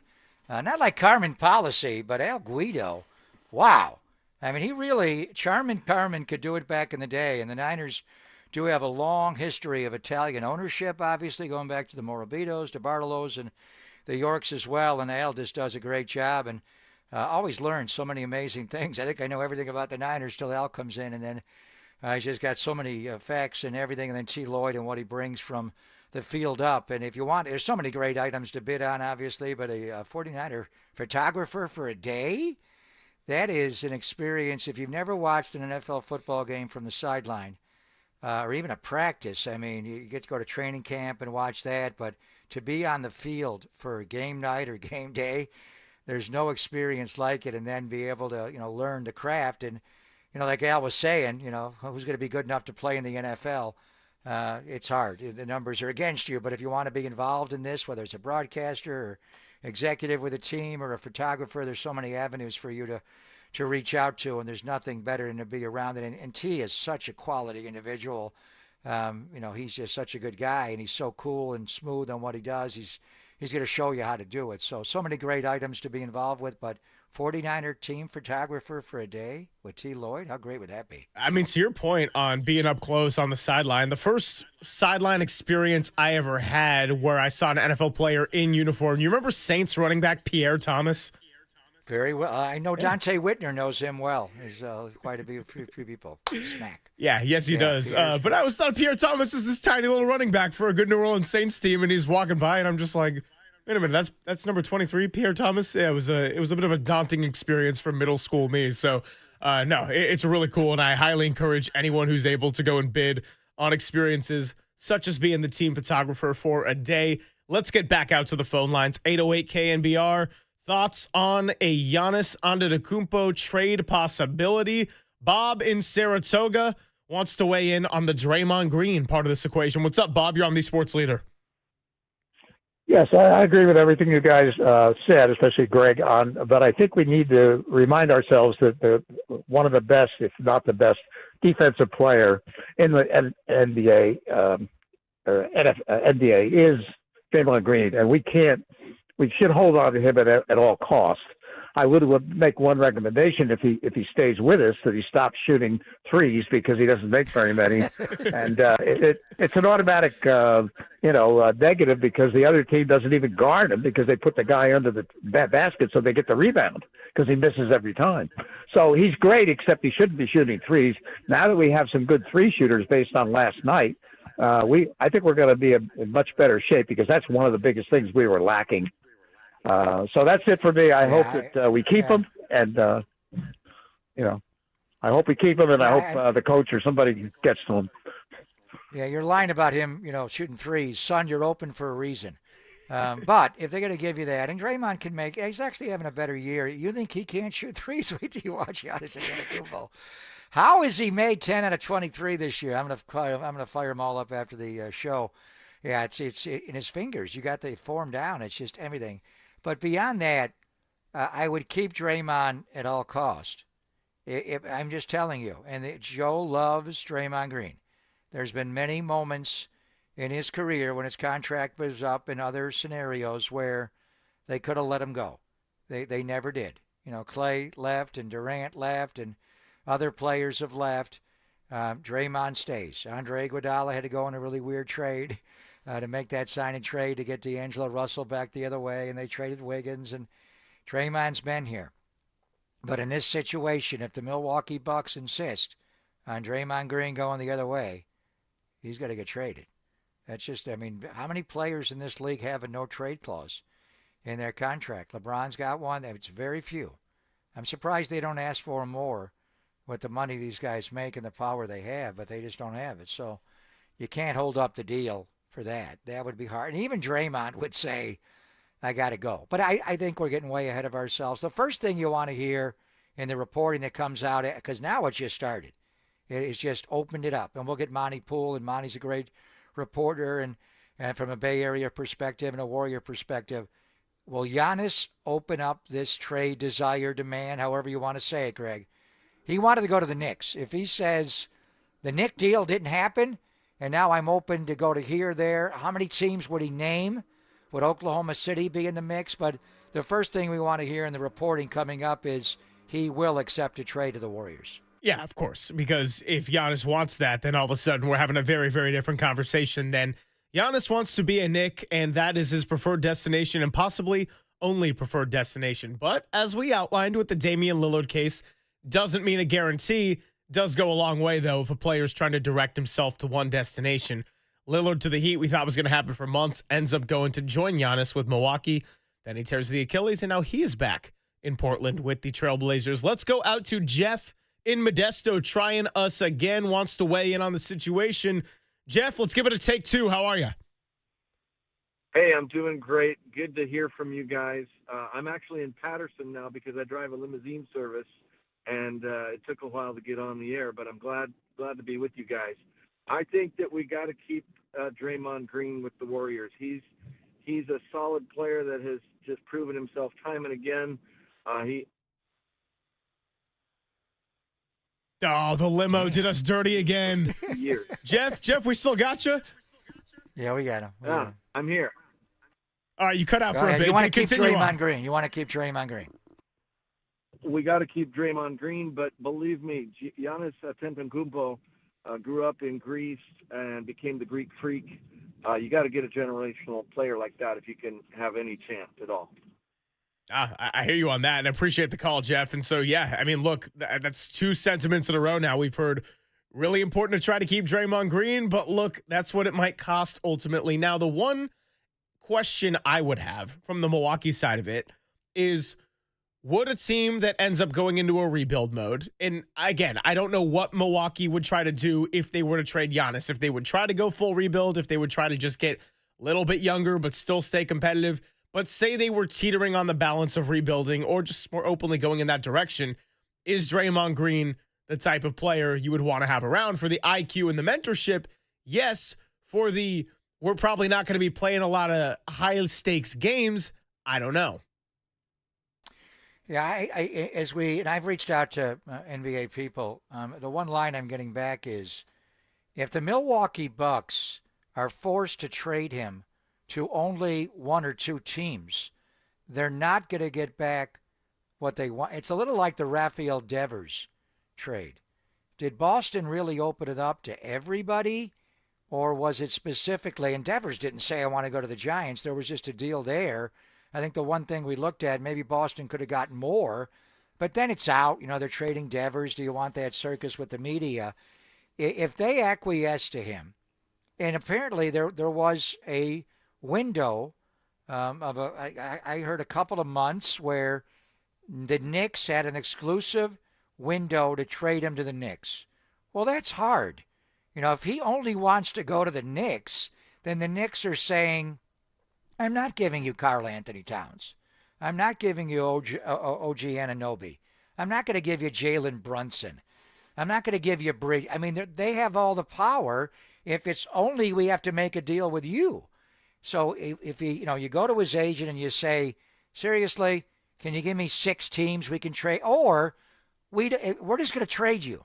You don't have a clause in your contract that prevents that. Now, the reality is the team acquiring him, they're going to want Giannis to check off on this. You don't want to unwillingly trade for a player if he doesn't want to go there. So he is going to have a lot of power. My thought would be he'd broker the deal. But if you're the Milwaukee Bucks, you're putting us in a bad situation here. After Kareem, you're the best player we've ever had here. You won us a championship. We don't want to trade you. But don't make us make a bad deal. So can you open it up to more teams? Can you open it up to every team and work with us on this? So that'll be the one thing I'm getting is Milwaukee, are they going to actually honor his request to go to specific teams? Because then it's difficult to make a trade where we get back what we want. And what do they want? Do they want to blow it up and start over again? After Lillard got hurt, things changed there. What if you opened it up to Boston? I want Jaylen Brown. If you could pick any player in the end, if I'm going to trade Giannis and I want a player back like him, who do you want to come back? The Joker? They're not going to do that in Denver, so probably move on. Shai Gilgeous-Alexander. If I'm going to trade Giannis, I want SGA coming back the other way. I mean, is he going to play it that way, or are you going to play it, we're blowing up the Milwaukee Bucks, we're going to take a fistful of ones and twos, we're going to rebuild it, and we want to lose on purpose to be able to, I don't know what Milwaukee wants, but right now we're just getting, where we're getting this from is the agents. The agents are leaking this out, obviously. And then the teams will come out and we'll see how honest they are. But now that it's out, every team in the NBA is going to go try to get Giannis Antetokounmpo. Then the deal's going to be, can we just trade him to you? Or he doesn't want to go there. He's not going there. The Nets, can you make a deal? Maybe Brooklyn. I don't know. It's not New York, but it's a borough there. Would you take him? Would you trade for him if he does not want to be a part of your team? That's risky. I wouldn't do that because he makes a lot of money. He's the face of a franchise. You wouldn't do that. But now that it's out in the Devers deal never got out. It just happened on Father's Day, 5 minutes before a game, that Devers got traded to the Giants. Same goes for the Luka deal. Same with the Luka deal. Exactly. So now that it's out there, is it the agent that got it out there? Did Milwaukee and Horst get it out there? And now how do the Milwaukee Bucks handle it? They could just say we're not trading you, or we're going to trade you wherever we get the best deal, we're going to trade you there. How much power will Giannis actually have? You would think a lot, and he could force where he wants to go because you don't want him unhappy. But now it really gets interesting that it's fully out. Yeah, and we're going to probably between now and, 10 o'clock for tomorrow, might even have more information on all of this. So fun little way to get the show nice and heated. We appreciate Howard Beck and Brandon Payne for their insight on the basketball side. Of course, T. Lloyd and Al Guido for stopping by and promoting the 49ers Foundation.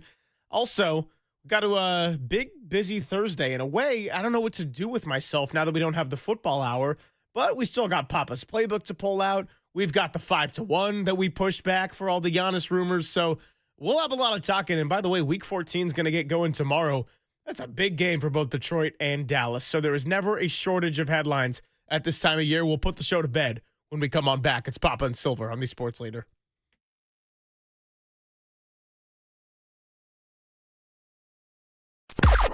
Now, from the O'Donnell Financial Group Sports Desk. Learn more at odfigroup.com. O'Donnell Financial Group, because planning is a process, not a product.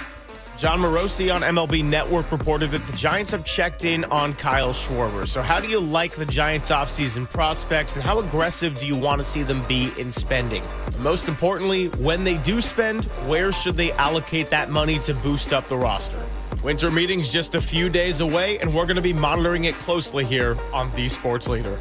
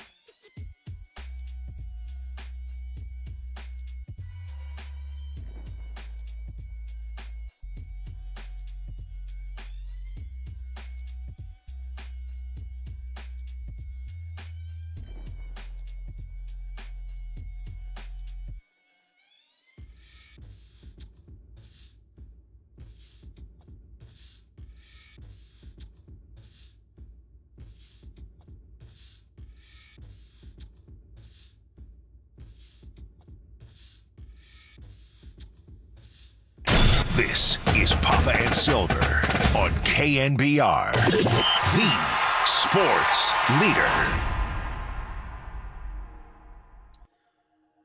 All right, finishing it out here, we'll hand it over to JD, D-Pop, and Tim Webb for your Wednesday edition of Dirty Work. We're at this fun time of the week right now where the 49ers are on a bye, so we don't have the football hour. The Warriors are going on a road trip where they don't have Steph Curry. The Giants got a little bit of rumors and some browsing, but no big splashes as of right now. And the Sharks play the Capitals tonight. So by the time we reconvene at 10 o'clock tomorrow, Pop, we're going to get into all of it. Yeah, all of it. Well, and you know who's in town tonight? I assume he's healthy. That would be the great 8 OV Alex Ovechkin of the White. He's played his entire career in Washington, so only comes here once a year. I never thought he'd pass Wayne Gretzky, but 909 goals, the most ever scored in the history of the NHL. So the great 8 in town, and we have a few more hours to contribute and get some bids in on the 49ers Foundation. We had fun today. 49ers.com/give. And yeah, great show. Appreciate everybody. Big thank you to Walter. And let's get it over to the boys for Dirty Work. You are listening to KNBR and KNBR FM San Francisco, the sports leader, a Cumulus media station. Dirty Work starts now. Okay, the fun's over. They've done the dirty work of the radio business. Anybody messes this thing up for me tonight is through. Engineering, board operating, and producing. Not only are you fired, your life is over. And now they have the microphone.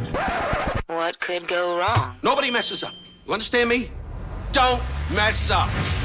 Adam Copeland. You wanted some sort of like hard-hitting Bob Lee journalism. You came to the wrong place. Derek Papa. Oh, boy. Okay. It's getting hot. Is it getting hot there? That's even worse. How are we feeling? It's getting hot? Oh, boy. And Tim Webb. Mankini, yes or no? 59. We go with this, Tim. It's a dirty job, but someone's got to do it. Ridiculous. Completely ridiculous. Welcome to Dirty Work. KNBR 104.5 and 680. The sports leader. It's Dirty Work, everybody. And no Adam Copeland once again. Who needs him? Today we got JD filling in. JD, what's going on, my man? What's going on, Derek? He's really taking this 1 year anniversary thing out on you. I mean, what does this say of the year that you guys have worked together? That you're supposed to celebrate it yesterday. He's a no-go. Then you're thinking, all right, well, you're going to celebrate it today, right? And probably for the rest of the week. And you've taken the words completely out of his mouth. Let's be honest. It's great that we got 1 year under our belts, but let's not celebrate too much here. All right? And I would say this is the true Dirty Work, is me driving the show, but we're going to make it happen today. I'm glad you're with me once again, my friend. And today we're talking Warriors.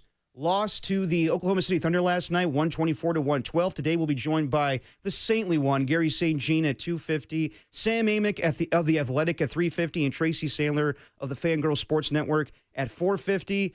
And we'll talk about, could the Warriors be in on Giannis Antetokounmpo? That's a story that happened about 2 hours ago with Shams Charania saying that Giannis and his agent are going to sit down with the Bucks and see if that's the best course of action of him leaving the team to try to do something else, maybe trade him before the February 6th trade deadline. But before we get to all of that, JD, you were doing Dubs OT last night, and I'll say there's no moral victories when it comes to the Golden State Warriors. The team has won 4 championships in the last 10 seasons.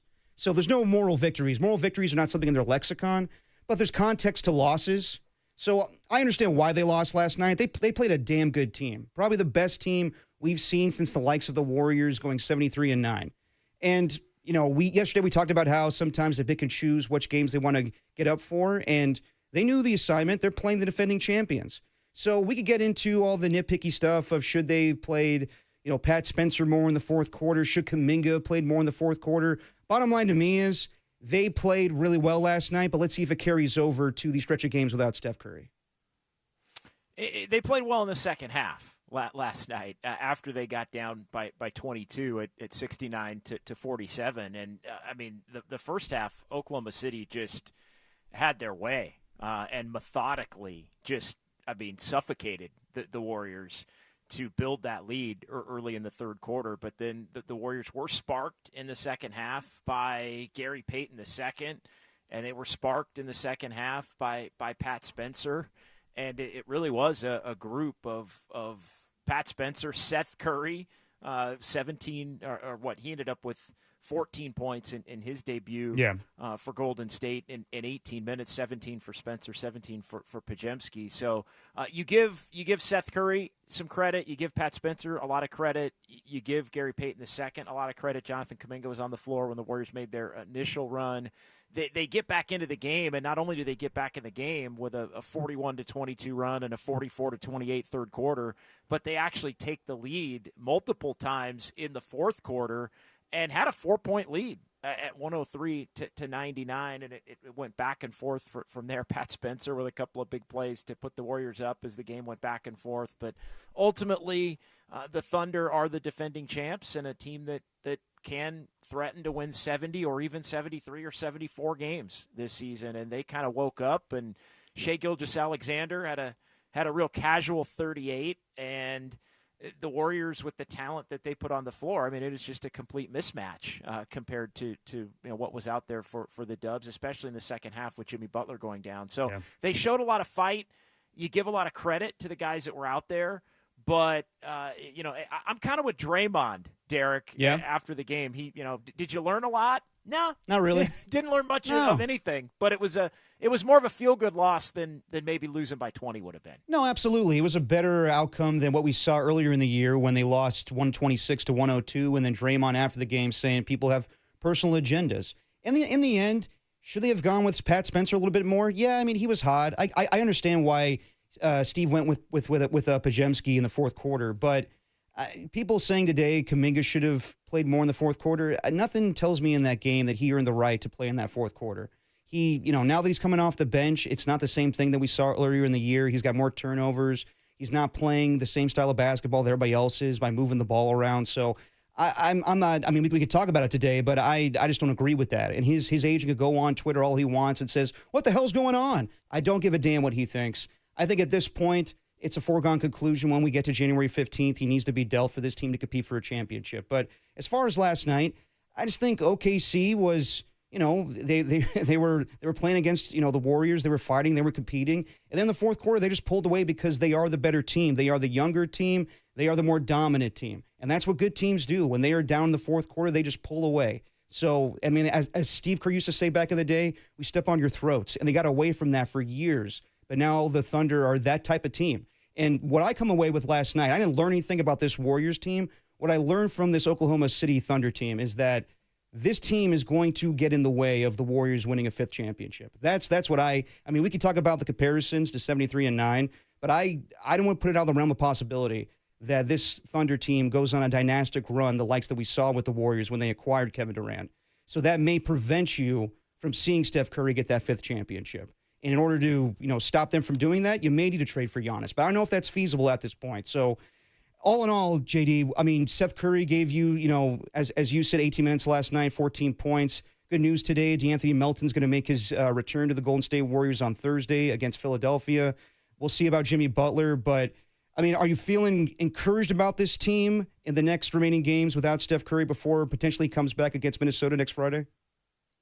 I mean, to be perfectly honest, no. Yeah. I mean, I look at them having to play at Philadelphia and then Cleveland and Chicago, and without Steph Curry, I think all of those games, maybe can they find a way to steal one of those games without Steph Curry, and Steph not going to make the trip, so he's going to be out for all three of those games, and then the Warriors get the extended break, the 4 days off after the 2 weekend games, and then they play Minnesota and Portland, and then they get 3 more days off before the schedule picks up. They're going to play 2 games in 10 days. So when that schedule was released based on the Emirates Cup and where the Warriors finished in the Emirates Cup, and the schedule was released to where the Warriors were going to have the 4 days off after the 3 games coming up on this road trip, it became pretty clear that Steph was probably not going to play on the road trip in an attempt to make sure that he is fully healthy and ready for an extended run once that stretch is over and the Warriors get back in action a week from Friday at home against Minnesota, and then they'll go up to Portland, and then again 3 more days off. So the reality of the situation is, without Steph Curry and potentially without Jimmy Butler, this team can lose any game and probably isn't going to be favored in games against 28 or 29 NBA teams. That's just the reality. I thought the biggest takeaway, and so they are finding themselves in a position on that front, Derek, where I look at it as, they really might wind up 11-14, which means that they're going to have a comeback.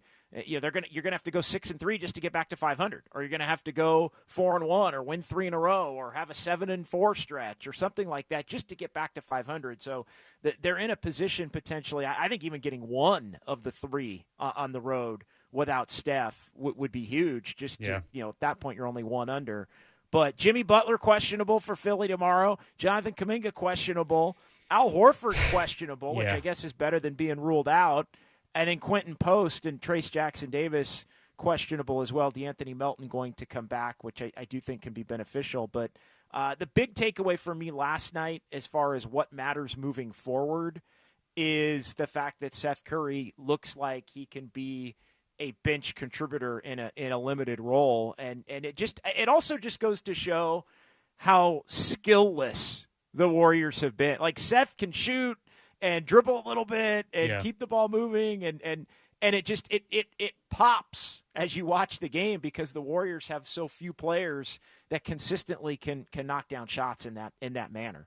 Well, we got plenty of Warriors to talk about today. As I said, Gary St. Jean will join us at 2:50. How you doing, fellas? Sam Amick at 3:50 and Tracy Sandler at 4:50. I want to tell you also about the ticket giveaway we're giving away today. It is, of course, a $50 gift card to Tony's Pizza. Tune in between 3 to 6. When we give you the cue to call, be the 10th caller to the studio at 415-896-KNBR, and you'll win. Furnished by Tony's. Find official rules at knbr.com. Tim, what's that cue to call? He puts a finger up. Do we have it yet? No, not yet? Okay, I'll keep stalling. I'll tell you about the 9th annual KNBR Holiday Sports Auction. I didn't tell you enough about that yesterday, but, we have the cue to call? Hang on one second, Tim.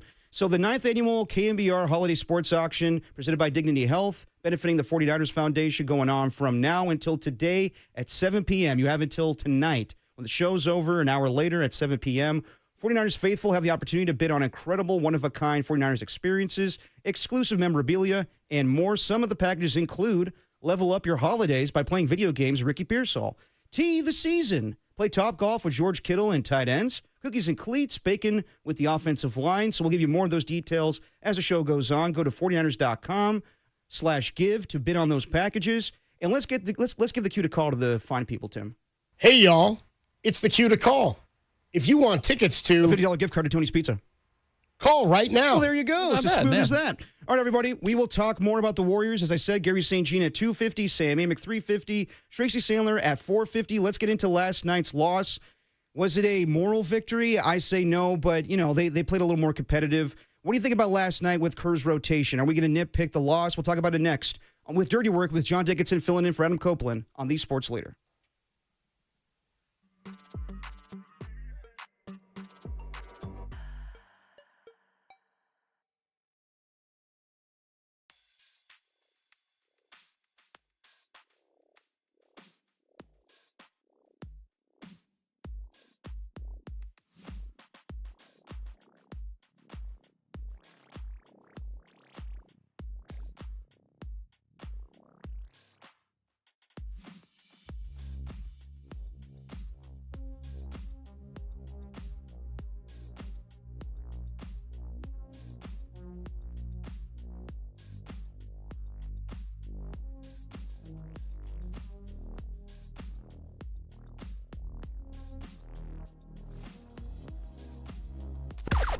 Now, from the O'Donnell Financial Group Sports Desk. Learn more at odfigroup.com. O'Donnell Financial Group, because planning is a process, not a product.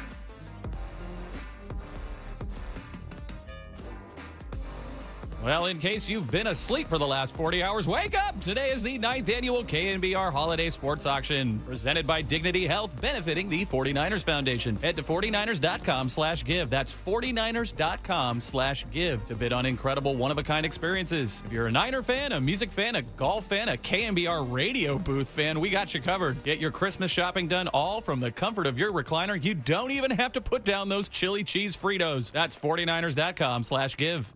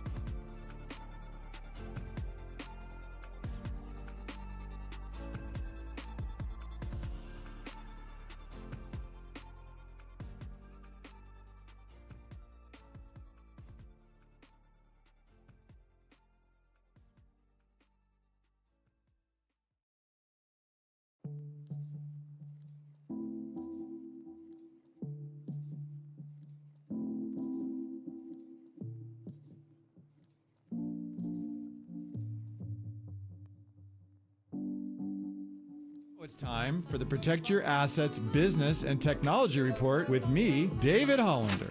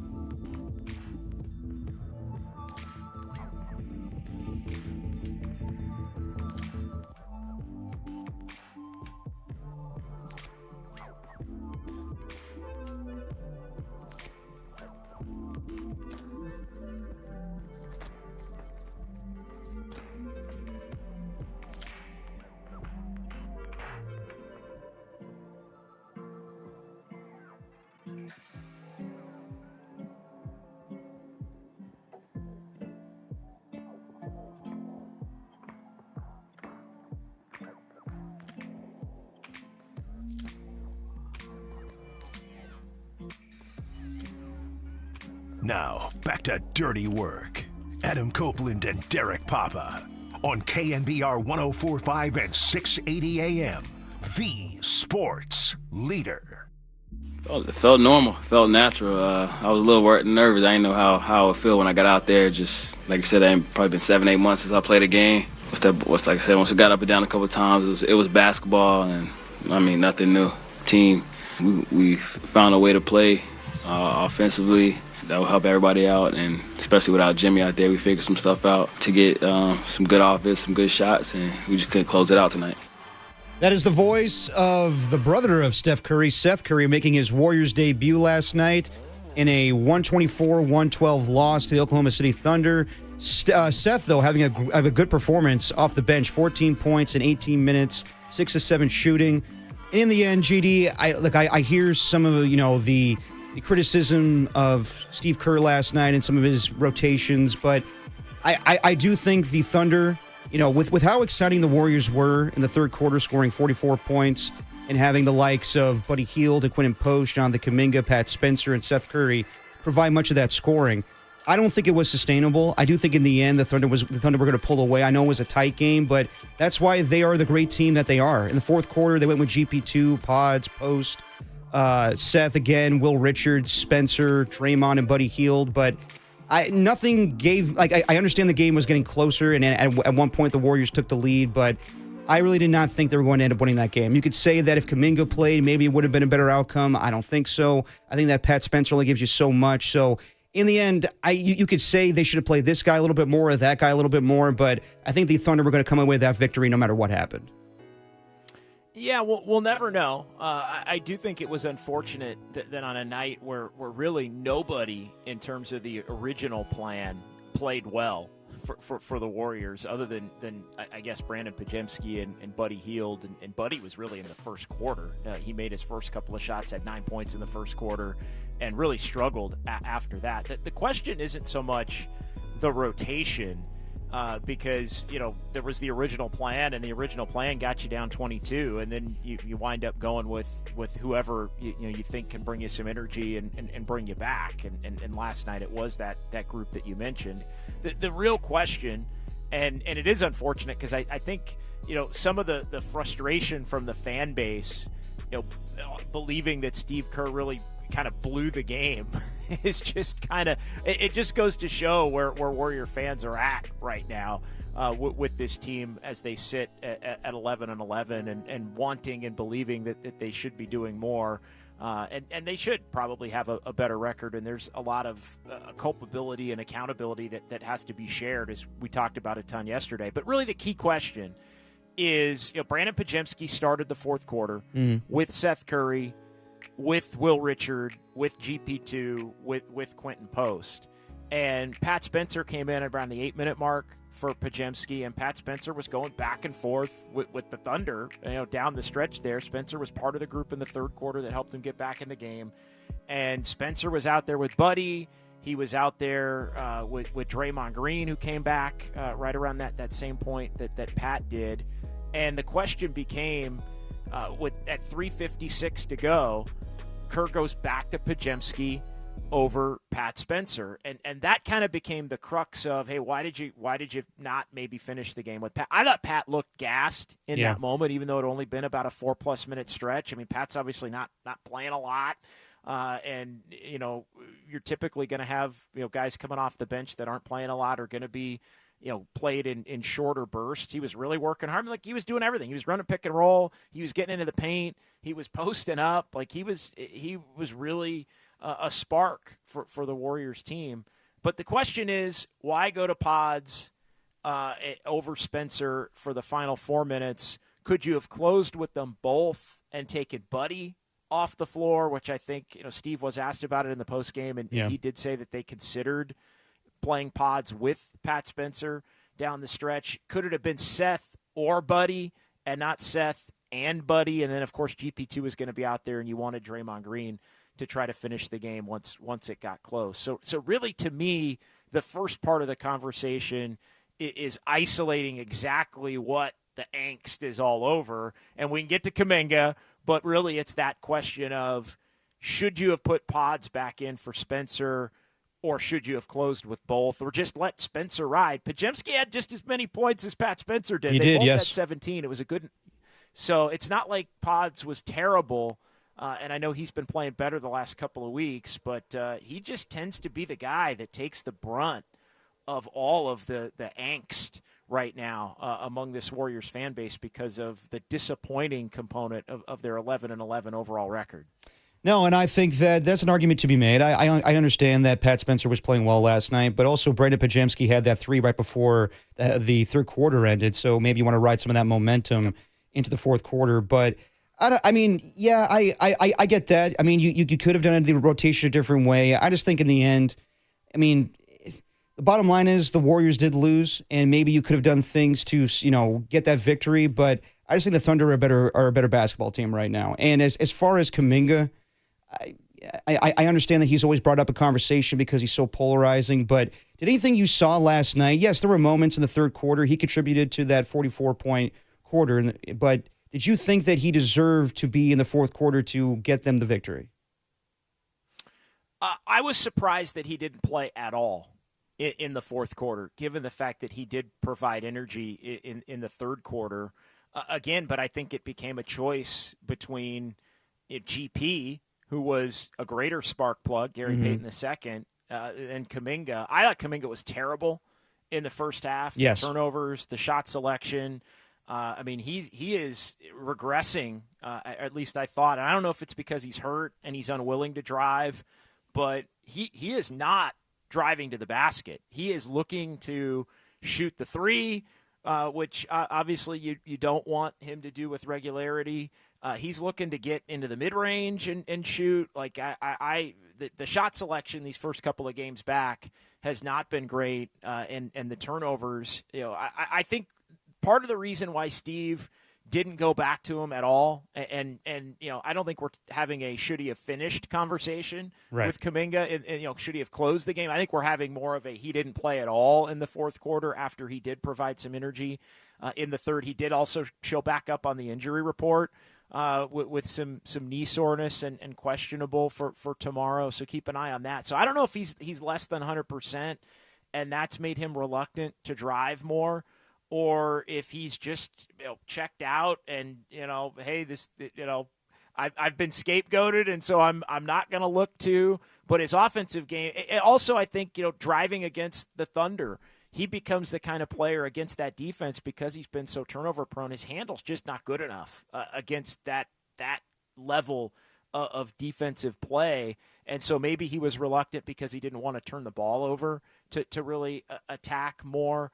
So I think it was, do you trust Kuminga with the ball in his hands against that defense and trust his shot selection offensively over the athleticism and energy boost that he gave you and the rebounding boost that he gave you in the third quarter? So I think that's part of it. The other part of it is, well, who are your other options at that point? And again, we can say, and I think it's safe in hindsight to say, all right, maybe you should have closed with Podziemski and Spencer. Maybe. And then Seth. Well, that's three guards right there. And then GP and Draymond. So, that right there, that prevents, and I think it was more GP playing an extended run that probably prevented Kuminga from getting back on the court. And Peyton last night, Derek was driving and was looking to create and was looking to move the ball a little bit more quickly. Sometimes he gets real stagnant, holds the ball, can stall the entire offense. He wasn't doing that as much last night. And so I think not going back to Kuminga was as much about Peyton and how well he played. And he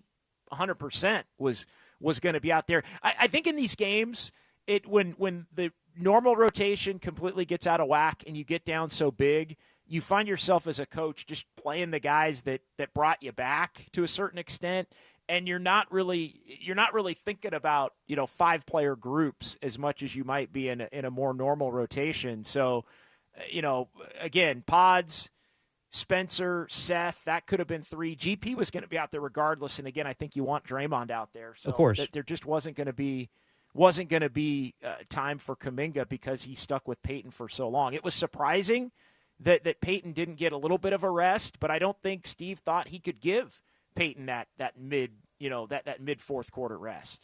And I think that at this point, Steve knows the guys that he trusts in the fourth quarter. And, like Pat Spencer's a new one where, yes, he got time in the fourth quarter, but didn't really trust him in the pivotal moments. Pods has been in those moments. Obviously, the other guys he played, Draymond, GP2, they have been clutch players. So I understand why some people would be like, no minutes at all for Jonathan Kuminga, but yes, he did bring you juice in the third quarter, but again, like coming off the bench, he just has a different mentality. He's just not the same player. He commits turnovers. He doesn't, run the offense fluidly. So I think we're nitpicking a little bit here. I think that it's just because they lost last night, and you could see that there was a victory maybe in hand, but then the Thunder just pulled away.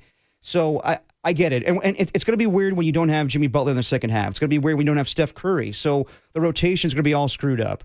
At this point, I just think that we'll see what happens when DeAnthony Melton plays for them, how he, figures into the rotations, how Seth Curry now figures into the rotation, and just how this team looks for the next week without Steph Curry. So we'll talk about it more next as the Warriors lose last night, 124-112. You listen to Dirty Work. No Adam Copeland, John Dickinson filling in with myself, Derek Papa, and Tim Webb on The Sports Leader.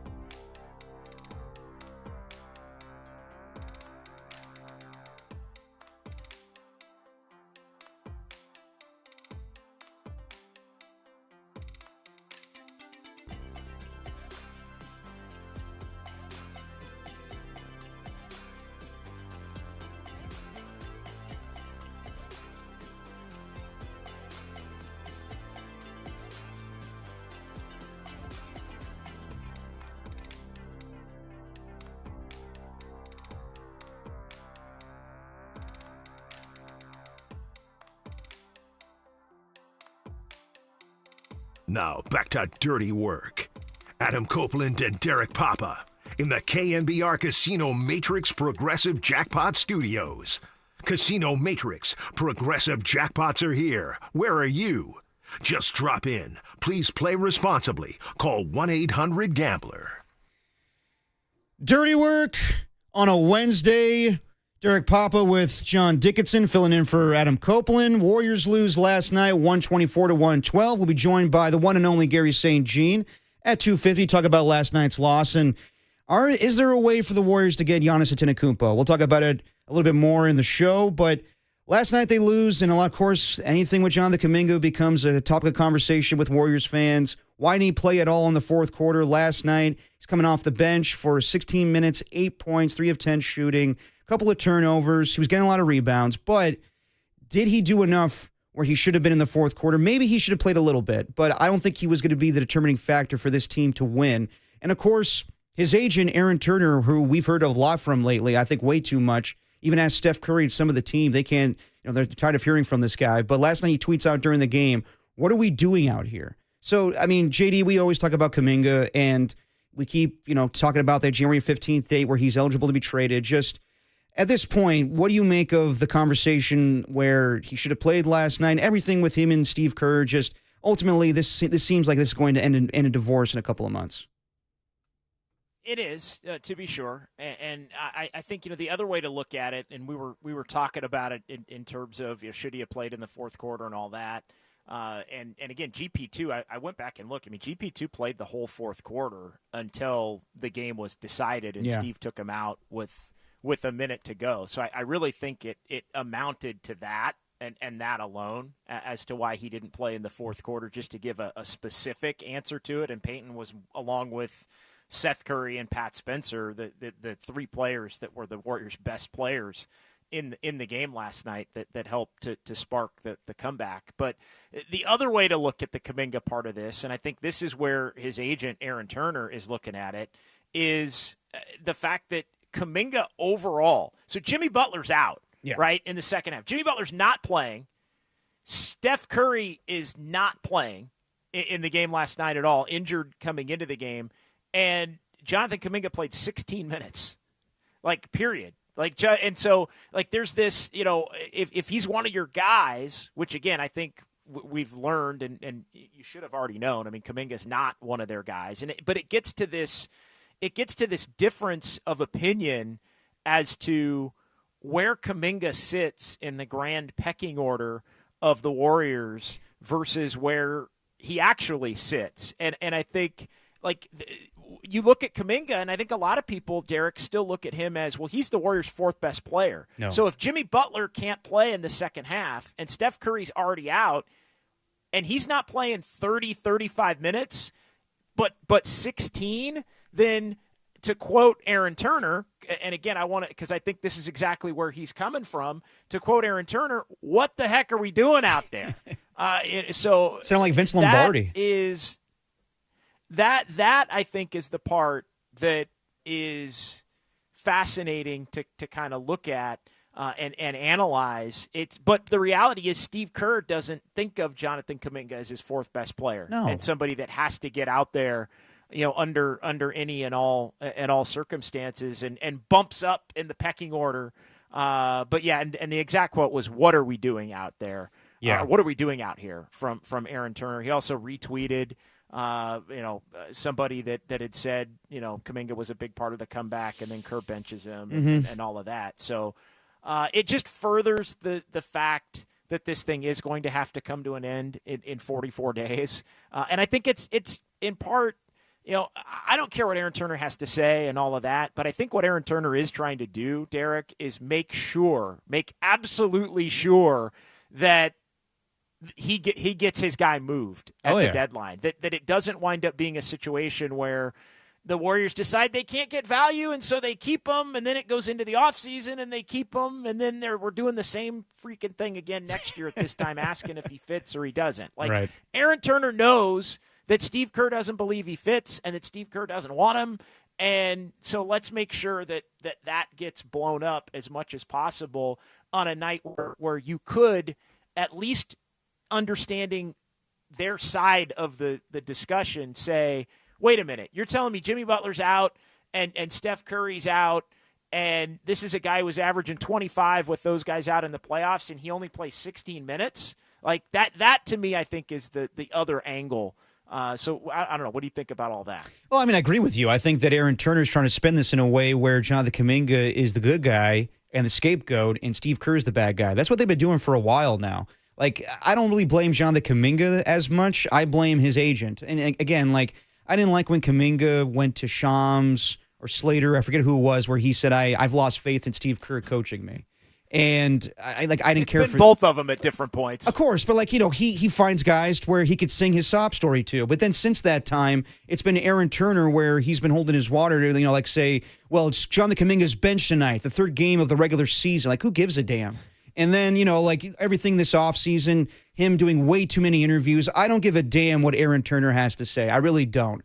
But with Jonathan Kuminga, yes, I thought he did fit at the beginning of the year. I thought he brought something different and unique. But since that time, he's reverted back to the guy we saw a season ago. I'm not talking about the guy that was scoring 30 in the playoffs. But then again, I don't put a lot of stock into that. I know some people do, but when you're not playing with Steph and you're getting blown out by the Timberwolves and you're scoring 30 points, that doesn't mean crap to me. I'm sorry. So as far as Jonathan Kuminga in the future with the Golden State Warriors, yeah, of course, you're going to move him on January 15th because that's what you need to do. It's not an indictment on him as a player.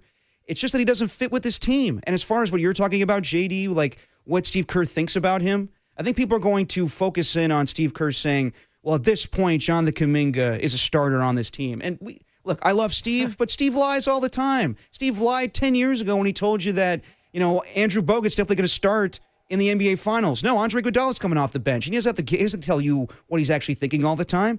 Judging by Anthony Slater's article that he wrote a couple of weeks ago, he didn't want to start Jonathan Kuminga the second game of the regular season against the Denver Nuggets. He wanted Quinn Post to, but Draymond Green talked him out of it. I think what really Steve Kerr thinks of Jonathan Kuminga was, I think it was Media Day, you would know better than me, JD, where they asked him, does Kuminga's contract negotiations kind of, cause problems in the locker room? And he was like, no. You know why? Because Steph Curry's an alpha. Because Draymond Green's an alpha. Because Jimmy Butler's an alpha. He started listing all these guys on the team that are alphas.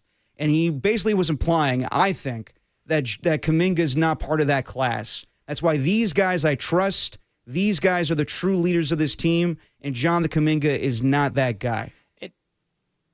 And to bring it back to last night specifically, he does not view Kuminga as the next man up in the pecking order of stardom when Steph Curry and Jimmy Butler are out. He views him as a role player that didn't really have a great first half and brought some energy in the second half, but I'm choosing to play Gary Payton II the entire fourth quarter because he's been better and more important to this comeback. And so I'm just going to ride with him and these other guys who have helped the game get to this point where you have a shot to maybe steal a win against a team with the best record in the NBA. So I think he doesn't look at him like he's a budding star or the third best player on the roster offensively or this guy. He just views him like he views him like he would view Moses Moody or Will Richard or Brandon Pajemski or anybody else.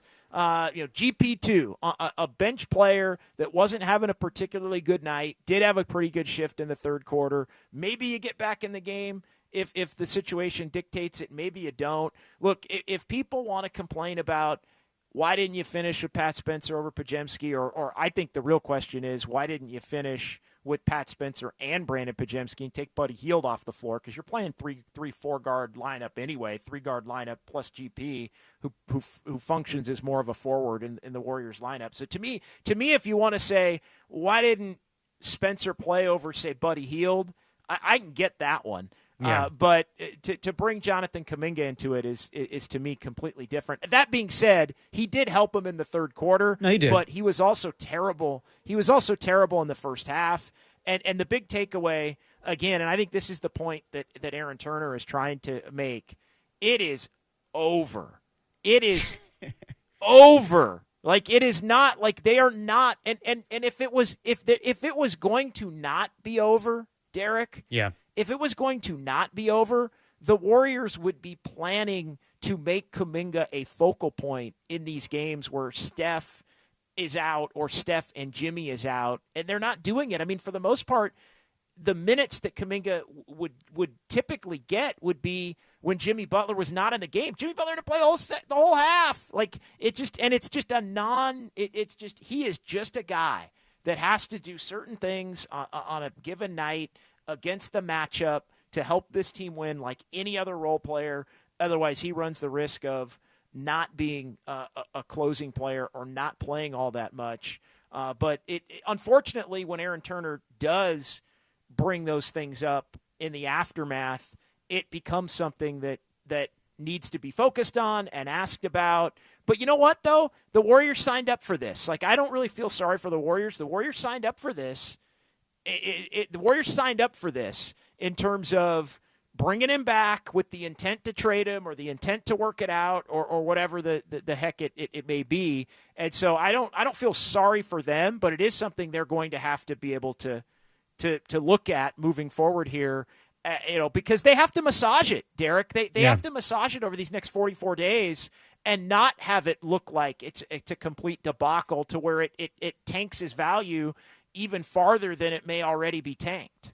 But I hear you. Like, yes, they signed up for this, but it behooves them to sign up to the contract so it's easier to trade post-January 15th. Right. So I understand why they didn't have that. He's a human trade exception. No. He's back on the team because he's a human trade exception. Right. That's just the reality of the situation. And he played well for 5 or 6 games, and Steve Kerr was wrong to anoint him. He was wrong, and I've said that. Yeah. It was idiotic. Yeah. It was. Like, you want to blame Steve Kerr for something? I couldn't believe it when Steve said that. I was like, my God, like, you're only going to come back in 2-3 weeks, a month, and people are going to try to use this against you. And I get it. He doesn't care. But it was just like, dude, you're not doing yourself any favors by anointing him. Right. Even if it was an attempt to give him some confidence and show faith initially. The bigger problem, though, for the Warriors is they don't have a fourth best player that you can count on a given night. If it's not Kuminga, who is it? Well, they don't have one because some nights it's Moody and some nights it's Pods and some nights it's Seth Curry and some nights it's Pat freaking Spencer and some nights it's been Kuminga. But that's the problem. The problem is they need a more consistent fourth best guy, and they need to look to move Jonathan Kuminga come January 15th and maybe Podziemski too in an attempt to get that guy. Well, let me ask you this. Why, again, like I understand, like some people are saying just get the bag if you're Kuminga, but with all of the song and dance that went on this offseason, why did Aaron Turner and Jonathan Kuminga ultimately agree to this 2-year extension and not just sign the qualifying offer that could have pissed off the Warriors and then just moved this a little quicker? Because imagine where Jonathan Kuminga would be if he's making $8 million right now, and he'd probably be playing less.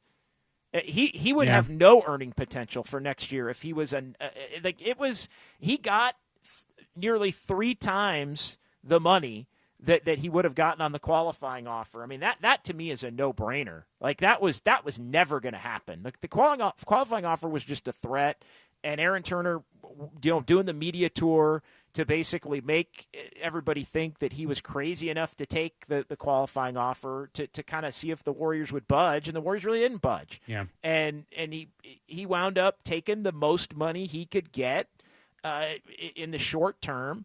And anywhere between the 22.5 and 45 million if he gets that second year picked up. Like, there's no way if he's making $8 million this year, he can be an unrestricted free agent next year. But if he is a DNP the entire year for the Warriors and they can't trade him, he ain't gonna make that $15 million up, let alone the potential to make $38 million up over the next year or two. It wouldn't be happening for him. So the agent ultimately did the right thing. I understand why he postured and played it out. I mean, they were trying to make it as uncomfortable as they could. It was the only semblance of leverage they had. I don't think it was bungled or anything like that on Aaron Turner's part. But when push came to shove, he took the best deal for his client, which was come back to the Warriors and hope that you can get your guy the heck out of here by January 15th. Well, let's talk about last night's loss and potential trades the Warriors could make with the former Warriors head coach and general manager, the saintly one. Gary St. Jean joins us next on Dirty Work with Noam Copeland. John Dickinson filling in with myself, Derek Papa, on the Sports Leader.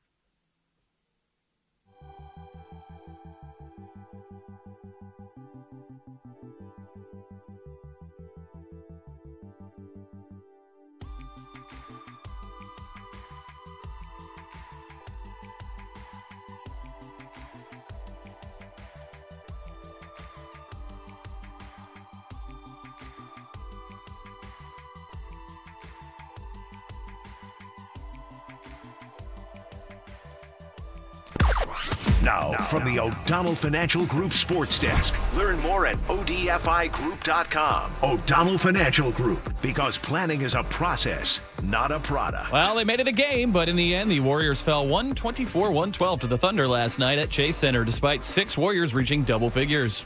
Golden State flies to Philly for a 4 p.m. tilt against the Sixers tomorrow. Be sure to catch our guy John Dickinson immediately following the game right here on the JD Leader.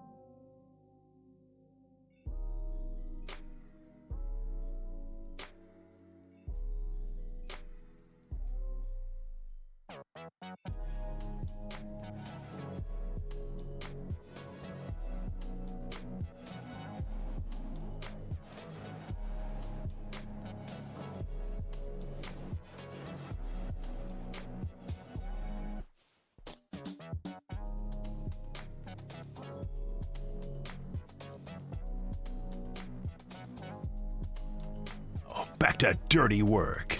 Adam Copeland and Derek Papa on KNBR 104.5 and 680 AM. The Sports Leader. Dirty Work on a Wednesday. John Dickinson, Derek Papa, and it's always a pleasure to be joined by the saintly one, former Warriors head coach and general manager Gary St. Jean. Saintly, how we doing? I'm great, fellas. How are you? Doing fantastic. How was your Thanksgiving one? How was your Thanksgiving, Saintly one? Well, it was darn good. You know, the little ones, I'm sitting in the St. Isidore's parking lot because I got to pick up William, first grader. And this is the big stress in my life now with my new limo service with my two clients, William and Joe. Joe is 3. And they tell Papa where to go every day. So I complained to MJ. I had dishpan hands, guys. I'm getting too old for this. No, I don't blame you at all, Saintly. So I know you like to watch every Warriors game, and you're busy with the grandkids right now. So was last night watching the game, or were you watching Bluey with them as usual? No, I watched the whole darn thing, and I got to tell you something. That team reminds me of our Warrior team that started 22-0 or whatever. Yeah. This team here, that guy there, Shai Gilgeous-Alexander, he's so special, and then they've got so much depth. I mean, they had 3 quality rotation guys out, and they just took care of business. But I was proud of our Warrior guys. I really liked the way they played in the third quarter, scoring over 40 points. And in particular, I got excited about Seth Curry and Spencer. I really was happy for Spencer because I love how he competes. He's tough, smart, maybe not the greatest shooter in the world, but there's a place for him in the NBA. And on the other side of the ledger, here comes Seth Curry, and they're running some of Steph's plays, and he's knocking down shots, and I love the ovation that our fans gave him. Saint, I want you to put your coaching hat on here for just a second and get in Steve's shoes a little bit last night. When the original rotation that you've mapped out isn't working, you're down by 22, and all of a sudden you just you throw it out the window. You rip it up. You throw it in the trash can next to the bench, and you say, "Hey, I'm just going to go with these guys to try to bring some energy," and then they do it. Yep. And they help you get back into the game. And it's maybe not the guys you intended on playing that night and all of that, but how difficult is it once they get you back into the game to figure out whether you're going to give them a rest and how you're going to do it? Are you going to go back to a starter? All of those kinds of things, because I think Steve got caught in a little bit of that last night. Yeah. How difficult as a coach is it to manage that blowout that turns into not being a blowout because of some guys that maybe don't typically play a ton for you is the group that's bringing you back?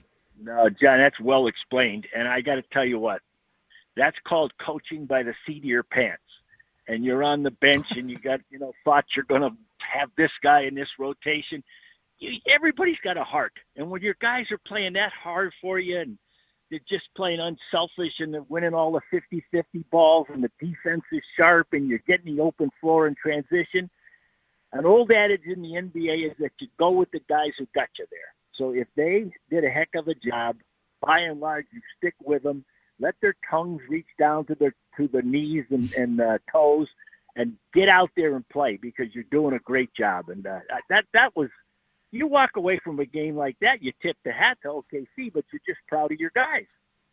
No, absolutely. Talking to the Saintly one, Gary St. Jean on the UMA guest line. So, last night, you don't want to say moral victory, but you like the fight from the Warriors in the third quarter. But where are you at with this team right now? They're 11-11. They're not going to be with Steph for the next week. So where are you at with the Golden State Warriors?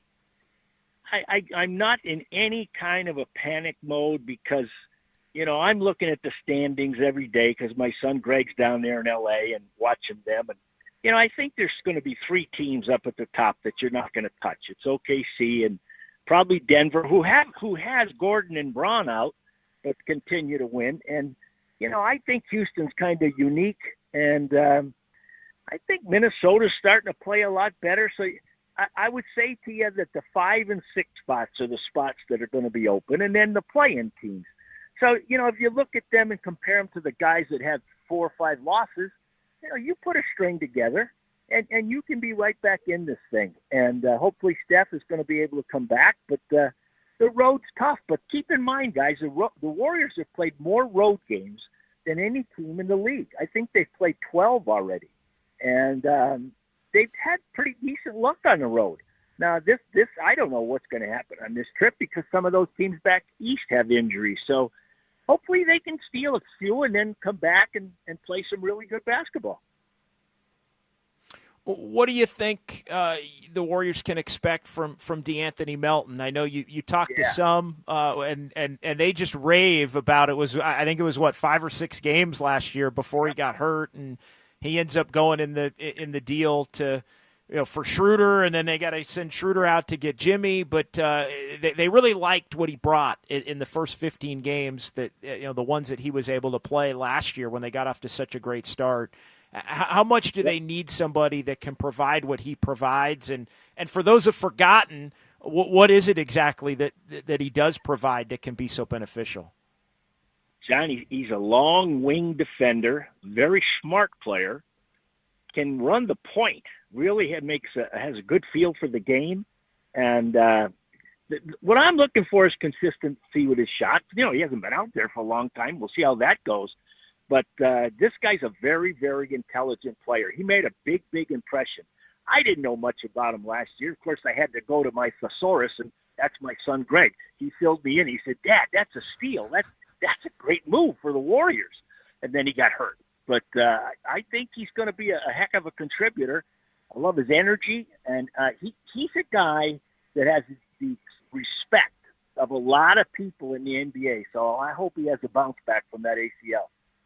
Talking to Gary St. Jean on the UMA guest line. So earlier, St. Lee, you said that you see similarities with this OKC team to the 73-9 team that so well doing the post-game show with my pops and Kalena back in the day. Do you see similarities in the style of play, or is it more so that they just bring this youthful dominance after winning a championship where they could go on a dynastic run that we saw with the Warriors? Well, they're a little younger, but they've got that megastar, and they've got a deep team. And they play together. That team there, to me, have you ever seen the guys, just doing the interviews? One guy's doing an interview and the other 10 guys are standing behind him. I don't know who started that, but I just love the way they're doing stuff. I got to share, you guys know I'm from Massachusetts, so deep down, I got a little liking for them because the coach is from Leominster, Mass., which is right above Worcester. And the GM is from Concord, the same town my wife MJ is from. They both had the same biology teacher.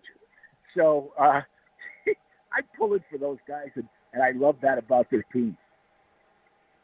Hiya, William. St. Hey, you guys like this. See, I get in charge of carrying the backpack. And now we're walking through the parking lot, and I'm not as fast as I used to be. That's the job of the grandpa. I love it. A lot of Warrior fans here, guys. Yeah, definitely. Yeah.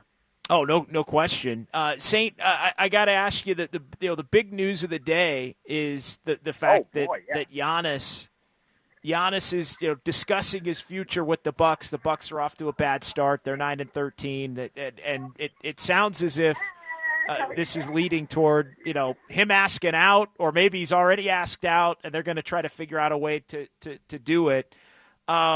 Teams are obviously going to be lining up to be able to try and acquire him. But what do you think in terms of just value and what you'd have to be looking to include in a trade in addition to salaries and all of that? I guess what I'm asking you, Saint, is do the Warriors nearly have enough to get something like that done in your mind compared to maybe some of these other teams like the Spurs or the Thunder even? Wow, could you imagine that? Or the Hawks or other teams with some big-time draft capital? John, imagine the package that OKC could put together. They have 3 picks in this upcoming draft in the top 16. Now, they're so deep, they could throw in a couple of young players, and they wouldn't bat an eyelash. They'd be just as good. So, to me, they can put the best package together. But he wants to go to New York, and in these huge deals, they're probably going to need a third team involved to handle the money. And, who's got the draft picks? They mentioned the Lakers, but I don't see that. I think it's more the Knicks. And the Knicks, I think they've got quite a few picks. Who do you give there? If you got him playing, if you're Milwaukee, I don't know. Do you want Towns? I think Brunson. I'd want. yeah, I think I'd want on a newbie. They wouldn't give him Brunson. Well, Bridges. You're New York. You'd have to want Bridges too. You'd have to want Bridges too, I think. Yeah, but that's so. Anyway, it's going to be a tough deal to put together. But here's the news: the draft, the agent, the team he's with, and the teams that he wants to go to. I think they're ready to work together. So I think this thing can really come together. Couple more minutes with the St. Louis one, Gary St. Jean on the UMA guest line. I want to get your thoughts on Jonathan Kuminga right now. He flashed at the beginning of the season and looked good as a starter, but kind of regressed to what we saw a season ago. And I just want to put your head coach hat on, your GM hat on, where you have to balance it, where you're trying to find a spot for this guy, and at the same time, the January 15th deadline is looming. You know that maybe in order for this team to be a championship contender, you have to move him. Just overall, what are your thoughts on Kuminga and his future? D, I read this week that when we get to that trade deadline, people think he's the best player that's going to be available. That's quite a compliment. And, we saw some terrific play from him. But, last night, I know it's his first game back, he just didn't look comfortable out there. And, I'm hoping he can get it back going because I think he's like a missing piece for this team. A guy that can get out on the wing and dunk and in the half court, catch it, with a live dribble and attack off the bounce. And I'm not concerned about his making threes. What I liked was before this last injury, gosh darn it, he was getting assists and rebounds, and there was really a lot to like. Now, he's got an advantage here. The advantage is to have Green and Butler in that locker room. I think they're advocates of him. They want him to do well. They understand what he's been through with the contract negotiations, and I've still got a feeling that this guy, can really bounce back in a big way, and he could be a key piece for this team as it goes forward. Well, Stanley, we always, we always enjoy having you on and making time for us. And I know you're driving the kids home right now. Just a quick question: are you going to have us in the car? Or are we switching to something else for the kids on the ride home? Oh no, well no. We had on this morning. We had Bluey on. You guys know who Bluey is? Oh, yeah, of course. Yeah, so, Big fan. These are the hit list, and then Williams in the back now. He had some basketball game on. We got a lot of action going around here, so I'll try to get you guys on the list. I'll see what I can do. No, that's okay, Stanley. We're just going to bore the kids. It's all good. You guys made my day. You made you made my day, Stanley. Thank you so much for always joining us. All right, guys. Have a great day. You too. Former Warriors head coach and general manager Gary St. Jean joining us as he's picking up his grandkids from St. Isidore School. Yeah, I mean, the news of the day, JD, we talked about it briefly with St. Lee right there, and we'll bring it up in the next segment here. But Giannis, I mean, he's been linked to the Warriors for quite some time now, and I saw this morning Brian Windhorst was on a Cleveland radio station saying that he, asked for a trade a long time ago. We know about the trade that was on the table from the Knicks. Bucks said no. Or maybe even the Knicks said no. I highly doubt that. But at this point, yes, from what was reported with Shams Charania, he's going to sit down with his agent, talk to the Bucks brass, and see how they go from here in a couple weeks. My problem is it sounds like, Giannis wants to move this thing along quickly, and I don't know if the Warriors have that timeline because of the Kuminga timeline where he's eligible for the trade on January 15th. But we'll get into it more on the other side here. But just your quick thoughts on the news today.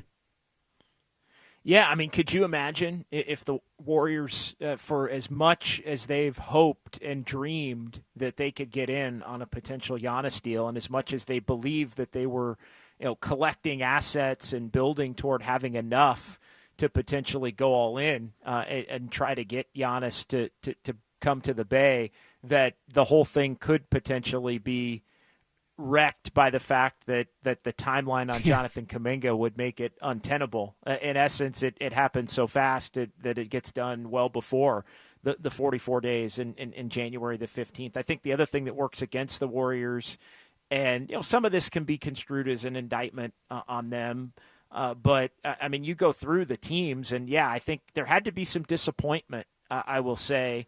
And who knows if more comes out and there are other places that he'd be willing to go or more willing to shift his attention to and try to angle a trade.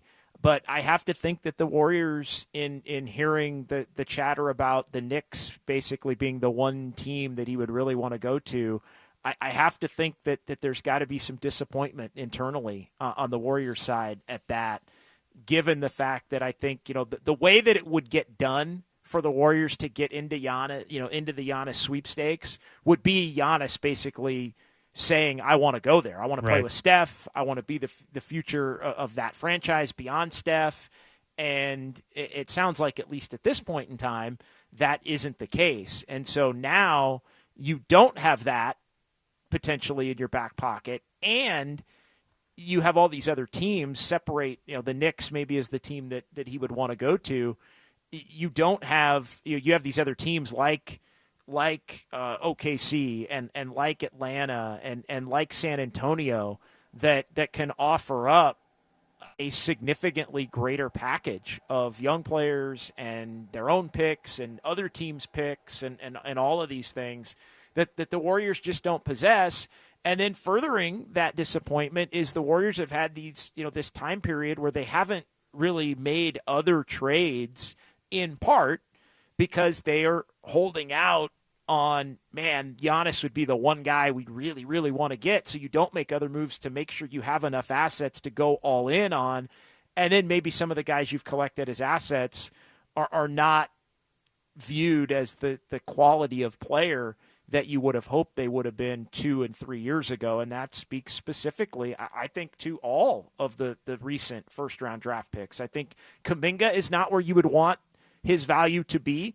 If you're looking to flip him for Giannis, Moses Moody is still incredibly inconsistent, and Pods, I think sometimes unfairly, is as maligned a player as the Warriors have on their roster, and that's just a starting point. You got to have salary matching, and you got to, would it be 2, 3, 4 picks? Obviously, the Warriors would be willing more so than they have on other deals to include some post-Steph Curry first-round picks for Giannis, because Giannis would become the next face of the franchise beyond Steph and Curry, in addition to playing a couple or a few years with him. So I think it is kind of a pipe dream still for the Warriors to get into that mix, but we can get into more of the details on it coming up, because it does sound like Giannis is finally going to be going somewhere here and potentially really soon. Yeah, I mean, well, with the NBA, if a player wants a trade, it's going to happen. And yes, he's been linked to the Knicks the most, but I got to believe, with just all of the flirting he's done with Steph in the past,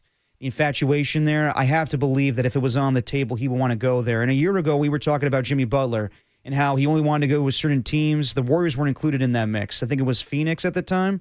And in the end, he ends up with the Golden State Warriors. And there might be more attractive packages, but if it does come down to it where Giannis says, I only want to go to one team, I want to go to the Golden State Warriors, then it may happen. We'll talk about it more, and I want to hear from you guys. 415-808-5627. That's 415-808-KNBR.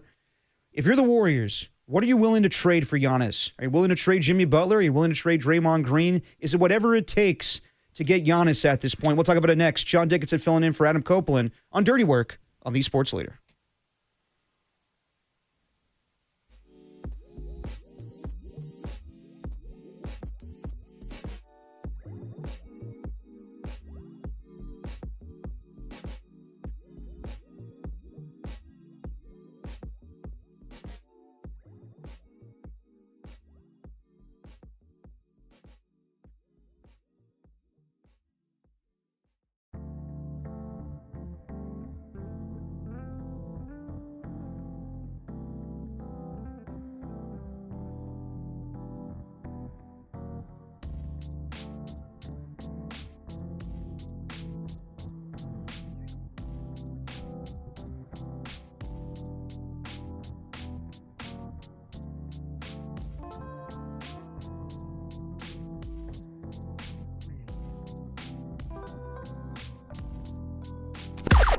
Now, from the O'Donnell Financial Group Sports Desk. Learn more at odfigroup.com. O'Donnell Financial Group, because planning is a process, not a product. Number 8 Hall of Famer Steve Young was on loan this morning with Murph and Marcus to discuss if this 49er team is for real, with stiff competition looming after the bye. Find Steve and all of our podcasts at thesportsleader.com. Download them all, even the Soccer Hour with TV Ted Ramey.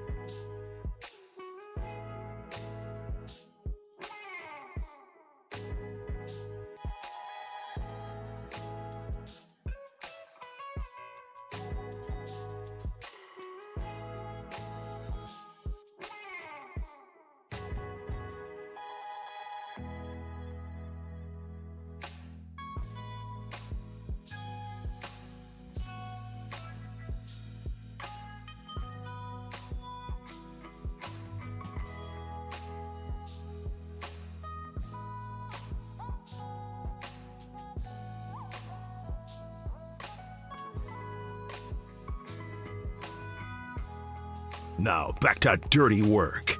Adam Copeland and Derek Papa in the KNBR Casino Matrix Progressive Jackpot Studios.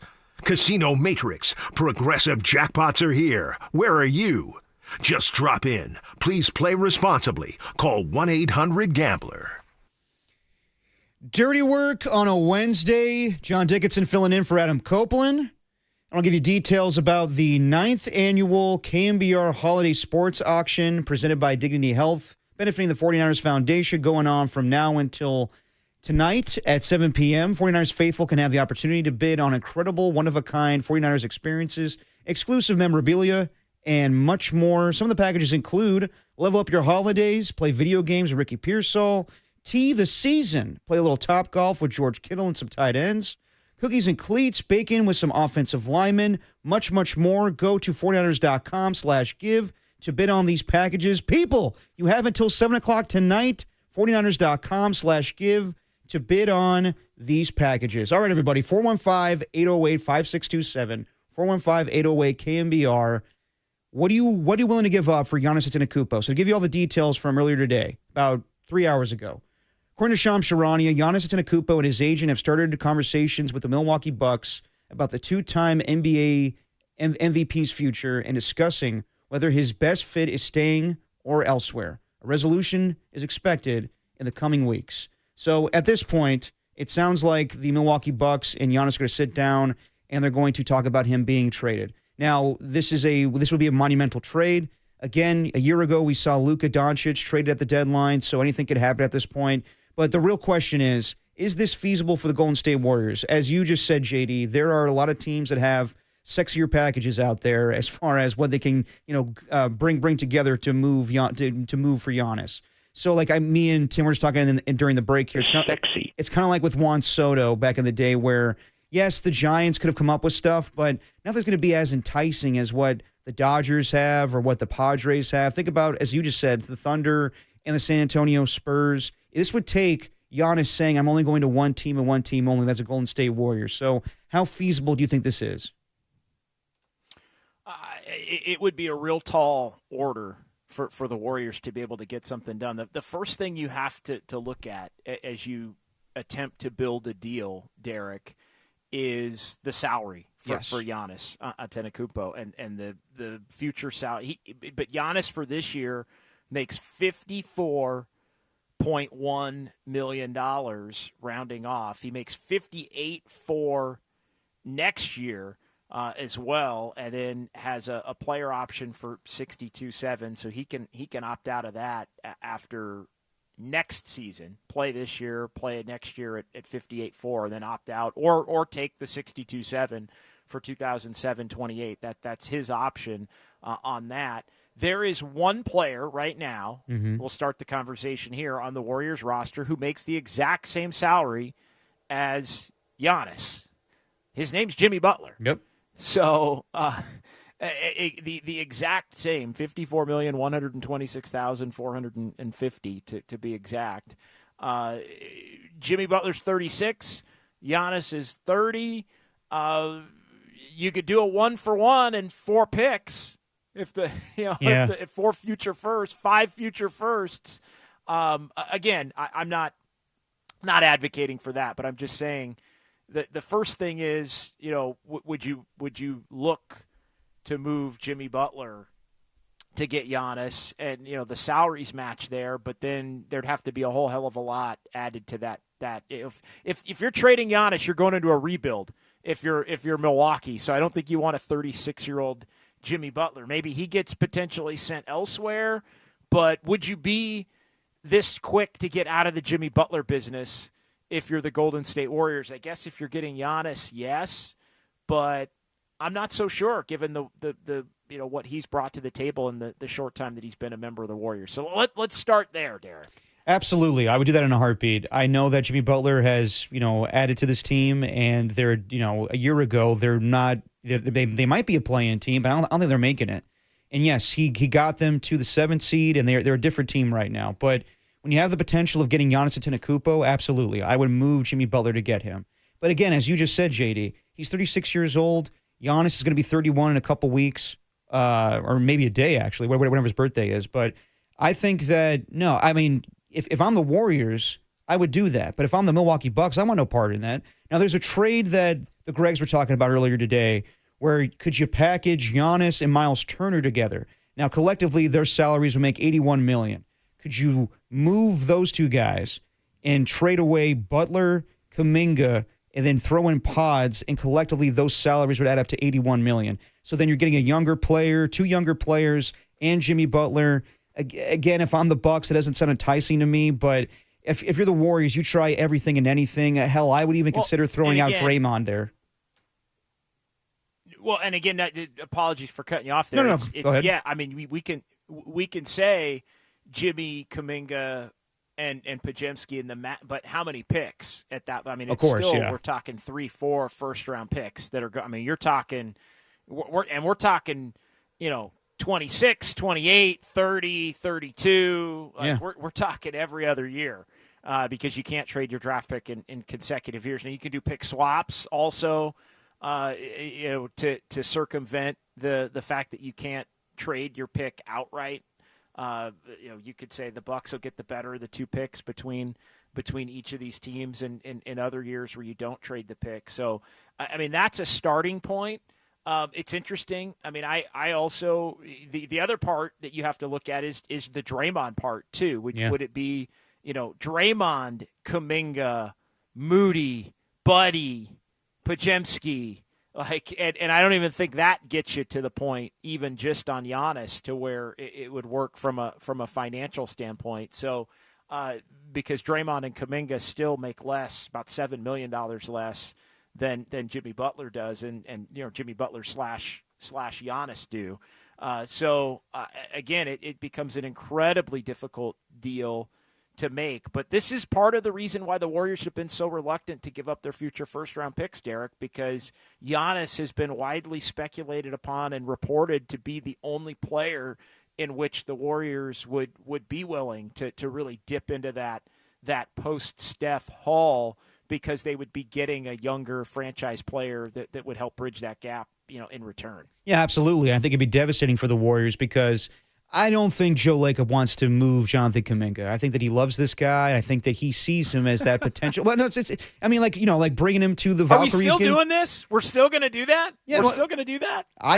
Now? I wouldn't be the least bit surprised. And I understand, like, it seems like to me that Steve Kerr and Mike Dunleavy Jr. know in order for this team to have success this season and next season, they need to do that. But I think Joe Lacob sometimes is stubborn, where he sees the potential of this guy being a superstar, where I don't see it, you don't see it. I think a good deal of Warrior fans do not see it, and there's a good contingent that do see it. But regardless of all that, yes, this is the one guy where that changes that. Joe Lacob is on record always saying, I want to have so many superstars on this roster. I want Chaser to be packed beyond Steph Curry. And this is the guy where you'd be able to do that with Giannis Antetokounmpo. But at the same time, for Giannis, yes, I mean, he's always flirted with Steph Curry, and it sounds like they would love to play with each other. But if you're thinking about it, does it make sense for him to team up with the Warriors at this point in his career? Do they give you the best chance? Really, does Steph Curry give you the best chance to win another championship? I think when you see other potential players out there, Victor Wembanyama, or staying in the East, maybe staying with the Knicks, it's an easier path with all of the competition in the Western Conference when we got to go up against the Thunder and the Nuggets. Doesn't make sense for Giannis to stay in the East. And in the end, he's this powerful where he can pick and choose where he wants to go. I think in the end, though, we'll see if the Knicks get back into it. But, I mean, yeah, like the potential with him and Wemby playing with each other, that's incredible. So I do wonder if he feels like, okay, I would have to do a lot of the heavy lifting with Steph Curry in the last 2 years of his contract, and maybe he'll play more than that. But does that give me the best chance to win a second championship? So, yeah, I mean, we're going to talk about it until it actually happens. And I think that in some ways it's a pipe dream, but also in some ways it's kind of what you have to do in order to win a fifth championship with Steph Curry. We could throw in all these other hypotheticals out there. I don't know what gets them over the top with the Thunder at this point. I think this guy gets you in the conversation. Absolutely. It's probably them and the Thunder at this point if the Warriors trade for Giannis. But I have to believe that Giannis at this point thinks there might be better options out there.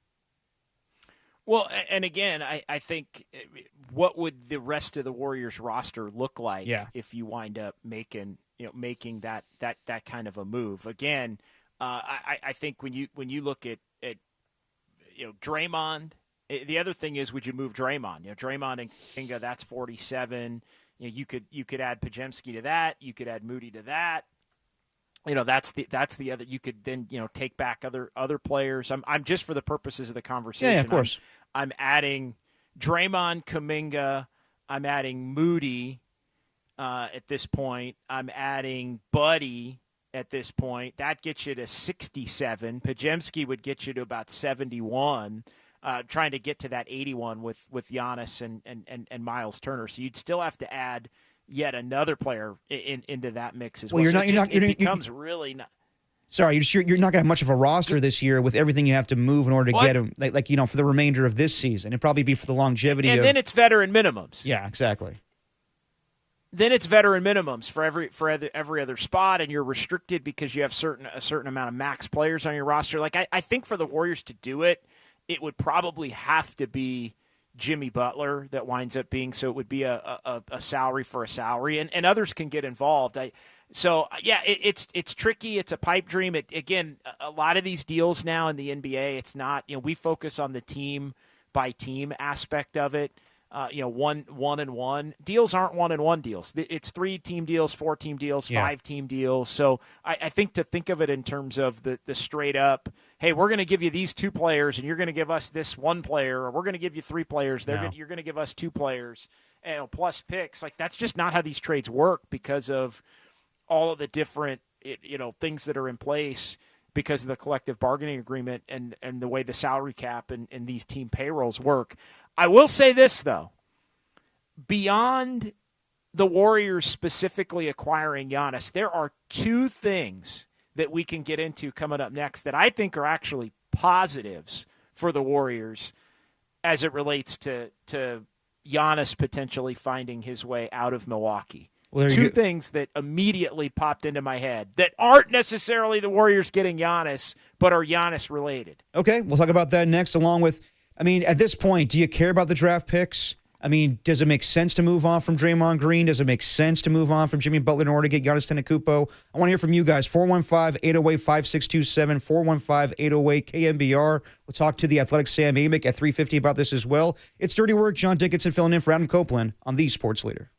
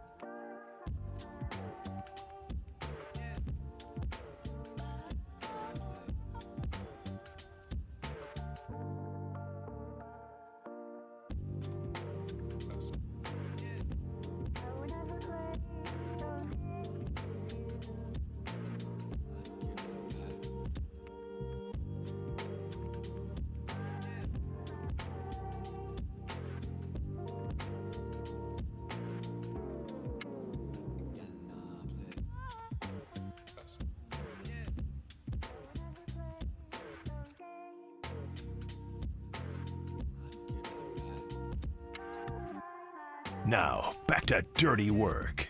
Adam Copeland and Derek Papa on KNBR 104.5 and 680 AM, the Sports Leader. Dirty Work on a Wednesday, a non-rotator Wednesday from Tim Webb today. Nicely done, Tim. And Jacob bullied me into it. John Dickinson filling in for Adam Copeland. We are going to talk with Sam Amick in about 20 minutes. Giannis Antetokounmpo sounds like he wants out. It sounds like he's wanted out for quite some time. And I get it. The Milwaukee Bucks are not having a great season. They signed Miles Turner this offseason, but not enough to entice Giannis. We'll see where he goes in the next couple weeks here, or maybe we just wait till February 6th when the trade deadline happens. But, JD, before we went to break, you had two things of positivity for the Golden State Warriors if Giannis is moved. What are those things?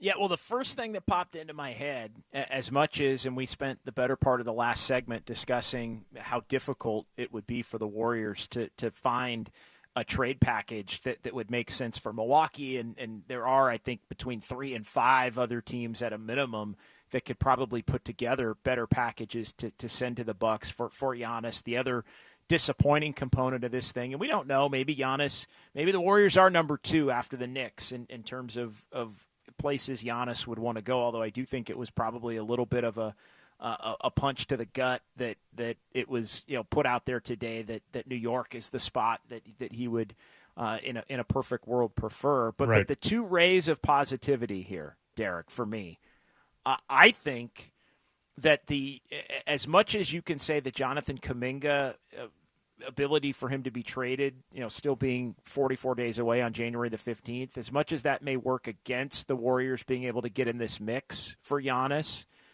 I actually think that a potential benefit for the Warriors could be this thing getting done to where the Warriors will stop holding out hope that this is going to be their panacea cure-all for the franchise in the short term and the long term. And I'm being serious here. I know that comes off as a little snarky and smug. Yeah. But if Giannis goes and the Warriors can't get in the mix in the next 45 days and he ends up on another team, at least the Warriors can know to stop holding out hope to be able to think that they're going to be in the mix and still at that point have time to make the moves that they actually need to make, because they've put out there that a big part of the reason they've been reluctant to move Kuminga and Podziemski and picks and all this other stuff is the fact that they believe they've got a legitimate shot at Giannis. If you take that off the board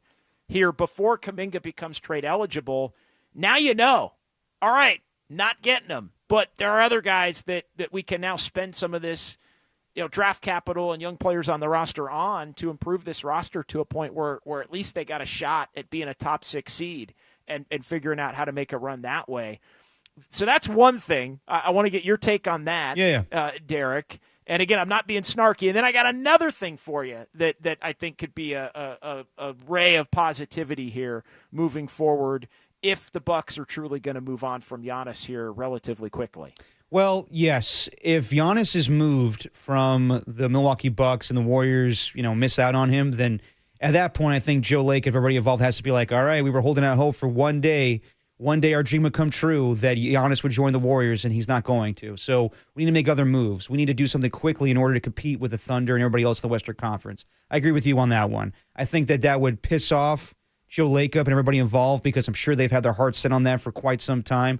But the fact is, if he wants to go someplace else, if he wants to go to the San Antonio Spurs or the New York Knicks, and again, just because he says he wants to go to the Knicks, I don't think that's the end-all, be-all. I think, KD gave his list of teams this past summer. I think he wanted San Antonio. That was number 1. They told him no. So it could be where the Knicks say no in the end, where they're going to stand pat with what they have, and then he has to, go to a different team. Maybe it is San Antonio. Maybe it is OKC. That would be insane with the talent they have, and they just kind of gut that roster to get Giannis, team up with Shai Gilgeous-Alexander. That would be unbelievable. But if he ends up saying, I want to go to the Golden State Warriors, I think Milwaukee would be like, ugh. I mean, what are we getting in return here? And then again, just because he says, I want to go to this team, I want to go to the Warriors. A couple years ago, Damian Lillard said, I want to go to the Miami Heat and the Miami Heat only. And then agents got involved where, there were trades on the table, and Lillard was like, I'm not going to show up to that team. I'm not going to play for that organization. I think there's some pushback with that now, but we'll see what transpires. I don't think this gets done in the next couple of weeks here. I think he's such a big player that it's so monumental that you can't get this done in the next few weeks here to come up with a trade. And for the Milwaukee Bucks, that'll be malpractice on their part to be like, all right, well, you know what, Giannis? we want to do right by you. So whatever team you pick, we're going to trade you there, and we'll just hope to get the best compensation. No, you're milking this for months until the trade deadline. So it would be just terrible for them on that point. But I agree with you, JD. If Giannis is dealt, and the Warriors are not involved, then they have to go to Plan B. They have to find the next superstar. They have to find somebody in order to keep this thing moving and get that 5th championship. But what's your other ray of positivity if Giannis is dealt? Yeah, get to Plan B, C, D, E, F, whatever. I know they have them, but again, I do think that the idea, the thought that they could get Giannis has led them to being a little bit stagnant in terms of the willingness to maybe make some moves that are less of Giannis because of that hope. The other part to this is if the Bucks are trading Giannis, to me, that means they are a team that's going to be going into a rebuild here relatively quickly. Mm-hmm. And so if Giannis goes to New York or San Antonio or Oklahoma City, I mean, God forbid, my goodness, could you imagine if he ends up in Oklahoma City? Yes, I can. That'd be terrible. And they've got, I mean, that, and would Oklahoma City want to, would they want to mess up the chemistry and all that? And actually, I mean, we're talking about all the different ways that the Thunder of this season remind us of the Warriors of 10 years ago. Well, that would be another one if they end up getting Giannis 10 years after the Warriors got Durant. Yeah, absolutely. To keep the dynasty going. Beyond, it is a little eerie. And I talked about it. I think they're the most disrespected NBA champion since the Warriors of 2015. And, they went out and ran off 73 wins and then, could Oklahoma City potentially do that? But here is the point I wanted to get to before we get to Sam. If the Bucks are trading Giannis, the Bucks in my mind are going into a rebuild. If the Bucks are going into a rebuild, then immediately Miles Turner, Kyle Kuzma, Bobby Portis are all available. They're open for business. Yeah. As I look at their roster. Ryan Rollins, get him back. He already, Gary Trent Jr., whoever, Gary Harris, like their entire roster is open for business. And I'm not a Kyle Kuzma guy. No.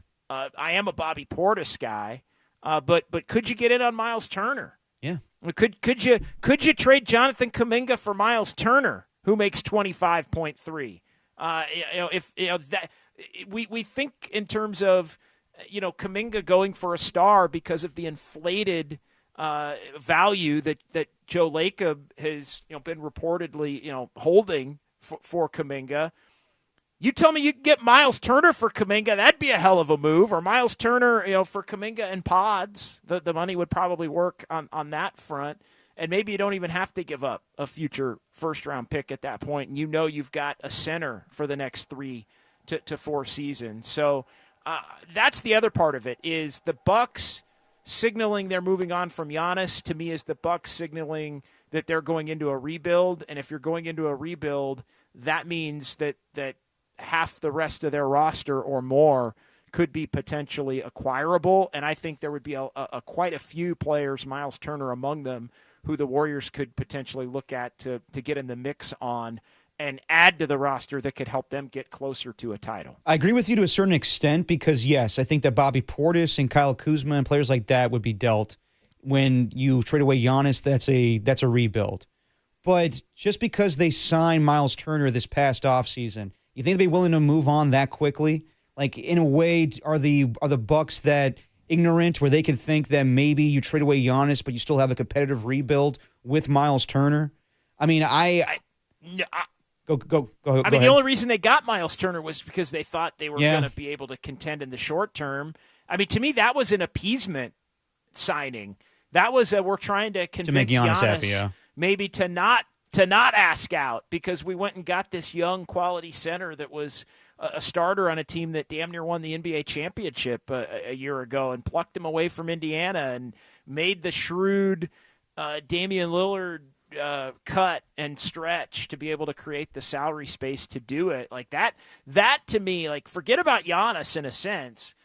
There are other players that I think would be quite attractive. And yeah, I think if the Bucks go into a rebuild, and, picks and young players. I mean, especially if you would want players that would be on the. I mean, what if they end up with De'Aaron Fox and Keldon Johnson and 3 Spurs picks and. At that point, you got no need for Miles Turner. At that point, you might as well flip him for Kuminga and try to build around that other group. No, I mean I hear you on that. So just as far as the hypotheticals with the Warriors, just to entertain all of the the potential guys they can move, would you trade Jimmy Butler for Giannis? I mean, if I know he just got here a year ago, and there's juice to the team now a little bit. They kind of reverted back to where they were a year ago, but. Isn't that a no-brainer? You would trade Jimmy Butler for Giannis. Yes, I would. I wouldn't necessarily want to, but you have to give to get. Yeah. Yes, I would, and I think on the Golden State Lumber and Showroom text line during the break, I was looking at this text. I'll bring it back up here. Yeah. It was 7:07. Anyone but Steph Curry. Of course. Anyone. I mean, I think it has to be anyone but Steph Curry. The problem, though, is if you make that move, what's left? And it's how do you fill out the rest of the roster if you want to make that move? But maybe you're giving up fewer pieces of your own roster because you're giving up Jimmy Butler and the salaries match in terms of that. But again, I don't think this is a 1-for-1 where Giannis would come to the Warriors and Jimmy would go to the Bucks. I think Jimmy would end up going elsewhere. And another team in which Jimmy goes to would be feeding the Bucks younger players, and maybe Kuminga goes to the Bucks or Kuminga goes elsewhere. Yeah. In an attempt, to me, it would have to be a round robin because that would be the only way that the Warriors, Derek, would be able to get. They would have to make the deal bigger in an attempt to get enough players that would be your focal point players around Steph, Giannis, and at that point, Draymond Green. And there's also people on the text line, talking about Draymond Green. Draymond Green should never be in the equation. Heart of the team. Stop ripping hearts out of the fans. That's from the 559. I get that. And Draymond's also been a headache. But Draymond's in the last 2 years of his contract. I would move Draymond Green to get Giannis. No question about that. I would definitely move Draymond Green to get Giannis Antetokounmpo. I mean, yes, you would. I mean, yeah. I think it does boil down to I wouldn't love doing that either. But are you going to play, Draymond and Giannis together? I mean, it'd be formidable defensively. Of course it would be. But you'd play, the 5 and the 4 respectively, and then how do you fill out the rest of the roster? You'd need Steph, and you'd need some shooting, to be able to do that. And the Warriors need shooting anyway, so they'd have to be on the lookout for shooting moving forward if they make those deals. But yeah, I think it would be simpler if you would move Jimmy and keep Draymond but if moving Draymond would get the deal done, you'd have a clear-cut bona fide number 2 for Steph, and you would have your future star beyond Steph, even though it wouldn't, Giannis is, like we talked about, he's 30, going to be 31 here coming up in a couple of days on Friday or Saturday. I think Saturday. He turns 31 on December the 6th. So, he's got you've got the maybe 2 to 3 years with Steph, and then maybe you've got 2 to 3 years more of Giannis as your franchise player beyond that. But it's not like at this point you'd be trading for a 25 or a 26-year-old Giannis.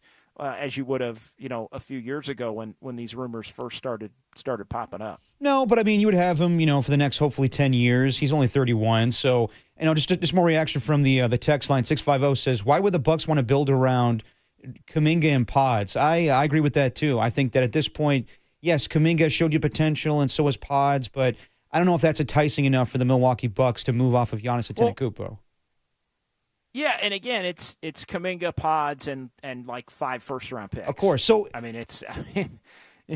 and maybe other players in a deal that involves 2, 3, 3, 4, 5 teams. Gotcha. And I mean, like at this point, JD, like, do you care about picks when it comes to this team? Like, obviously, you want to build the future, but if you're trying to, maximize the last few years of Steph Curry's time with the Golden State Warriors, is there an amount of picks that you're like, ooh, that's way too much for me? Not for Giannis. Yeah. I mean, short answer, not for Giannis. No, I would. I don't. To me, and I'm willing to move draft capital for much less than Giannis at this point. I'm much more reluctant to do that. The Warriors are going to, as much as Joe Lacob doesn't want to, admit that it's going to be true, they're going to have to enter a little bit of a rebuild when Steph Curry's gone and when this era ends. And so they're going to have to take their medicine. But here's the other thing. I mean, you can also pivot and make trades. And, how do we know that 2 years from now the Warriors go all in and they're in a position where it's clear that they can't get it done anymore? And then, you trade a couple players there to start your rebuild. Like the constant fretting about what 2028 and 29 and 30 is going to look like. I mean, who cares? Yeah. Like if you have a shot to contend for a title here the next 2 or 3 years, go for that. This is a generational, once in a lifetime player in Steph Curry. You're not finding the next Steph Curry in the next 3 years in all likelihood, unless it's some kind of miracle that falls into your lap. So, that to me, there's far too much focus on 3 to 5 years from now and beyond. And I don't think there's been enough focus on make something happen right now that can give yourself, again, doesn't mean you're going to win it. Doesn't, Oklahoma City's, it looks like a juggernaut. Yeah. Denver's better. All the teams that we've talked about, Houston, can beat the Warriors without Durant, in a regular season game. So, I think you look at it and it's going to be a difficult chore, but you might as well give yourself a shot. What would it take for the Warriors to acquire Giannis Antetokounmpo, and is he going to get dealt by the trade deadline? We'll talk about it next with the Athletic senior NBA writer Sam Amick on Dirty Work on the Sports Leader.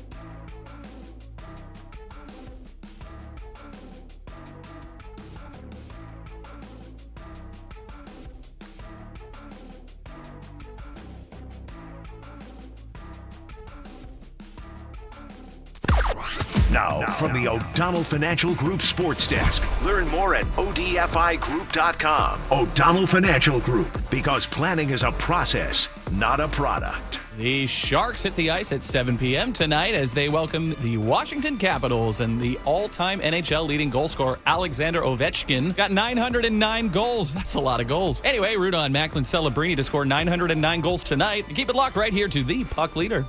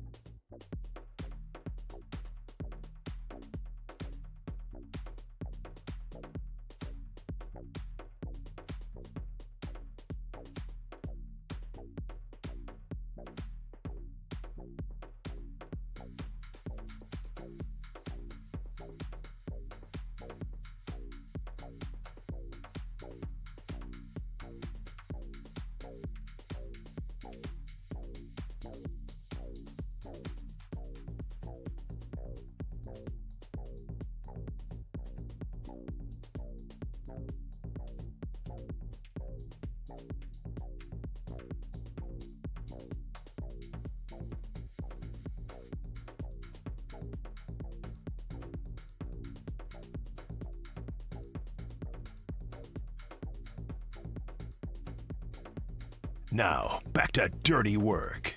Adam Copeland and Derek Papa on KNBR 104.5 and 680 AM, the sports leader. Dirty Work on a Wednesday. Derek Papa, John Dickinson. It's a pleasure every week to be joined by the Athletics NBA senior writer Sam Amick. Sam, what's going on today? Derek, JD, how we doing? Good to be with you, boys. Good to be with you as always, Sam. And let's just get right to it. The news of the day: Giannis Antetokounmpo going to meet with the Milwaukee Bucks, talk about his future with the team. I know that this has been kind of an ongoing story since the offseason. Wasn't happy about Damian Lillard getting released from the team. He said he was going to, kind of stick it out this season. But how do we get to this point right now? I know the Bucks are 9-13, but why now does Giannis want to move on from the Bucks? Well, I mean, the obvious answer is the losing. They're struggling big time. I think it's 8 out of 9 at this point. Giannis has been hurt quite a bit. They're still losing with him. And this is par for the course when it comes to this weird job that we have. I mean, we've received some pushback today on the idea that this is becoming a conversation right now and from the Bucks in terms of, just the notion that it's a completely wide open trade discussion between them and Giannis. But however you want to slice it, it is kind of barreling down that road. It feels like a matter of time before, something happens here. I don't know if it's going to happen before the trade deadline. That's something that is pretty tough to pull off mid-season when a guy makes the kind of money that he does. So we'll see. But this is, all in all, the worst case scenario for Milwaukee. They did the Miles Turner move. They absolutely, kind of cooked their books to do it financially, where they're in a really challenged spot for a long, long time. And to have it be this bad this early and to have him obviously be this frustrated is pretty bad. Now, Sam, moving to the local angle on this, as it relates to the Warriors, and we know the entire league would be lining up to try and get Giannis if he truly is available or does become available here in the short term. But it's been widely reported and speculated upon that the Warriors have held their cards in some other things that maybe they would look to do in an attempt to have enough assets to get involved in a potential Giannis deal should he want to be moved. What's your sense for just kind of where all of that stands and what could potentially be real versus a pipe dream in terms of the Warriors' ability to make something like that happen, given their own roster and their own financial commitments? Right. It's funny that you asked that one, John, because on the way out of the game the other night against the Rockets, I forget who I was walking with, but I'm leaving and I see I forget what do they call it? The Splash City, Steph's place over there by Chase, the restaurant near the arena. Yeah, Splash. Splash. It's called Splash. In Thrive City. Yeah. In Thrive City. Well, and I think I've shared this story on the airways before, but All-Star Weekend, I'm at a Steph sponsored event at that venue, and I look up and it's almost midnight, and the only non-Warrior NBA player in the building who just entered very dramatically was Giannis and his wife Mariah, and they went up to the second level and they hung out with Steph and Draymond and they got everybody buzzing, and it just seemed to it was like the visual representation of all of their dreams, and I think that dream remains. It's just there's a major question and a major if, which is does Giannis want to be with the Warriors? Because I do think, and I've checked on this today, that for teams that would love to have him, there's an understanding that he needs to want to come your way. And as of now, all we know is that he has had an expressed interest in joining the Knicks. That looks challenging, both for contract reasons, but also Knicks priorities. They like the team they have, things like that. So I don't know where it goes from here, but if he can't get to New York, then certainly the question becomes, where does he want to go next, and how far down the list might the Warriors be? If they were on the list, or if they became a target, then it's, where there's a will, there's a way, I think. But that first step is the big one. Talking to Sam Amick on the UMA guest line. I mean, you just said there's a will. If there's a will, there's a way. But how feasible really is this from the Warriors' standpoint? I mean, this has always been rumored, but it sounds like they'd have to move Jimmy Butler. I mean, with the contracts and Draymond Green, and just as far as the other teams that are attractive from Giannis' standpoint. And you just mentioned New York, but San Antonio probably has a lot more to offer. OKC probably has a lot more to offer. So how do you how feasible do you think this is that the Warriors actually could acquire Giannis, or would it take him having to say, I only want to go to one team and one team only, and that's the Warriors? Yeah, I mean, that's the thing, is that he has, I know this saga's been dragging on for quite some time, but he's kind of dragged his feet long enough to where he's got the leverage now, because he can opt out, not in this coming summer, but the following summer. And so, let's just go ahead and say this becomes a summertime thing. You're then talking about him potentially being on an expiring contract. And that means that, if he doesn't want to come to your team, then why in the world would you, lose all those assets and those players for somebody who is a rental and who might, not even really show out. It's different when a guy's got 2 or 3 years left on his contract. That's not the case here. So I do think that he's going to have a lot of control. Money wise, yes, I agree that Jimmy would presumably have to be part of something like that. Kuminga certainly could be, probably would be part of something like that as a young prospect that a team like the Bucks would try to build around with, the other pieces they have. And then from there, all the contracts that get discussed, the Moody's and the Buddies and what have you. But, that's a long ways down the road and maybe never, obviously. Sam, as we were kicking this around within the last half hour, I think, if the Bucks are truly going to move on from Giannis and Giannis does want to be elsewhere, and the Bucks wind up going down that road, my theory is, well, that means the Bucks are going into a significant rebuild at that point, right?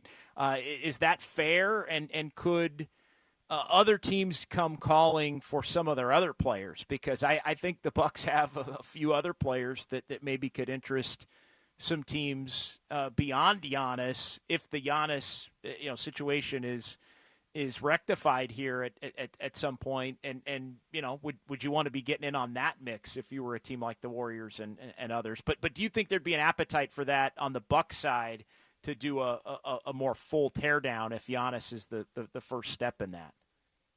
Yeah, I do, no question. I mean, their stance has been and honestly remains that, I mean, they are, if they go down here in the Giannis sweepstakes, like they are going to go down kicking and screaming because they haven't had a player like this since Kareem was in town. This is a generational all-time great. I forget exactly where he landed on the top 75. We had him when we did our rankings in the top 20, and that was a couple of years ago. He's just an absolutely transcendent player.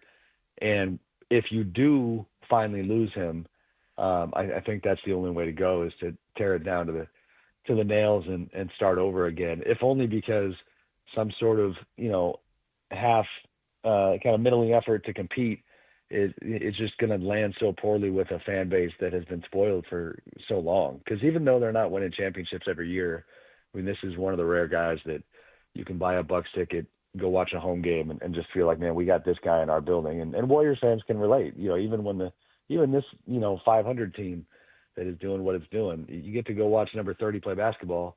You feel like you got your money's worth. That's how it is in Milwaukee. So I do anticipate them going down that kind of a road if it does happen. I mentioned it earlier, but the Miles Turner move is, the next thing would be, how do you get off that money if you lose Giannis? Because they got him for potentially 3 more years after this one. But, again, we'll see where it goes.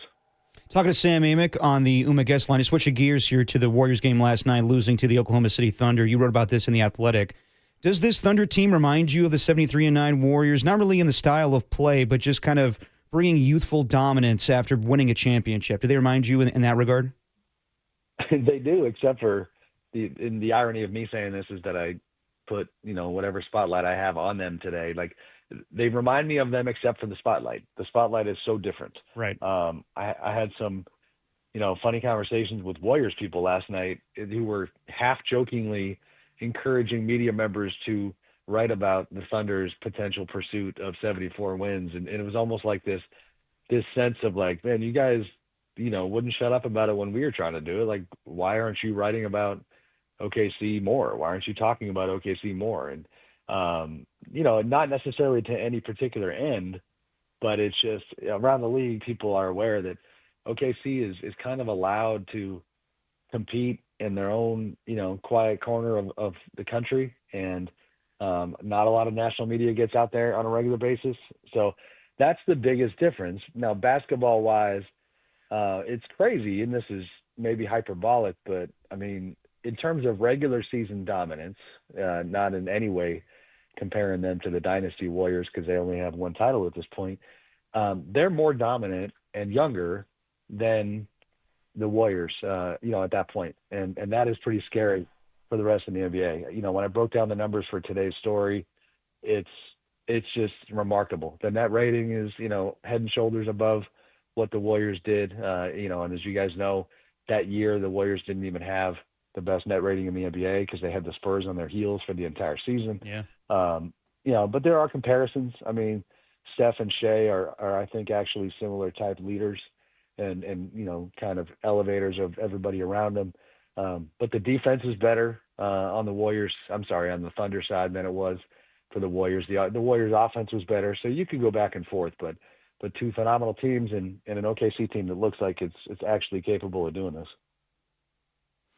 Do you think one thing I've said, and I don't know if I'm interested if you agree or disagree with this, I feel like the Thunder in some ways, and maybe it's just the lack of coverage that steers me down the road as you kind of laid out, but I feel they are in some ways the most, this is a strong term, but disrespected champion since the 15 Warriors. Like, there was a lot, and maybe in a different way because the Warriors had more of the spotlight in ways that the Thunder just don't. But I still feel like there's they did it and they're really good and the numbers say they're really good, but like, are they truly an all-time great, potential dynasty in the making? I mean, time will tell, but what's your sense for them being a a disrespected champion in the framework of maybe the last decade? No, I think that's fair, John. I think part of it is it's fair for people to, not necessarily disrespect them, but to question them because of the lack of impressiveness of their playoff run, because they really did have this historically dominant regular season. And then you look up in the second round and they're staring over the edge of a series against the Nuggets. And next thing you know, you're in the finals, and this Pacers team that nobody envisioned being in the finals is pushing you to the brink. And really, we're always going to have that what if scenario of if Tyrese Halliburton doesn't get hurt, do they shock the world and win Game 7? It looked like that for a few minutes. So I think the playoff performance mitigates some of the respect they get. And honestly, a couple of weeks back, even Shea himself shared some fascinating perspective, and I wrote about it at the time, where he talked about how he did not like how they won the title. That it sounded nitpicky, but he did not like how they got the job done. The Warriors can relate because, that 15 team, Steph was still, kind of taking, slights as the guy who was so slight physically and who, people didn't know if his dominance was sustainable or was real. But if you get a second one, that changes everything. And right now, if you just look at the eyeball test, again, diving into the numbers too, it's just crazy. Like, there's nobody touching this team. I know last night's game was close. It came down to the wire for the most part, but in terms of night in, night out, there is not a second best team, like clear cut, contender against these Thunder right now. They are just in a class all by themselves. We'll see if they can keep it up, but it's been remarkable. So when talking with people on the Thunder side, Sam, does this sound like something that they're trying to go for this season? Like, I know that it's a different NBA than it was 10 years ago, a lot more load management, but are they prodding themselves on trying to win 70 plus games this season, or just win back to back at this point? So I talked to Alex Caruso about that topic. He was pretty good. He basically admitted, like, it'd be pretty cool if we got it, but we're not going to chase it. A lot of the same stuff the Warriors said back in the day. Right. Even the Warriors, as you guys remember, and I talked to some of their people about this last night, they look back on it like, man, we had the Spurs just coming up our backside. Like, we had nothing. We were trying to secure the number one seed, and it wasn't like a vanity project to go get 73 wins. It was something that was necessary. And so OKC's not going to be in that position, I don't think. They've already dealt with health issues that should inspire them to be cautious down the road. Jalen Williams, of course, having wrist surgery in the summer, didn't play until 3 games ago. Some other stuff as well. So they're not really going for it. I could see them kind of stumbling into it because right now it just looks like they're that much better than everybody else. Sam, give me your take on just where the Warriors stand here. Obviously, Steph's been out now again. He's not going to be on this 3-game road trip. They're going to Philly and Cleveland and Chicago, and then they get the Emirates Cup break of 2 games in 10 days and 4 days off and a couple of games and 3 days off. And so it's looking like the Warriors are gearing up for that extended extra rest to bring Steph back after that. But 4-1 start, then they're 6-6. Draymond and Jimmy call everybody out. They have a couple of big wins in San Antonio. They kind of hit the wall again. Steph goes out again. Just what's your sense for just the mood of where the Warriors are at 11-11 and maybe looking at being 11-14 here once the upcoming weekend is through, and really having to be in a position that I don't think they wanted to be in, which is trying to just have to string together some wins to get back to 500. Is it frustration? Is it is what it is? Is it they know they have to make moves? Just kind of what's the pulse from your sense of the Warriors here as the roller coaster kind of continues into December? Yeah, I mean, frustration for sure. I was out there last night. As far as energy and vibe post game, certainly Draymond's perspective was the most memorable. I'm sure you guys caught some of that, but you could sense, I mean, to his credit, I really do, I know he's always such a controversial character, but Draymond is typically so good with sharing his point of view with the media, even after tough losses. And last night was one of those nights where, he's up there with just frustration written all over his face. He's making it really clear that it's cliche, but true, that there's no moral victories. So, their valiant comeback that wasn't to be, didn't help them sleep last night. And he talked about that. I thought, honestly, from a human standpoint, what was the most revealing, and probably, he's not probably the only one feeling some version of this, is Kerrith Burke had asked him about the fact that he has a new addition to his family coming up pretty quickly here. And it sounds like there's a chance it might happen while he's on this road trip. And she just kind of asked a life question about what is that like, when you're heading out on the road. And man, I felt bad for him. I know he makes a ton of money. I get it. And everybody thinks that makes everything better, but he just shook his head. He goes, "No, it sucks, to be honest." And he seemed kind of down. And I guarantee you, I understand why something like that sucks. I bet you it would suck a little less if they were, 16-4 or whatever the number might be. The combination of their team struggles with, we're now getting into the dog days of December where, you can even hear it in my voice, guys. I got the winter cold going and everybody's a little tired and they just keep taking licks. I mean, that's all there is to it. Whether it's Steph getting hurt or them just not being the team that they thought they were going to be, they're taking licks, and you can see it all over their faces. And then, you look up and it's, hello, Philly, Cleveland, Chicago, in the dead of winter. I mean, that's not great. Last one for you, Sam. The other news of today, Chris Paul getting released from the Los Angeles Clippers in his last season in the NBA. Is Chris Paul getting released, because he was too vocal about the organization's dysfunction, an indictment on Paul or just the Clippers at this point? It's an interesting question. We've got a story that I've worked on a lot of today coming out pretty soon on that, just with, what we've heard on the matter. But it's Derek, it's funny, the question that you're asking it's the perfect question that admittedly I don't have the answer to in the story, because it's just a matter of perception. I mean, I would say this much. We have a few paragraphs that I think land pretty fairly, which is highlighting the fact that in some of Chris's recent stops elsewhere, his tough leadership style and his unfiltered, unrelenting leadership style landed pretty well with the younger crowd, with players who were looking to get better, where he was the unk, he was the OG. There's a lot of OGs on this Clippers team, and there's a lot of OGs on the coaching staff, and it seems very evident that they got sick and tired of hearing what Chris had to say.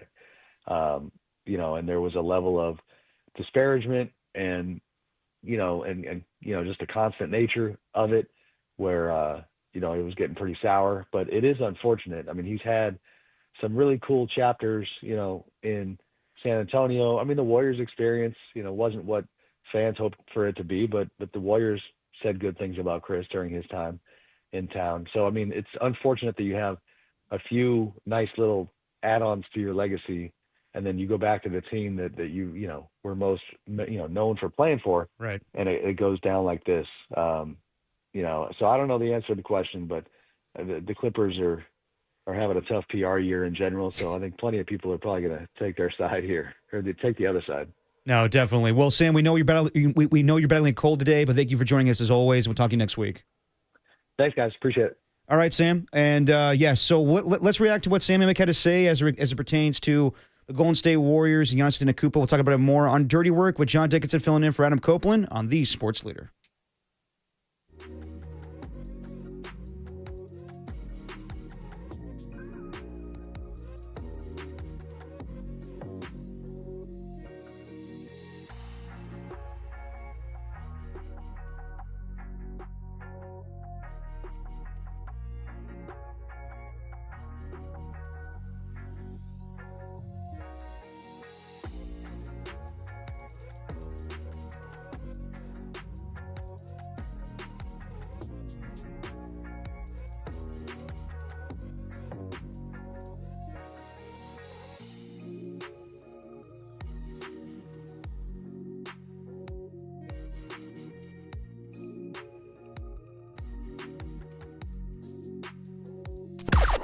Now, from the O'Donnell Financial Group Sports Desk, learn more at odfigroup.com. O'Donnell Financial Group, because planning is a process, not a product. Well, in case you've been asleep for the last 40 hours, wake up! Today is the 9th annual KNBR Holiday Sports Auction, presented by Dignity Health, benefiting the 49ers Foundation. Head to 49ers.com/give. That's 49ers.com/give to bid on incredible one-of-a-kind experiences. If you're a Niner fan, a music fan, a golf fan, a KNBR radio booth fan, we got you covered. Get your Christmas shopping done all from the comfort of your recliner. You don't even have to put down those chili cheese Fritos. That's 49ers.com/give.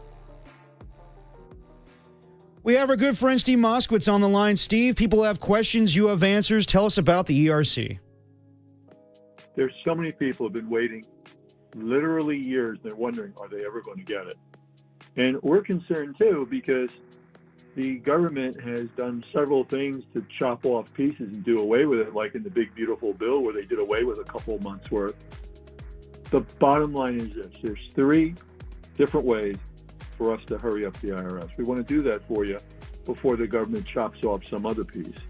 Or what if you got a letter from the IRS that says you don't qualify, no ERC for you? The IRS has been accused of denying a lot of them, not even knowing if you're really qualified or not. We have to appeal those, or if you're being audited. The bottom line is the Congress established ERC to help small businesses. People are due a lot of money. Besides the principal you're waiting for, they also pay you interest. So a lot of people are entitled to a lot more than they even realize. We want to get that for you. The bottom line is all you have to do is pick up your phone and say, hey, Steve, I want my ERC money now. Thanks, Steve. Bottom line is call Steve Moskowitz at 1-888-TAX-DEAL or find him at moskowitzllp.com.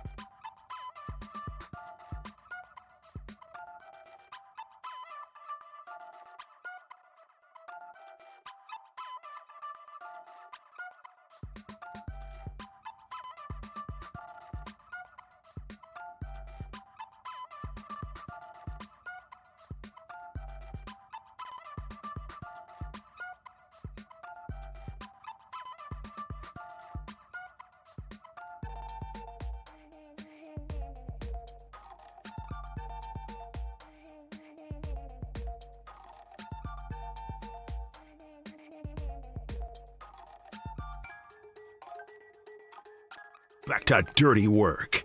Adam Copeland and Derek Papa in the KNBR Casino Matrix Progressive Jackpot Studios.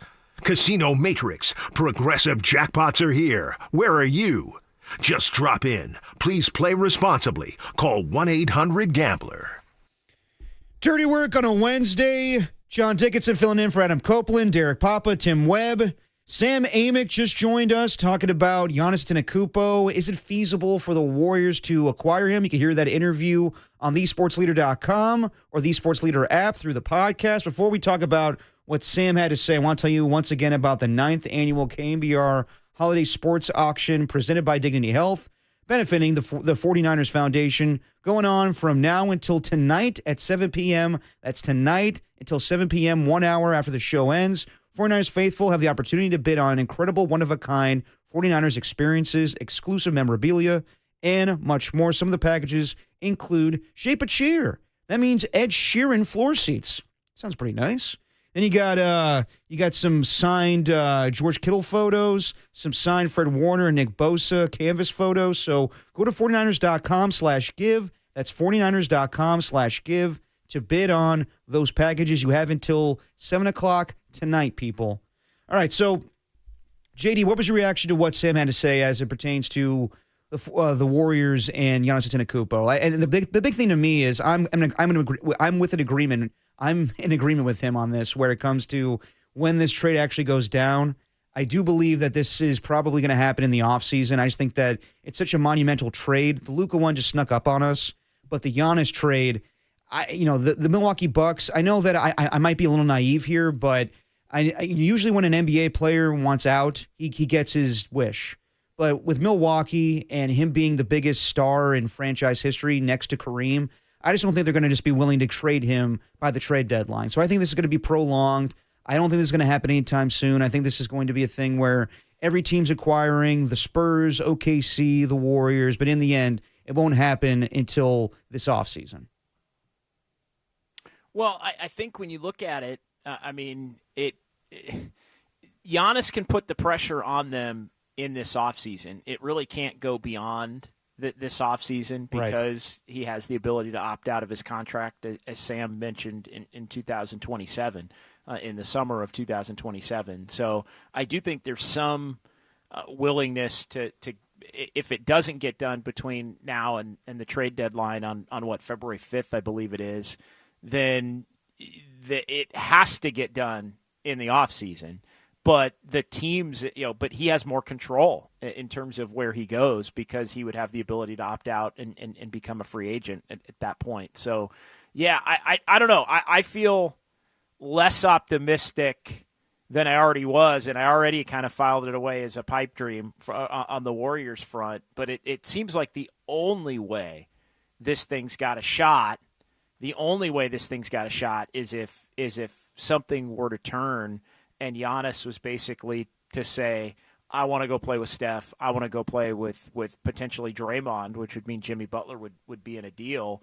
And the Warriors look to come up with, some kind of a comparable deal, at least as comparable as they could, which again, just doesn't seem realistic in the landscape of what some of these other teams can offer, whether it's, a team like San Antonio or Oklahoma City or the Atlanta Hawks even, or others.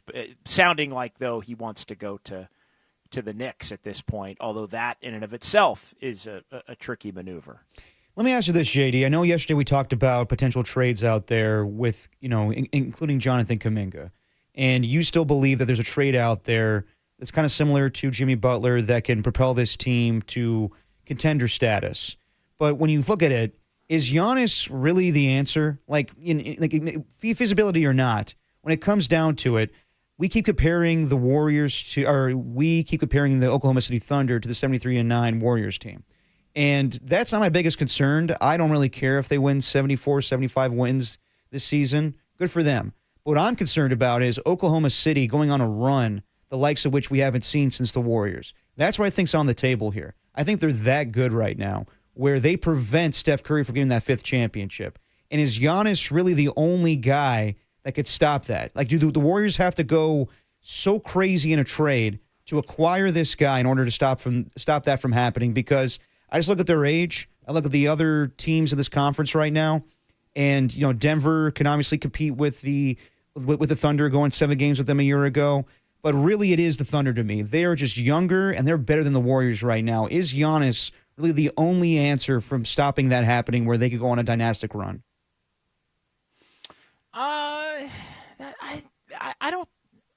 I don't necessarily think it's the only answer. You mean Giannis specifically to the Warriors? Giannis, or anything the Warriors can do, to get that level of a player in order to compete with the Thunder, because they got youth on their side and they're just dominant.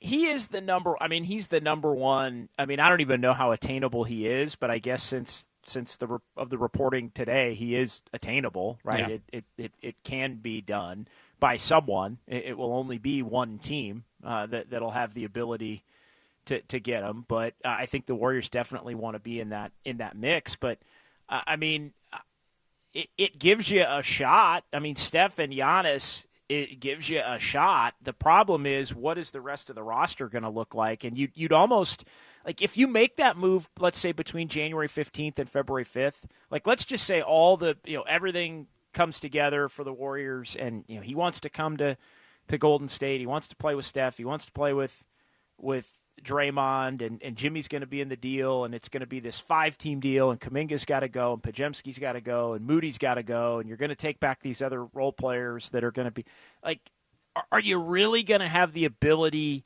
this season, if you make the move in season, to cobble all that together to where you can be a contender? Like, with 30 games basically to go at the trade deadline. It was 31 last year after the trade deadline when Jimmy Butler came to the Warriors and played that first game in Chicago. So, like, that's the part. Like, can you build a team for next year if you make the move this year? I mean, yes, you can. Mm-hmm. But are you really going to be able to be good enough this year, especially if your record is 500-ish at that, 25-25 at the trade deadline, or maybe you're 27-23 at the trade deadline, which, at this point would feel like probably about the best the Warriors could do, given the fact that they're currently 500 and may dip here below 500 over the next few games. So I don't know that's the only thing. I mean, I think the Warriors can make other moves that can, give them a shot to be in the top, let's say 5 or 6. I mean, we've talked about a lot of those. I think from a league standpoint, Giannis going to the Spurs could eventually stop OKC. Mm-hmm. If the Spurs do it right around him. So I know it's kind of two separate things. You're looking at the Warriors' ability to do it, and then maybe the league's ability to have somebody step up and step in. Like, Denver's formidable too. I mean, they could. I know they're on a bit of a downturn after a hot start, but I think they're a team that in a playoff series, we saw what that would look like. So I don't know if it's the only thing that can prevent the Thunder from having a dynasty. Stuff happens, man. 2 years away, 2 years is a long time. Yeah. I say it all the time. Like, we thought the Warriors were a foregone conclusion to win the second one in the 15-16 year when they won 73, and Steph was the unanimous MVP, and stuff happened, and it didn't work out, and they didn't win it. And Right. so if that team cannot win it, and I think that team was better than this Thunder team, no disrespect to the Thunder, but if that Warrior team could win it or could not win it, then I think, you never know. This Thunder team may not win it when push comes to shove in a playoff series. Yeah, we shall see, and we shall see what happens with Giannis. I think the next couple of weeks here is going to be fascinating when we get to the trade deadline. And I just wonder, yes, Giannis can't put pressure on the Milwaukee Bucks, but is he going to go full heel like Anthony Davis a few years ago, where he wanted out of New Orleans and wanted to go to the Lakers and stop playing games? Is it get to that point where Giannis doesn't show up to Milwaukee Bucks games? Does it get to that point where he's that much of a villain? I highly doubt that, but we'll see what happens as the trade deadline approaches. Let's get off basketball for a little bit, and let's talk about what we were discussing yesterday as it pertains to the 49ers. Right now, they're going into their bye week. They're 9-4, and you and I were talking about if the season ended today, the hypothetical playoff matchups. Like right now, would be where the Niners are the 7th seed taking on the 2nd seed, which are the LA Rams. And you and I were saying, I don't think the Rams want to face that team, and somebody else also agrees with us. We'll talk about that next as John Dickinson fills in for Adam Copeland on Dirty Work on the Sports Leader.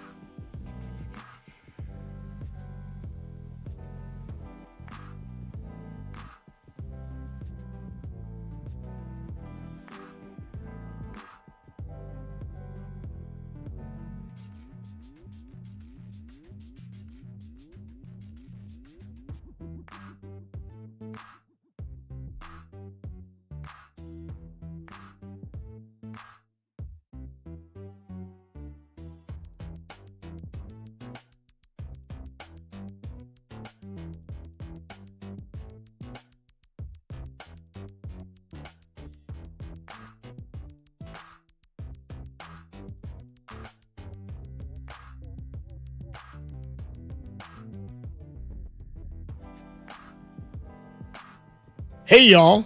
It's the cue to call.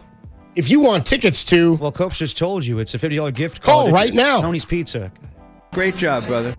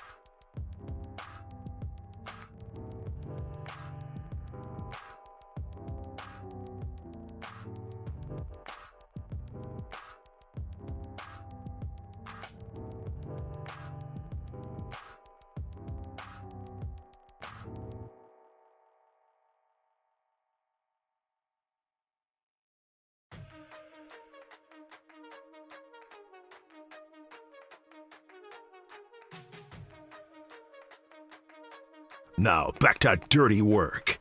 Adam Copeland and Derek Papa in the KNBR Casino Matrix Progressive Jackpot Studios.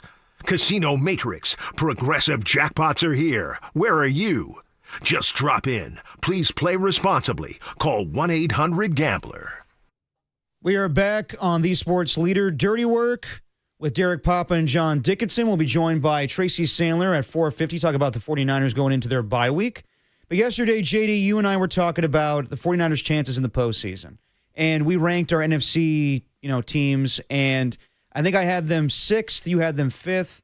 And I just think right now the 49ers are playing hot, but I don't know how they match up with other teams in the NFC right now. With all of their deficiencies on defense, could the likes of the Eagles or the Packers or the Bears expose them right now? Well, then we were talking about the matchup that it would be right now with the 2-7 matchup that the 49ers are right now as a 7th seed. The Rams are the 2 seed. And you and I were like, I don't think that the Rams want to face the 49ers right now. Because even though they kicked their ass a couple weeks ago and won that game 42-26, there's something about the 49ers when it comes to the Rams, how they pack SoFi Stadium and how, Sean McVay doesn't have a great record against them. So even though they would be the 7th seed and the Rams would have a home playoff game, I think the Rams would have an uneasy feeling about that. But let's hear from our guy Steve Young. He was on with Dan Patrick talking about how much the 49ers are scary in these NFC playoffs and how no one wants to see them. Okay, Tim's still looking for the clip, but as far as that thought, JD, when it comes to the 49ers being a scary team in the NFC, do you see that right now? I think they are. I think more and more by the day. More and more by the win. I've been pretty open and honest in my belief that when you look at it, to me, Bosa and Warner months ago probably took them out of the championship contender race. But I've been open-minded to kind of add them back into a what-if scenario because in large part of how the rest of the NFC has looked, and we kind of ran through it. The Eagles are not the best version of themselves right now. Maybe they are in a month. Maybe they're worse in a month. We shall see. That we've seen the 49ers, the non-Bosa version, non-Purdy version, go down to SoFi and build a lead that they hung on and beat. We saw again then a Mac Jones version without Bosa and Warner, and they got shredded by the Rams. But yeah, things get weird in that head-to-head matchup. We're going to get a feel for what the Bears matchup looks like in a few weeks around the Christmas and New Year's holiday, in between Christmas, the Sunday between Christmas and New Year's on the 28th. So we'll get a feel for what that looks like. We know they can compete and contend with Seattle because we saw it in week 1. Now, that was you have Fred Warner, you have Nick Bosa, 49ers. So we'll get a taste maybe of what that looks like in week 18, and that game could be pretty important. So no, I'm more open-minded with each victory. But a lot of it is the Niners putting themselves in that position, but a big part of it for me is the rest of the NFC not being the best versions of themselves, I think, collectively at this point. So let's hear from Steve Young. He was on with the Dan Patrick Show talking about how he believes no one wants to see the 49ers in the playoffs. I mean, how well are they coached? I mean, they lose all their stars on defense, especially. They have people out most of the season on offense. And, all of a sudden Mac Jones is a guy that everybody wants in the league, just like Sam Darnold was. Look at, it's like, let's just tip our cap to the coaching, number one, and let's tip our cap to the culture of the place, locker room, leadership. Obviously, they've got guys in the room that hold things together. And so how good are they?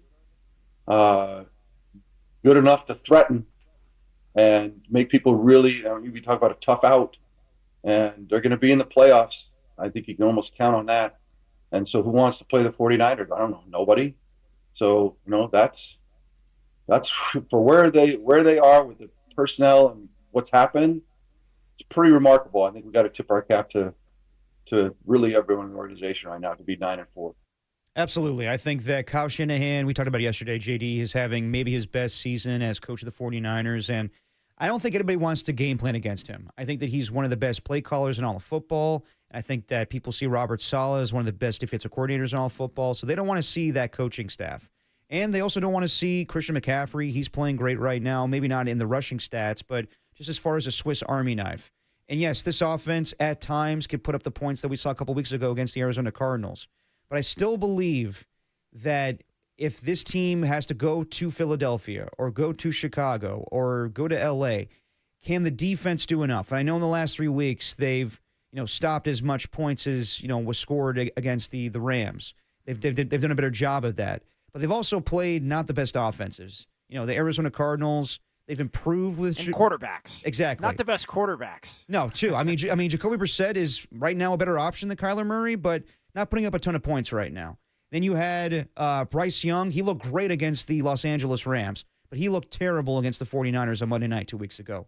And then Shador, he has a wide-open Jerry Jeudy, and he misses him. So, yes, the defense has improved, but I do wonder, is that truly, has this defense changed? I think that Robert Saleh could scheme it up with the best of them. But if they face the likes of the Rams again, can they stop the bleeding of 42 points? I do not know that at this point. I think that a lot of teams are scared of Kyle Shanahan and what he could do with the game plan. I think that Sean McVay, just the familiarity there, that would scare him. But I think a lot of teams would be licking their chops to go up against this 49ers defense right now. Yeah, I would agree. And again, we haven't seen the 49ers play this iteration. The not having Fred Warner, not having Nick Bosa, that iteration, not having Michael Williams, defense, we have not really seen that group play and beat a good football team yet. Like that's just reality. We haven't seen it. The best team that group has been able to help beat was the Carolina Panthers, who did go on and beat the Rams. I mean, again, as much as you don't play that game, that game will make your head spin in the NFL season when you do we beat them and then they beat them and then that'll just. But I think the fear is the fact that every time the 49ers, Derek, have been in the playoffs under Kyle Shanahan, they've won 2 playoff games. That to me is the fear, whether they've had home field advantage or not. 2019, they've got home field advantage. They're the 1 seed. They win 2 games. They're in the Super Bowl. 2021, they are in shambles in the middle of the season, and they wind up making the playoffs. And they go to Dallas and win, and then they upset Green Bay as the 1 seed, and they're playing in SoFi in the NFC Championship game. So they've done it multiple ways. They have home field the next year as the 2 seed. They're able to win a couple of playoff games to get to a point where they're playing in the NFC Championship game at Philadelphia. Brock Purdy goes down. They have no shot in that game because Brock Purdy goes down. Then they come back and they do it again as the 1 seed.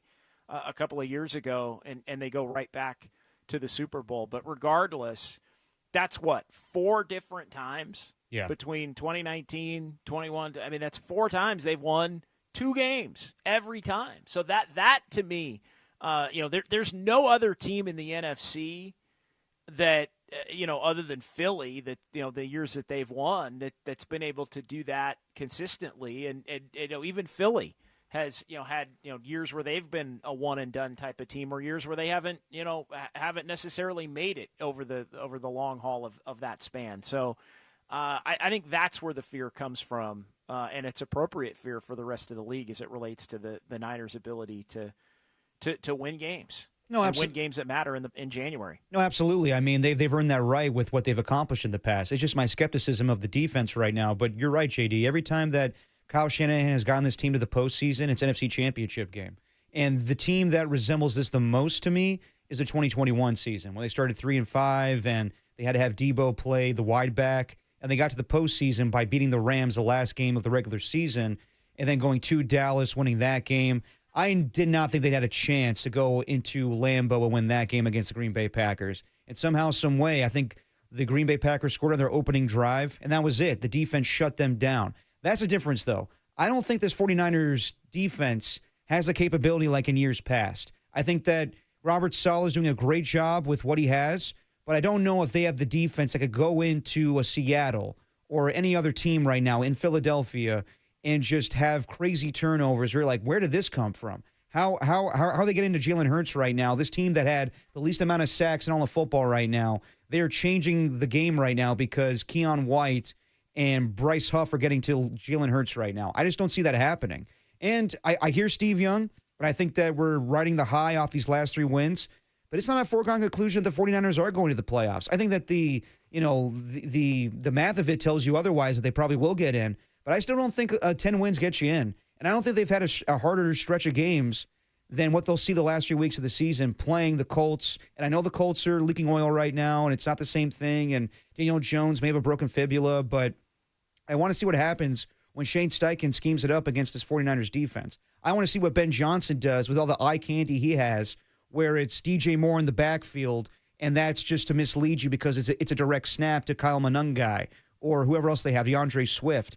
And then the Seattle Seahawks, we know that Clint Kubiak knows this team very well in the 49ers, being a former assistant with Kyle Shanahan. So did he see something week 1 where now he can expose this defense? I just don't think it's a foregone conclusion they make the postseason. I think things get very screwy here. Things change week to week. But yes, every time that Kyle Shanahan has got this team to the postseason, it's been an NFC Championship game. But I just have a hard time believing that they have the defense this time around that we saw in 2021 or 2019 or even 2023 or 2020, the last season was 2023 or 2022. But regardless, I just don't think they have the defense that's capable of winning games on the road like in the past. I don't disagree with any of that. I think this is the least talented defense that they will have, assuming they do get into the playoffs. And your point is noted. They have 9 wins. 9 wins does not get you into the playoffs. 10 might. We'll see. But how much would the 49ers be sweating it out if they get the 10th win against Tennessee and then just lose to Indy and lose to the Bears at that point to fall to 10-6 and not know how important that finale would be in Week 18 against Seattle at Levi Stadium. So, no, I think the question was, why would other teams fear them? Yeah. And I think that's a big part of why other teams would fear them. I also, as we talked about yesterday, believe that this team, I've categorized it as two flaws: the inability to stop the run and the inability to generate a pass rush. 2 flaws that I think can be exposed by good teams and by good by good coaches as well in terms of their offensive acumen. So I think they are vulnerable there. But the flip side to that is, and again, I'll do it very quickly, the flip side to that is, regardless of how good you think Chicago is, this group of Chicago Bears, if they get in any form, 1, 2, 3, 6, 7 seed, whatever it ends up being, they are an extremely inexperienced team in comparison to what the 49ers have. We've seen the Niners get weird wins against the Rams. Philadelphia right now is in shambles, and we've seen Philly just lose control of their season, even coming off of a Super Bowl appearance, and be one and done. And even with they were 10-1 2 years ago. Seattle, we've seen Sam Darnold shrink in his career in the biggest games. It even happened against the Rams in the game the Seahawks almost came back and won at SoFi in their first meeting.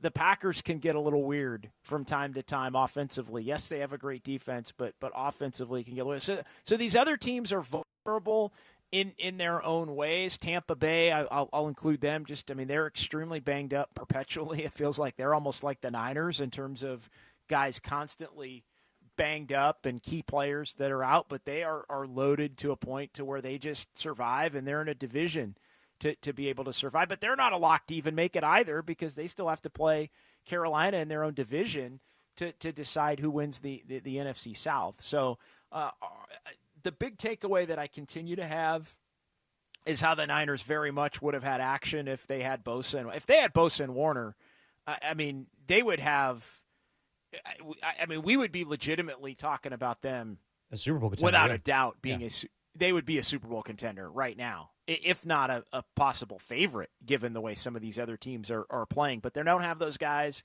and unfortunately that's part of the equation, even though they've had a really great year. So I think they're vulnerable in those two ways that may wind up getting them got, the lack of pass rush and the inability to stop the run. But I also think some of these other teams are a little bit more vulnerable than they looked like they would be a month ago. And, who knows? Maybe that flips back in the other direction in the next month. Maybe it doesn't. But for now, I think you do have to put some respect on what the 49ers have been able to do to at least set themselves up to have a chance to get after it and maybe pull off an upset or two, should they win enough to ultimately get in, which obviously is going to take, 2 wins for sure of the last 4, at least 1. Yeah, the 49ers are a good team right now, a flawed team, but so is most of the NFC right now as far as contenders. We'll talk about it more with Tracy Sandler of the Fangirl Sports Network coming up next on Dirty Work on the Sports Leader.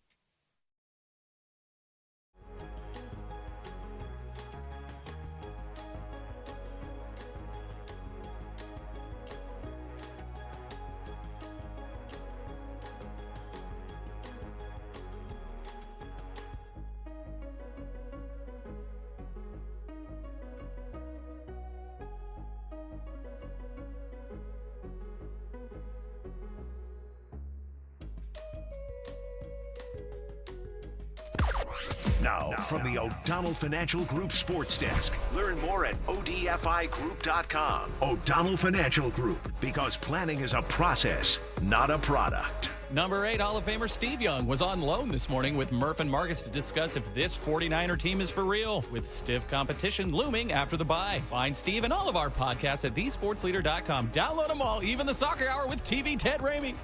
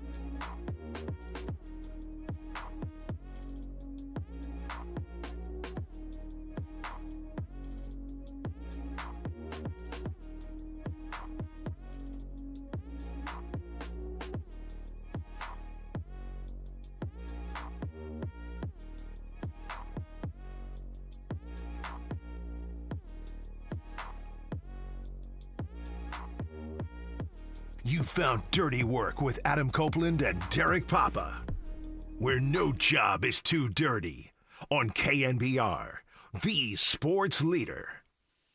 Dirty Work on a Wednesday. Derek Papa, John Dickinson. It's a pleasure to be joined every week by Tracy Sandler, 49ers reporter for Fangirl Sports Network. Listen to her on every 49ers pregame show for home games. Tracy, how are we doing today?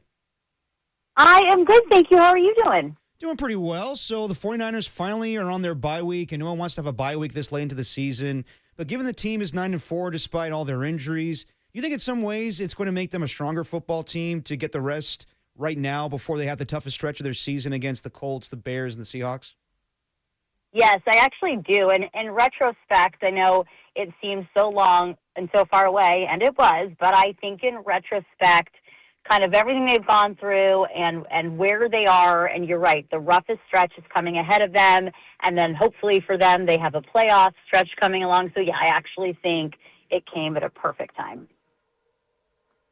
Yeah, it wound up working out. I think that it helps when you win the final 3 games going into the bye week as well. And the Niners really showed an ability to push through and get that game, ugly as it was at times in Cleveland. But Tracy, I wanted to get your take on, has your opinion changed maybe during the winning streak and also watching the rest of the league and the rest of the NFC more specifically, about the 49ers' ability to contend with the team that they have? I know we've talked a lot about, giving them a ton of credit for the season that they've had given all the injuries, but just kind of where are you at now? They're 9-4, they're in the division race. The math says they are, but do you think that this team, as is, can be a contender given the other potential flaws in the NFC?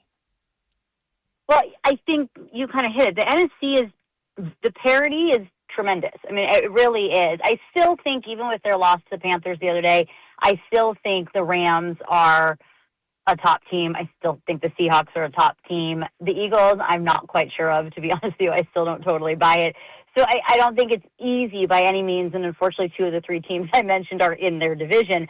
But I do think they can contend, and I think I look back at the trade deadline and the moves they made or didn't make, and they felt they could contend with this group, and they weren't going to sacrifice the future. And they're right. They're winning the games that they should win.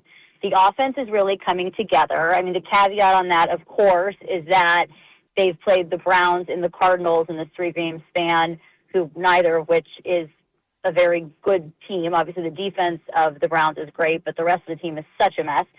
And they played the Panthers, who nobody really knows what they are. They're kind of, moving along on their own right. But I do think they can contend. I still think the division's going to be hard. You look at the rest of the games, that the Seahawks and the Rams have. I think it'll still be difficult. That last game against the Seahawks, I think, is going to mean a lot.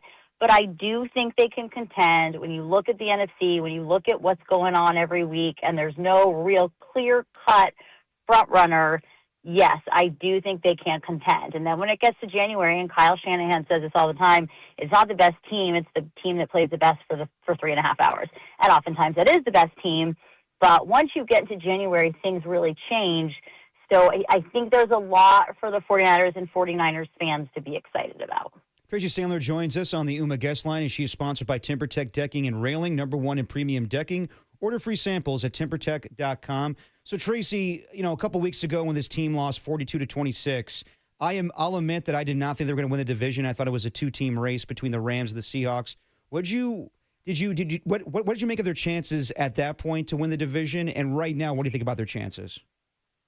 I mean, at that point, it looks completely unlikely. Now it looks a little bit more likely, but I still think this is the Rams' division. Right. I think the Rams are still going to win it. I really do. I think no matter what, I mean, unless the Rams just have a complete free fall over the next few weeks, I just don't see it being any division but the Rams. Plus the 49ers have, as we mentioned earlier, a really tough stretch ahead of them. They'll come out of the bye against the Titans, which they definitely should win that game. If they don't win that game, then there's a lot of other things people will be talking about. But they really should win that game. But then they go on the road to Indy. and then they're back home against the Bears and the Seahawks. So, I don't know that the 49ers are winning out, and that's not being negative. It's just being sort of realistic. So I still think this is the Rams division, but it is certainly a lot closer today than it was a few weeks ago.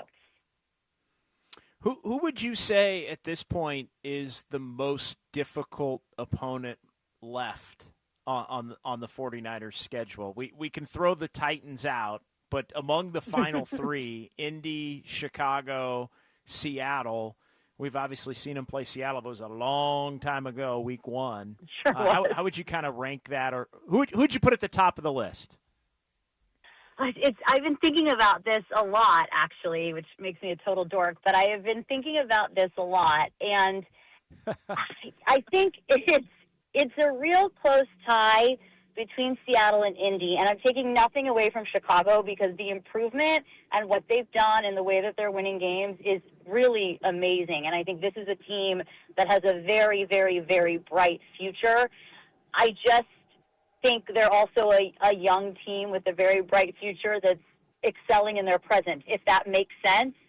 Whereas I think Indy has a lot of veteran leadership on that team, guys that have been there before, at least in the playoffs before. And Seattle is a really, really, really good football team. I think the caveat there a little bit is Sam Darnold can make mistakes. Now, granted, he's had a game with 5 interceptions and a game with 4 interceptions. They almost won the game with 4, and they won the game with 5. So they can make up for them a lot. But that might be something the 49ers can capitalize on. But I'm going to give the tie to Indy and Seattle. And Chicago may end up proving me very wrong. Chicago could go very far in the playoffs. I think with them, we don't know yet. And I do think there are some more known factors on the other two teams, if that makes sense. Talking to Tracy Sandler on the UMA guest line. So judging by what John Lynch and Kyle Shanahan have said on these airways the last 2 days, it seems as though Brandon Aiyuk has played his last game with the 49ers. My question is, if the contract was voided in July, just your sense, what was the vibe in training camp when he was around, and why does it seem so contentious now? Can you repeat that, Derek? I'm sorry, you broke up. The first part you broke up. All good. My question is, when you were at training camp, was there a vibe where it seemed like he was never returning, or there was just something weird with Brandon Aiyuk? And why does it feel like it's so contentious now in comparison to when all this stuff transpired in training camp? No, it really did not feel that way when we were at training camp. I think we talked about it before. I posted a video of him in Vegas pregame running routes. It felt like things were really good and copacetic. But, I think we've seen with Brandon, and we don't know exactly what's gone on behind the scenes, but I feel like Brandon has not truly been happy in a while, and I'll go from before he signed that contract to even when he signed that contract and after he signed that contract, and then he signed the contract and he wasn't performing, and that was tough, and then he gets hurt. So I just think there's been so much building for such a long time that I don't know what it is that happened between training camp and then those first couple months of the season that changed things. But to be honest, I don't find it particularly surprising based on everything else that has happened between them and Brandon Aiyuk in the last year and a half. So it just doesn't – it somehow, to be honest, it just doesn't shock me. It really doesn't. Yeah. No, and it really seems to go back all the way to like post game after the Super Bowl was like 100%. The first when I've tried to in my mind in the times that I've either been at a practice or been in the locker room or been at training camp or traveling or whatever it's been to think like, when did this start? And as far as I could go back, it was really after they lost the Super Bowl. It just had never really seemed like he wanted to come back to the 49ers from that point. And I've never really been able to figure out why, contract negotiations aside, like what happened to change that. I don't want you to have to speculate too much on it, but it just, is that a fair assessment as to when it flipped? And it felt to me like it was almost like a light switch. Maybe it wasn't, maybe there was buildup, but he went from somebody that seemed pretty happy to the end of that season and them not winning that Super Bowl in crushing fashion, as we all saw in Vegas. But to almost like a light switch. It was just he'd rather be somewhere else, but couldn't quite find the situation to be perfect, so he stayed, and then it all kind of led to what it's become. I think you're right. I have twofold. On that specific point, yes. And I remember that day after the Super Bowl locker clean out, a couple days after, someone asked him about a contract extension, and he said, if this is the right place, and the follow-up to that, well, what would make it the right place? And he said a championship, which was an odd answer because, did he want to be traded to the Chiefs? It was really kind of an odd answer, but he was emotional, and, they just lost the Super Bowl 2 days earlier. But I would go back even further to that, I believe it was 21 or 22, when he was really in the quote-unquote doghouse. And they had a game against Arizona, and it was right before that game that he and Kyle both admit that they had a come-to-Jesus moment. And it changed a lot, and it changed the trajectory of Brandon's season. It changed the trajectory of his career. And they got asked about it all season long. Both of them got sick of being asked about it. It's not as big a deal as everybody's making it out to be. I'm paraphrasing their quotes. We had a talk. Everything's good, whatever. But I'm going to go back to there. There's something's been off for a very long time, and I think you're right. He didn't really want to come back, but he couldn't find really the right place of where he wanted to go. But I think a lot of his behavior, and this is not me blaming him because there's always going to be so much that we don't know happens, but even when he was holding out, the posting the FaceTimes of Jaden Daniels, and they don't want me here, and that kind of stuff was even different than the Debo stuff. And that, to me, is not the behavior of someone who's trying to just, make the best of the situation or really wants to be there and just wants to work it out. It didn't really feel like he did want to be there anymore. He did seem like a different person, at least from what we see after that Super Bowl going forward. I would think that very much. Don't forget the NFC Championship game 2 weeks before was the Ladybug game, and he had that huge catch and everything, and it was just a different vibe. And they lost the Super Bowl, and like I said, people are emotional, and it's upsetting. It was a crushing loss, but it did feel like something switched there, and I don't know exactly what it is. I could speculate, I could guess, but I just think something switched, and ultimately they probably should have traded him and moved forward. It probably would have been the best thing for both parties. No, definitely. As far as a wide receiver that's playing for the 49ers right now, Juwan Jennings, interesting, the last few weeks gets into it with Trayvon Merrick, and then last week with Shelby Harris having a few choice words for him. What was your vibe with that whole situation where, they're calling him out, they didn't like the trash talk he had, or do you find that the Browns just kind of being a little too, I guess, offended by what was said, or was something different in the way that Juwan Jennings acted towards the Cleveland Browns defense? I would say the Browns and the Panthers had a similar feeling on it. Yeah. And it could very well. So I don't know that it's just the Browns.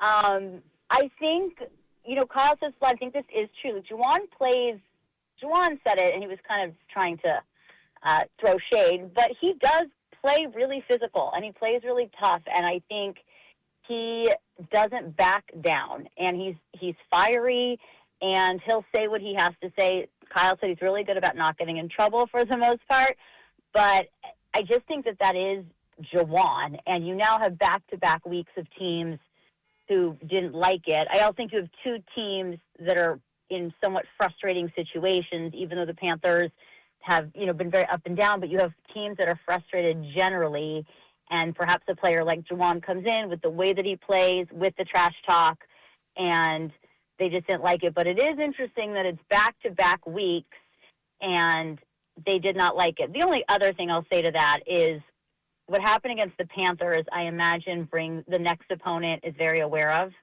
and is looking out for. And so they could have been looking out for things or taken objection to things that maybe if nothing had happened against the Panthers, they wouldn't have had as big a problem with. Does that make sense? Yeah, no question. That absolutely makes sense. Anytime your general manager is comparing you to Draymond Green, as he did on airwaves, I think I think it explains a lot in terms of Says a lot. he's a guy you love having on your team and a guy you hate playing against. Well, let's not forget that Jawan Jennings tried to get into it with Kyle Shanahan in Tampa. So, Yep. I mean, there is, and Totally. it's not a knock, but there is a personality trait there. There is a fieriness there. And so I think this goes back a very long time. He got kicked out of that game in Arizona when he almost had 1,000-yard season last year, and that really wasn't on him, but it's just a pattern of fieriness that I think it's not completely shocking that this is happening. All right, Tracy, I'm going to put you on the spot. Open-ended question. What is who is the one 49er player that benefits the most from this bye week? Christian McCaffrey. I don't know why it took me a minute to think that. I'm going with Christian McCaffrey. No, definitely. All the touches. He needs a break from all the touches. He definitely does. All right. I hope he spends the week in some sort of ice bath situation enjoying his week. He needs it, I think, the most of anyone. All right, last one for you, Tracy. And I hate putting you on the spot here, but I'll ask you. Thoughts on Ohio State's victory over Michigan? Anything? I think that Michigan won the last 4. Okay. They were going to have to play a perfect game. So it was kind of a long shot for this year. Yeah. And you get an interception that early and don't capitalize with a touchdown. As soon as that happened, they didn't get a touchdown after that. I was like, they're not going to win this game, because those are the kind of opportunities you have to take. And the touchdown versus touchback, it probably was a touchback, but at the end of the day, Ohio State won that game fair and square. Hats off to them. Yeah. And new streak starts next year. Oh, God, I'm such a good sport. That was so nice. No, of me. you are. You and are. There's nothing. No good sport is a better sport than when they have to explain to everybody what a good sport they are. No, definitely. And I'm trying to come up with excuses for Texas to get into the CFP, but I can't come up with any, and I'm sure the same case with Michigan right now. So we might be on the outside looking in when it comes to our teams going to the college football playoff. But, Tracy, thank you for joining us every week. We'll talk to you next week. All right, sounds good. Have a good one. Thanks, Tracy. All right, JD, so let's talk a little more about the Warriors and their chances of getting Giannis Antetokounmpo. We talked about it for the majority of the show, and at this point, I think we both agree that the feasibility of it is kind of low. But what are more likely trades that the Warriors can make at the deadline in moving Jonathan Kuminga and making this team a championship contender? We'll talk about it more as John Dickinson fills in for Adam Copeland, Derek Papa, Tim Webb with Dirty Work on the Sports Leader.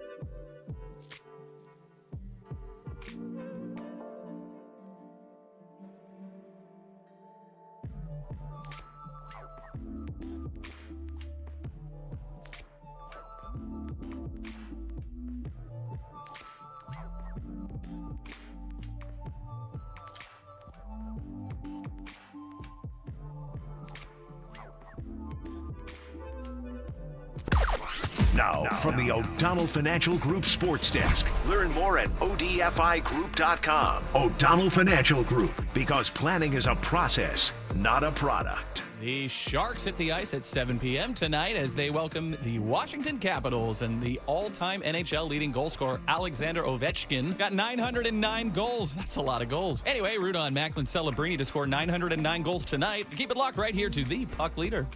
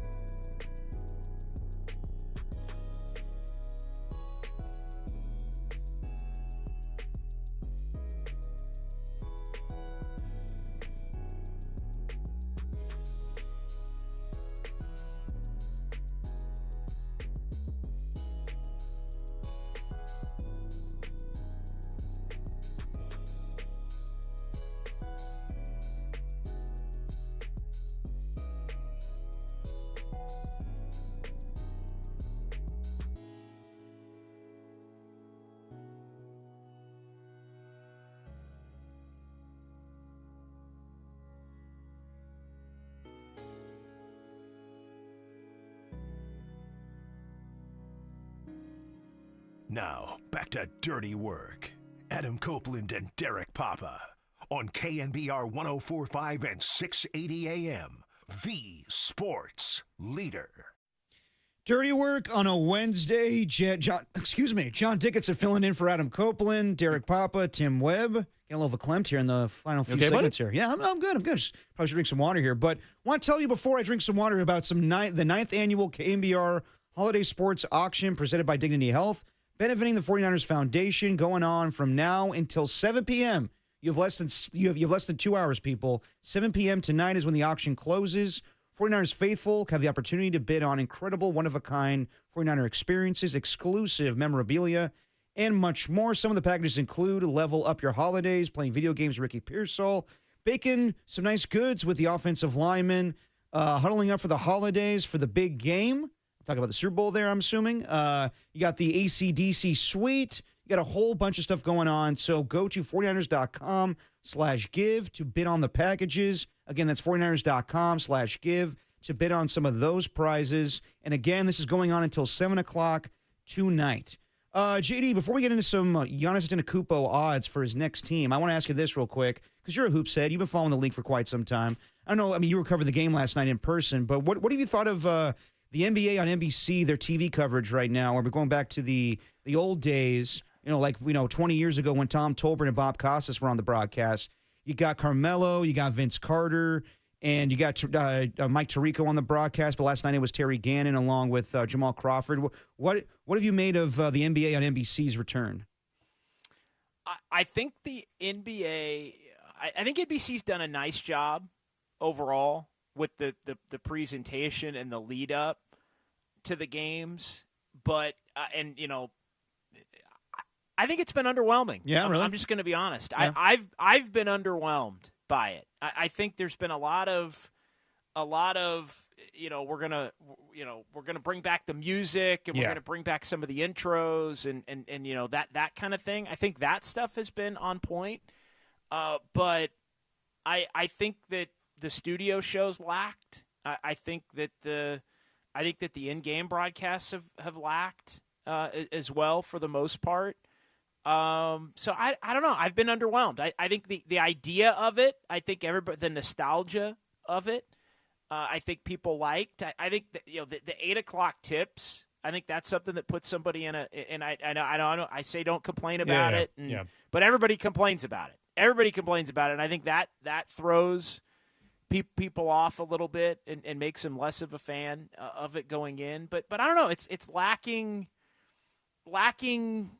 something. Lacking. I don't know if it's the broadcasters, the analysts. Like it just seems a little, and I'm sure it's not low budget, but it seems a little like this is the best you could do. And I don't want to call out anybody specifically by name necessarily, but like this is the best you could do for what's supposed to be the premier telecast on television for the NBA. So I think it's a lot of nostalgia, but not a lot of substance with the nostalgia, which I think has been unfortunate. Yeah, I would agree with that. I think it's a lot of, round ball rock returning and, the graphics. So, yes, it's based on nostalgia. But I agree. I think that it's been underwhelming as far as the broadcast itself. I think that, Carmelo Anthony and Vince Carter and Tracy McGrady, they're okay, but like I think that they celebrate the game a little bit better than that of like TNT, but TNT is just way more captivating. It's entertaining with Charles Barkley, Kenny. Now it's on ESPN, but yeah, I think that Shaq, Kenny, and Charles are just so more entertaining. They kind of rip on the league. They don't care as much. But really, like, when you watch Carmelo and Vince and Tracy, they're not really watching a lot of games either. I would say I've been more impressed with Amazon Prime. I think that when I watch Dirk and Blake Griffin, and who else is a part of that? I think it's Udonis Haslem. They're a little more entertaining, and they, I think for how inexperienced they are on television, they're not bad. I kind of like Blake Griffin a couple weeks ago calling out John Morant. But, yeah, I would say as far as NBC, just a little underwhelming. I think that's a lot of, I love Mike Tirico. I think that it's a lot for him to do the Sunday night games, to go right into an NBA game. So, yeah, I would say I agree with you, JD, on that one. And I feel like there hasn't been enough Mike Tirico. And I know he's been I know he's he's doing. He hasn't done the Warrior games right every week, or has he done? How many did he do? Warriors Lakers? No, I want to say Terry Gannon's done 2 broadcasts. I know that for the Warriors. Yeah, and the Warriors have had 3. They've had 2 8 o'clocks, and then they had the season opener in L.A. And they've spread it around too. With they've had what Portland and Phoenix have played. Sacramento had a game. Like they've kind of spread it around on the West Coast. The Lakers and Clippers were one a couple of weeks ago. The Warriors have had and they're back to that second turn of let's get the Warriors on again, let's get the Lakers on again. The last couple of weeks.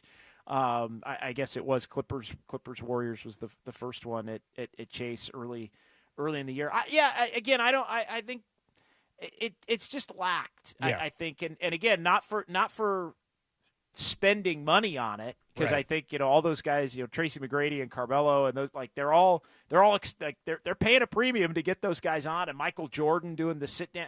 I think we were misled as to what the Michael Jordan contribution would be. But that's just one interview spread out for like the entire season, and he's wearing the same suit. Like it's just, here's my take on loan management. Here's my take on this. Like the Michael Jordan thing, I never was buying was going to be legitimate. Yeah, and so that's. I mean, I love. Don't get me wrong. Like you can.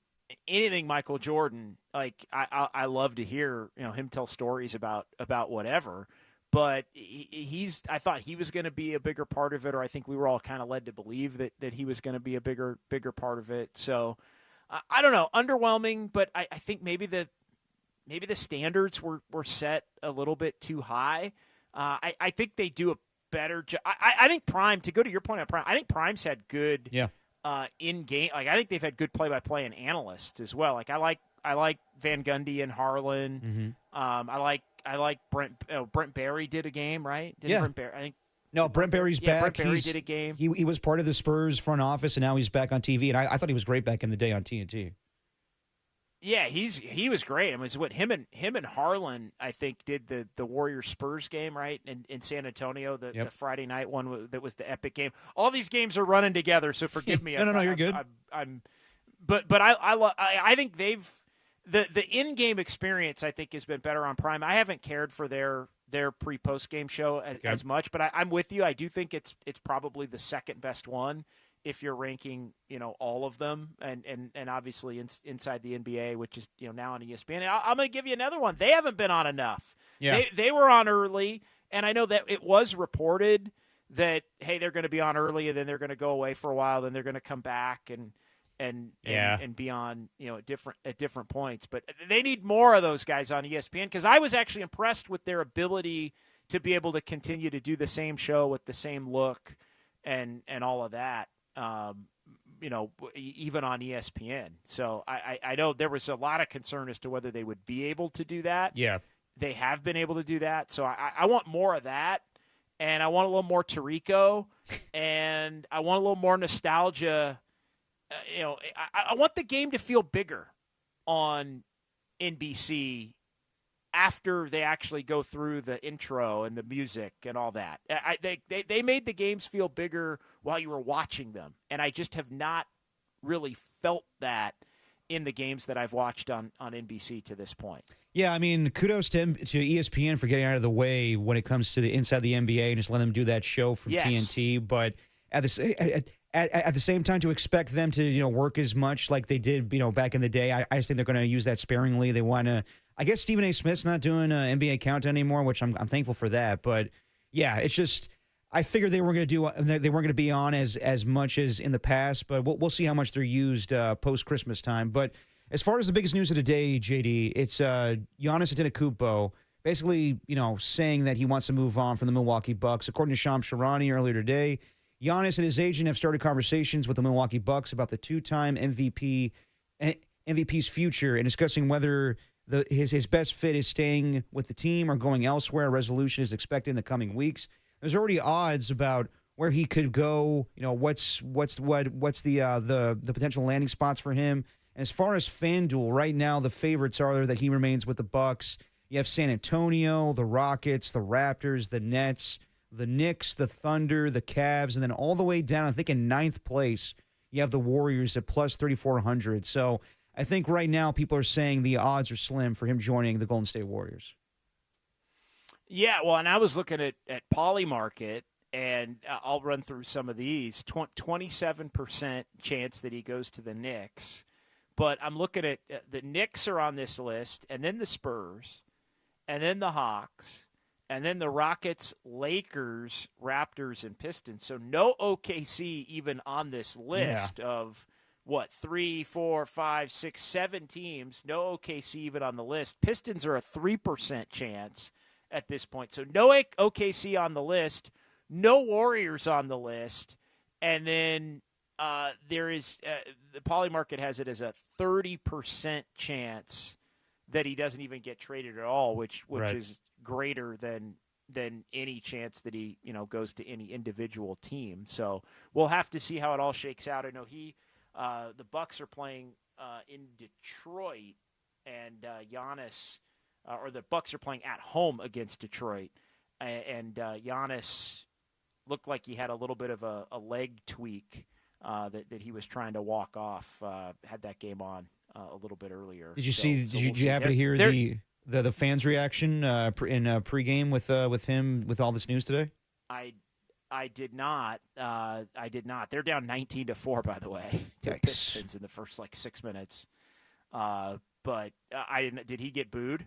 No, I'm going to check at the break here to see if there was anything made of it. I would figure the fans want to turn on him 100%, but you got to feel like today with this news, I'm sure some fans are going to feel a certain way about it. But I think you and I are in agreement. I mean, it would be great if Giannis got traded to the Warriors, but I just don't see it happening. I think that there's way more attractive teams. There's teams with a lot more to offer at this point. So we've been talking about the last few days. Just you and I are in agreement that Jonathan Kuminga probably will be dealt post January 15th.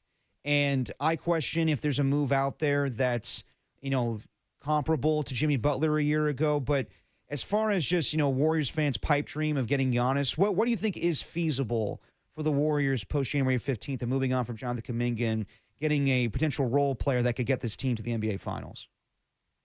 Oh, they're going to have to make, I think, at least one move, if not multiple moves. I mean, I've said that. It still feels early to me on December the 3rd because, so many players cannot be traded at all until December 15th. There are others that can't be traded, like Jonathan Kuminga, until January 15th.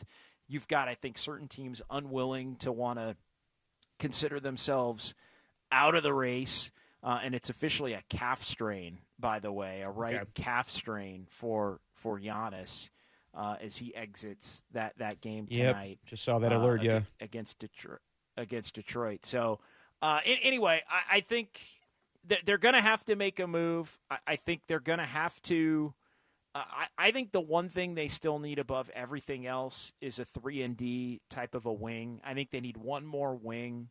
I think with Melton coming back and the addition of Seth Curry, they probably have enough guards. Like they don't need the Malik Monk, Colin Sexton type as much. I still think Draymond is predominantly going to play the 5 in the most important games. If you're going to get this little out of Al Horford, they need to potentially go and look maybe for another big. But to me, it's a wing player that you can plug in that can defend and hit the 3 ball and be in your closing lineup. I would look at Milwaukee again as a team potentially if they look to tear things down. I would look at Dallas if they're a team that potentially looks at. I don't like Kuzma, but Kuzma makes 22-4. Yeah. I don't like Kyle Kuzma. But maybe you get him in a winning environment. With the Warriors, he's 30. He makes 22-4 this year, which is basically exactly what Kuminga makes, and he makes 20.3 next year. So it looks like his deal goes down, and then he's a free agent. So he's on the 2-year plan. Again, are you doing Kuminga for Kuzma straight up? Probably not. But I look at Miles Turner potentially. I look at Bobby Portis potentially off of that roster. I think the other team is Dallas. The other team is Dallas. Yep. That I look at. Would they look to tear it down if they move Anthony Davis and not? I'm not putting the Warriors in the Anthony Davis sweepstakes, although he is another one of those players like Jimmy Butler and like Giannis, they make the exact same amount of money given their tenure in the league, 54, 126, 450. But so that's another one of those, would you do that if you were, I wouldn't do that for Jimmy. I would maybe want to do that more for Draymond if I was going to bring in Anthony Davis. Yeah. But I would look at PJ Washington. Najee Marshall is somebody that I think could potentially help off of that team. Daniel Gafford's making $14 million again. Now Gafford signed through 29 at this point. PJ Washington is signed through 29-30, having just done an extension.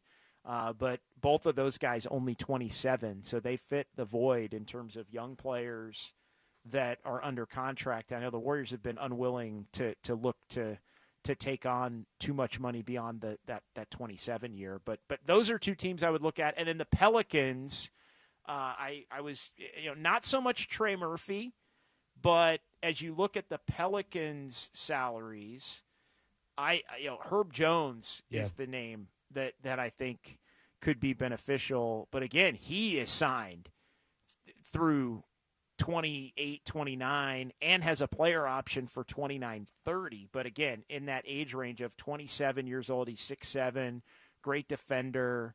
Again, that 3-4 type that you could keep it moving. Again, not a great 3-point shooter, not a great shooter overall. 36% from three, but somebody that could make an impact. I think defensively, as you look at what they potentially look to do down the line. Well, it's pretty clear right now that the Golden State Warriors need to make a couple moves or just at least one move in order for them to be a championship contender, because as they're currently constructed, it's not going well right now, 11-11 on the season. So we'll see where things go post January 15th. But let's react to something that Draymond Green said last time. We talked about it earlier with Sam Amick. A lot of people are comparing the 73-9 Warriors to this current OKC Thunder team with their dominance right now, 21-1 on the season. Let's see what Draymond Green had to say about that as we get closer to the end of the show here on Dirty Work with John Dickinson filling in for Adam Copeland on the Sports Leader.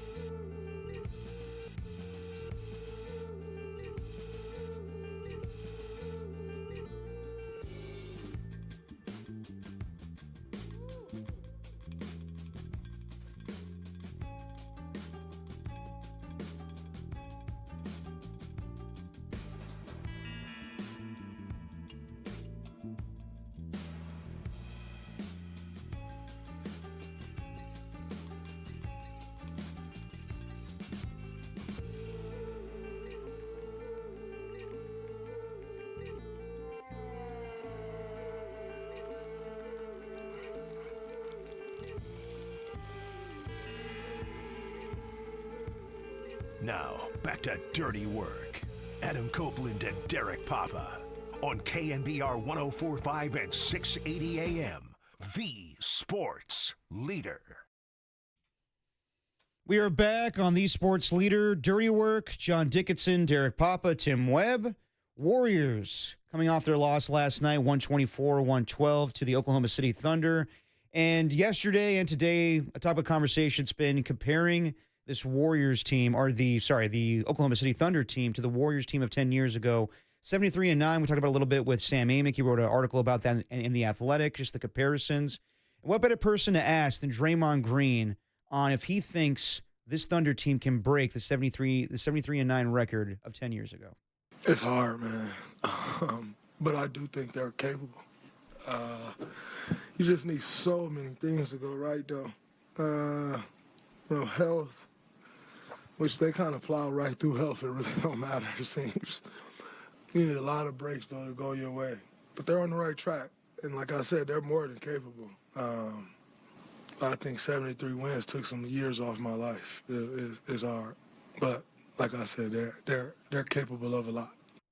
They are capable of a lot, but as I was talking about with Sam Amick, I just don't think teams have that mentality anymore. And it might be different for OKC because, as you brought up yesterday and today, JD, just the disrespect factor. Like maybe it's the market they're in, and maybe it's because they had to go to 7 games to beat the Nuggets and 7 games to beat the Pacers, and Halliburton had to go down. I just don't know we haven't heard a lot about OKC being motivated to do this. I think with the Warriors, it wasn't like, this was a thing that we heard all the time that they wanted to break this record, but it made sense with the way that Doc Rivers talked about them and all the disrespect that they got winning that first championship in 2015. So I think they're more than capable. I think they have the talent. I think as far as the comparison to the Warriors, we talked about it yesterday, more defensively than offensively. But I think just the youthful dominance that they have right now.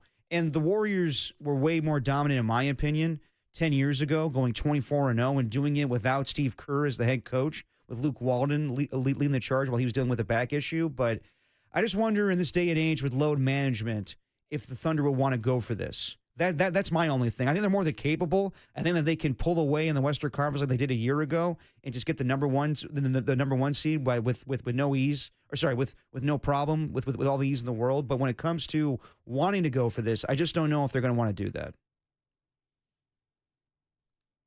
You look at the standings at this point, and you see 21-1 at the quarter pole, and so they're at this point on pace to be able to do it. They've won 13 in a row. At some point, though, I think we're still so far out, despite the pace, that to me it almost has to be like let's see what it looks like halfway through the season. They're 21-1. Does that mean are they actually going to be 42-2? I mean, the Bulls I think were 40-3 going back to 30 years ago when they broke the record and won the 72 games. I think they were 40-3 at that point. The Warriors were I think 40-4, 50-5, like those guys. And so it was kind of the pace was there, but I think it is still as great as they've been in the point differential, up over 15. So they're winning comfortably in a lot of these games. I think the decision will be made for them as time goes on and they get into January and they hit the All-Star break. I don't think there's a question, though, it's going to become more and more a topic if they continue, hell, not even on this pace, but on a pace, relatively close to this one. I think they are going to wind up, because they are so young and they're looking to much like the Warriors were, validate their championship. And we had Sam Amick on, and he mentioned his conversation with Shai Gilgeous-Alexander, where SGA had told him that he didn't like the way they won the title. Think about that. You win the title, and then you don't like the way you win the title because of some of the questions about a couple of those series. So I think they are a motivated team. I also think they're a relatively humble team. And there isn't going to be the weight that was surrounding the Warriors in terms of media exposure, because the Warriors, it was the Thunder don't do it in as eye-popping, audacious, way as the Warriors did. I mean, they're not as flashy, and because they're not as flashy, they don't get as much attention. Because they don't get that attention, I actually don't think it will necessarily take as much out of them as it took the Warriors. I think part of the reason why it took so much out of the Warriors was all of the attention that was on the Warriors because of the player that Steph Curry had become and was continuing to become. And Draymond was at the forefront of calling everybody out. And Klay Thompson was the guy who said nothing but was at times, the most entertaining, certain nights the most entertaining player in the fact that he said that. So there was an allure to those Warriors teams from a national standpoint, and the way they played the game with the ball movement and all of that. They were captivating, and they were captivating from a media standpoint. And I think ultimately that came with a weight that burdened the Warriors, along with injuries and suspensions and those other things as the playoffs wore on that year, to the point where they got the record but then couldn't quite get the championship. I'll never forget it, the numbers on this. 73-9 in the regular season, and they ended up 15-9 in the playoffs. They lost as many games in the playoffs as they did in the entire regular season and couldn't quite get to that 16th win. And it definitely took a toll on them in the postseason. I remember watching most of the regular season games, and it was awesome to see. The highlight we all remember was the game in OKC, the double bang game. And, yeah, it was must-see television every single night to watch that team. And then, yes, when they got to the postseason, it just took their toll. They were tired. Steph got injured. They played a Cleveland Cavaliers team, that came back down 3-1 after they came back down 3-1 to the Oklahoma City Thunder with Kevin Durant. So, and then they knew after that point they didn't want to experience that ever again with LeBron James and Kyrie Irving going crazy on them, so they had to get Kevin Durant. So it led to more things. But, yeah, I'll never forget that season. And, yeah, as far as OKC doing it, they're definitely capable of it. From what I'm hearing with Sam Amick, and I guess the disrespect that Shai Gilgeous-Alexander is experiencing winning this championship, they may want to go for it. And I wonder, if they – my thing is I don't know if Warriors fans will be upset if they break the record, but if they break it and win the championship, that's going to sting, because that's something the Warriors couldn't accomplish. The Warriors have accomplished so much in their last 10 years, winning 4 championships, and you kind of forget about the 73-9 season. If they're able to win 74, 75 games – and then fulfill the prophecy at the end of the day, that's going to piss some people off. And I'll say I'll be mad about that one. Yeah, I mean, look, at that point they would be considered the greatest. I want to say the greatest team of all time necessarily, but the team that would have the greatest season of all time if you break the all-time wins record and you win the title. And I think part of it is, what do you do in the playoffs? Do they win in more dominant fashion? Do they go 16-2 or something like that in the playoffs and route to the championship? Again, a long way to go there.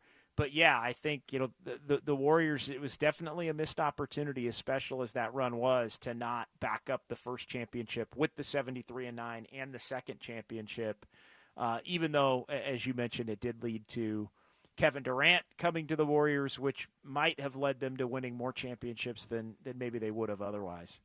And then, I know we spent a lot of time talking about OKC today, but just as far as the rest of the Western Conference right now, JD, I mean, we talk about Denver, we talk about Houston, San Antonio, young and upcoming team. Who do you think right now is the second best team in the Western Conference?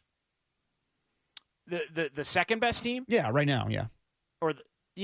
I think the second best team is Denver. I know they're currently fifth in the standings, but it's really close. I mean, the difference between second and fifth is one game.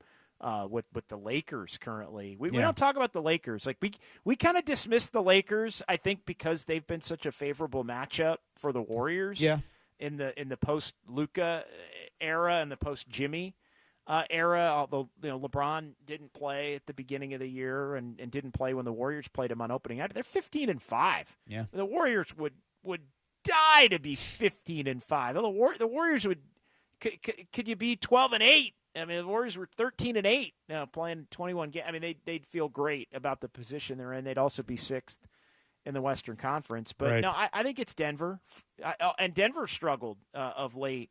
As well after a really hot start. But no, I'd go Denver, Houston. I'd probably put in there. I'm actually watching them right now. They're playing Sacramento, so I've got that game kind of on in the background. Kevin Durant's back in that one, but and then we'll see what happens with San Antonio. They're the surprise team, I think, of the top six, along with how well the Lakers have played. Well, yeah, let's see what happens with the Western Conference here, and I mean, now the Warriors are there in the 8th spot, and.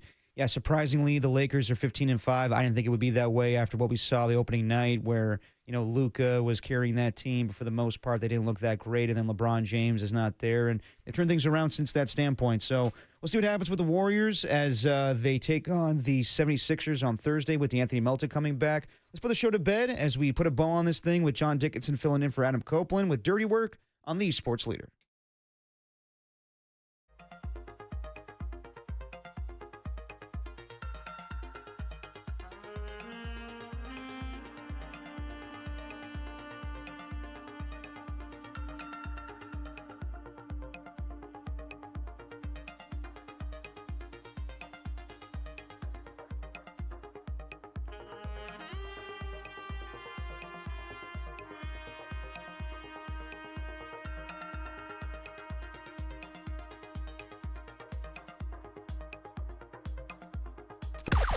Now, from the O'Donnell Financial Group Sports Desk. Learn more at odfigroup.com. O'Donnell Financial Group, because planning is a process, not a product.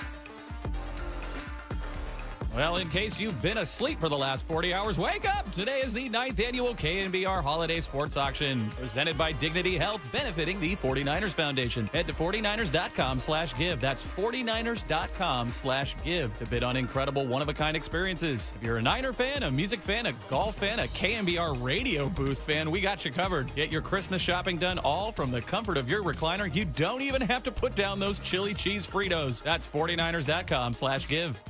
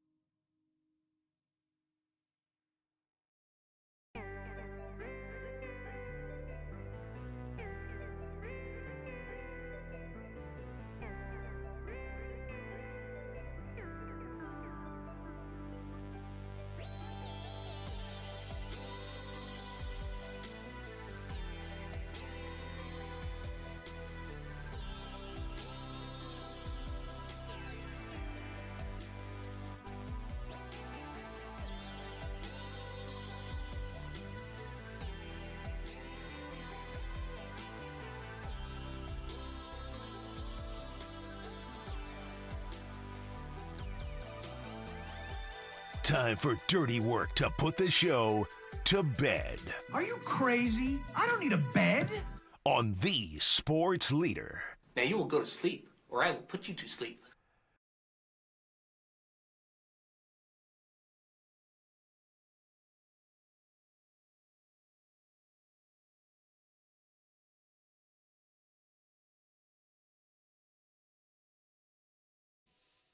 Putting the show to bed on a Wednesday, John Dickinson, Derek Papa, Tim Webb.